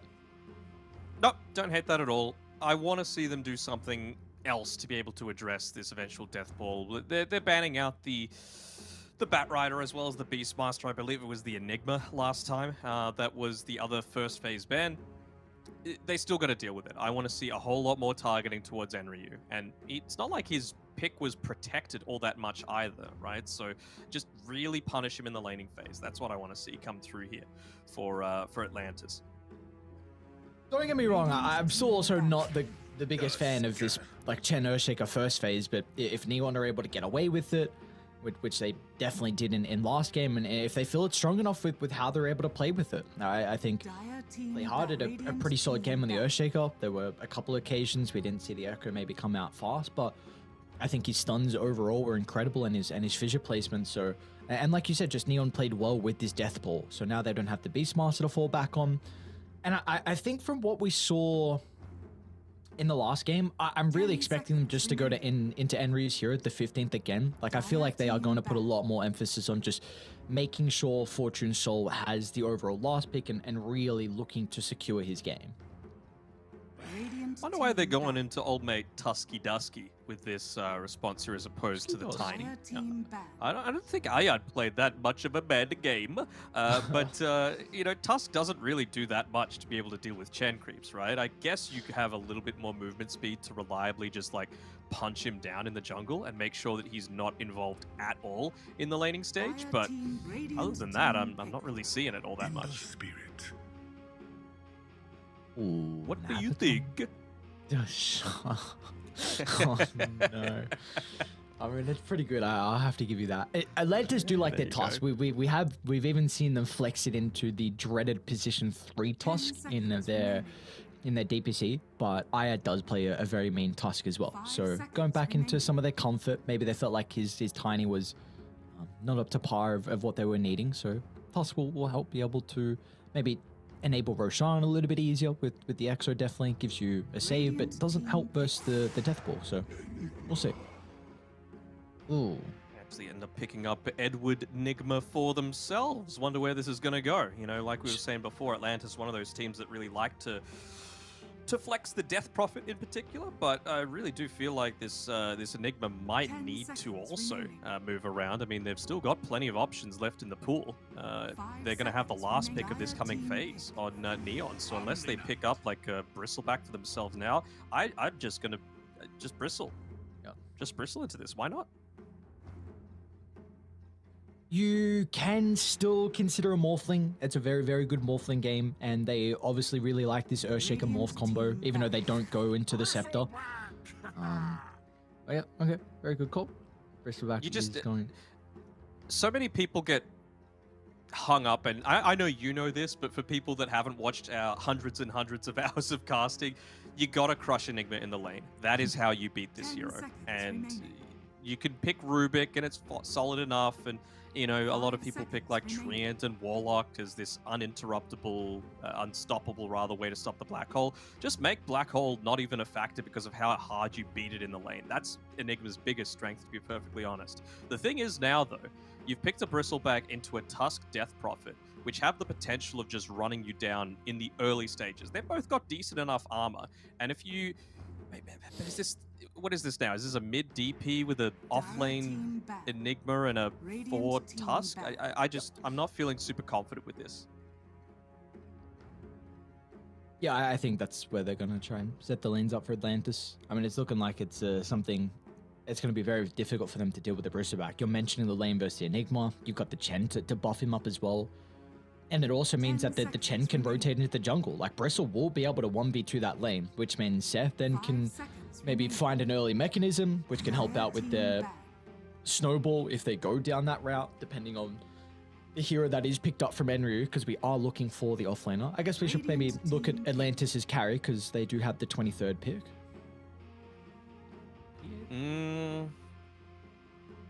I mean, PA is an option, but it feels like a little bit slow, especially against all of these really aggressive timings. I just want something that's going to buy break, as well as something that's able to deal with a lot of this AoE. Even if you can get something that's able to force them to face you, that's not any of those things that I was talking about, but at least in terms of the carry-to-carry matchup, you've got a high amount of armor, right? And I think TB plus Omni Knight is a pretty decent pairing for the laning phase, just because, again, Shaker does basically nothing in the laning phase, and Terrorblade is one of those heroes that you just need to make sure he survives. And even though Omni Knight might be lacking in damage, Terrorblade absolutely is not.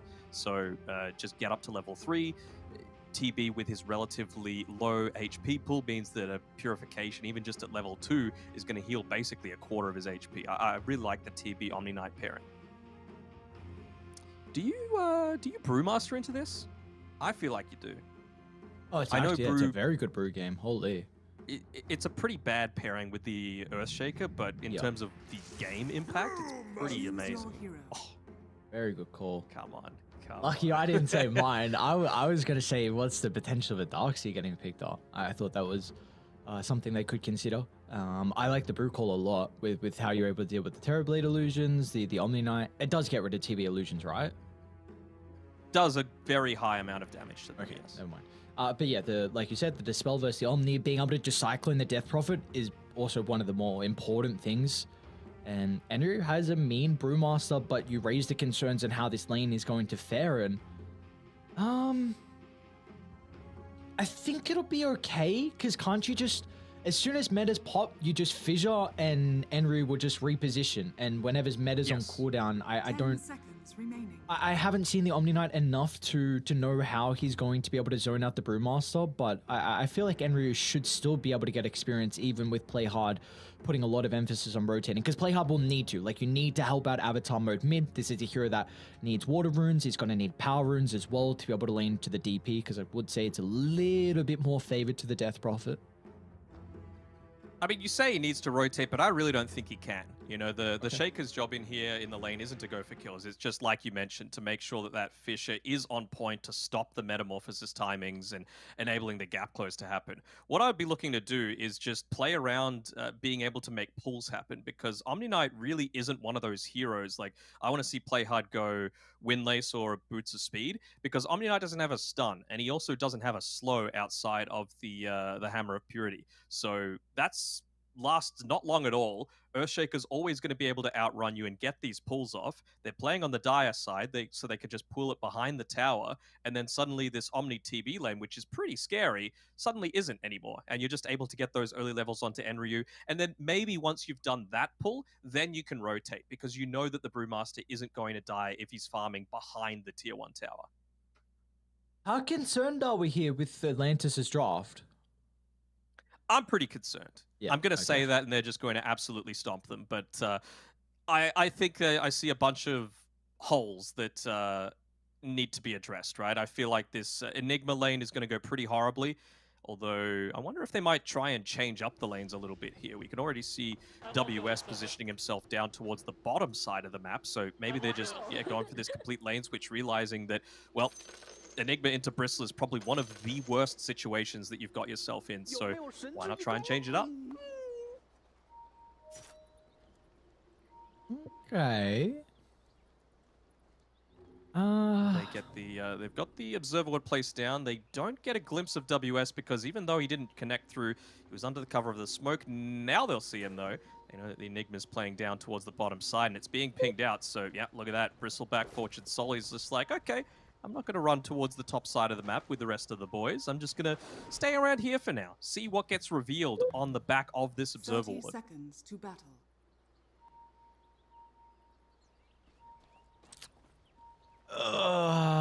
I'm hesitant, man. I don't know. My predictions. Okay. Sorry, I got to do these real quick. Yeah, you go do your predictions. I'm a bit concerned that Atlantis are very cooldown reliant and they don't have heroes to make plays. Like, we're expecting this... unless the Enigma continues to lane away from the Bristleback, then at least he's going to get off to a decent start, which is really one of my big concerns at the moment.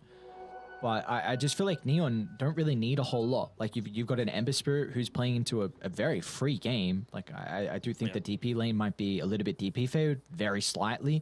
Sorry, can I just talk real quick? The Fortune Soul, I don't like how far back he went, because you could see as soon as the Enigma revealed that he was on the bottom side of the map, then he started running there. But Fortune Soul basically ran from like close to the dust all the way down here, so he's probably going to miss out on a few creeps, let alone just the ones that WS is going to be able to, about to deny through, but at least Sez going to be there to soak up half of that ranged XP. They're going to go for this offensive tri-lane, defensive tri-lane, whatever you want to call it, some kind of tri-lane up on this top side of the map just to try and get that early kill before rotating through to help out the Enigma. And I think it's really big that they haven't enabled the Enigma by blocking up the hard camp. He hasn't kind of microed his Eidolons as well, considering, I mean, you're kind of forced to do it now for support. Yeah, top lane, play hard. Should be able to get the kill. Beautifully done. Mango Rose with the Metamorphosis. Ayad steps in with the tag team, and it's what you need. I mean, I love a good tri-lane when you've got a task, at least just starting with the tri-lane as well. This tag team early on with 3 members does such a ridiculous amount of damage early on, so I like this from Atlantis. Right now, he was playing really aggressively. When the Bristleback's just level 1, there's not that much kill threat there. Of course, Settle didn't have the wholly persuaded target as well. He actually ends up getting one of the best ones in the Ghost and uses that to be able to get this pull off. But now that he's even just level 1, it means that WS doesn't have the freedom to walk into the lane quite so easily. Like, you have the potential of getting turned around upon, especially once Fortune Soul hits level 2. I kind of want to see him go up point in the Viscous Nasal Goo immediately and look to go for a kill, because you'll have slows. Slows on slows on slows, maybe not stuns for the very moment, but it still feels like it's an incredibly strong timing that they can look to play around. Top lane, they're on to play hard, a little bit of damage, but there's that fissure like we were mentioning. But Ayad already having the level 2.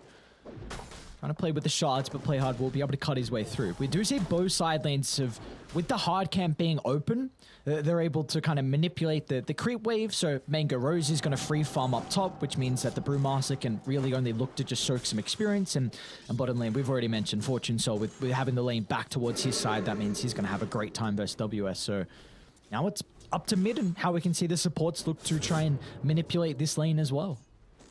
I'm like a WS's micro, though, not giving these Eidolons up for free. Like, if you're spamming out the Quill Spray, it means the lane is naturally going to push back into you underneath the tower, and Bristle's not quite yet at that point where he can look to go for this solo kill.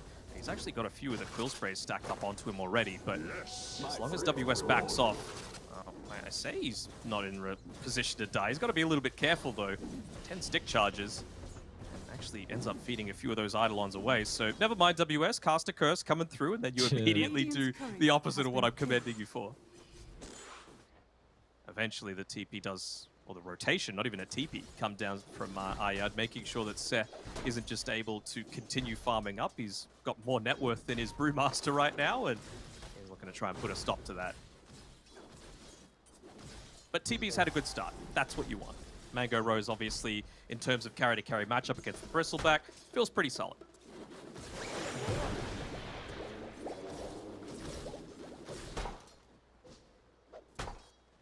I'm just trying to see how Enryu is going to be able to play this next minute in particular here with the Brewmaster top. Again, their biggest issue is this creep equilibrium. Ponyo's doing a really good job to be able to block the small camp, so they don't have this to be able to reset the wave. So, yeah, again, Enryu is really struggling with just being able to find any CS. It's only just the experience at the moment that he can leech. One of those unfortunate situations, but you got to take what you can get. You know, it's always a game of give and take, Dota, right? And it's always just like, well, we hope that we can take a little bit more. Greedy players are Dota players. Are you in particular as a greedy support player?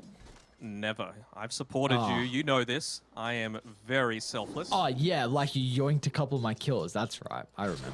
I'll never forget. The kills wouldn't have happened without me, all right? Let's get this record straight. Sure. Fortune Soul down on the bottom side. He's still actually gone into the Soul Ring, which makes sense for a Bristleback, right? Like, you're still going to be able to get a lot of that farm really early on. You're going to have plenty of regen coming through from your natural build into the Halberd. It's almost entirely physical damage coming through, so Pipe, third one, Hood, not really needed this game. And so it's going to give him plenty of survivability against the TV, the Eidolons, the Tusk. Really solid. And something that we mentioned in the draft as well, with the free lane that the Bristol's going to get, this will enable the Chem. You see Sez getting a ridiculous amount of farm, but he's also made a couple of stacks in the jungle. There's a double at the Ancients already for the Bristleback to fall back on, so I hope they continue to try and make some stacks for Fortune Soul, who's in a bit of trouble at the moment. WS is not going to be able to continue in this aggression with Ayad, as Cool's really starting to stack up. They just got to wait 10 seconds and then do exactly what they just did again. They've been able to... Wow, actually, Ayad TPing top on the back of some aggressive moves coming through. I really wanted him to stay bottom. He just hit level 3. You could have gone for that... an extra point into the tag team, maybe just because he doesn't have the mana to get all 3 spells off, but Bristle was sitting low, and you had this Enigma that's level 5 with an Urn. You got to get that early charges into the Urn of Shadows if you're going to have any kind of success, but with that movement up top, it means that you're not going to have that same kill threat, and it might actually be the opposite. Seth, with the army coming through, just trying to see if they can go for a dive here onto the Enigma. He's level 6, though. Don't want to be diving too deep. Oh, they'll just use the summons for it instead. On your TP's in the nick of time to keep WS alive, and unfortunately for Fortune Soul, maybe not having the mana help with this dive. So Ponyo will keep WS okay for the moment. Wonder if they bring an extra hero to play with this black hole, but I guess mid lane, Wonderboy, he's popped the Exo, so they're starting to get a decent amount of damage into the tower. Yep, someone's going to need to deal with this. Ember's TP'd all the way back to base. He's going to look to rejoin to be able to stop this if he can. Just a little bit careful, though. This is not good. Woo. Still a lot of damage into this tower, man. Exo, a few seconds left on it. Half damage for the first use of the Exo. I think you're generally pretty satisfied with that. And they're going to get the kill on Sarah as well. Damage will be there. Nicely done. It's also an issue, the fact that Avatar mode, he TP'd back to base, it refilled the resources. As soon as he comes into the lane, they just bring him down to, what, 1/3 health now to play with, so he can't really posture aggressively to still stop Wonderboy from maybe getting these right clicks out, so that what would usually be a play for the Ember to come back in and freshen up a little bit, now he's not really playing with that advantage. No, definitely not. I mean, he's just doing all he can to try and shove this lane out, making sure that there isn't that potential to go for the consistent push into the tower, as even just having to back off entirely. Of course, no TP to be able to play around, so might be forced to actually just run back to the base entirely. It's certainly not what you want. Fortune Soul doing the job of his support, just pulling the lane away from the Enigma. He realizes how big of a threat this Enigma is now, especially that he's level 7. So maxed out demonic conversion. Yeah, the Eidolons much tankier than they used to be. We want to see him go just a single point into the Midnight Pulse as well if they were looking to go for that dive. Great position from Sarah as well on the Chen inside the triangle. He moved back over as soon as the Omni Knight was starting to maybe move inside and try and scout at this stack, which is really going up to a hefty stack for the Bristleback to farm. So the fact that now Atlantis haven't been able to scout this out, Because they had a lineup that could definitely move over and try and take that with the X trying on to some of the punish support Fortune. rotations. Yeah, he's all right though. Just the shards is off the mark. Very close from Ayad, especially with that TP in from Wonderboy. Yeah, pretty big commitment coming through. It just frees up Avatar mode to have even just a couple of seconds free. You know, it feels really significant just to have that potential as they caught Mango Rose. Mango, I think they have the fissure. A bit of an awkward spot for them to play with, close to the T2 tower, so Ponyo is going to be able to TP in, but into the heavily Grace set's going to be purged off. Doesn't have enough mana for the purification as well. Great movement coming out from Neon. That's the first use of the primal split, but bottom lane, Fortune Soul, he'll go down as well. So even though they lose the Terrorblade on the opposite side of the map, Fortune Soul will take a tumble. Takes 3 heroes to be able to do it though. And at least they get the earn charges as well. Wonderboy trying to put a little bit of this pressure onto the tower. Of course, it was with the use of the Arcane Rune as well, so looking to be as efficient as possible. Avatar mode just trying to shove out this lane, but, well, not anywhere close to being able to picking up that Then great snowball from Ayad, and the shards are even better. But the fissure holds back the damage from Mango Rose for the moment, but all they needed was WS's little bit of control out of the Malefice, which means that Enryu should not be able to step out. The misses, no way. The Drunken Brawler, man. Oh, he might be able to make it off to the other side, though. They do lose another support. Wonderboy was able to chase down Se on the Chen. Don't you love 45% evasion just with a single point into the Drunken Brawler? Yeah, it's great ability. I want to see the Brewmaster a little bit more. It is a high skill silly hero, so yeah, I agree. It's always fun to see a great brew player. We're blessed with having a few of them in the SEA region. Say KP and FBZ would be at the top. Look at that, Fortune Soul, he's blessed as well. Oh my. Take down, like, this is genocide, basically. Just being able to take all of these ancients at once. Neutral item, neutral item, neutral item. I mean, the fact that Terrorblade's still higher net worth than the Bristleback after that stack has completely been taken, just props to Mango Rose and how much farm he's really been able to get out of the Terrorblade. It did an incredible job at the lane swap, and even the Enigma as well has gotten a decent amount out of the lane, like WS. 56 last hits, and he's going to be going to a Blink Dagger next. He has the urn completed at the moment. He's going to look to shy away from the Spirit Vessel, wanting some way to be able to help initiate these fights is the call from the Enigma. Yeah, that's why I was quite surprised with Ser once again. Like, he didn't really have that much of a presence in the laning phase, right? He went off into the jungle looking to prioritize his own farm. Smoke's gonna pop. Oh, he tries for the shard play as well. Ponyo's nearby to buy him some time. The rest of Atlantis are not tipping in to maybe take a skirmish, and oh no, Enryu feels forced to use the primal split. They should be able to catch up to Ponyo. They need the extra kill to the Omni-Eye to make it at least worthwhile from expending that second Bruce split of the game. Looks like Enryu by himself might be able to do it, although Ponyo is getting pretty close to the T2 tower. But they've got the spam from afar, fissure into the slide, and they'll get the kill. But bottom lane now, Exo into WS, he's charging up the black hole if he can find an opening. A poker stick on 4, there's the ultimate out, and now Wonderboy can just freely dish out the damage, but not having to worry about hitting into the back of the carry of Neon. And he's even looking for more. Careful about how He's deep going you to go. charge on forward, he might be able to get the kill on Ser. The spirits taking over the life of the Chen. Man, this is now Play hard deep with the if I echo. had... Maybe he likes to go for the wraparound there with the Tumbler's toy, but might look to get that one off, and right now he's just forced to try and run away. Mid tower sitting pretty low as well, so Mango Rose putting a little bit more pressure onto this still. No Maelstrom picked up yet by Avatar mode, just a simple 200 gold away, but it's 200 gold that you needed. You needed at that stage to be able to pick it off. Play hard. That's a optimistic out. use of the Echo. God damn, Avatar mode to the north, he wasn't able to jump in and follow up, and especially with the split on cooldown, Enryu wanted nothing to do with that team fight, so Tier 1 tower is going to end up going down here for Atlantis. Feels like a lot of unforced errors coming out from Neon, right? Like, you didn't really need to use that Primal Split, you didn't need to use that Echo Slam, you probably could have had the Chen just in lane with you with the Bristleback to try and dominate the Enigma and make sure, like, WS is level 10.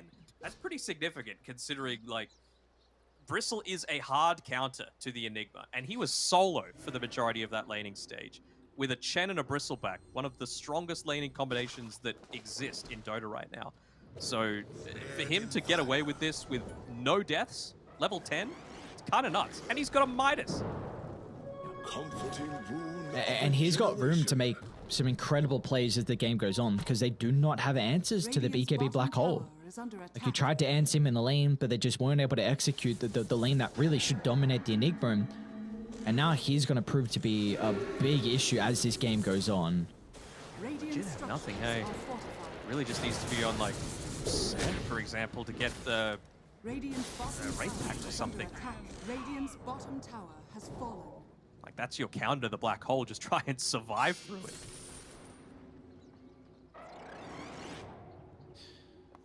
That's not going to be easy at all, with how much damage they can pump into it. With the Terrorblade off to the outskirts, the Death Prophet as well is off to another very good game. I mean, look at the gold in the bank here for Wonderboy. He's almost got 4K in the bank, umming and ahhing between, I guess, if he just wants the VKB or not. You want the VKB. Feels a little silly, to be honest, that he's not buying it, though. Yeah. Let's go. You know me. Spend that money. Bottom lane, WS. Considering about the dive. They need to bring him down before the rotations, but the TPs are starting to come out, and the important one's going to be Ponyo. They're cycling the Omni Knight into the air, dispelling off the Enigma as well, so they should be able to secure the kill. But can the rest of Dire stick around? It's an incredibly deep attempt under the tower, but as soon as they cycle in the Death Prophet into the air, that's going to help mitigate all the damage from Atlantis without the help of the Terrorblade here. Wonderboy now, he'll still try and find an opening to charge up the Echo, but Enryu, he steps out, cutting through the tree line. The shards almost blocking out Wonderboy, but they'll use the fissure instead, and Neon, they're out. Well, expend the big cooldowns, play around your vision. You've still got plenty to be able to play around yourself, with the exception, of course, of the Primal Split, but well, they're just giving time, giving space for Bristleback just to get that little bit of extra gold. He's 50 away from being able to pick up the Aghanim Scepter, and then the QW spam can begin. Another kill onto Aya down bottom. Shard will make it a little bit more difficult for them to find it, but in the end, kill will be secured, and the lane's going to be shoved in once again. So it's going to force more members of Atlantis to come defend bottom. Excellent cooldown, though, is not going to be easy if Neon bring the reinforcements. If they bring the numbers to take this tower, they should be able to secure it. Well, the WS might have a thing or two to say about that. He's got the Blink Dagger picked up, coming out on the courier now, so if he could get that surprise reveal, maybe this is the turnaround that they need. TB's still farming incredibly well. Do they have a smoke for him to play around with too? I wonder if he'll ask Ponyo to be able to pop it just so he can go for that full wraparound, but they're going to back off entirely. They seem to think that they've got some kind of vision there and on play hard.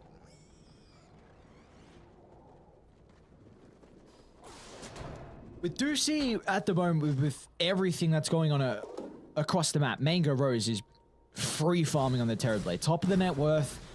Scardy being worked on next item. It's going to bypass the Manta. Do we feel like this is a Terrorblade that is unaddressed, or do Neon have some answers to Mango Rose as the game goes on? As it goes on, yes.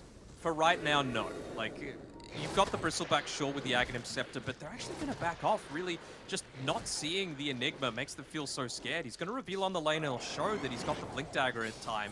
So I wonder if they're keeping that in mind, just saying, well, we either need to get right on top of WS and deal with him, or we need to avoid him entirely. Looks like Orchard Soul's going to run on forward and reveal the positioning coming through. They want the bigger target, though. They see the TB illusions. They see how much time is expended on them. Just if you click on the illusion with the timer ticking down, about a quarter duration, so they're going to see, well, okay, what is this farming patterns like? How much do we know about Mango Rose and where he likes to farm in this position? And well, he's taken a really conservative position inside the tree line. Oh, do they see the illusion? They see it was just sent out. That was way too close. They saw, Atlantis saw Neon smoke. I was so surprised that he still stuck around for as long as he did up top. That's, again, these are T-Guy qualifiers though, man. You got to take those really aggressively, or let's call it a conservative, greedy approach, you know? Where you're getting the most out of the map and getting away with like 1 or 2 seconds to spare. Yeah, that's a calculated risk coming out from the Terrorblade. Yeah. recognizing how Probably a much better time way he to has. put it than what I said. I mean, usually it's the other way around. So I'll take the dub on this time if we want to label it like that. Roche is started a Not little falling bit for just yet. Neon. I feel like they Yeah. don't want to take this fight just yet. I mean, you're 150 gold away from a Wraith Pact on Enryu. Like I was saying before, that the Chen will need to get it. They're clearly feeling like with how good the early game's gone for the Chen, with how much of a free farm game the Terrorblade has, that you need to pick it up much sooner. And so if you're able to get it onto a core, even better. It's just scary though. Mango Rose, first time he's going to look to show up to a fight. They got the blink into the jump as well. The chain control, but the snowball through, but the hand of God. It'll keep Avatar mode alive for the moment. How do you want to take the fight now from Neon? You've got the threat of the Primal Split. You need to split them up. They'll deal with the Tusk, but eyes need to be over to WS. The Enigma positioned to the southern side. He's slowed down for the moment. If they can get on top of the Enigma, that's going to be their turnaround potential on Atlantis. They won't have this now. They'll kill off the Omni Knight. They'll cycling up the Death Prophet as well. But Atlantis, they're waiting the wings, buying their time, waiting for that opportunity. But it's still not our eyes. There's none for them. As Neon, they're doing an incredible job of just splitting the map, making sure.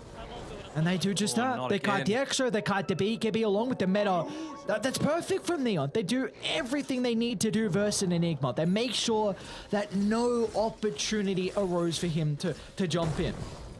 Yeah, and even just small things as well, like play hard, making sure to play ultra conservatively, because he is still the main way that you're going to be able to disrupt that black hole, right? You could split up as well, but sometimes there's a... Oh. Jump into the Earthshaker. It's going to be the Brewmaster instead. So they'll be able to kill off Enryu. Metamorphosis is going to expire shortly. No EXO as well. This is all on WS. That's for sure. I feel like Neon, they have the liberty to be able to wait 20 seconds. You know, you got a Brewmaster coming back up. That Wraith Pact is going to be very important. I feel like if he drops that, you've got the Hand of God in 60 seconds, but Mech's going to be in 25. There's really not going to be a way that you die without that meta being available, or the EXO. Just looking to try and delay things out, wait for those big cooldowns. Using the Midnight Pulse is a bit of that fear factor coming through from WS. Looks like Wonderboy wants nothing to do with this. Gonna try and push bottom, shove up the lane. With this going on, Neon, they're not worried at all. Into Roche they go, Wraith Pact out. This should be a guaranteed Roche. No contest is going to come out from Atlantis. They will be forced to back up. And now Neon, they're playing with the first Aegis advantage, giving this over to Fortune Soul. And what can we expect out of them, Neon? Do we feel like they can claim the map even though they are down the net worth lead? Can they get some objectives? So I think they can now. If I'm them, I'm playing mid or I'm playing top, because you see the TB illusion top that Avatar Mode just dealt with, and TB just showed bottom right next to that observer ward that was placed down in the lane. So I feel like you got two options. You either go balls to the wall onto the Terrorblade where you know exactly what his positioning is, or you go to the other side of the map where you know he can't connect and he's still such a big portion of their damage. DD Rune going to get denied right in the face. That's a little bit unfortunate, but I feel like they've missed a little bit of a window here on Neon. They might still look to just connect through onto this bottom tier 2 tower while they can and look to take it away, but they're going to have the glyph available, so they can again just look to stall things out that little bit further. Exo up in one, Meta up as well if they were wanting to with the Chrysalis, plus the black hole. Maybe just feeling like that'll be a little bit too far considering the double life coming through for Fortune Soul. Are they going to do this? They're not going high ground, are they? All right. I don't know if you can take a high ground fight. This could be very scary. Neon need a lot of map to be able to run around in these team fights to split up the Enigma. The Shards is going to make it that much more difficult. I don't know, Denok. This is very, very risky. They don't have a big lead here.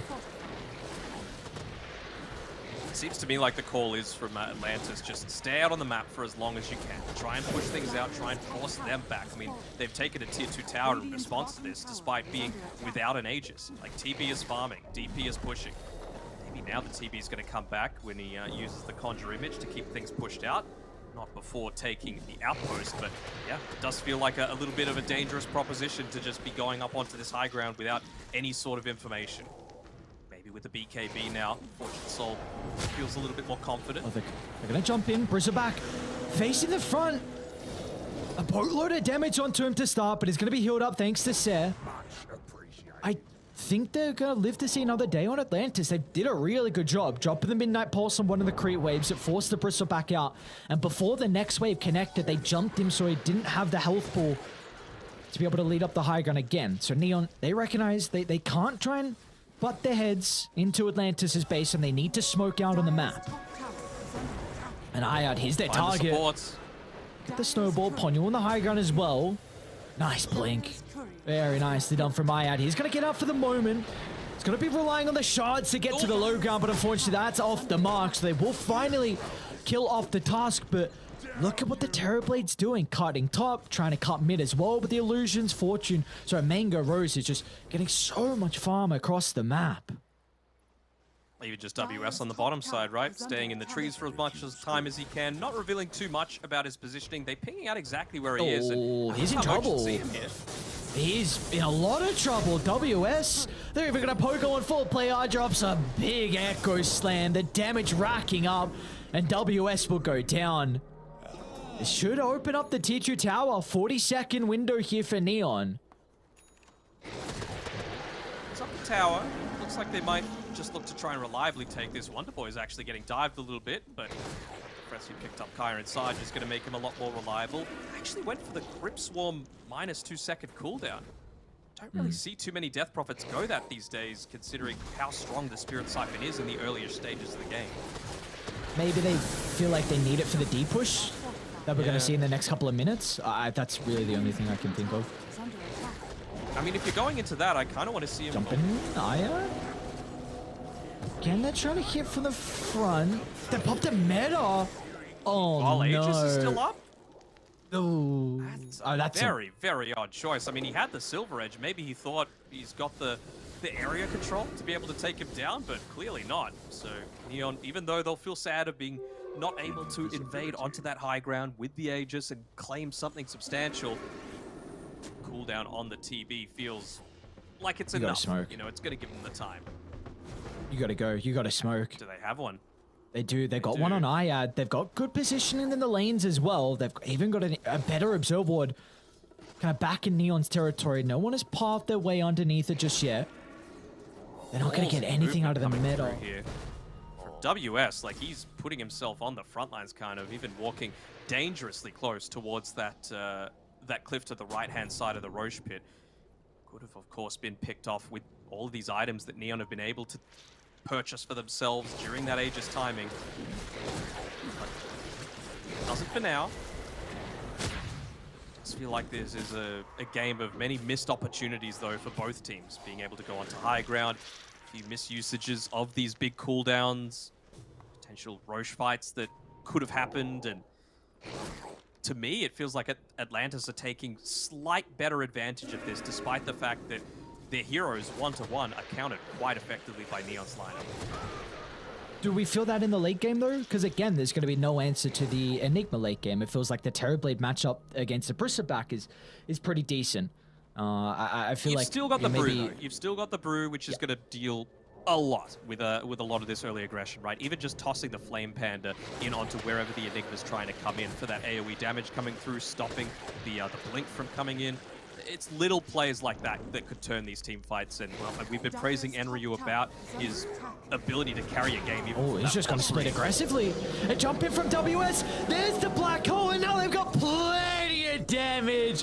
Fortune Soul. They'll kill him off. No remorse from Atlantis, and now they're looking for more. Trying to find the +1. But a great use of the Cyclone from Enryu. Are they going to go back in? You can't group up because play hard! What an echo! Maybe you But can. there's no follow-up. The silence preventing the Fisher control, so they're going to be able to reposition. Ponyo gets the defensive toolkit out. The Guardian Angel preventing Avatar mode's No damage. remnants. And he's out of remnants. He's in trouble. A blink going forward with the body blocks is Atlantis. They stem the advantage that Neon had. They've got a 5,000 net worth lead, and they are now in the driver's seat in this game too. It's the power of that break, right? It was pretty good positioning coming through from Ser. I say that as he almost gets picked off by Ayad on his Tusk. Oof, just another Ice Shard's barely off the mark. But he got the Hand of God, he got the Mechanism, he got even the Holy Locket, I believe, onto the Bristleback, but he was broken. He was broken inside of the Midnight Pulse and a Terrorblade, right-clicking him all throughout that. So it still results in him falling down at the end of it all, and They're going to go back in. He's got a BKB to play with this time on Fortune Soul. They'll expend it early, and now Neon, they need to get kills off the back of the BKB. They're going to charge him forward, but they're going to be cautious about Mango Rose as well. They haven't dealt with the Terrorblade for the moment. Fisher's going to help them retreat, but no Fortune Soul! He can't get out! The Fissure locks him in no man's land as Atlantis pummel into the Bristleback, his second death in a row. Certainly not where they saw things at the beginning part of this game. Good use out of the meta this time around, and with the break, looking to try and go for that wrap around. Ser has to be a little bit careful here.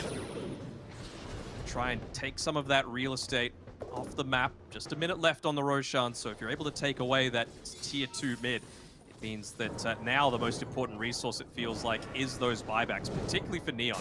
Anytime that you're going up against the black hole, don't block off your teammate again. Here. The BKB, I don't think it's going to be enough. Oh, we look for a TP out, maybe with the bonus health. Oh my, that was way too close. Beautifully done from Ponyo. Again, this Omni Knight.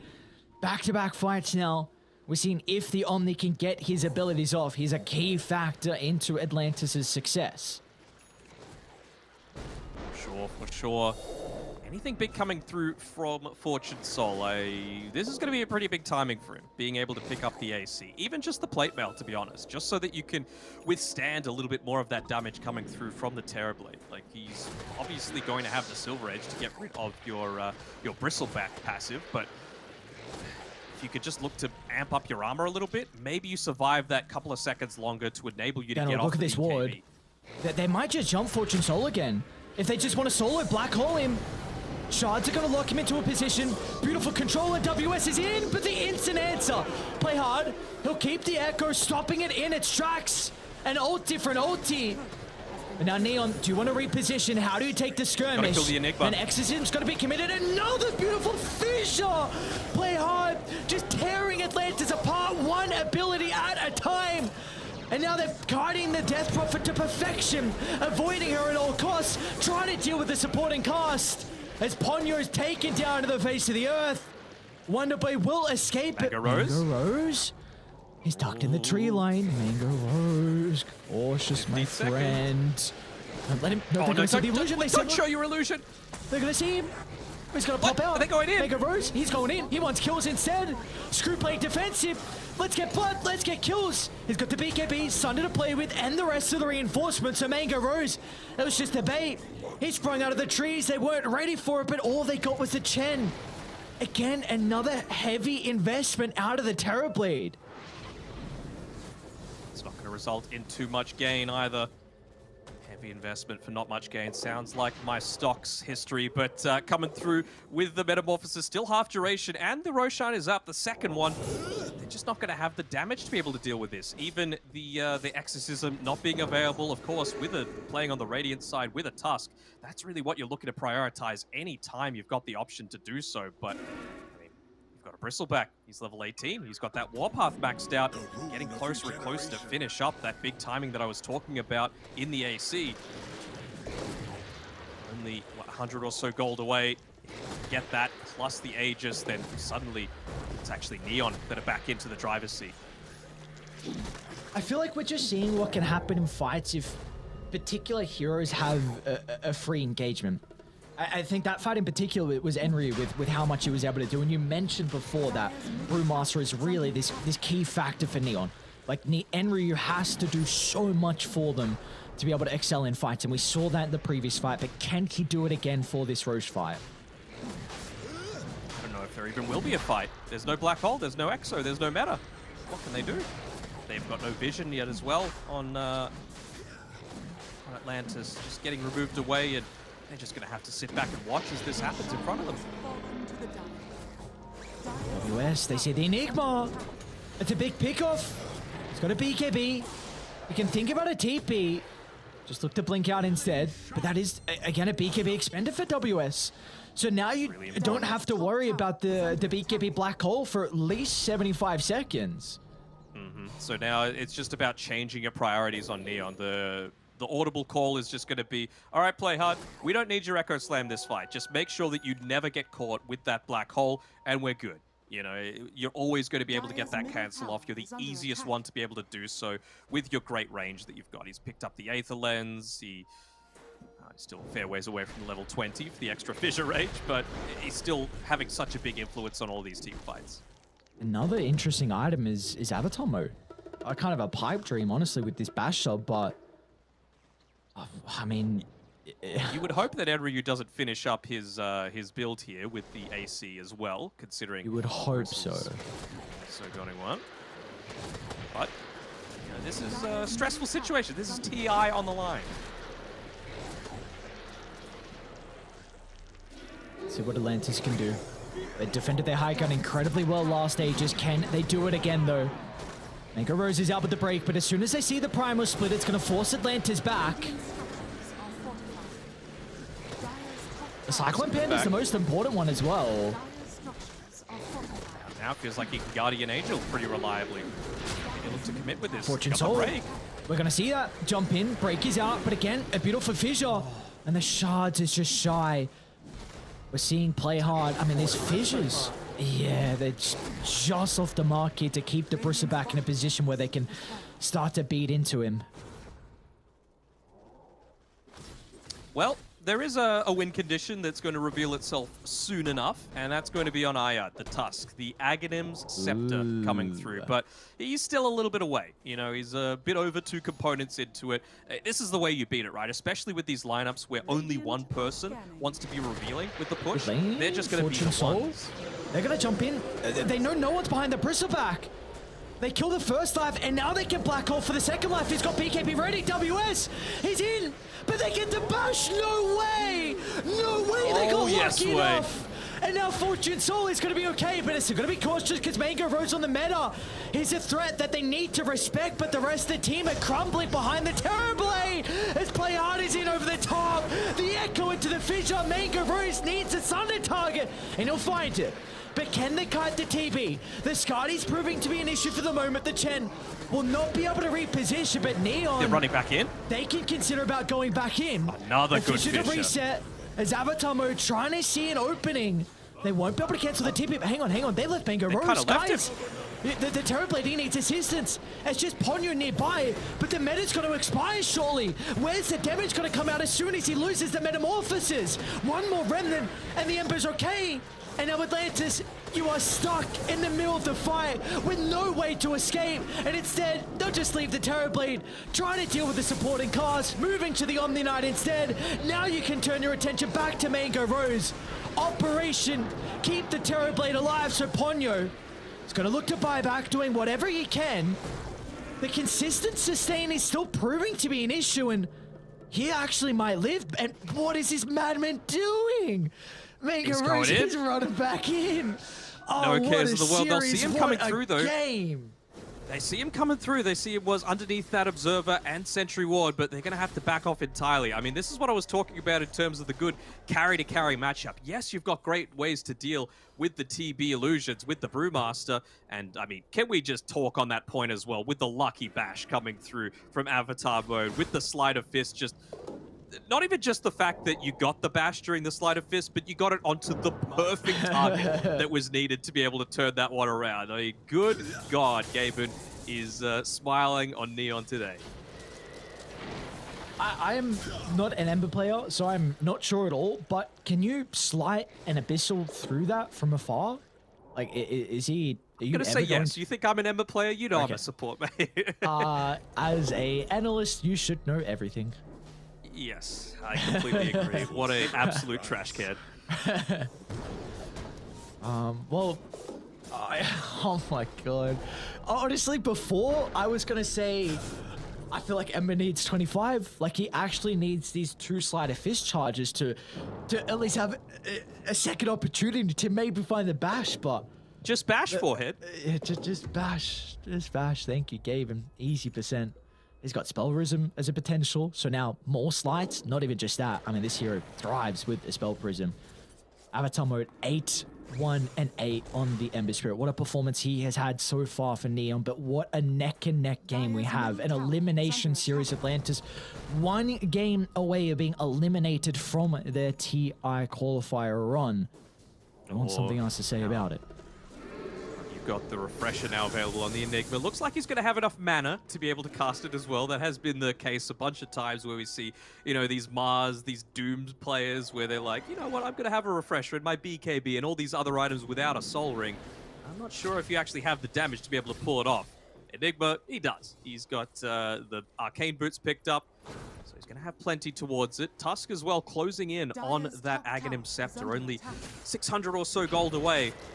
I wonder if Atlantis are even going to try and bait them into going for that high ground push. You know, take a quote-unquote bad team fight with someone, bait the fact that they've got the buyback on someone, and then use that to be able to get the kickback underneath the tier 4 tower and burst it down. I love the position we're in because we can just look at either side and be like, holy shit, man. They're really starting to pick up some important items. And even neutral items as well. Like Play Hard, he just got the Timeless Relic on the Earthshaker too, along with the Enigma. So both these heroes are going to be doing a crap load of damage. I mean, Enryu's going Scepter next item, so we're going to see that new Primal Companion, which I have not seen yet. You've got the items. Game, yeah, I have. You even seen it in general? I've not seen this, so this is going to be exciting for me. This is a beautiful thing. It a couple of times, so it's interesting. Let's see if they're able to pick it off. Ayad actually on the journey towards his Aghanim Scepter. He ends up picking it up, but that means he's not going to have any buyback. The plus side, though, for Atlantis is he's still a support. He's still playing on the very top side of the map, completely away from any potential objectives that they were able to take in exchange. So maybe you lose a tier 1 tower as a result of this, but I feel like you're okay with that in general.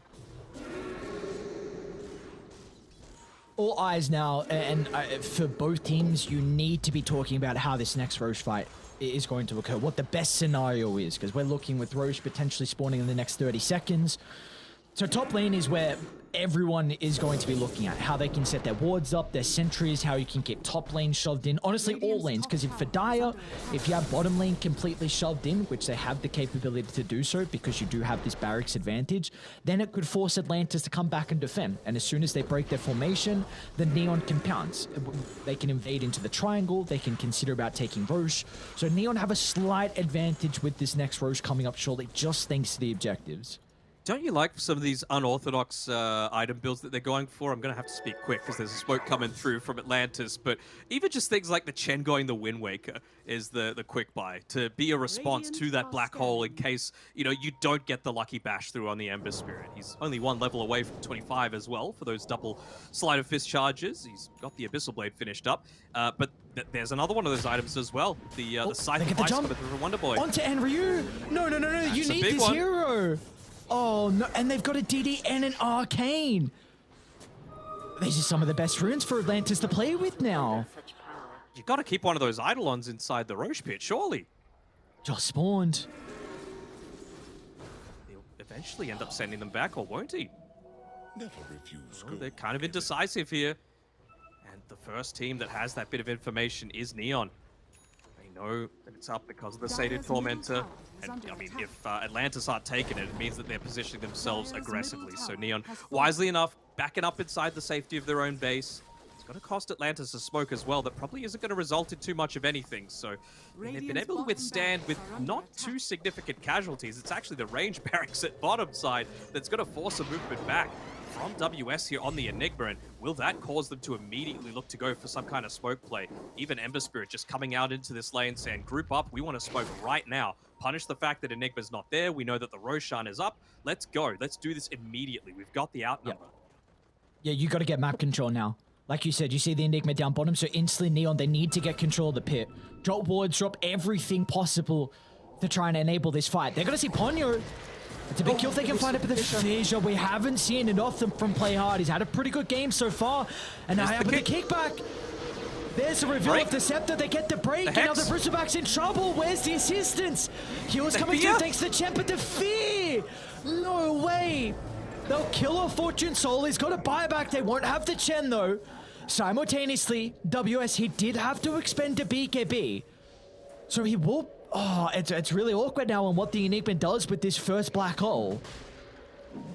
The kick, into the stun, into the break, into everything else, just completely ripping through that bristleback. And do they full on commit for this? It almost feels like they have to, but how quickly is Roche falling?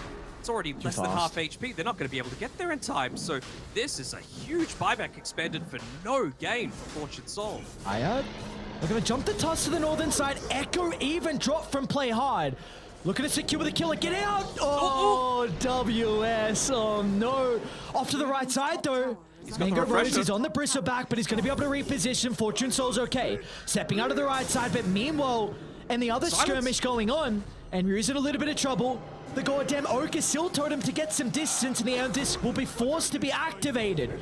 So Enryu, he'll get the ultimate off, buying some valuable time for the rest of Neon to move to top. WS refreshed on the back line.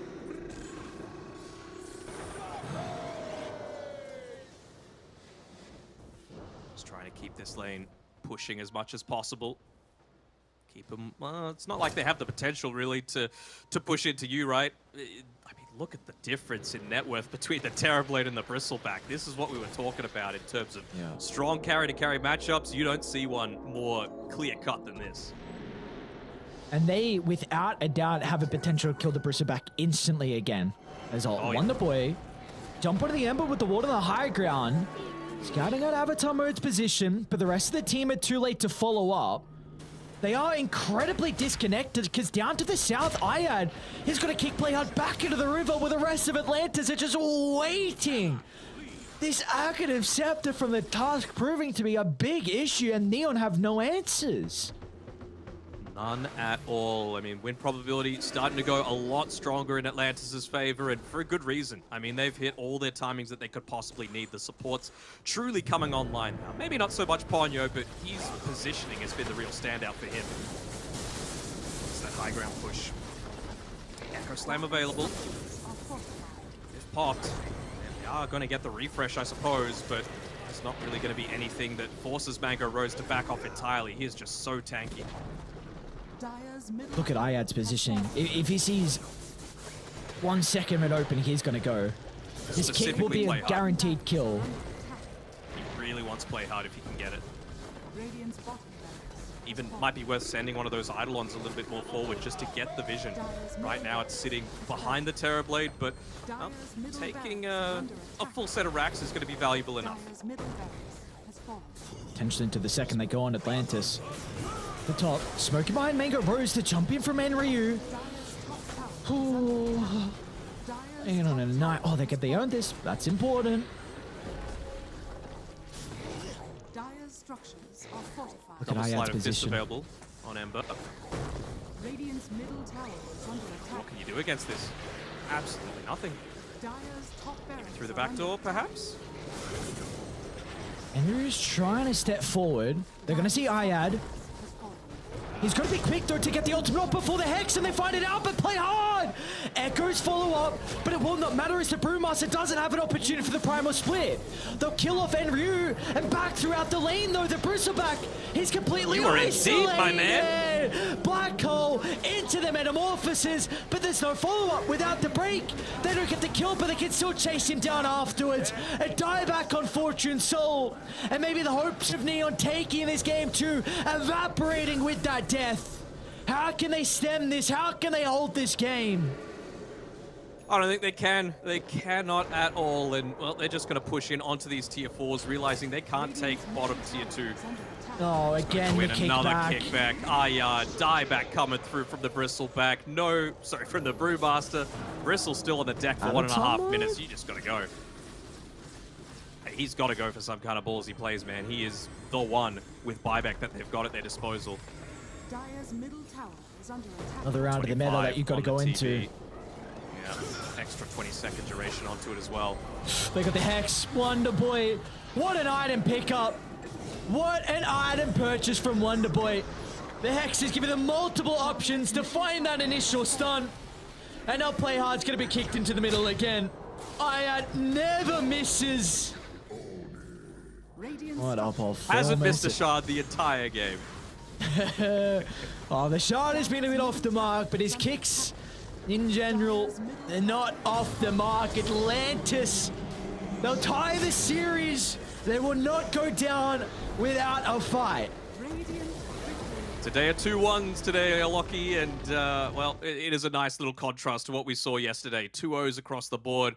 This time around, much more even, and it does come down to those little mistakes, right? Those tiny bit of difference makers. We saw even Atlantis made a few, popping the meta perhaps a little bit too aggressively, and they're feeling a bit flat on Neon. Understandably, I thought that they had the better draft by far. But just these small decisions, right? Chen not staying in the lane, allowing the Enigma to get that really good start.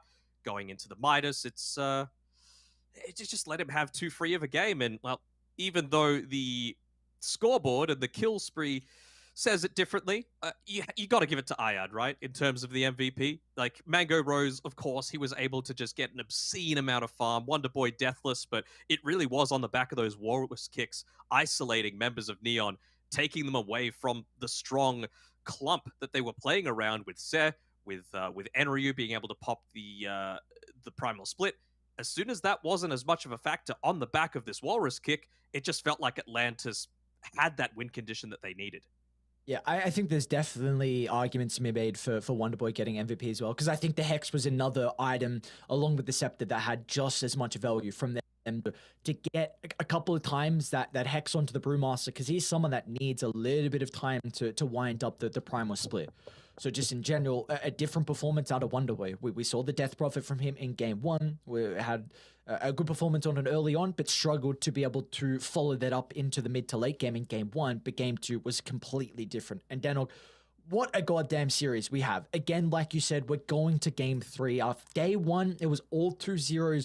Day 2 at the moment, not the case. We are in an incredible position because these two teams, Atlantis and Neon, are fighting for their qualifier hopes. They're fighting for TI 11 hopes, and they are making it be so goddamn exciting. Game 2 going the way of Atlantis. We've got a game 3 around the corner, guys.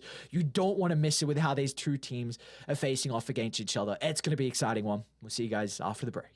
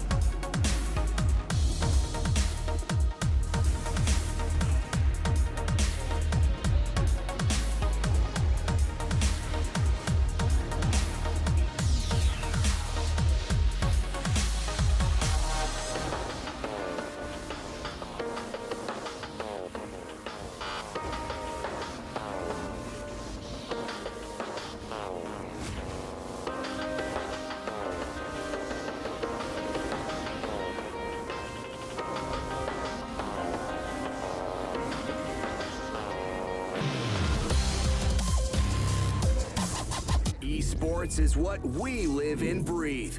For us, it's more than a game. It's a reality where a group of letters can mean everything. Where runes are collected and Aegis can only be won in battle. Where centaurs can give you a ride. Where the true heroes are those in front of the screen. GG Bet. This is real.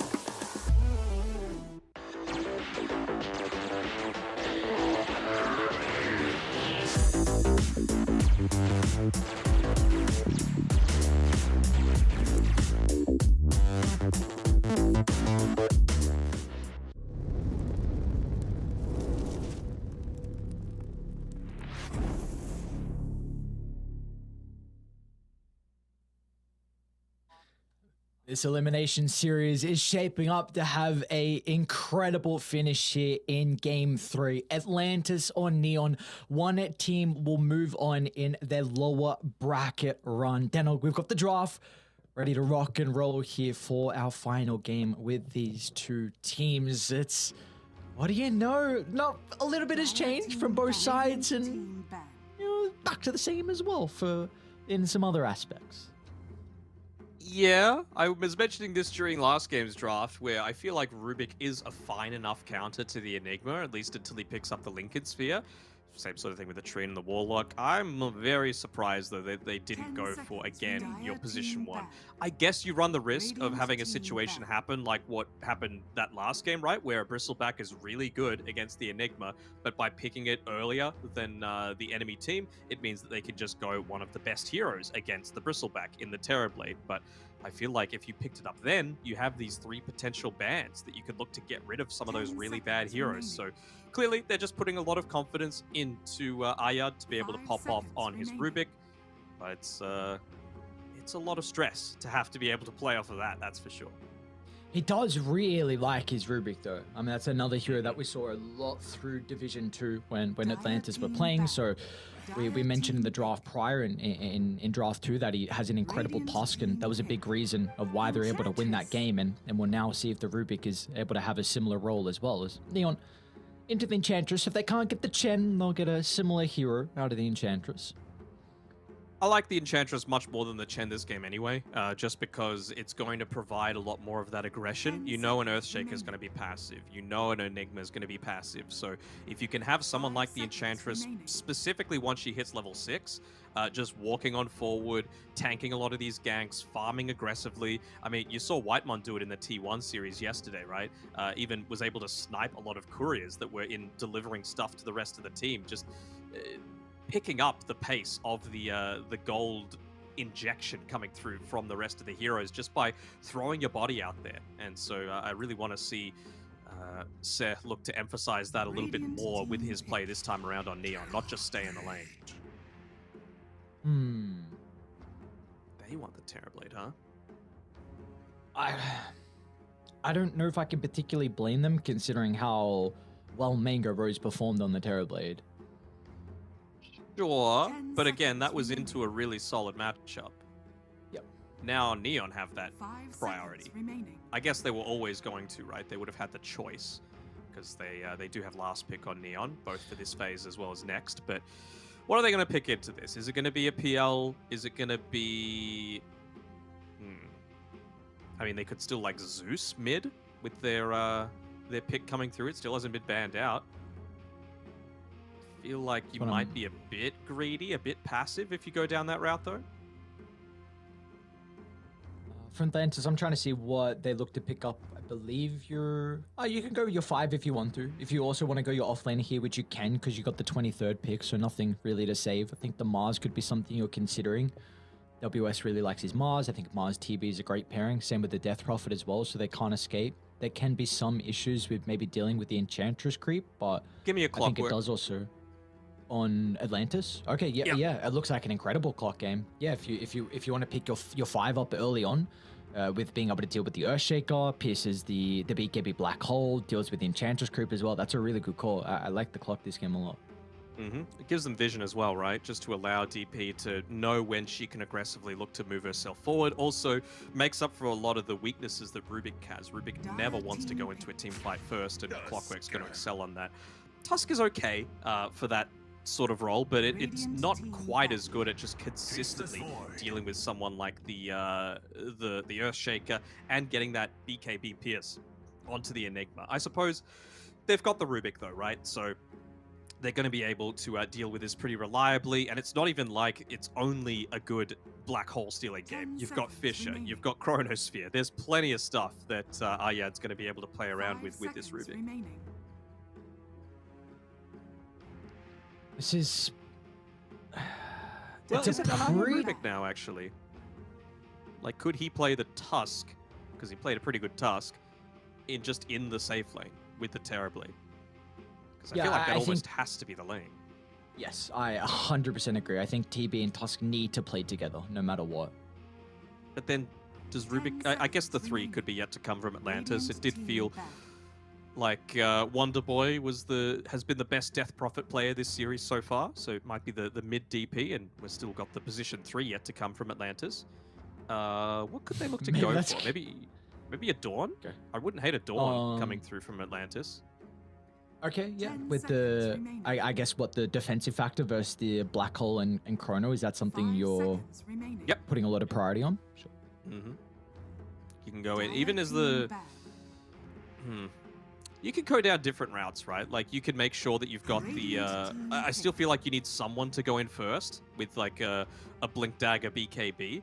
But then after that and the Shard, you got to go into the Aghanim Scepter just as that defensive component, like you've been saying, against the Enigma and or the Faceless Void. 10 seconds remaining. See what they go. Still left in the pool.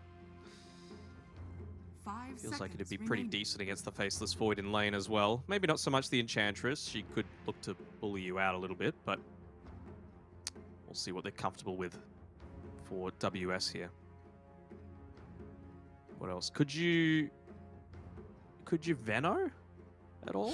Yeah, I was considering if they could go for like a Veno/Viper to kind of play into the void. I mean, even just getting a Blink Poison Nova means Shaker and Enigma can never blink into these team fights, right? Oh, Okay. Bit more defensive. Really buffs up the TB too, I suppose. Great Roche taking potential. you're gonna go into the Lina. I'm a bit worried for the Lina late game. I think if Atlantis find their farm with... If Ayad can get another Scepter and this Venge being played as a core, which you should have your own Scepter as well to swap aggressively, Lina's going to be put out of position and she will die to the Terrorblade right click, and there is not enough to keep her alive. Like maybe then Fortune Soul can jump in with like a Chrono or Play Hard can counter initiate, but I do think there are multiple ways for the Lina to die this game. Yeah, I wonder if it's one of these things as well, like, you're just waiting for that super late timing where you've got the, like you've been mentioning, the Ags on the Tusk. You've got, of course, you don't even need the Ags on the Venge, but just the swap.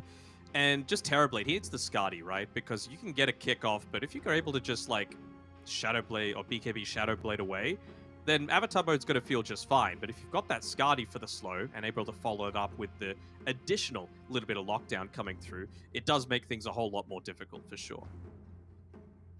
And where are we putting our chips in this all-important Game 3? Atlantis and Neon. Their runs on the line here. One team, unfortunately, will be eliminated. It's been such an incredible series. Neon taking Game 1, Atlantis taking Game 2, but both those games have been thriller performances from either side. Incredibly close all the way to the end. Who do we feel like has the edge off the back of the draft, though, in this third game?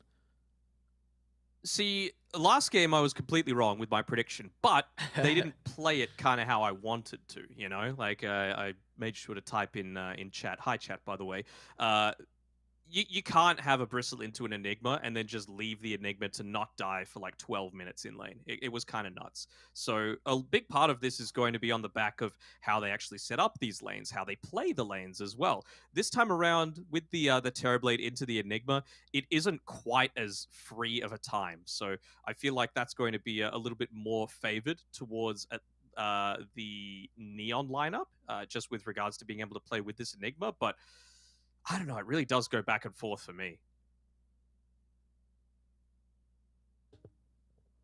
Oh, I feel like there's a lot of matchups that we can look at in a game like this. Just a lot of, you know, core-to-core matchup, even the support matchups as well, where they should be able to thrive. But then, you know, there's other heroes that counter them. So I don't know. This game looks incredibly even. I think the one nice thing is, for Neon, they do have an overwhelming amount of team fight. Atlantis, they are kind of lacking in that department compared to, you know, your Crone or your Black Hole, your Echo Slam as well. Sure, the Exo can be nice and all, but it definitely feels like Atlantis are going to look for this timing where they can melt through first Roche, and then when they can just look to really pressure objectives easily with the Terrorblade and DP sieging down. Because you mentioned in the draft, this is a crap load of physical damage that Atlantis will be pumping out.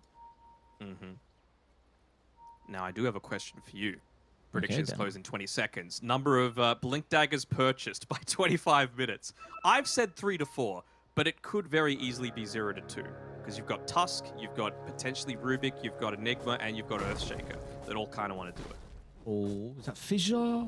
Mega Rose will just slip on through, but says nearby. They're going to get the LSA as well. This should be our first blood picked up as Neon.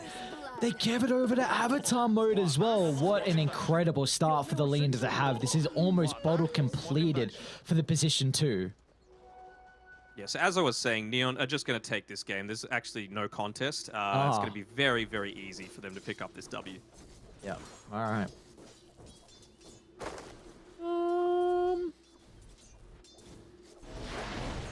We'll see, man. I don't know. I'm trying to pick a favor, but I can't find it as well. I feel like Atlanta's going to have such a huge timing at I think like 17 minutes with the Scepter on WS and potentially the BKB on the Death Prophet as well. Like that is really their strongest timing, I feel like, in a game like this.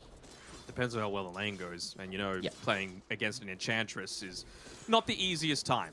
So Ayad making sure to consistently block up a lot of these camps, make sure that there's no pulls able to be achieved, and well, he will get his own pull happening here with the medium camp. So already setting themselves up quite nicely to keep the lane equilibrium, playing a little bit more towards this Venge in a bit more of a defensive style. Level 2, level 3, they can absolutely look to go for some kills, but for right now, level 1, not quite.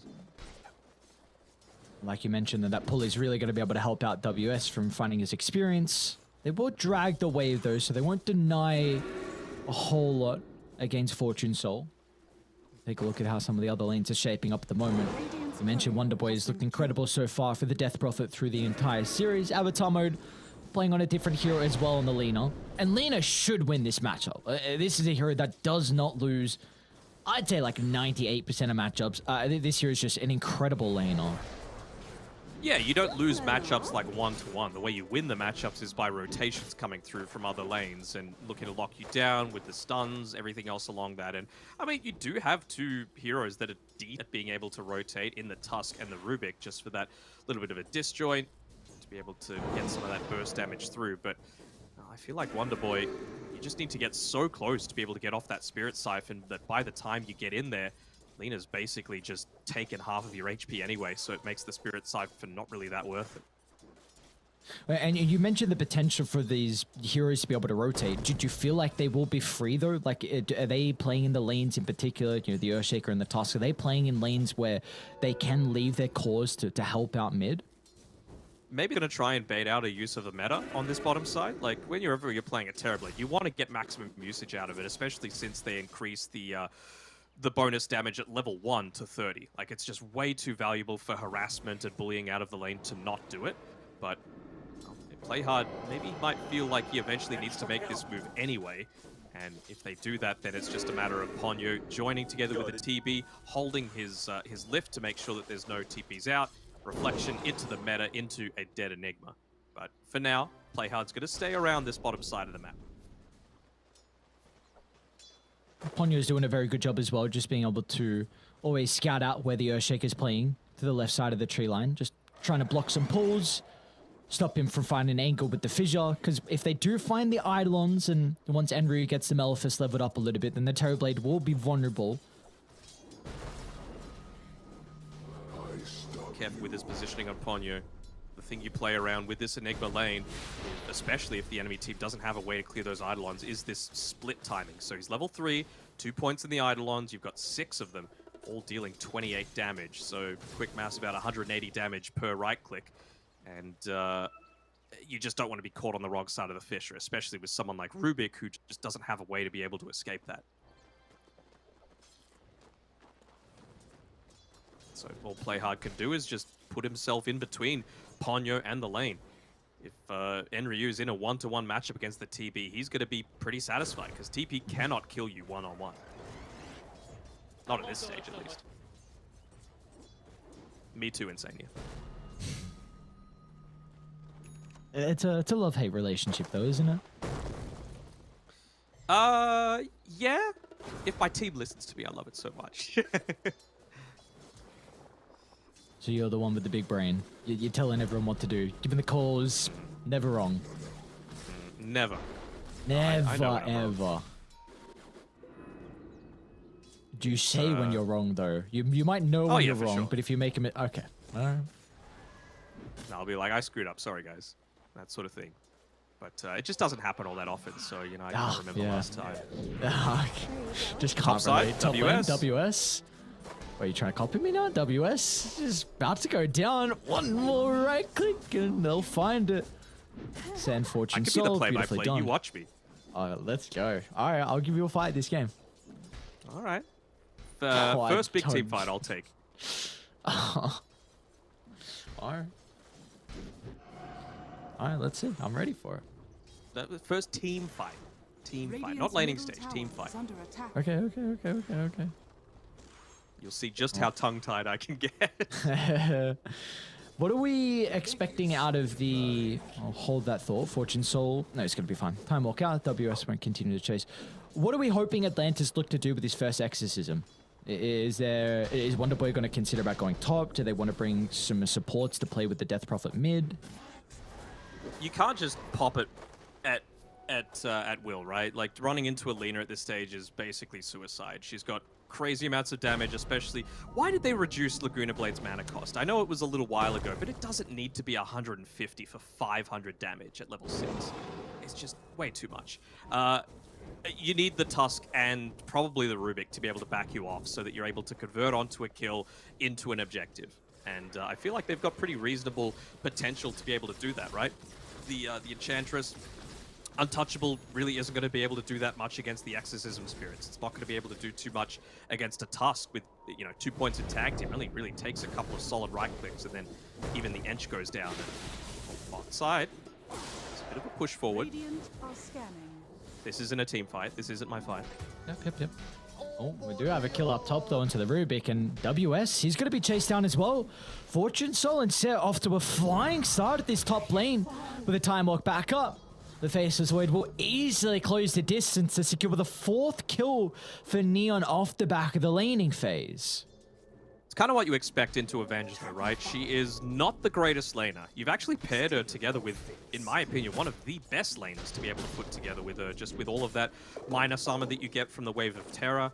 -3 at level 1, plus now 85 damage is really significant. And you're pairing that together with a Tusk, of course, with a tag team, physical damage type, so it gets amped up even further. The thing is, though, you got to get it onto Seth, because if you just Ice Shards the Faceless Void, he's going to be able to time walk every single time. So Seth's been really good with his positioning so far, 2-0-1, able to keep this small camp dewarded, get some pulls off, get OP creeps like the Harpy Stormcrafter, and make sure that he's never in a position to die. 100%. I was just going to mention the same thing. I think his position has been exceptional, and we've seen how he's just playing with like the neutral creeps in front of the Enchantress, kind of just running at the Tusk and trying to scout out his position. And if he sees where the Tusk is, he kind of knows around about where he can play. So this is given a free lane over to the Void. So now you've got level 6 to play with Fortune Soul, which could mean he can rotate to the Exorcism if he wants to get involved, or they can just secure another kill. And like you mentioned, this Vengeful Spirit is a bit of a weak laner, and that can be some issues, because this hero, you need one item, and that is the Scepter. But until you get that Scepter, you are pretty goddamn useless. Yeah, pretty much. I mean, I like the double Wraith Bends, I like the Power Treads, but it's got to be straight into Scepter after that. You can't afford any other of these, like, middling items. They're basically just what's going to allow you to farm the most efficiently. He's got the Boots of Speed just because of how close he's been to surviving from a couple of these previous gank attempts. They're going to go on WS. But the Chrono, if required, the Death Prophet is nearby. Wonderboy's going to charge up the Exorcism. The Time Walk's going to come back up shortly. They're going to have the damage to get the kill before Fortune Soul escapes, and it looks like he will get enough distance playing with the Strength Treads. They're even going to be able to slow down Wonderboy for the moment, so yeah, the Void will escape, and he also steps into the tree line, and meanwhile down bottom, Neon, they got the kill onto the Rubik, and also they'll find a tier 1 tower. This is a huge sequence of events for Dire.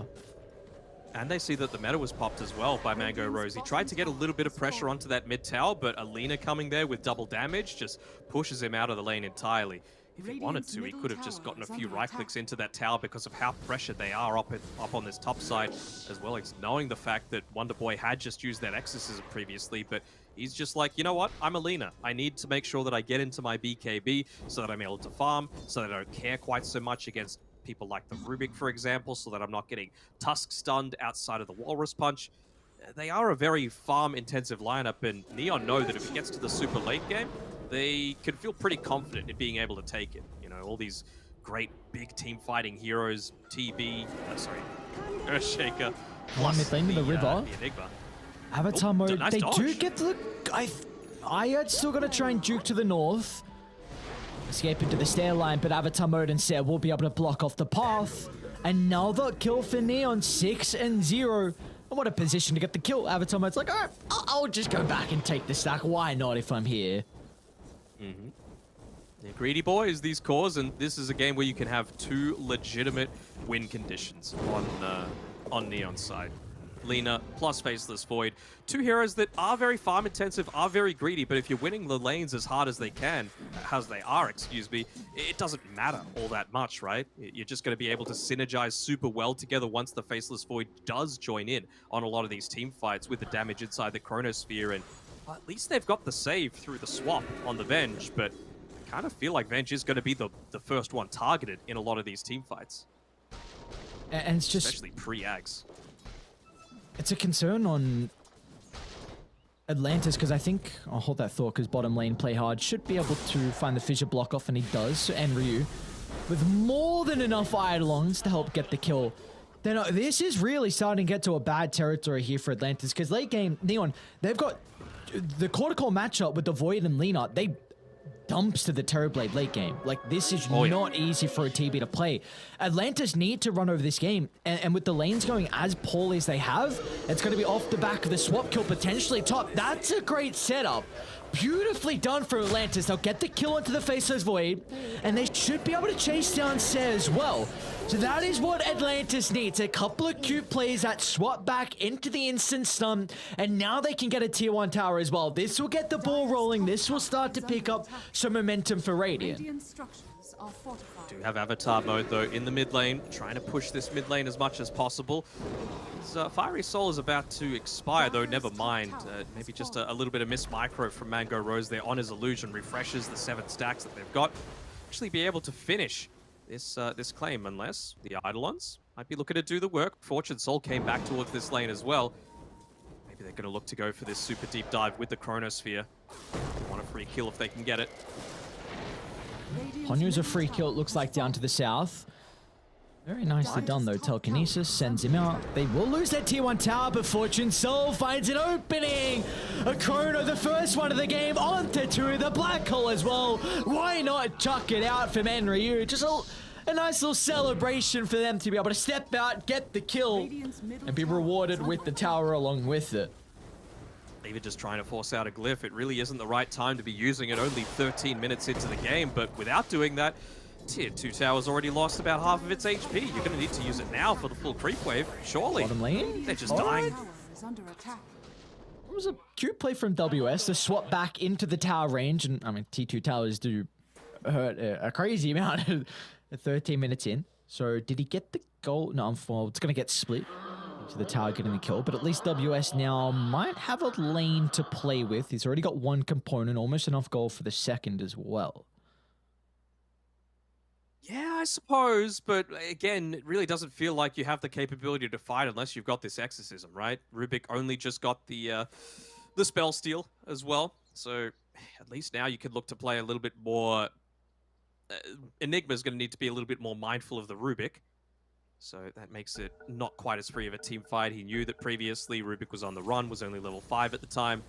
It does still feel like it's going to be way too long until they pick up this Ags, though, on WS, and if no one addresses this mid push, like look how low that tier 2 tower got because it was not addressed at all.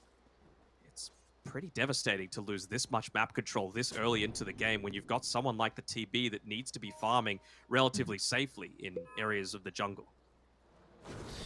I mean, you see Mango Rose has just parked himself in a similar position to what we saw in game 2. Just playing top, keeping the lane shoved out with the illusions, trying to take some aggressive farm as well. Some of the jungle farm, I should say, from Neon. Who is third in net worth. Who are they expecting to kill here with this smoke rotation coming through? They've still got 15 seconds left on the Exo. Maybe just trying to get some super deep vision up and not be punished if someone ends up falling down? Yeah, I don't hate the call, because if they do get a kill, and then you can lead into a tower with that Exo. It's just, like you said, it's a question of who's going to show. And at the moment, it is Avatar mode. They know someone's nearby, though. No power rune spawn, but they check top. They know there was no power rune there as well. So something has to be going on across the map. So instantly Enryu ducks into the tree line under the T2 tower. So no one will die on the opposite side of the map. Will they have this revealed? Oh, they didn't actually put down a Sentry Ward when they went for this original smoke Wonder play. Boy, this is not good. Oh, sidestep at the last second. They can block off the path with the shards. They stick around, though. Both sides have a ward on the high ground. Ponyo is going to be the sacrifice, it looks like. Should be chilling. To the north side, though. They kill off Enryu. And now Mango Rose going to look to get involved as well. Avatar mode, they'll toss him inside the middle. But a BKB, he's going to escape inside the river. The Echo Slam from play up doesn't provide them much. And now Avatar mode, he's blocked off from WS. What a sequence of events from Atlantis. And now they're going to consider Roshan. No way, Atlantis 2 skirmishes in a row that they're able to edge out a victory, and they might be back in this game. They might be. Shows the importance of ensuring that you carry those Sentry Wards around, especially when you're going for those super deep invades. I don't know what you're thinking. This is into a double damage. This is into a meta. But he's going to buy back immediately. How much impact is it going to have? I suppose meta's just about to expire. Well, mid lane, the Earthshaker. They've called out another. And they stole the fissure. As well. Mm-hmm. More points into it too.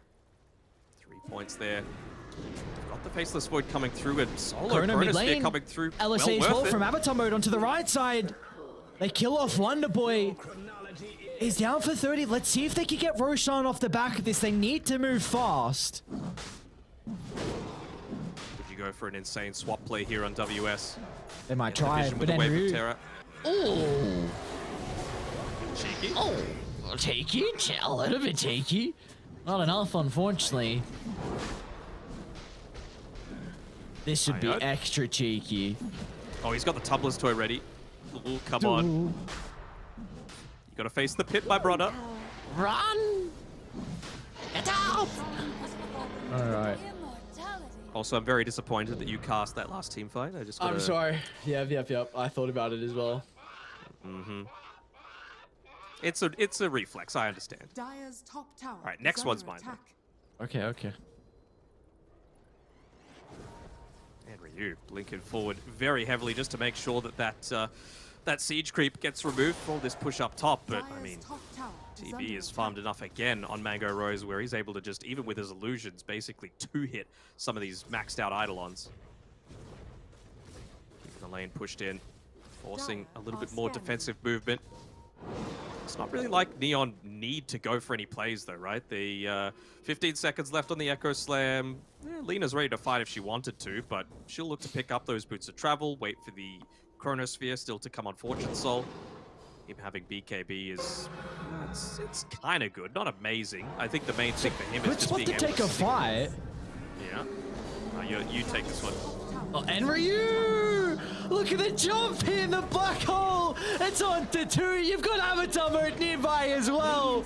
It was a great spot to fight for Atlantis. You had to water the higher ground, but Enryu was ready. Lines up the black hole, drops it onto Tilwin.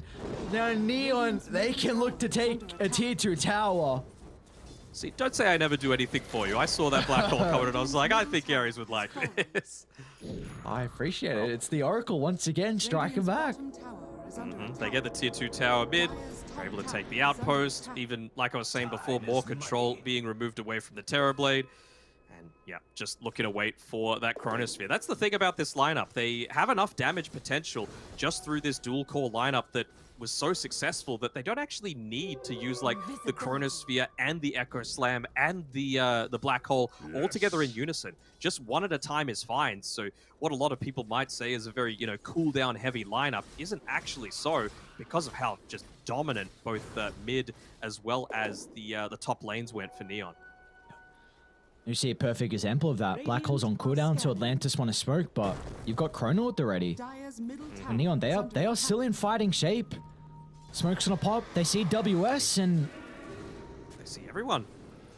Still 900 gold away from being able to pick up that full Aghanims for himself. 17 minutes is generally the pass mark that we've been saying, and well, it's nearly 19 and he's still a fair ways away, so looking more like 21 minutes, and that's assuming he doesn't die between now and then.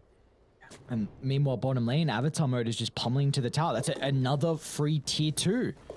So much gold, so much map control being given over to Neon in this game 3. No one's responding to this. No one, obviously you don't want to use the glyph to be able to protect it, but where could you farm now on the Terrorblade? He's got this such small area that you always know where he's going to be, basically, and, well, it's obviously really obvious if he just reveals on the lane. His positioning, his spidey senses are tingling, though. Ayad, good positioning, too, to be able to pop any kind of smoke attempts, but it's going to be a full wraparound. They know that might be where the support's playing. What a next-level play if they're able to find this one. Great positioning though. Plus pops the smoke, but they sniff out the Terrorblade's position. Out to the right side in the tree line. Avatar mode and Enryu will surround Mango Rose. He still gets this under off, but it will not matter. Fortune Soul, he can step out to the right. They've got the control to make sure Mango Rose can get no damage out afterwards. Very nicely done.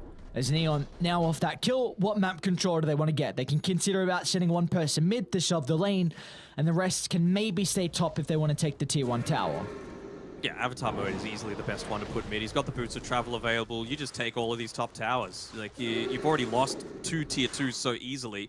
You have to know that, especially with this Aegis up for the next, I guess it's only a minute, but high ground, you need to save the glyph for that. Like, you're not going to want to use it on a tier 1. Even the tier 2 is somewhat questionable, but the thing is, even if you lose this tier 1 tower, then where can TB farm relatively safely, with his team having an avenue to be able to come in and protect him?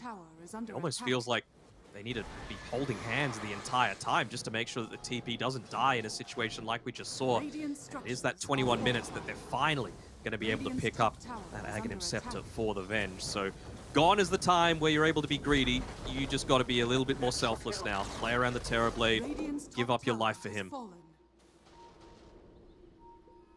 Dire's bottom tower is under attack.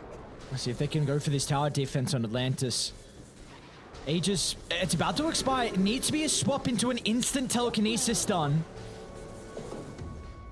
And they're aware of this though. Avatar mode. Step out, back to the high ground where Neon have firm control of the triangle. An early gem pickup as well from Sarah. They really want to limit the map that Atlantis can play with. Wonder if they're going to go now. Avatar mode did just show that he TP'd, even with the boots of travel, onto the bottom side of the map. It gives them a solid 30 seconds to be able to make some kind of movement happen, but with the observer ward being dewatered, without a smoke being used, and with lanes needing to be shoved out, Neon are just going to back off together as a team, play around the safety of their tier 1 tower, and just keep these lanes shoved from afar. Play hard, just with the Aghanim Shard able to do so. He's closing in on his own Blink Dagger. But all ultimates now available for Neon. They have to be feeling very confident about that, and again, just this observer ward being placed down by Playhard on the top left-hand side of the map. That's going to know exactly where Mango Rose has been farming the entire time. He's basically parked himself up here on the top side of the map, and he's just going to look to continue. Dire's top tower is under attack. Smoke on smoke. Atlantis, they've got the high ground at the moment. Neon are going to go all the way around, file in positioning behind from their tier Iyad. 2 tower. Great position from Movement is Iyad. really good, though. Smoke's Playhard gonna just pop, a he little close. jumps. No one's nearby. Because the rest of the team, they're trying to play with Mega Rose, but the swap instantly into the damage. The Void! He gets blown up. Great reactions coming through from Atlantis. It'll be a 4-on-4, but it does look like Radiant. They're going to charge on forward still. Wonderboy, they're going to be cautious. The Lena's damage output is ridiculous at this stage of the game. They need to respect Avatar mode. Tower has fallen. Still though, to be able to get even that one kill feels really nice. You know, putting the Faceless Void a little bit more on the back seat. Kind of feels like he's going to go into a little bit more of this utility role, right? Let Lena, who's, again, having such a fantastic game, 5,000 net worth ahead of the DP, the opposing mid laner, be the true win condition. Speaking of the Lena, looking for a solo. Maybe we'll put Andrew and Playard nearby him in case it's required. And that is one thing, though, that I feel like we are going to see a couple of times this game. This swap into the instant telekinesis stun, into the burst potential. They're using Miss Mate right now. Oh my lord. Dire's top tower He is had under the attack. time walk available, so he felt confident enough to be able to go for that play. Very ballsy, though. Actually end up popping the smoke, so they're going to try and find They're gonna Mega see Rose Mega again. Rose. That ward, man, it's giving them so much info. He's got a... Oh, the Fortune Soldier stops the Chrono. No messing around. They know no one else is playing behind the Terrorblade. So the bubble's out. Fortune Soul with Play Hard. He'll get the kill. Double Little bit of revenge here Dire's for the top Faceless tower is Void. under attack. WS just dancing inside the tree line. Looking to try and get a bit of information. Will they get this Light Strike array off Dire's before the middle TP tower out? is And under attack. doesn't seem like it. So at least forcing some kind of defensive movement out from Neon. Dire's bottom Got to keep tower this is TB under going. He is the attack. one person that's having a pretty good game so far for Atlantis. Was even able to get the Specialists array, so it's going to be really nice for him whenever he pops the meta. Dire's I feel like, bottom tower again, we're in a has fallen. position, though, where we're looking at Atlantis with their force repositioning. We've mentioned the swap, but Iyad, again, is going to the Aghanim Scepter. It is going to take quite some time for him. I think you got to give the Philosopher's Stone to Iyad. I really think this Scepter is going to be make or break here for Atlantis. Dire's bottom tower is under attack. Yeah, it feels like they're really respecting the Rubik's potential to just be an absolutely busted hero this game. So, are you going to get much value out of the Aether Lens? Probably not. I guess, did you blame them, though? Because look at the abilities he can still. Fissure, Dragon Slave, there's some incredible abilities.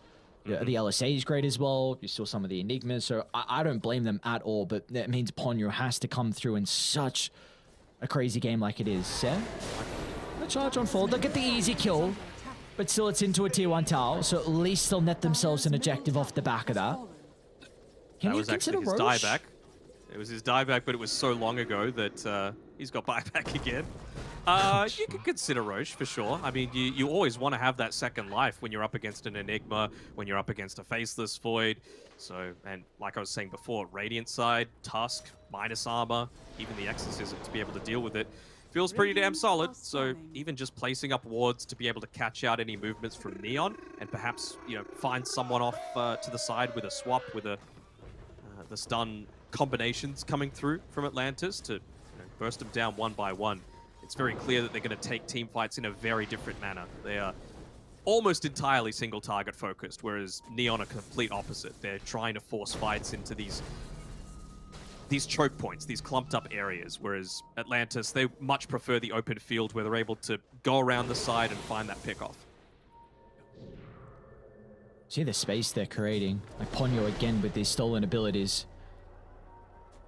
Making multiple heroes of Neon look to move top, opening up the map. Bottom's getting shoved out, mid's getting shoved out. This net worth lead is slowly dwindling. Nothing Nice call, crazy. by the way, Ares. Philosopher's Stone Right given on. over to Ayad. Lovely, lovely, lovely. Time is money. All right, Let's Analyst, see. what are they doing next?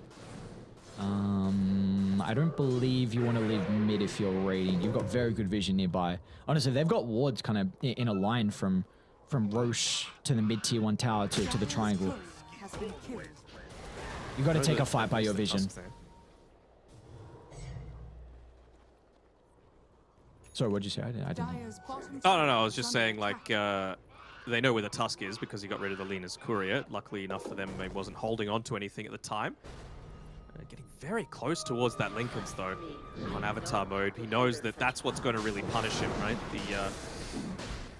The swap or the Walrus kick eventually looking to come through and punish him, and, well, Roche is look at falling how fast, quickly they're taking guys. this. Yeah. They know what's going on. They saw them jump in. Dire's They have bottom this tower ward, feeling but confident. they might be too late. And look at Playout's position. They're going to jump the Earthshaker instantly. Let's see if they can take the fight even into the Aegis advantage. Atlantis, they need to make sure they do not group up. The swap back, WS gets the initial stun onto the Lina. They didn't give the Aegis over to Avatar mode, but meanwhile down to the southern side, Fortune Soul with a Chrono, clipping onto two heroes. WS could do nothing to keep them alive, and now they're going to go for Mango Rose. He's off to the right side, Fish is there, Chrono. Ayad's going to be in with the combination, but Enryu again, a black hole onto two. Have they got the damage with the fourth? You bet they do. They're in with the Echo Slam, and they'll bring down the Terror Blade and a Neon. They can look to clean up the stragglers. Onto WS they go. They'll just miss Ayad, but what a team fight by the mouth of the pit for Neon. This is the thing. This is why they didn't really want to fight around that area on Atlantis, right? If Neon are able to set up, if they're able to get an even decent vision down for themselves, they're going to win every single time. They want the big open field. They want the pickoffs where they're not farming around these small areas, and there isn't a much more influential choke point than the Roche pit. Radiant's top tower has fallen. It must be so exhausting as well as a team to have to constantly playing split up. And we see that they're trying their best, but still they're getting multiple heroes. A two-man Chrono, a two-man Black Hole, time and time again. Neon, what can they do now with the ultimates on cooldown? This could be an opening for Atlantis, but you don't have the meta even to fight. Yeah, no meta. It almost feels like you got to wait for the... I was about to say Aeon Disc on the DP, but what exactly is it going to do? I mean, at least you won't get killed inside the Chronosphere, I guess, but Black Hole's still going to hold you in position for plenty of time to be able to enable the follow-up damage. So it doesn't really feel like there's any of these huge items that are still going to be coming shortly outside of course, the Aghanim Shard on Ayad. He was able to do it in game number 2, but this feels like they are so much further behind than they were in that previous one. Luckily, with the daytime occurring, Neon, they were able to sniff out Atlantis, looking to enter the river and into the triangle where they were playing with that ward. Trying to catch Fortune Soul off guard, so Neon, they will be able to back up and just wait for their cooldowns to come back up. You've got Chrono in 15, Black Hole's still going to take quite some time. It really does feel to me like they need to just bite the bullet and buy a gem right now on Atlantis. They need to be the ones that have the vision advantage this game. Just clear out as many of these observer wards, go together as a group while they've still got things like the Black Hole on cooldown. And again, they really only needed to use one big ultimate previously. Yeah, they used the Chronosphere as well, but it's already back up. But yeah, as long as they've got potential to engage and get these kills without committing all of the ultimates, you're feeling Dire's very, bottom very happy. tower is under attack. WS, don't do it. Don't step to the low ground. Don't step to the I mean, low he sees. ground. He sees. The courier went and just delivered something to nothing, essentially. Fortune Soul Double might have to be a damage. little... Yeah, okay. Oh, actually, never mind. Dire's Arcane bottom Rune, not double tower damage. is under attack. Blame the color blindness. But yep, nearly losing a tier 3 tower doesn't feel all that great. Bottom lane at least is being pushed in a little bit here by Mango Rose, so trying to open up the map a bit more for them to be able to play with, maybe even around the Neon Triangle. Could be where Mango Rose is trying to set up shop next, but I mean, look at how far behind he's fallen. He's level 16, even though the net worth is pretty equivalent. I mean, you're going up at level 18 Faceless Void, a level 20 Lina, nearly level 18 on the Enigma. And Ryu, he's been playing a pretty damn solid game this time around. And again, this Enigma just wasn't counted in the laning phase, and I just don't see why. Dire's bottom tower is under attack. They are trying to Dire's funnel bottom tower every is single creep wave they can get into Iyad. Who might be caught outside the base. Is he Oh, going he to just buy got out for enough the money scepter? for it. Oh, the swap from They WS. swap him Okay. as well. Alright, they'll keep him alive. I wonder if that They- gives them the information, though. Being like, they used a lot to be able to protect this guy. Like, running a really risky position where, you know, you could lose a core. But now, they need to shove out this lane, probably mid as well, and then look to go for a smoke. Find that pickoff with the swap. The Aegis only has about 30 seconds left on it, so it should be near perfect timing coming through if they were to accomplish this. The issue for Atlantis now, like, you need to take a fight where you are the ones getting the initiation. So this is going to come down yeah. to your vision game and where you are fighting with Observer Wards. It's very easy for you to be able to defend the base, but Neon are not going to go high ground now without the next Aegis, or at least without a couple of pickoffs. So for Atlantis to get something of value out of this scepter completed, it needs to be probably in a high ground choke point where Neon, one person at least, is running up blind, and where Atlantis have a ward. But the thing is, Neon, with how far ahead they are, they don't need to split up anymore. They've got their lead. They've got their key items that they need. They've got all of their ultimates. They just need to clump relatively together. There's nothing really that's going to punish them outside of maybe an AoE silence coming through from the DP, but you got plenty of BKBs to be able to counter that. Like, another thing as well, you need to get the level 18 on Wonderboy. He's very close to it. Yep. That third point in the exorcism is just an incredible spike here for the Death Prophet to play with. So He just got his shard as well, so he just wants to be able to stay on to someone like the Enigma, sorry, not the Enigma, the Earthshaker, for example, and just get that fear off, prevent him from getting those consistent chain stuns in some of these team fights. So they've got it now, they've got the illusion, put bottom lane. So lane's in a pretty decent spot, but TB needs to be connected with the rest of his team. He's got to do it now. WS he's got to get out. Avatar mode is stalking the Venge, and even Wonderboy is far pushed forward. They're going to make the attempt onto the Death Prop for the left side. The swap just in the nick of time. They're going to kick the Enchantress, but that's not the target they want to start on. Series so goddamn tanky, and they recognize this from Atlantis. They're going to look to get out, reposition themselves back to the high ground. That's the reveal as well, so now they know they need to be playing around this kick. Even just something like Play Hard with his extra cast range, playing a little bit closer to the rest of the boys, so you can get that blink forward, so you don't get that Walrus punch off after the swap. There we go. Lanes once again pushed in. Smoke purchased up by Iyad. Really doesn't feel like they're going to hit any other timings in Money to burn. the near future. Blink Dagger on the Terrorblade. He just wants to get in onto the back lines. They're pinging out. Yeah. They see WS moving outside the base. Mid lane, Oh, the they kick found is someone. again onto the Enchantress. Not the target. Enchantress will still go down. Iyad and Wonderboy have had to put themselves incredibly far on the front line to secure the kill. What Swap great again. reactions! A swap into the blink away. They force the buyback. Die with this lane ward though and know exactly where WS is trying to escape. And Fortune Soul! How does he find the Chrono again onto 2? They're able to steal it from Ponyo, holding back the Earthshaker to the northern side. But Henry, he's in with the black hole onto to 2. They've got no answers. Neon bringing down 3. They're now going to turn their attention to Wonder Boy, as all they'll lose is Avatar mode, but they'll take everything. They'll take everything else along with this double siege creep wave, enabling the push in forward. Even if you buy back on the DP, what's it going to do? You don't have any way to be able to defend this without the exorcism. It's going to need to be another great play coming through from Ayad, and well, they'll try and stall it once again. If they could get away with this without spending the buybacks, even trying to just put his body in the way, Enryu to soak up a few of those multi-shot hits to enable the siege creeps to survive. I say you got to give up 1 lane of racks minimum. Lose the battle to potentially keep the war going. Oh.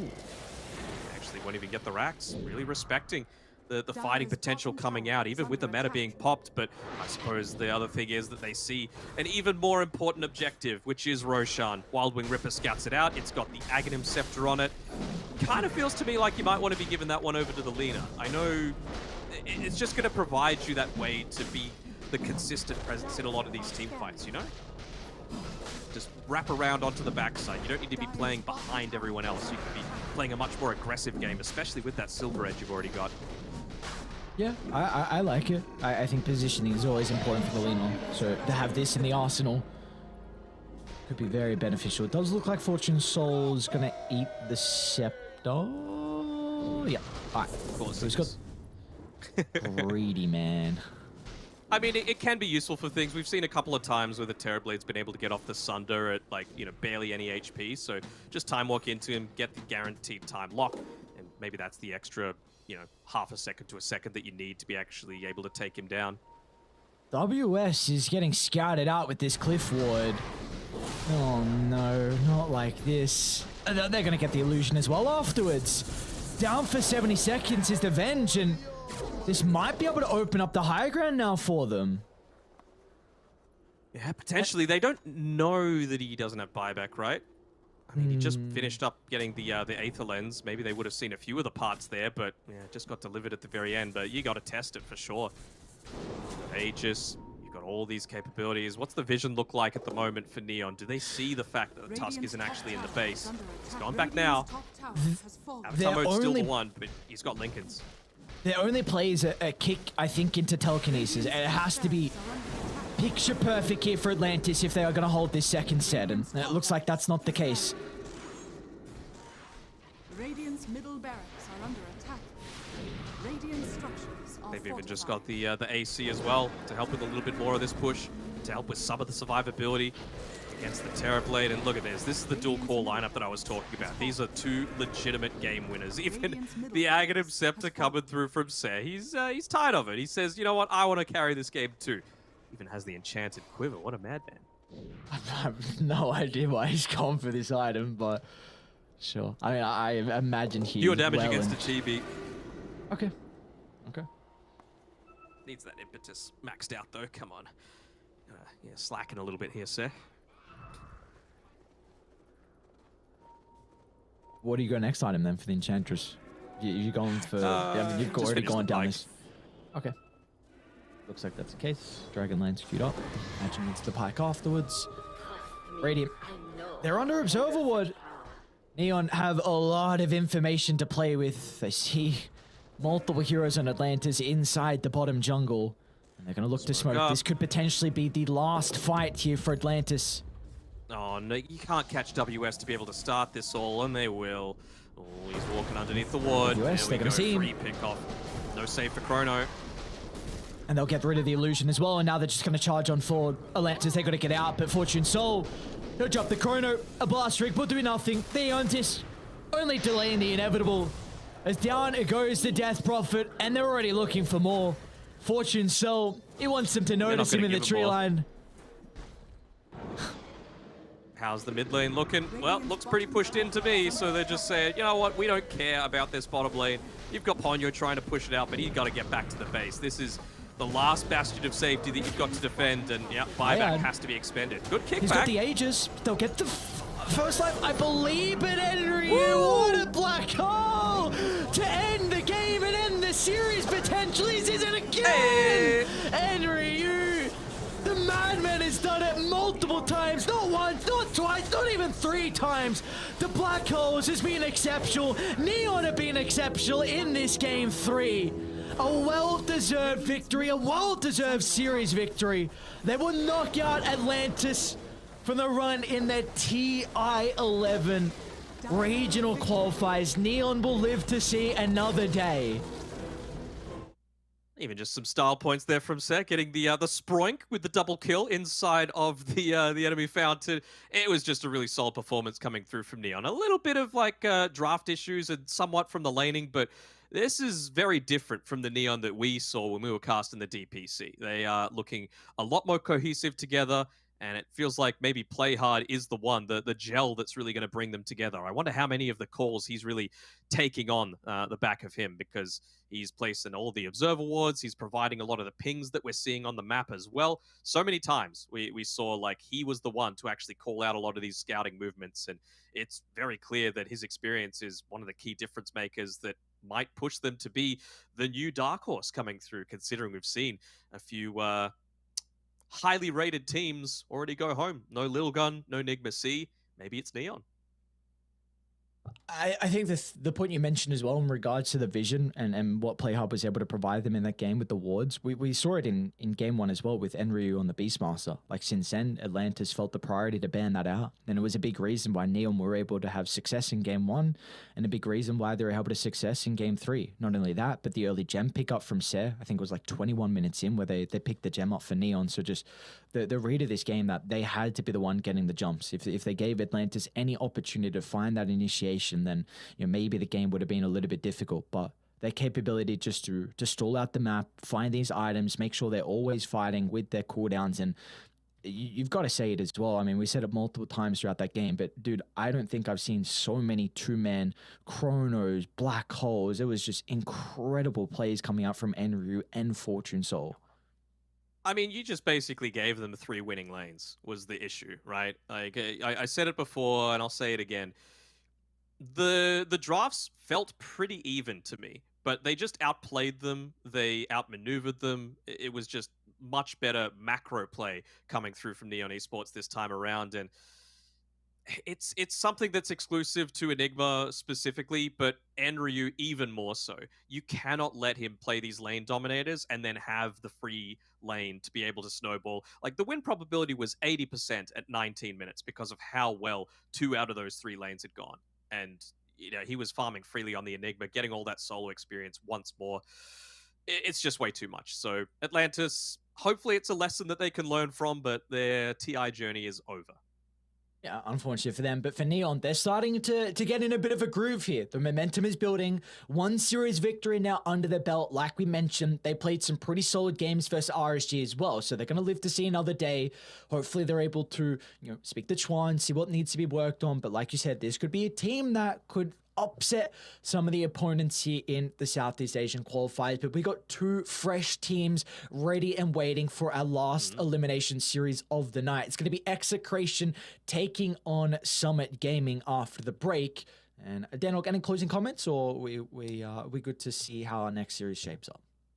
I'm good to see how it goes, but I was just going to say Neon are going to be watching this one very closely because they will be playing the winner of this series. So it's a little bit of an advantage, right, to be able to take that with the relaxed nerves into the next series and, just sit back. This is where Chuan really earns the old paycheck there. This is where the coach really needs to come to the front and provide them with perhaps that little bit of extra information, that edge that they need for their upcoming series. So since I didn't get to cast a team fight, I'm very angry about that, but I will send it off to a break so that you guys can get a snack, you can get a drink, and be ready as we come back for Summit Gaming, taking on Execration. Be back in a few.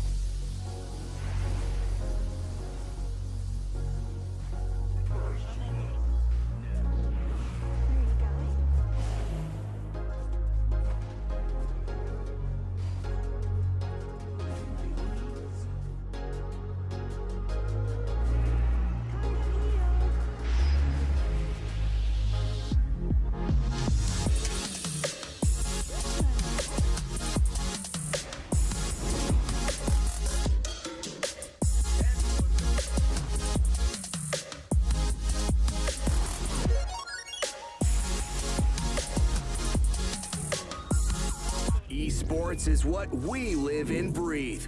For us, it's more than a game. It's a reality where a group of letters can mean everything. Where runes are collected and Aegis can only be won in battle. Where centaurs can give you a ride. Where the true heroes are those in front of the screen. GG Bet. This is real.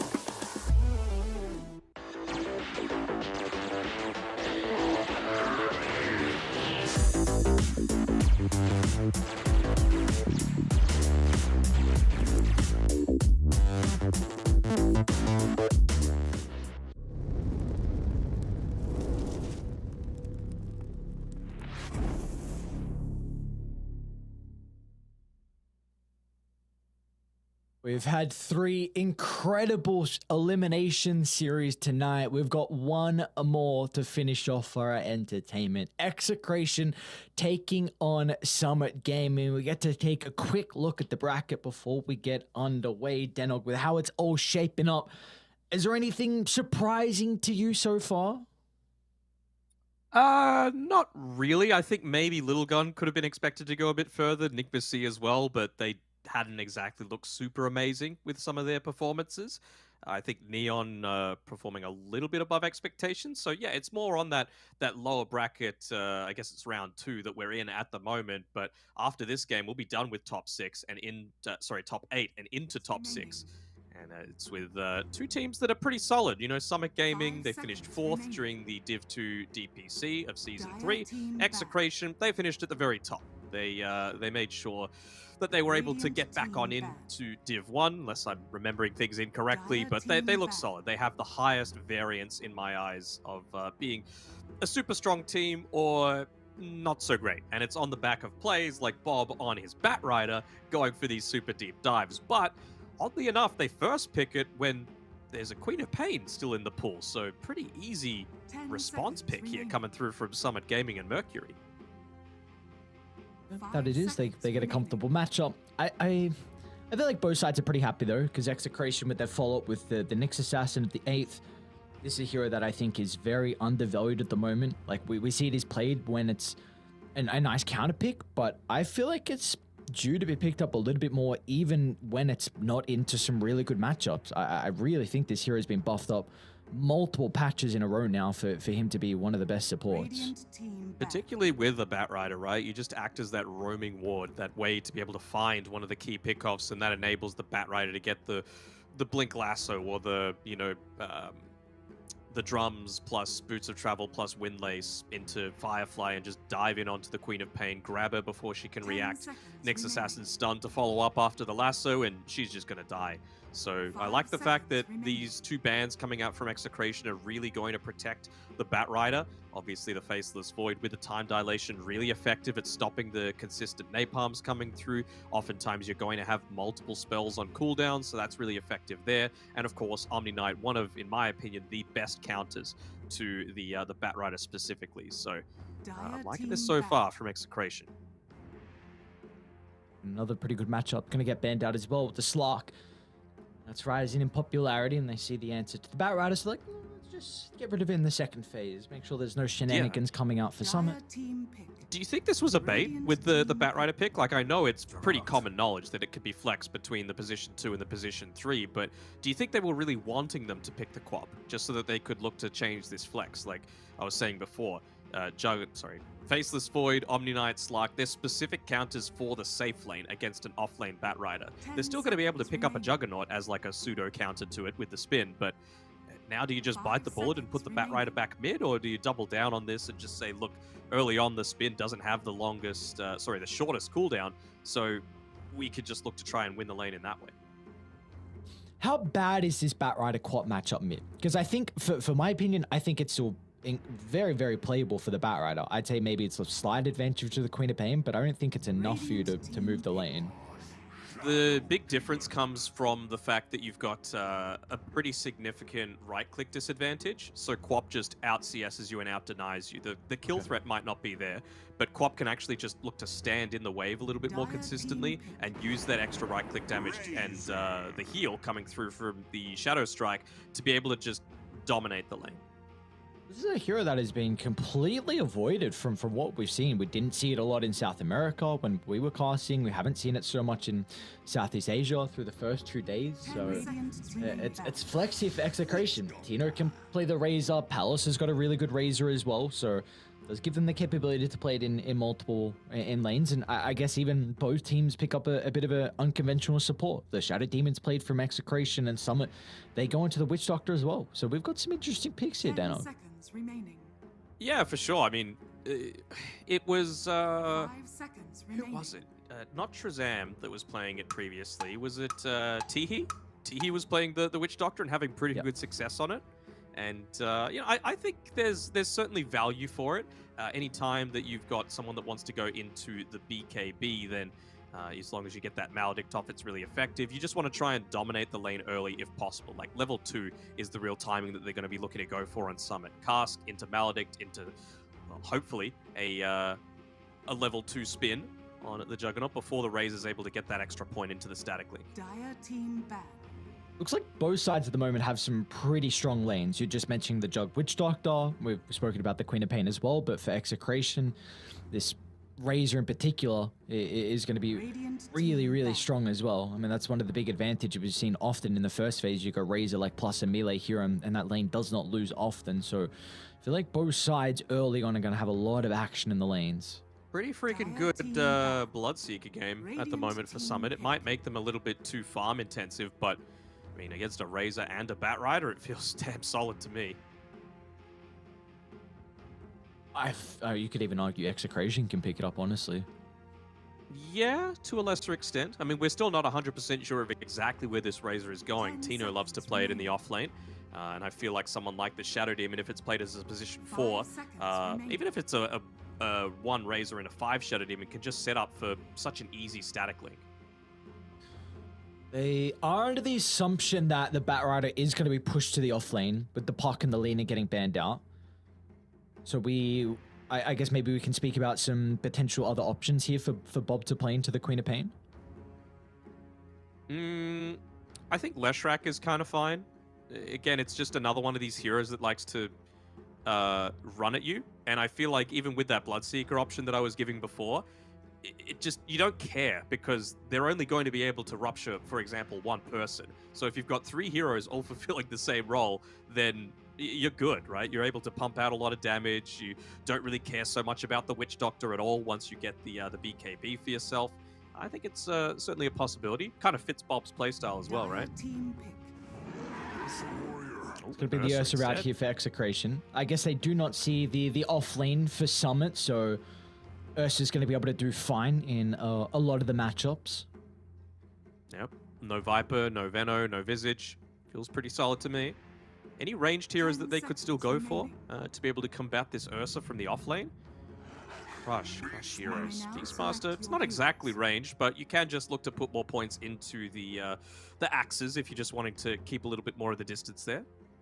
I think it's a overall though with what the Beastmaster can do. Like you take a look at the supports, Nyx Assassin and Shadow Demon have a lot of difficulties with dealing with the summons push. They are very single target. Well, I shouldn't. A little bit of AoE, but they don't clear summons. Like that's the big issue. In a beast to be able to buff up the Juggernaut's nice. Even honestly, the Queen of Pain late game, if you're having a really good game, your right clicks can prove to be an issue, but the Raw versus Tino is what I'm looking at. And even versus Bob. Like if Bob jumps in, gets a lasso, instantly you roar him. The lasso is pretty much going to be nullified because you can't drag them out of position. You can roar Tino through BKB and you're kiting his static link. So overall, I think it's a very good Beastmaster game. I'm excited to see how the lane's going to shape up because Palos, this Ursa can have some issues in the early levels, but once you're able to get a couple more levels under your belt, then you can have an okay time. But it's an Ursa Nyx Assassin. Like, I don't think that's too strong of a lane. Like, maybe Summit actually can come out on top here with the Beast and the Earth Spirit. Yeah, don't have the easiest time with, even just with the boars, right? You don't have to go the axes build. You could just look to go boars. Nyx Assassin doesn't really deal with them all that reliably. Neither does the Ursa. You don't want to be putting too many points into the Earth Shock, maybe just 1 to be able to get that little bit of extra damage. But no, I'm in agreement with you. The lanes feel kind of wonky at the moment on Execration's side. And there is that big weakness that we were talking about with not being able to deal with a lot of the split push with their supports.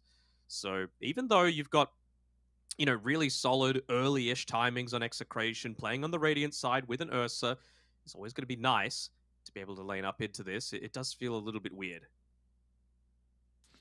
Oh, we've got plenty of time here to do our predictions. There is a pause, but Palace gives a G, Summit gives a sec. We're having some issues, so then what do we feel? Play with the least deaths. Play with the least deaths. Who we vibing with here? Who are we vibing with? I kind of want to say Razor. Just an early BKB buyer that isn't going to care too much about the Witch Doctor and the Quap and the Spin and the Magnetize. And I guess he kind of needs to go first, though, which... I'm just going to say Bob, because it's either going to be him with the least deaths or him with the most deaths. Oh, volatile Mr. Bob. Off the back of the laning stage, because we have spoken a lot about the Queen of Pain and the Bat Rider, what are we expecting Bob to be able to do in a game like this? Like, can he thrive even after this lane? Well, you were saying before how it's really important that the Beastmaster just gets that Blink Roar off. Well, what does that tell you about Execration strat? They just need to make sure that they find and kill the Beastmaster first, right? They need to make sure that they're using smokes occasionally from the Nyx Assassin to get some deep, unorthodox observer wards out to not necessarily scout where they are, where Summit are right now, but to scout where they were like 10 seconds ago, and then use that information to be able to inform where they can look to make some of these ganks, so that when you're moving forward with a smoke on the Bat Rider, you're only popping the Firefly just as you find the Beastmaster, basically, so that any Hawks aren't actually going to provide too much additional information to be able to protect him. Like, Beastmaster is actually so important for Summit this game. We saw, again, going back to another series, we saw what the Beastmaster was able to do in the previous one with Enryu in game one. Like, this series just provides a ridiculous amount. You are not just your Helm of the Overlord creep, you are not just a Roar, you're not just even your passive as well with the Inner Beast. So a lot of this hero in the mid to late game is your vision. And I'm kind of surprised we're not even seeing as much Aghanim Shard from the Beastmaster. Like, I still felt like the 10-second reduction in the Call of the Wild Hawk would be enough for people to pick it up, but it looks like just with the change, they only changed it to a root, right? There was no other difference? No, I don't think so. Are you surprised we're not getting as much Ag Shard then with the change the only change we saw to the dive bomb? The thing is, it's like, what does it replace? You know, you have a very set build order in terms of your items on Beastmaster, and everything has such a big priority for him, right? So the thing is, like, where do you fit in the Aghanim Shard? Maybe this game, you know, if they're able to take Roshan. There's no real amazing...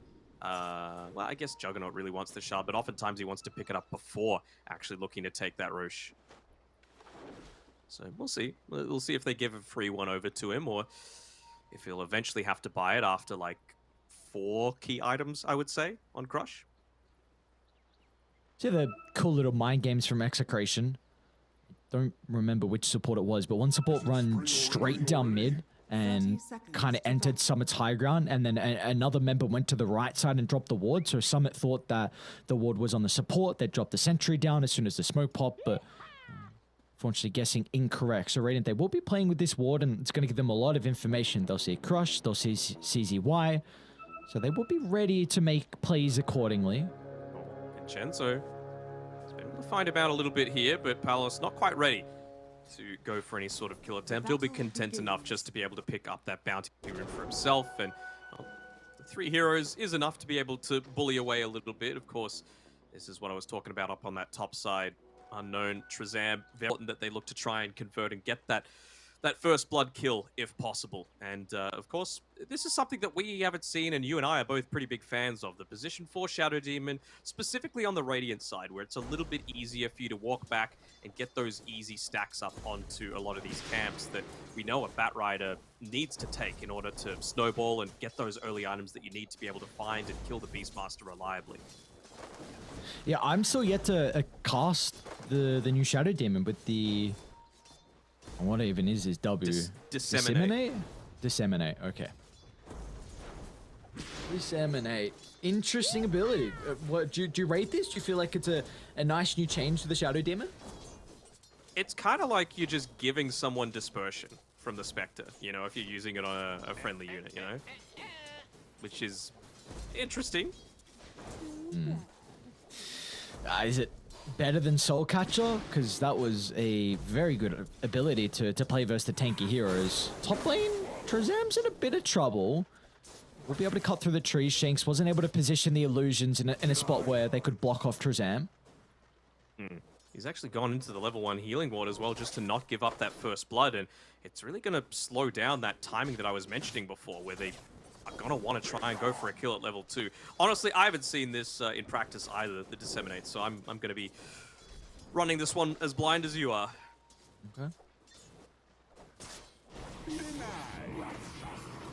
Take a look at how... Yeah, we'll take a look at our other side lane here, down bottom. We're crushed on the Beastmaster and CZY and the Earth Spirit. Looks like nothing crazy going on at the moment. I do still think this is going to be a lane. I love baiting himself. I'm so sorry. Bob mid lane, solo kill onto Mercury. Had a level in the blink, but maybe Bob was just able to blow him up beforehand. He went for a level in the flame break, so maybe catching the Queen of Pain off guard. Getting both of those water runes as well. He really wants to make sure that he can at least get the deny experience through from that range creep. Keep this little bit of an advantage that he's got over Mercury at this stage. And this is Bob gaming, right? He's going to go for these dives, and sometimes it works out and he looks like a god, sometimes a little bit less so. But this game, my points, my predictions, they're looking good. Well, we saw it in their series versus T1. Like, Bob, in back-to-back games on the Shadow Fiend, got multiple kills onto Thompson, but he just wasn't able to... Thompson. Embarrassed. Okay, I mean, that's one way to put it. Bob, just going to lose the sticky napalm stack onto Mercury, so... Well, we'll be able to jump into the river, chilling for the moment. Bob's still going to try and continue with the damage, but Blink coming back up shortly. Into the Queen of Pain. I think Bob be okay. Bob, what a flame break placement. Pushes back the Queen of Pain. He's still got a little bit of mana to work with. Bob with one more right click and the sticky napalm gets the kill onto the Quap, whose TP is still on cooldown. That means that CZY is going to need to stick in this mid lane. I thought Bob might have gone for that bounty rune just for the additional value, but he realizes the fact that Quap is going to be such a long time away from the lane. He can afford to go all the way back to base, pick up that win lace for himself, and yeah, to try and keep the pressure on. This is my prediction, Aries. This is what happens, you know. Now just looks to pick it up, gets the player with most kills at 10 minutes is Bob. The points are looking good. Points. And both the side lanes are looking relatively good as well for Execration. 21-2 for Palos compared to the 14-3 on Crush. Of course, kind of to be expected considering that the Earth Spirit having to leave the lane for a little bit. We even see the other lane with what the Shadow Demon's doing. Exactly like we were mentioning before, this is a hero that is very... easily has the capability to step back into the triangle and make some stacks. So when already Batrider's game is off to a good start, and now with multiple stacks to be able to farm afterwards, Bob could be very scary in the early game. Trezam did put down that sentry ward though, blocking up at least the hard camp, so it's going to require a little bit of gold investment to make sure that you are able to continuously get a lot of those stacks off. So I like that movement coming through from Trezam, obviously realizing that with Unknown farming back underneath his tier 1 tower, he was under no threat of dying, and just placing down that ward. So going to slow down the Batrider's time a little bit after a very successful beginning few minutes of the game from Bob. You'd expect nothing less. Bot lane, there's a little bit of aggression as well, but Palos, I was about to say maybe he gets away. Still a few seconds left on that Earth Shock, but we'll be able to make the space. There we go, eventually gets the D ward off. Another stack being built up inside the triangle. And this is the thing, even with a Shadow Demon, you're going to be able to just move on mid and get a lot of that free experience once Bob feels like it's time to actually go into that, that triangle. It's going to be a little bit longer than normal, though, considering, you know, Firefly, just 1 point into it, he's much more focused on dominating this lane against the Queen of Pain.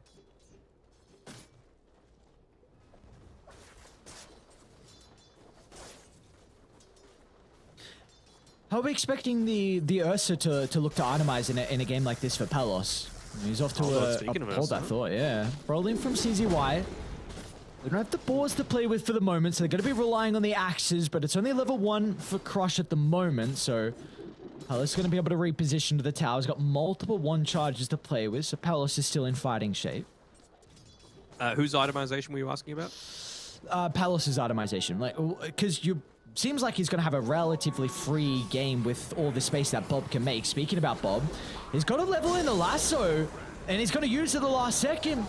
The control from Shanks allowing Bob to get in a position to use the ultimate, and I'm starting to feel otherwise about this Queen of Pain matchup. This is, of course, Bob is playing it incredibly well, but I don't know if it's as favored as what we should be expecting. Like, he's just dominating mid. I don't know if this is an outlier or not. I think it is. I mean, with that last death, he had full one charges and blink up, so I feel like that's just a little bit of an individual mistake coming out from Mercury. This is a nice way for Summit to try and rectify some of the deaths across the map, but does leave the Beastmaster solo down bottom. And Palos can stack up the Fury swipes, and we'll be able to secure his first kill of the game. Execration already up to a 2,000 net worth lead. CZY just even going to try and body block up this camp. He's been spotted out by Bob, though. Still just the 1 point into the Firefly, and won't even be able to get away. He's just going to try and deny himself to the neutrals, surely.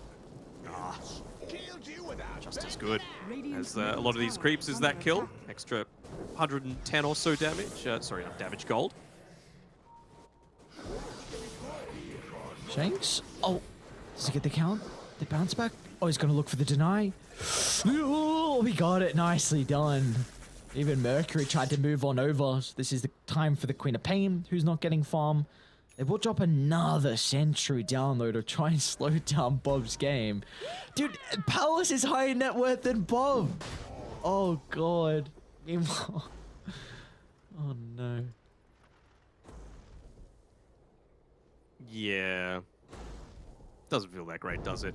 But yeah, Palos, he's having a pretty decent time on this this Ursa. Like nearly double the net worth at this point in time, and he's going to go into the Battle Fury, like you were mentioning before. What are we chuckling about? Bob just, I think, found all 5 neutrals. Yeah, he got literally every single neutral item for that agent stack. He deserves it. He's been putting on a clinic so far. Just giving himself that little bit of extra movement speed for the catch. Not the movement speed, but the vault from the Tumbler's toy. I'm trying to think what Summit need to do to be able to come back into this one a little bit, because with all the space that you've created, it means that Ursa, of course, has the freedom to go into this Battle Fury. It's going to be able to deal relatively well with the eventual zoo that's going to come from Crush and all of his illusions. Not illusions, summons. So... Give me a moment. I'll need a bit of time to think about this one. For me, I think Summit need to be playing around bottom. They're making an attempt onto Bob at the moment, but hitting the rolling boulder onto Bob is not going to be easy at all with this movement speed now with the Boots of Travel completed. For me, I'm looking at Summit to really play with this Beastmaster. Crush has got level 6. He's got Helma the Dominator coming out as well. If you get a kill, then you can definitely lead that into an objective and start to open up the map. Bob Can is... you get the kill, though? That's the question. Yep, that is the ultimate question. It's not going to be easy at all. You'll probably need to rotate Mercury down with the Sonic Wave Burst top lane. Shazam, just look at the poke from afar. Tino's even going to push back the Juggernaut. It's not the greatest static link, but just keeping Unknown in check. Trying to force the spin out here. Make sure that he just can't turn around and Omni Slash Bob. He's just poking, he's just prodding. He's like, come on, you know you want to use a spell. Well, you're not going to use anything. I'll just take your life instead. Oh, he's even getting the healing one. Oh, Bobby, my boys, they're looking good. There we go. Most kills at 10 minutes is my man. Radiant's middle tower is under attack. Dire's top tower is under attack. It's a masterclass performance so far from Execration. I mean, you can say it's all Bob, but it still feels like a lot of the other members fulfilled their role. Shanks making stacks, looking to soak some of the experience mid. We got meanwhile Palos down bottom, working towards the Battle Fury, so he's trying to secure the late game. And he's got some pretty good matchups as well. As the game goes later and later, can play relatively well into the Juggernaut, the Enrage being able to kite out the Omni Slash. You can go Bash or Abyssal to deal with the Blade Fury. They are going to run into Palos. Yeah.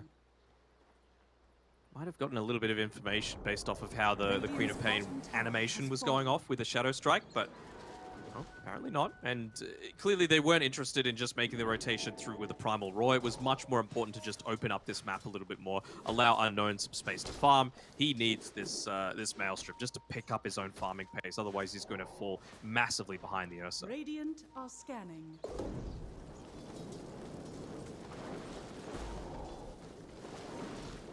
Summit are gearing up Top tower is under for this attack. potential play around mid.